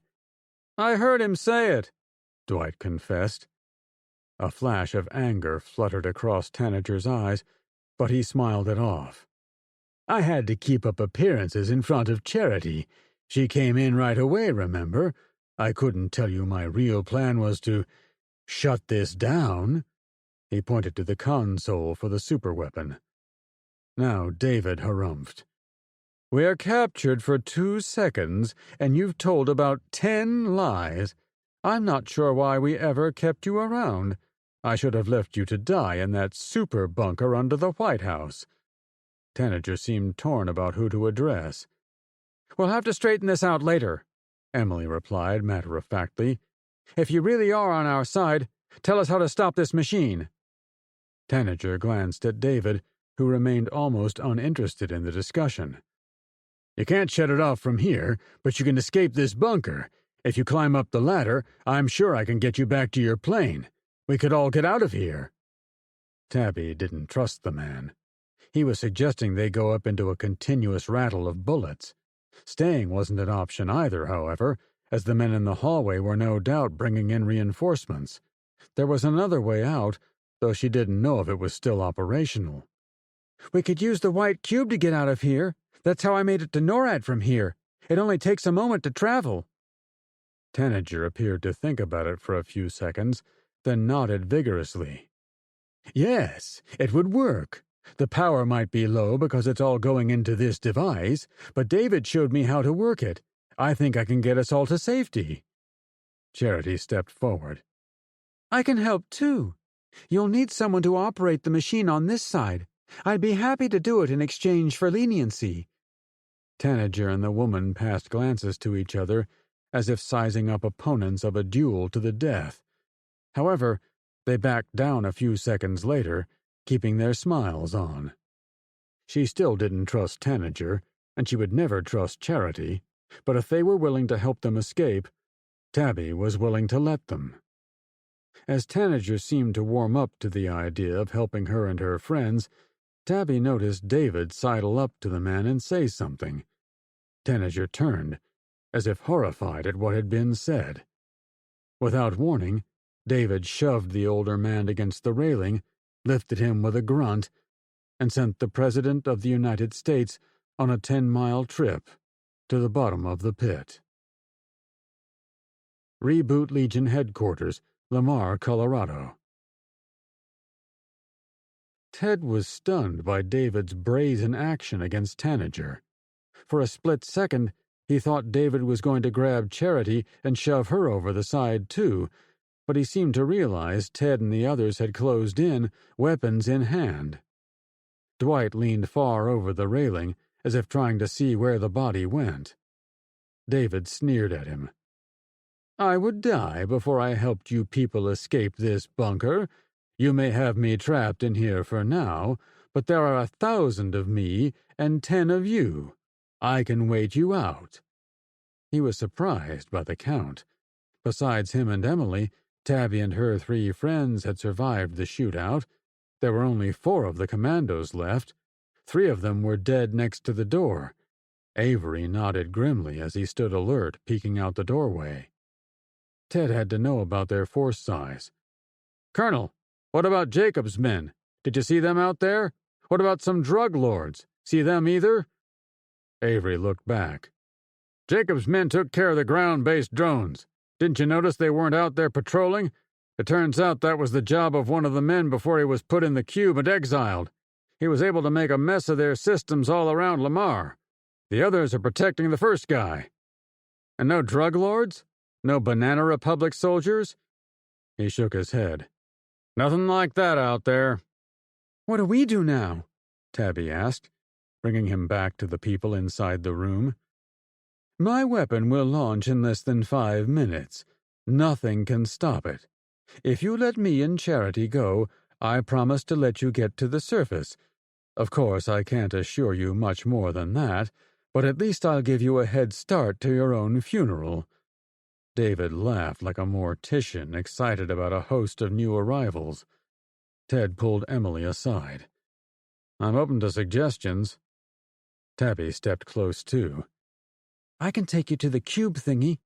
If we can threaten him down there, maybe he'll let us travel through the white light to get us out of his base. He considered, but only for a short time. Do we know anything about how it works? He might send us a mile into the sky, or a mile into solid rock. How would we know? Emily whispered, We could take Charity as collateral. We'd let her go when we got to NORAD. He called Avery over. Colonel, can your birds come to the top of the silo and pick us up? The question got Dwight's attention, but he didn't join the conversation. Avery didn't smile. "I've been on the radio with my two pilots. They've been tearing them a new one on the airfield, but they've expended most of their ammo. Alpha can provide overwatch as we load Bravo, then switch. But if we're going to do this, I'll have to order them in right away." He'd wasted minutes already. Tabby's idea seemed safer in the short term, but depending on David or his people to set up the transportation seemed like a deal-breaker. Avery's idea would be incredibly dangerous at first, but once they were in the air and away from Lamar, it offered what he viewed as a better long-term prognosis. He looked up the silo. "We'll go this—" A shadow closed over the opening of the 10-mile gun barrel. A silver and gray disk slid across the exit, blocking what little sunlight he saw up there. "Way," he finished glumly. Chapter 31. Reboot Legion Headquarters, Lamar, Colorado. Kyla and Meacham climbed the final rungs of the ladder and exited the silo, leaving Uncle Ted and the others below. It tugged at her heart to temporarily abandon them, but she had a plan that might save millions. She pointed where she wanted to go, then ran with the Marine toward the line of military tanks parked between the airfield and the town. The second she had cover, she pulled the tablet out of her waistband, pulled the battery out of her pocket, and got to typing. "Weren't you supposed to destroy your evil tablet?" Meacham asked with skepticism. Kyla looked up from her task, humored by the question. "It's a long story. Actually, I kind of think it was your fault it didn't get destroyed." "What the hell, Kyla?" she exploded. "I'm teasing. I'll explain this whole thing when I'm done with my mission." She immediately went back to the tablet, typing to open a new channel to her target. "What's our plan?" Meacham asked, constantly vigilant for enemy activity. The airfield was under attack by the two small helicopters flown by Avery's men. He'd said as much while they were down below. What she didn't expect was the amount of damage done to the airfield. Columns of smoke rose from tanker trucks, split open and on fire across the tarmac. It was the perfect cover for taking out her intended target. "Here goes everything," Kyla said, typing the last commands. It took her half a minute to get confirmation from the system. "It's coming!" she gushed. "Is it a missile?" Meacham asked, looking up. "No, something much better." "A gravity bomb? Those are bigger, yeah. I'd like to see that." "Nope," Kyla smirked, feeling proud of what she was doing. One of the helicopters buzzed 50 feet over her head. Its machine guns rattled away, tearing into the huge parking area of aircraft nearby. She feared the choppers would want to take shots at the juicy rows of tanks around her, but the gunners seemed to prefer softer targets. "There it is!"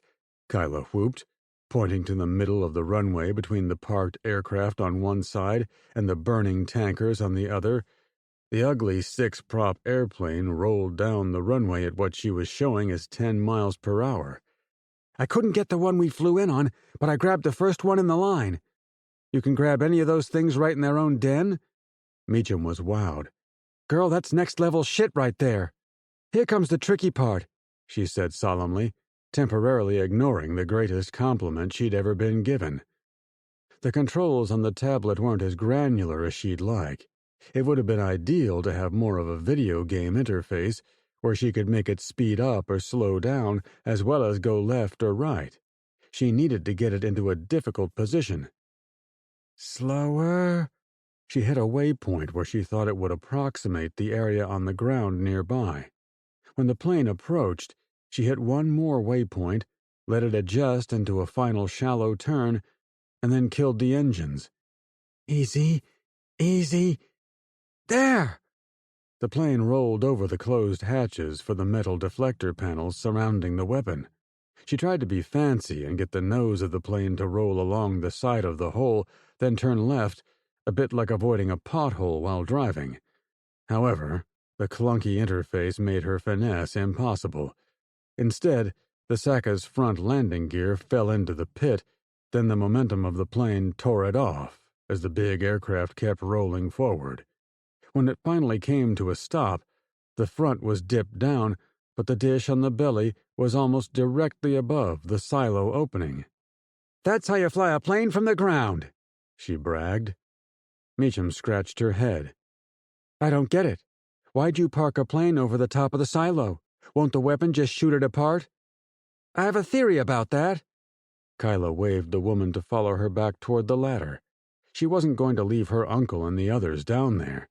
As they made it to the plane and the tunnel underneath, she held the tablet for a second, wondering if there was any way to ensure the plane couldn't be moved. "I can't go down there with this tablet. They might be able to use it to force the plane off the opening again." Meacham smiled. "I could shoot the tires. Then they'd need the world's largest tow truck to move it. It won't be necessary. Right now, the countdown is nearing the end. Without this tablet, they probably won't be able to move it before the clock strikes 0, you know?" Meacham looked confused. In answer, she tossed the tablet over the side of the hole. The Marine laughed. "Can I still shoot the tires?" She thought about it for a few seconds. "Knock yourself out. Better to be safe than sorry, right?" Reboot Legion Headquarters, Lamar, Colorado. "That was you?"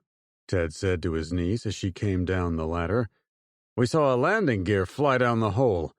And a tablet, I think." "Yep." She spoke with flowing pride. "And it was because of something he said." She pointed to David, who stood looking up the tube. "What could I have said to make you park a Solar One aircraft on top of my weapon?" "You said the only way we could stop you was if something large was placed over the top. At first, I thought the answer was finding any big plane, or maybe dump a bunch of tanks into the pit.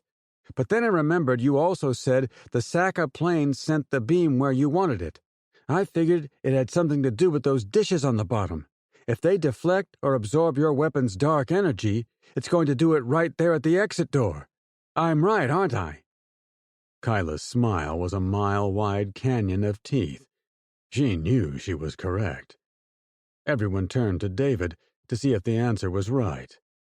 The golden man took a step away from the railing of the pit. Instead of answering right away, he grabbed Charity's hand and walked toward Avery's men at the door. Ted gave chase. "Was she right?" David turned around when he wasn't let outside the room. He brushed back his long white locks. "Guys, I'll help you with the cube now." Ted chuckled. "She was right. Why the rush to leave, though? Don't want to see one of your expensive planes blown up?" David hurriedly shook his head. "I probably shouldn't tell you this and just let what's about to happen wipe you off the earth, but I don't want to go with you. If you don't move the aircraft from up there, we're all dead." Kyla replied with a little less bravado. "Sorry, the control tablet is probably a mile below us and falling." "I figured," David replied. "That disk up there is going to reflect 70 or 80% of the dark energy right back into the hole. It'll beam it into every hallway of the bunker for a full minute. That's how long it was going to sweep all of Europe." Ted still wasn't worried. "You could easily turn it off." He pointed to the control console. "I can't," David deadpanned. "Please, we have to hurry." Ted closed the distance to the door, uncertain if he should trust what had been said. David spun around. "I'll take you down to where it is, but we only have a couple of minutes. If we run into my people, I'll make sure they don't bother us. Trust me when I say I'd sacrifice them all to allow myself to escape. It's an occupational hazard of working with me." Kyla spoke up. "And you'll let us all go to somewhere safe? To NORAD?" "Of course I will. I'll be with you. That way you know you won't end up inside a glacier." He and Emily shared a look. He had no faith in the man, and he was certain she didn't trust him either, but she gave him a gentle nod, leaving it up to him. Ted also got Avery's attention. "You good with going for an exit?" The colonel flashed the OK sign. "I'll call my birds and tell them to get the hell out of here." "Good idea," he replied. What did he say about birds? Dwight mumbled. After a momentary glance at the weird man, he turned back to Kyla. I'll walk with David and the woman. You and Meacham stay right behind us. Avery and his men will be in front and the back. If we run into trouble, David will help us out. I understand, Kyla replied. As a final gesture, he got up in David's face. If you try anything I don't like, or try to betray us, don't think for a second I won't take you out. You get us out of here alive, and you get to live another day. It's that simple. David offered no snark or attitude for a change. He nodded over and over. Let's move, Ted barked. Reboot Legion Headquarters, Lamar, Colorado. Kyla's heart rate had been tracking toward insane ever since the plane covered the silo opening. Now it beat so fast she had to breathe hard to keep up with it. A death ray was minutes away from flooding the bunker, and she and all her friends depended on a diabolical man responsible for 300 million deaths to get them to safety. Up ahead, David spoke to the guards who'd been watching Avery's men from afar. Step aside, please. Charity and I are fine. We don't need your services anymore. There had to be 15 guards standing in an adjacent hallway as if ready to pounce. However, they stayed away from David as if he had a bubble around him. Are you sure, sir? One of them asked. I am. All of you can go, except for you. David pointed to the unlucky guard who'd asked the question. He was middle-aged, a bit on the heavy side, and looked uncomfortable being called out. Sweat beads gathered at his temples, causing him to wipe both sides of his face as the other guards hustled down the corridor. Only when they were out of sight did David dismiss him. Despite his larger size, he sprinted after his friends like a gazelle freed from human captivity. I told you, David remarked. They will do absolutely anything I say. Uncle Ted motioned for him to keep moving. David spoke breezily. It's right up ahead. They strode down the middle corridor for 30 seconds, tops. A pair of doors was inset in the wall on the right side, giving a clue where they were going. David walked them up to the guard standing next to the doorway. Free America, the man said to his boss. David repeated the slogan, but then he stepped close and whispered in his ear. Kyla's stomach knotted up, knowing David could betray them at any second. David, Uncle Ted said tersely. The enemy leader held up his finger, giving the just a moment signal. He soon pulled away from the guard and turned to face her and the others. I promised I would get you to the room with my cube inside. Before we go in, there is one thing I need to do. The guard raised his pistol and aimed it into their group. Before anyone could move, he fired once. Oh my... Kyla fell to the floor. On the way down, she thought about how to shoot back. Meacham reacted by taking a knee, instantly aiming her rifle.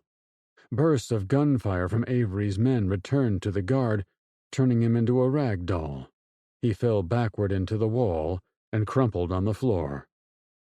When the smoke cleared and Kyla made it back to her feet, David continued to stand there with a smarmy grin plastered on his face.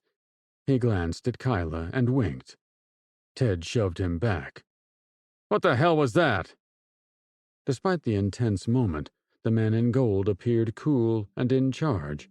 He laughed a little at what he'd done. I told you these men will do anything I ask. I needed someone killed. Kyla leaned around Tabby to see who'd been shot. She was shocked to see the pretty woman with the red hair lying with her arms and legs spread out.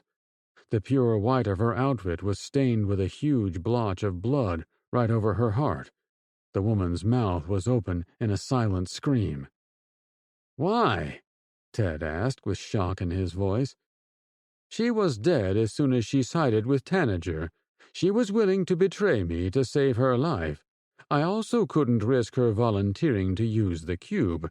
Her looks might have opened doors that would otherwise have remained shut. She might have killed us all under the guise of helping you people. So sad, really." He stepped closer to the body. "Goodbye, dear wife." Sheesh, Kyla exhaled.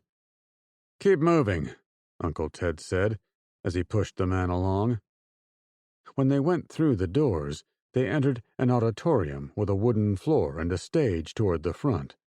There were no chairs in the middle, though there was a small wooden platform where a basketball half-court might have been. Farther inside, a vehicle-sized glass cube sat on the main stage as if it were a prop in a school play. David walked up the steps to reach it, but a voice came over the speaker system. "This is David. In 60 seconds, we will launch the second prong of our attack. First, we took out the New World, America with all its evils. Now we're going to strike at the Old World, the heartless imperialists who destroyed 3 continents. Only when we're done will we be able to live forever as one of the Legion of Chosen." The speaker turned off, leaving the big room in silence. David laughed to himself. "That's irony right there." Uncle Ted pushed him up the steps. "Just get this thing running." David bent over to pick up a tablet, but he checked with the commandos, as if unwilling to be shot for it. "May I?" "Hurry," Lambert insisted. "You all need to get in there." David pointed to the cube. "You first," Uncle Ted said sensibly. David hurried his way toward the entrance. I'll go, Kyla volunteered, cutting ahead of him. "to make sure he doesn't somehow leave us all behind." Meacham followed her in, as she expected. David came in next, scowling at them both. Dwight trailed behind, as if picking up golden crumbs. The rest shoved their way in after him. Before everyone was inside, a hum started, as if energy was being fed into the metallic structure around the glass walls of the cube. Her hair felt light, as if the electromagnetic forces were lifting it. "Hurry up!" David shouted. "Is Poppy in there?" Dwight asked, moving around the box. "Sure she is, idiot," David said under his breath. Louder he added, "I'm ready to hit it. We're going to NORAD as you requested. The door has to be closed, though." Without warning, someone shoved her against the back wall. Several people screamed with surprise. A couple of the men cussed. When she straightened back up, David was on the floor. More importantly, Dwight was standing outside the sealed cube. Whatever he was yelling, none of them could hear it. The glass was soundproof.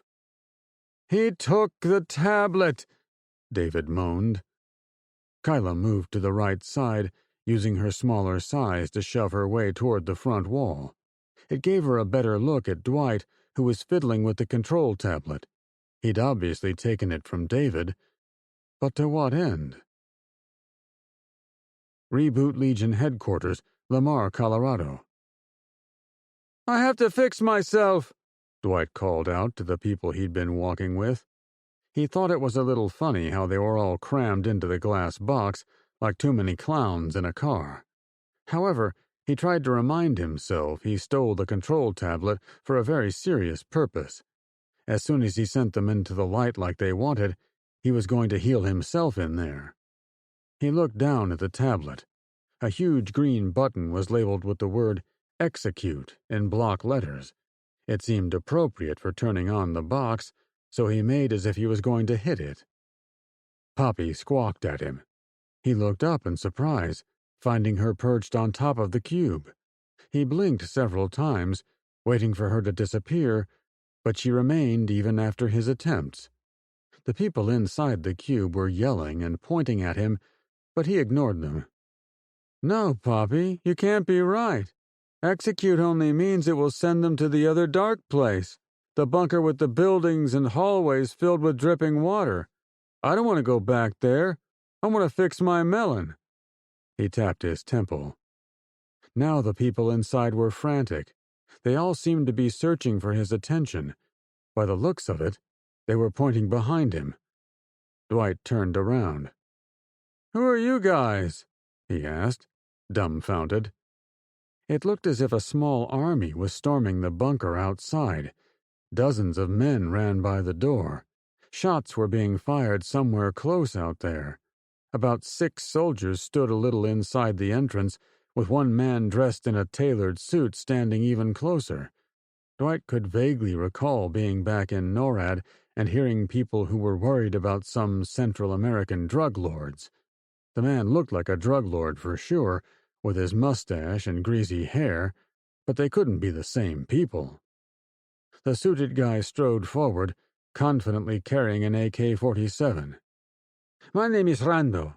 I have a beef with 2 men in your cage, amigo. David and Mr. Sock Draye. Thank you for capturing them.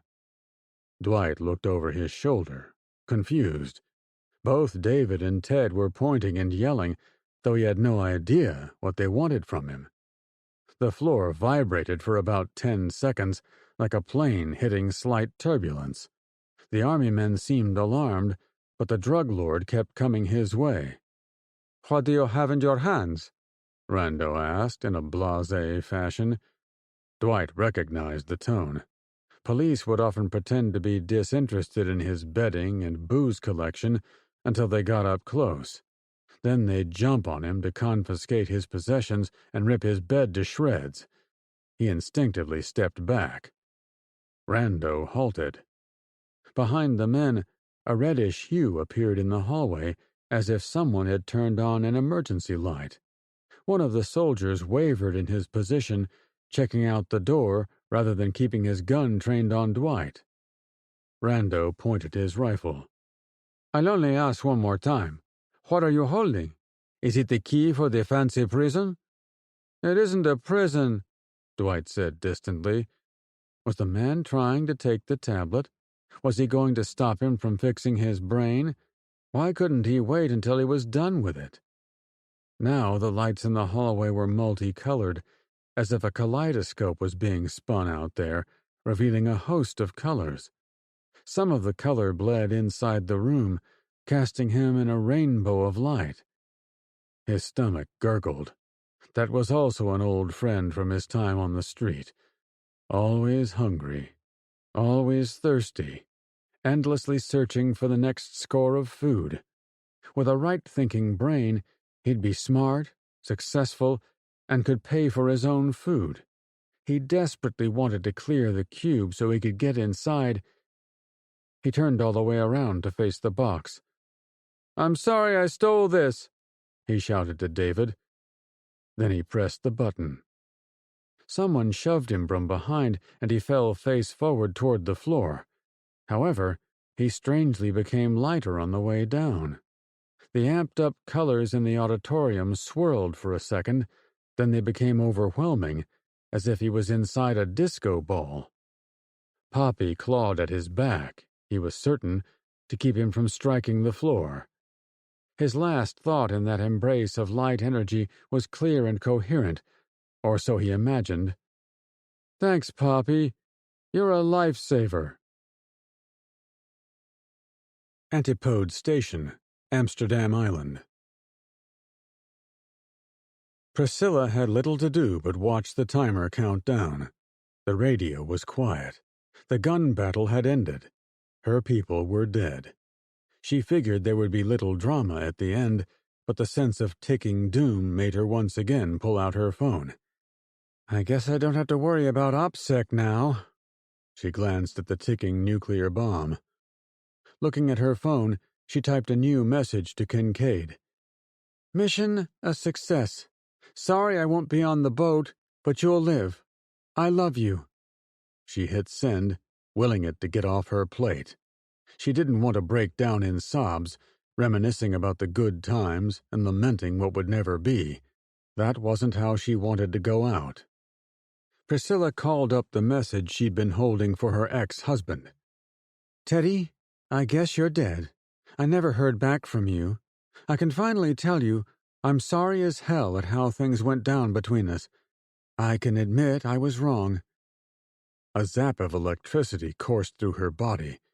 At first, She believed it was a result of a breakthrough of epic proportions in admitting weakness to her old husband, but soon it was clear the surging power was arcing and cracking in all the metal of the plane. Was the whole island full of charge? She typed faster.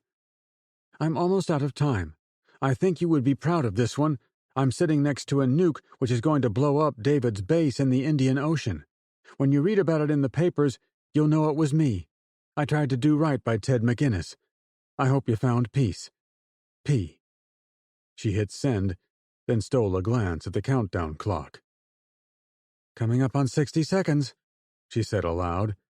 As soon as she'd uttered the words, 3 uniformed men hopped into the broken fuselage. They saw her sitting next to the metal casing. They might not have grasped what it was right away, but as they approached her, they saw the timer. "You have to stop it!" one of the men cried out, pointing his rifle at her. She was exhausted from the crash and running across the rocks, but she still smiled wryly. Do I look like a woman who can be threatened? I'm sitting next to a nuclear freaking weapon. To make her point, she slapped the remains of the wooden box, which crumbled to reveal more of the metal machine ticking away. Another guard tried to get his buddies to lower their weapons. You can't let it go off. The island is to feed David's reboot weapon. You can feel it about to launch, can't you? If it shuts off now, his attack will fail. Priscilla cackled. Hey, dummy, you honestly think I don't know that? She scoffed with disgust. You people must have a lot of geniuses pulling the strings, because you guys are the useful idiots of this enterprise. The men raised their weapons again. She expected jerks like them to shoot her out of spite, even though they were going to die with her 20 seconds later. However, she didn't bother with them any further. She peered outside the wreckage, admired the sunset over the water, and thought of her new husband.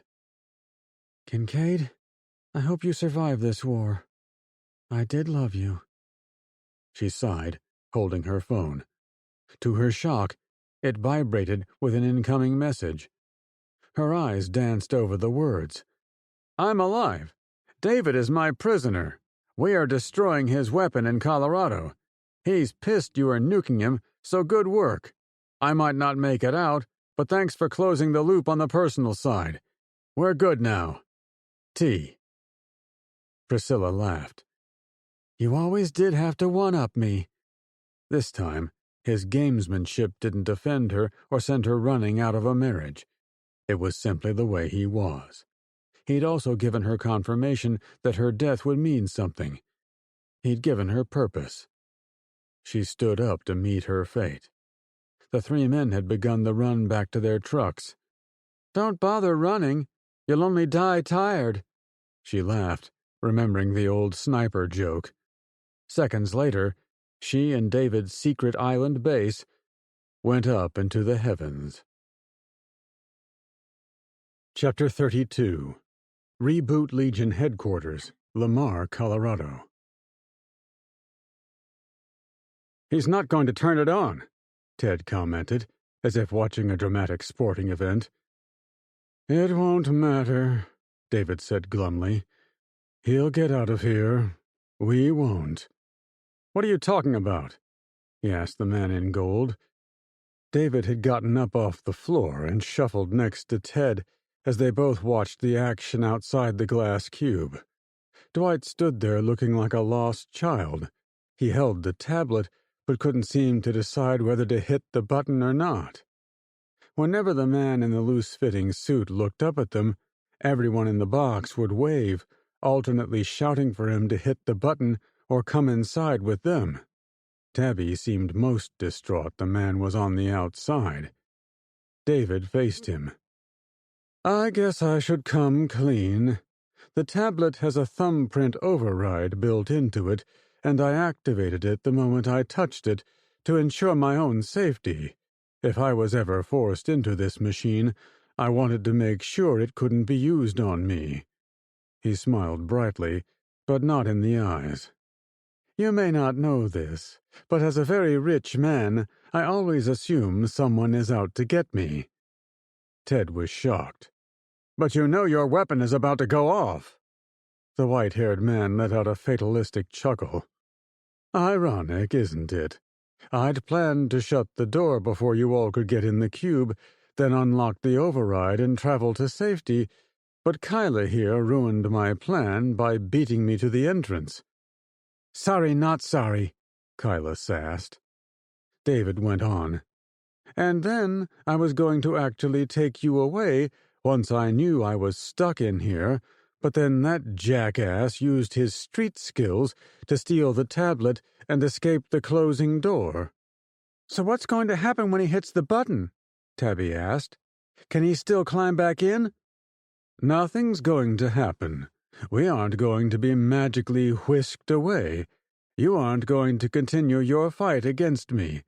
I'm not going to continue my crusade against Europe. We'll simply stop existing. Or we'll jump dimensions. Truth is, I never studied the where of it. I only needed the ability to snap my fingers and make people disappear. Ted clenched his fists. I swear I'm gonna kill you. He was interrupted by his phone rattling his pocket. Who could possibly be calling him? He pulled it out, eliciting a bemused glance from David. I'll give you some privacy. If there'd been room to wind up a swing, he might have punched the guy. As it was, they were too close together. Still, he had to see who'd sent the message. It's my freaking ex-wife, Ted said with a blend of curiosity and disappointment. He'd wanted to see if she was okay after the blast in London, but he'd been swept up in events beyond his control. It appeared as if she'd made it after all. For that he was glad. But why had she chosen now to text him? He scanned the message in seconds, barely able to grasp the implications. It says she's nuking some island in the Indian Ocean. Son of a bitch! David fumed. Can't you people die for me? His mind was a mixture of emotions. He had to reply to David. This means something to you? The man turned around, giving Ted his answer. He typed a short message back to Priscilla, momentarily forgetting their past fallout. He wanted to assure her she was doing good work down there. Both bases of the superweapon were about to blow up. A few seconds later, he hit send, hoping he'd said the right thing. Emily stayed close, but said nothing, as if he needed that moment to close that chapter of his life, much as she'd done with her dead husband back in her New York apartment. David pointed outside. Who are those guys? Ted reoriented on the happenings around him. About a dozen men ran by the door to the auditorium. They weren't wearing the typical black pajamas of the Legion. Instead, they were dressed in olive-drab fatigues. Ted recognized them instantly. You should know who they are, Ted chided. They came to NORAD on your orders. David's face lit up. Oh, right. I brought in members of every failed narco state south of your country. You know, I do wish the range on my weapon was greater. I would have taken care of those countries, too. However, they pose no threat. They can't even follow basic orders and have the decency to die in their assigned location. You can blame me for that. I kept them alive. I'm as surprised as you to see them here, though I'll take credit for it. We were supposed to meet them here to take you down. I got them fired up about getting even with you. Ted almost laughed at the stupidity of talking to David in such a casual manner, but they were both trapped in a phone booth underneath the world's deadliest superweapon. A laugh was exactly what he needed. Emily hugged him from his side. He intended to say something heartwarming and eternal before the end, but he was distracted by Dwight. The man looked right at him. "Dwight!" he shouted. "Behind you!" He gestured for the man to turn around. He finally turned his back on the box, noticing the armed men coming inside the auditorium. "Oh, shit," Ted complained. "It's Rando. He's clever." Everyone became quiet, as if trying to hear what Rando and Dwight were talking about. There was no sound at all, however. The only thing interrupting the quiet was a rumble under their feet. "What was that?" Kyla asked from behind him. "The energy is here," David said glumly. "It's hitting the Saka.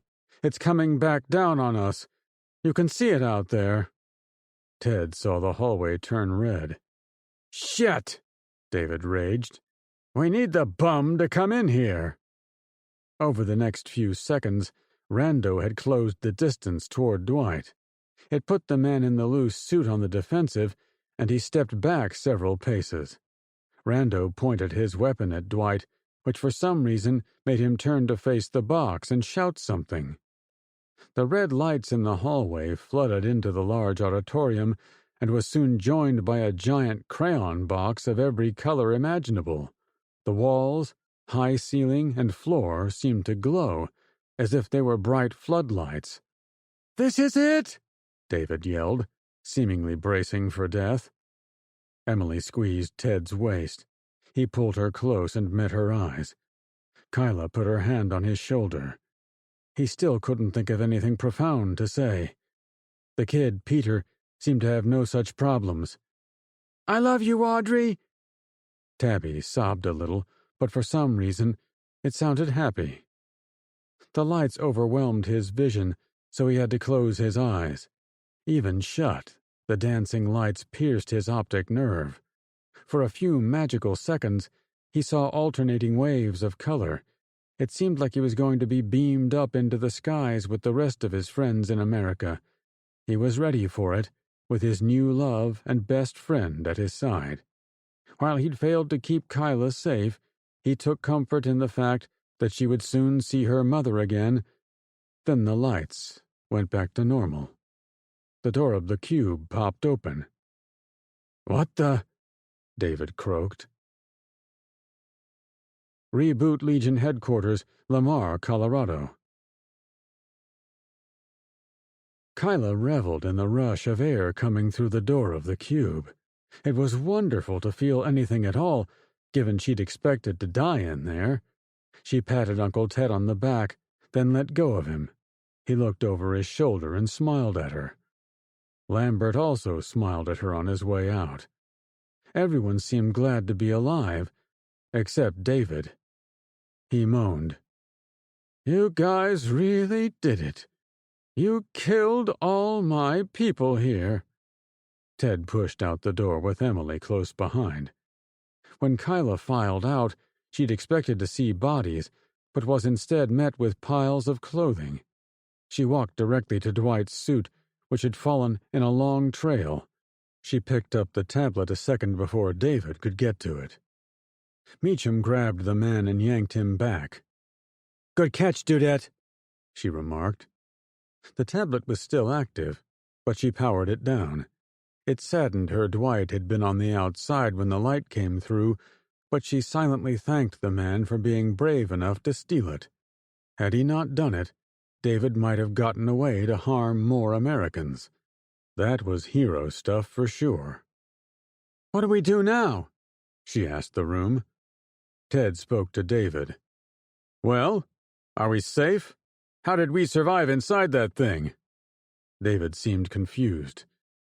"We should be dead. I knew the cube provided some protection against the effects of dark energy, because the same energy gathers inside the box. You don't want to stand next to it and get zapped, right?" He tried to make it a little joke. No one seemed impressed. He kept talking. "But it wasn't built to withstand the effects of a long exposure from the weapon. From what I can tell, we didn't get a full dose." Uncle Ted snapped his fingers. "Priscilla, my ex-wife, blew up her nuke. She cut off the energy at the source. I need to tell her—" He abruptly stopped talking, as if remembering she was gone. "I need to check my pilots," Avery said apologetically, edging toward the door. Emily replied to him. "Take your guys. We can keep an eye on the prisoner." The commando led his 3 men out at a run. Kyla expected to hear gunfire momentarily, but there was nothing but silence. David seemed to notice her listening. "Don't bother. There's no one left. I've got to hand it to you. Moving my own plane on top of us was a stroke of genius. I should have had you on our team." "I would never have joined you," she barked, thinking back to Ben, her programmer partner who'd apparently felt the opposite way. How many Bens were still alive out there? Men and women who'd taken up David's offer to wipe out the rest of the country. She spat at his feet as emphasis. He shrugged. "Don't be so sure. I bought off Tanager. He was the most powerful man in the world. I also owned the Pope, most members of the EU, various world leaders. All those men from Central America were bought and paid for. Money buys everything. Never forget it." She scoffed at him. "I wouldn't help you for $100 billion. You're a murderer and a monster." He smiled. "Perhaps, but history will remember my name for eternity." He lazily swung his finger at the others. "None of you will even be a footnote in 5 years. Death is the price of immortality." She wasn't sure if he meant his own or the rest of the world's. Her uncle pulled her away from David. "Don't engage with him. It's like talking to a wall. I don't think he even understands he's lost." "I guess you're right," Kyla agreed. "You got one thing correct, however, Kai. You were brilliant to maneuver the plane over the hole. Even though Priscilla stopped the full blast of energy, it was still enough to erase the men in this bunker. If it had gone where it was meant, who knows how many would have been lost. You single-handedly saved perhaps hundreds of millions of people. Maybe billions. Your mom would be prouder of you right now than words can express."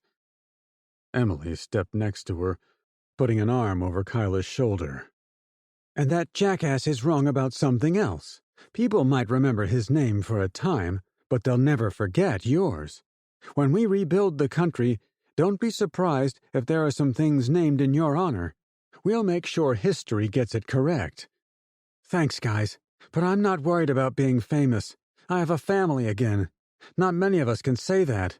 I have my favorite uncle, a new aunt, and—" She looked at Meacham. "A new sister." The Marine nodded, having heard the discussion, but she remained singularly focused on guarding David. Kyla also cast a snappy glance over to the door where Lambert had run out. Back in the hall, Tabby and her 2 friends hadn't moved from Dwight's clothing, as if they were honoring the fallen man. She hated to break it up, but she was ready to get out of the bunker. "Shall we go up to the top?" Uncle Ted nodded. "We've still got to get away from the rest of David's men. They're probably surrounding the bunker as we speak." She pointed to the cube. "Should we try escaping in this again?" "No!" several people yelled, including Tabby. Kyla laughed, understanding the sentiment. "Let's go see what awaits us up there." Reboot Legion Headquarters, Lamar, Colorado. Tabby found herself at the head of the line once more. She led the small group of survivors through the hallways of David's bunker toward the surface. Her role of tour guide was becoming a profession. She figured it might be what she was going to do in the war against David, lead friendly forces through tunnels, mines, and bunkers to surprise the enemy. There were worse things to do. Many piles of clothing littered the halls, confirming that both David's people and the raggedy band of drug lords had been erased, or rebooted, or whatever. She was going to lead them up the levels and out the front door, but she stopped at the room with the artifacts, inspired to check on them. After what David had said, she was curious about the one piece that started everything. "Is this the way out?" Ted asked from behind. Tabby was impressed he'd recognized she'd taken them off course. He'd make an excellent tour guide, too. "No, you're going to want to see this." David huffed. "Those are my things." She opened the door to the trophy room and spread her arms, as if revealing a magician's big entrance. Here's his super technology gizmos. Everyone came inside the 40 by 40-foot metal room. The same 10 pedestals were along the back wall, so she walked everyone to them. The cancer-curing paddle, the light-bouncing gun, and the miniature tank replica were all in their glass cases like before, as were the 7 others he hadn't explained. She wasn't sure which of them was David's prized piece. "It's gone!" David cried out. "Oh, please," Tabby snarked. "You said it was here." "And it was," he pleaded. "I showed it to you. It was on that pedestal." She looked where he pointed. Had the pedestal been empty the last time she was there? Thinking back, she wasn't paying attention to him spew his BS about his little prizes. She'd had other, more important issues on her mind, like finding her missing friends. It was impossible to know if he was telling the truth. Ted looked at her. "We have to keep moving. Avery might need help." She glared at David, sure he was pulling something, but she wasn't going to let him get the best of her. She purposefully strode out the door, never looking back. Minutes later, after passing the room with the pit inside and taking the stairs up, she got them to the massive vault door at the front of the bunker. As before, it was wide open. Indirect light came in from the tunnel outside the bulkhead. If they stepped out, they'd be in the sloped tunnel to the surface of the airfield. "This way," she suggested, not anxious to go back into the thick of battle.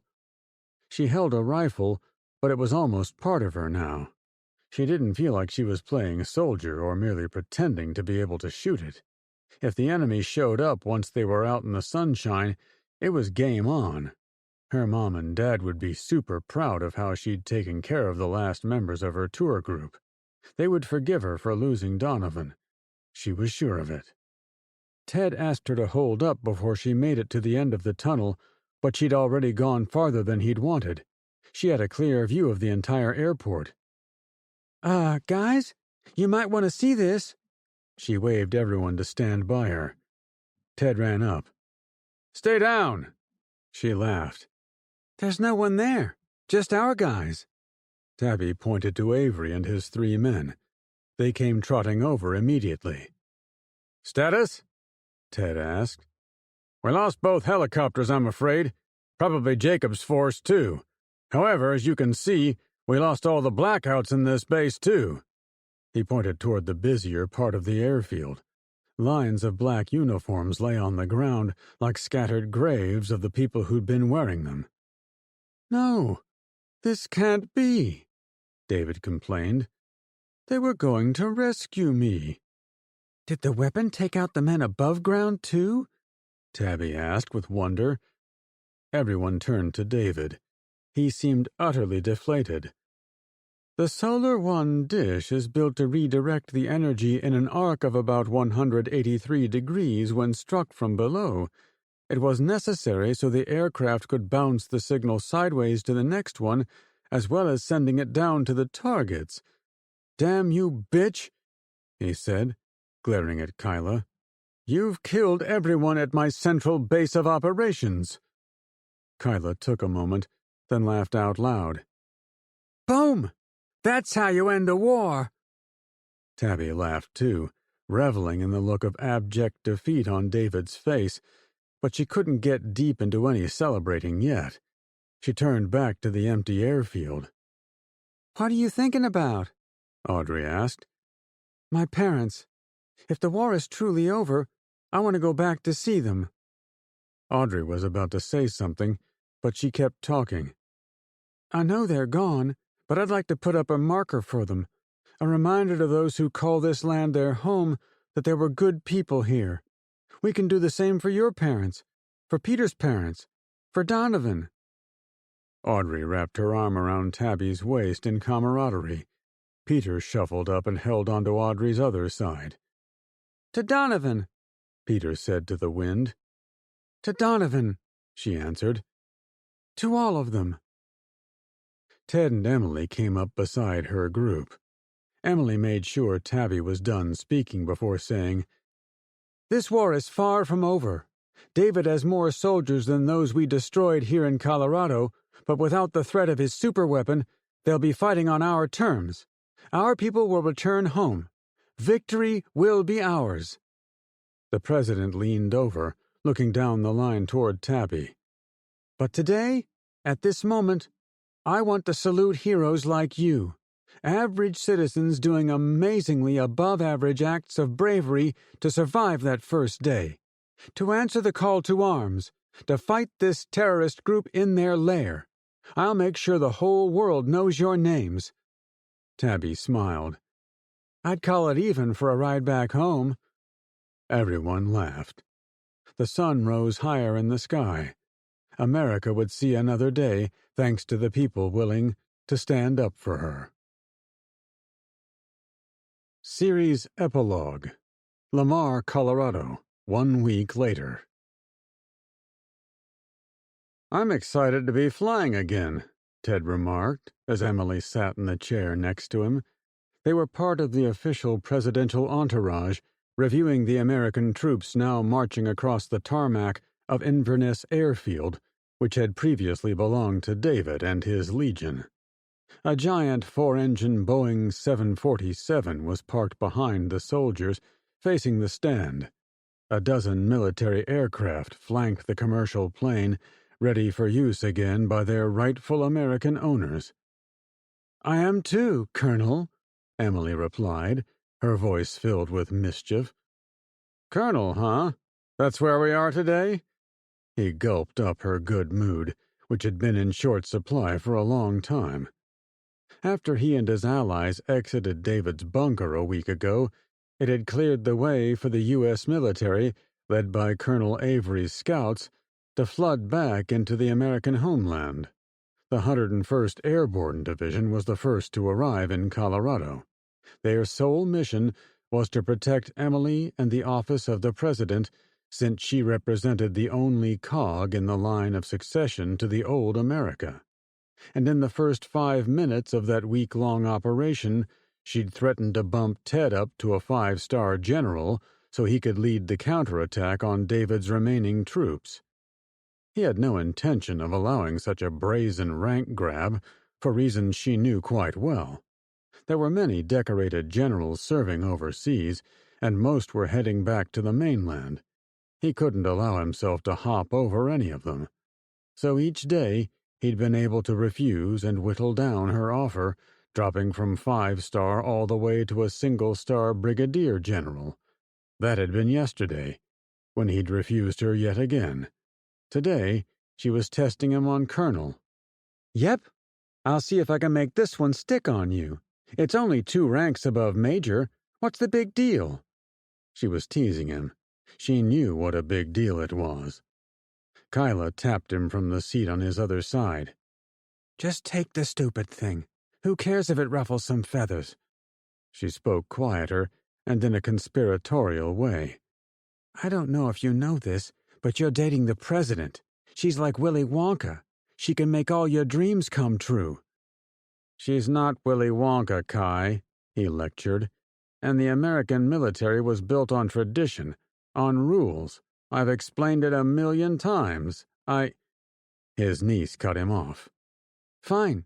Be stubborn." She went back to watching the men parade in formation, probably looking for Lambert, the soldier she couldn't stop talking about. Someone tapped him on the shoulder. "I think you should, dude. You were the guy who led the assault. You should get the booty, right?" Ted knew it was Peter without turning around. He'd befriended the young man over the past week, learning about his interests and goals, with a mind to get the kid into the military when he turned 18. He was already a fair shot with a rifle, as was his girlfriend. Both were ready to go out and kick some Legion ass. "I'll take it under advisement," he said dryly. "You will?" Peter asked with surprise. "No," he snapped playfully, laughing to himself at how hard his friends were trying.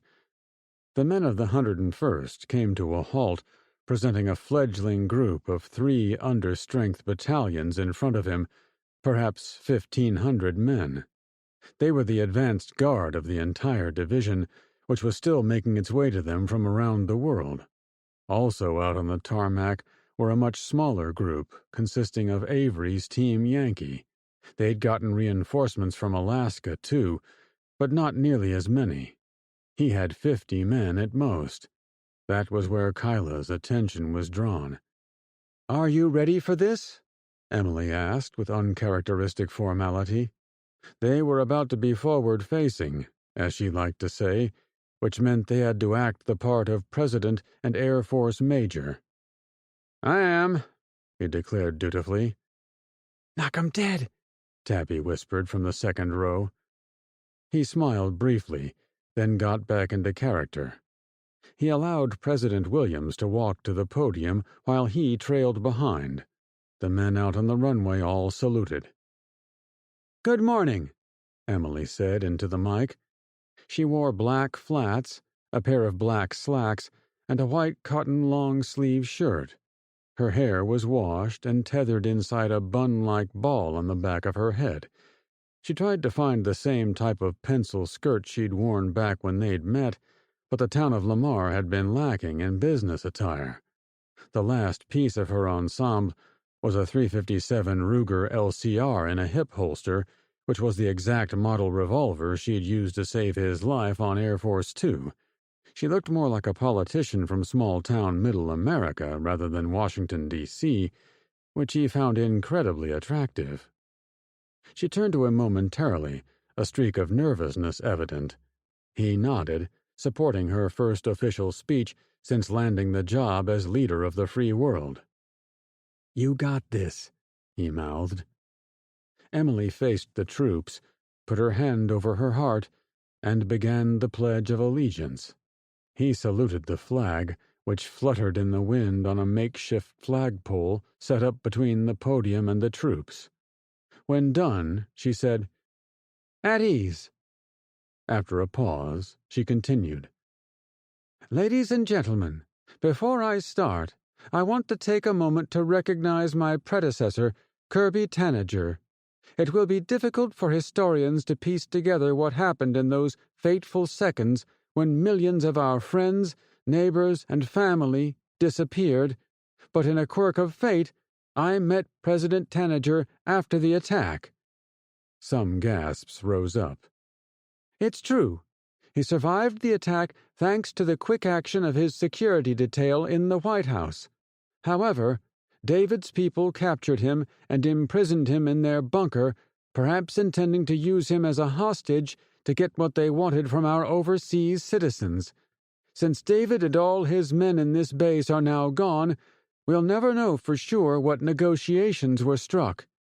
However, as every person who was present in the bunker that day will attest, David pushed Kirby over the railing of a very deep pit. David erased our people, but he personally murdered our president." That got the crowd agitated and angry, as expected. He and Emily had talked about Tanager at length over the past week. They included Meacham, the kids, and Avery in the discussions as well. They agreed unanimously to leave out the part where Tanager said he was working for David.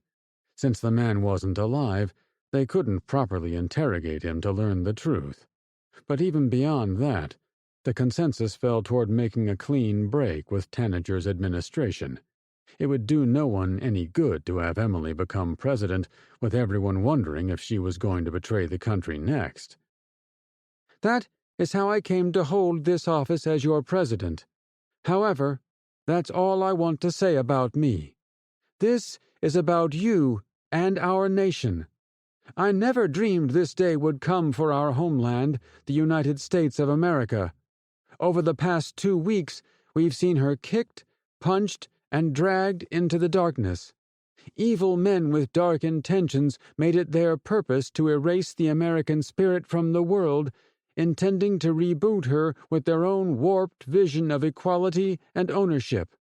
The light on the Statue of Liberty was almost extinguished."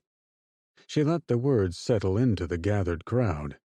In addition to the soldiers, hundreds of civilians had been flown to Lamar to help staff and run the air base and critical infrastructure inside the town. It was a big deal to get them all together for the speech. They sat on a few bleachers taken from the local high school. Emily went on. But the American people would not be so easily defeated. These few men and women, she motioned to the VIP stands behind her, were part of the resistance against David's legion. They survived his terrible weapon. They survived being alone out in the emptiness of our forsaken country. They survived the roaming enemy troops and their robotic minions. And they joined together. The crowd clapped. After allowing it for a few seconds, she continued. Once these Americans found each other, David's days were numbered. Tabby Breeze was one of those young heroes. She started her struggle by rescuing her friends from inside an abandoned lead mine. She kept those kids alive as they searched for their parents. They went to Chicago, always seeking what they would never find, their families. And when Tabby was finally captured, she fought David in his own lair, eventually leading in the strike force which took him down. Please give Tabby and her good friends Audrey and Peter a nice applause. Everyone stood up and cheered for the kids.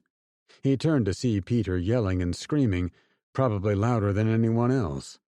Tabby had tossed her blue outfit the first chance she'd gotten and now wore a simple white sundress. Next to her, Audrey was hollering too. Oddly, she'd gone and found one of the spare blue jumpsuits from David's bunker. She wore a little pair of black shorts over them to be discreet at the big rally, she'd said, but it was clear she'd donned them to impress her boyfriend. Those three were going to be handfuls, Ted thought, but the good kind of trouble. After things settled down, the president went on, diligently commending everyone who was there at the end. Colonel Avery, for successfully engaging the enemy in multiple locations and for providing direct support for the final assault. The Fleet Anti-Terrorism Security Team, or FAST Marines, are here with us today. She pointed to the platoon of Marines standing at parade rest next to Avery's men. Meacham, a woman he credited for saving his niece's life, stood in the front row. Her CO, Carthager, was a hulking figure of a man next to her. They were instrumental in ferreting out the traitors of our nation and sending one of their own, Lance Corporal Angelina Meacham, into the cauldron of destruction. "That's her first name?" Kyla blurted, too loud, behind him in the stands. "I never knew that." Clapping flooded the stage, hiding Kyla's breach of decorum. "And I've been told by our friends in the Royal Air Force that the crew who flew the nuclear bomb to David's twin headquarters in the Indian Ocean was led by a heroic pilot named Major Priscilla Claremont. She single-handedly made sure the bomb took out the island, averting greater loss of life on this side of the planet." Emily faced him as the crowd clapped, privately acknowledging that his ex-wife was gone. Ted's response was muted. He felt a nostalgia for the early good times he'd had with Priscilla, but he had no doubts their divorce had been for the best. He did take comfort in their final correspondence. She was definitely a hero to him.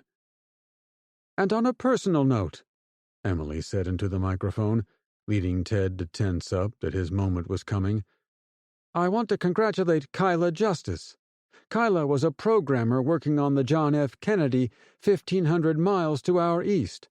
Somehow, this amazing woman made it all this way, to this very spot, and parked that plane over the muzzle of the Legion superweapon."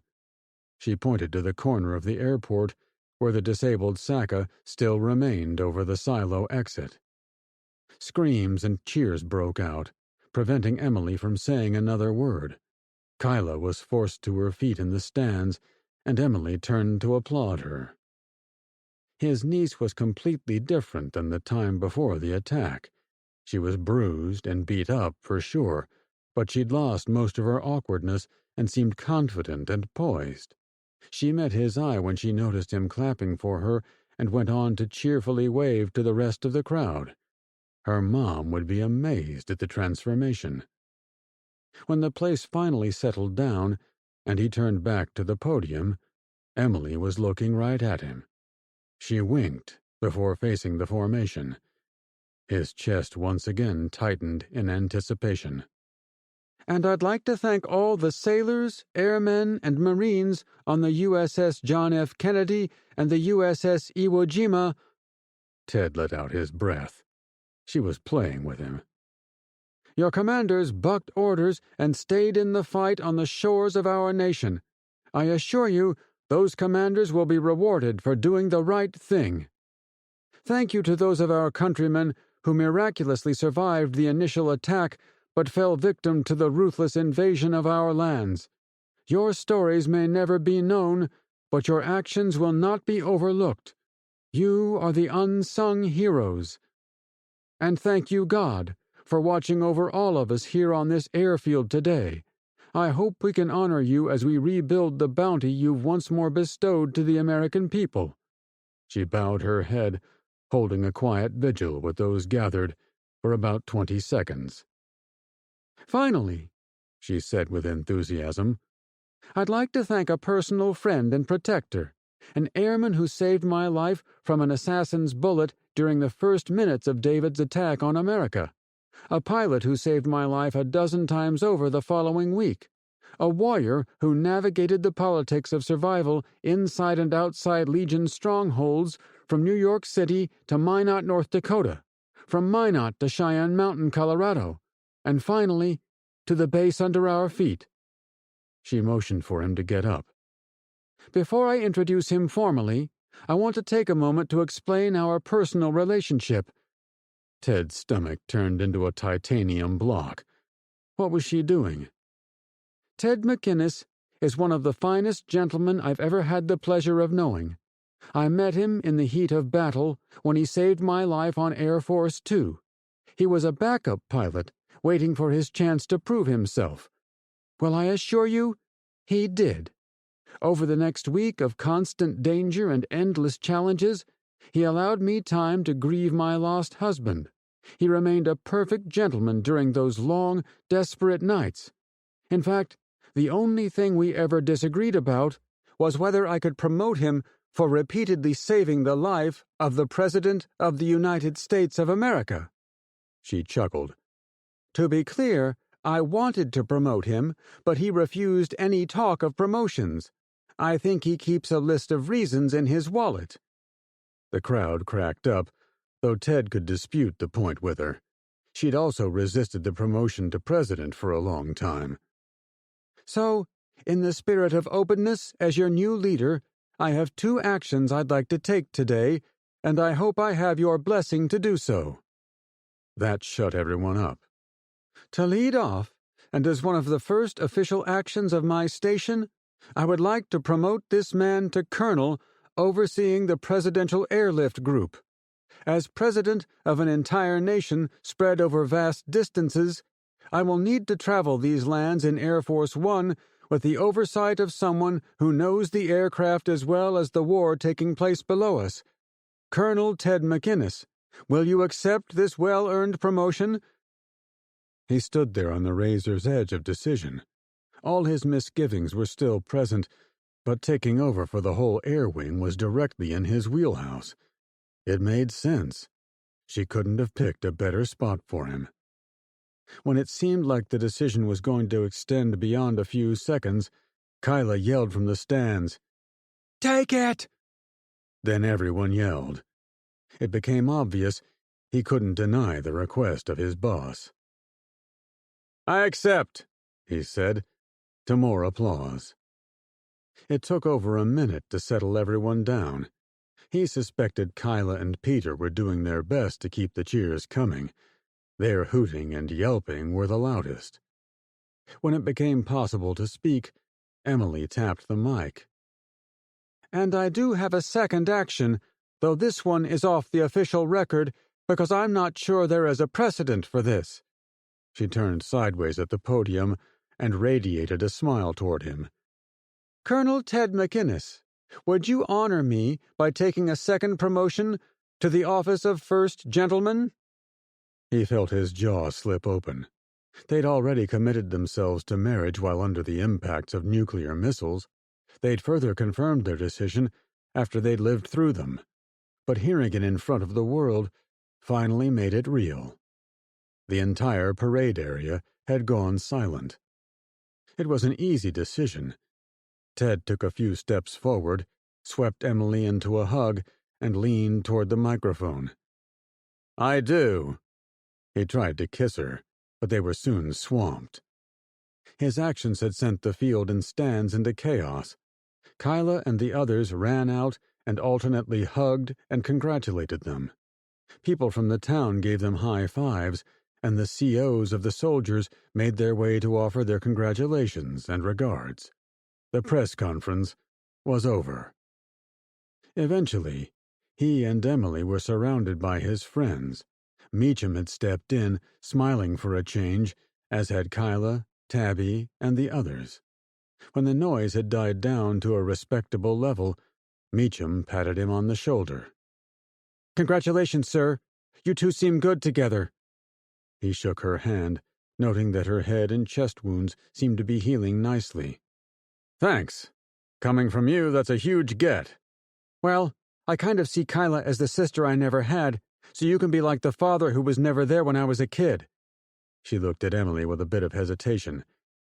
"And you, ma'am, could be like the kick-ass mother I never thought possible." Emily pshawed. "You can join our family any time." Meacham had more on her mind. "Hey, you didn't say anything about Dwight. We named the airfield after him. Why didn't you mention him in your speech?" Tabby shoved her way closer. "Yeah, he should have gotten some credit. I mean, I have no idea what he did before he showed up in that cell, and he was a total pain in the butt the whole time I was with him, but it was his action that saved us. David would probably have transported us to another one of his strongholds if Dwight hadn't lifted the tablet from him." Emily became reflective. "I'm glad they named the airfield after him.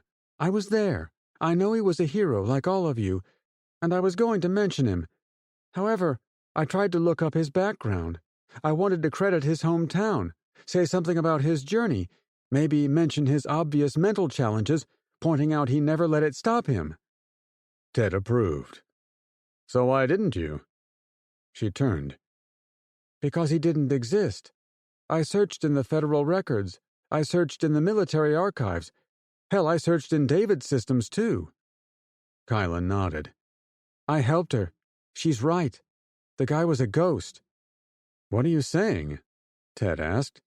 "His records are gone? Maybe with all the devastation, his files got mixed up.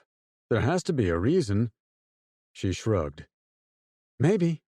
I admit, after 2 weeks of taking risks and living life on the edge, I decided to play this one close to the vest. If we figure out who he was, I'm happy to mention him in a future speech. Hell, I'll award him the Medal of Freedom for what he did. However, until I know he was even an American citizen, having his name on this airfield will have to do." Peter answered. "Wouldn't it be funny if that guy survived? Maybe while we were in that white light, he stripped off his clothes and walked out of the bunker. Maybe he stole David's missing artifact, too. I mean, come on, that guy was friends with an imaginary bird. I wouldn't put it past him." "The bird was real, at least for a little while," Tabby replied, in a contemplative voice. "Lots of us saw it sitting on his shoulder. You two saw it fly away. Was it always real? Magic? I don't know. But if he did summon that bird through sorcery, then maybe it was possible he got up and walked away during the flash of light. I hope he did. He deserved that much. And if he's out there, I hope he found his pet again." The group hit an awkward silence. To counter the effect, Ted got Kyla's attention. "Hey, kid, I've been meaning to tell you. Everyone seems interested in commemorating the dead. I promise we'll get back to New York City to set out a marker for your mother." Kyla thought it over before replying.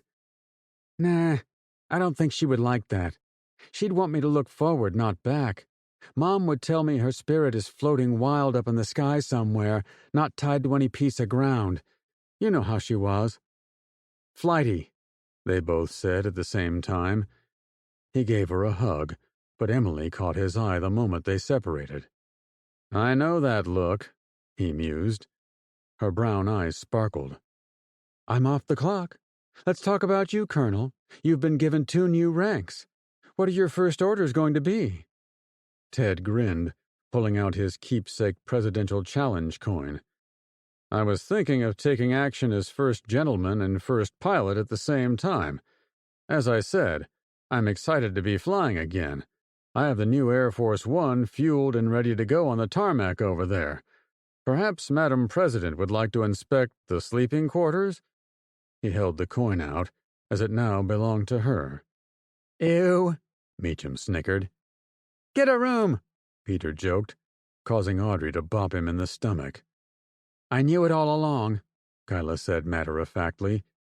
He locked eyes with his bride-to-be as she reached for his hand.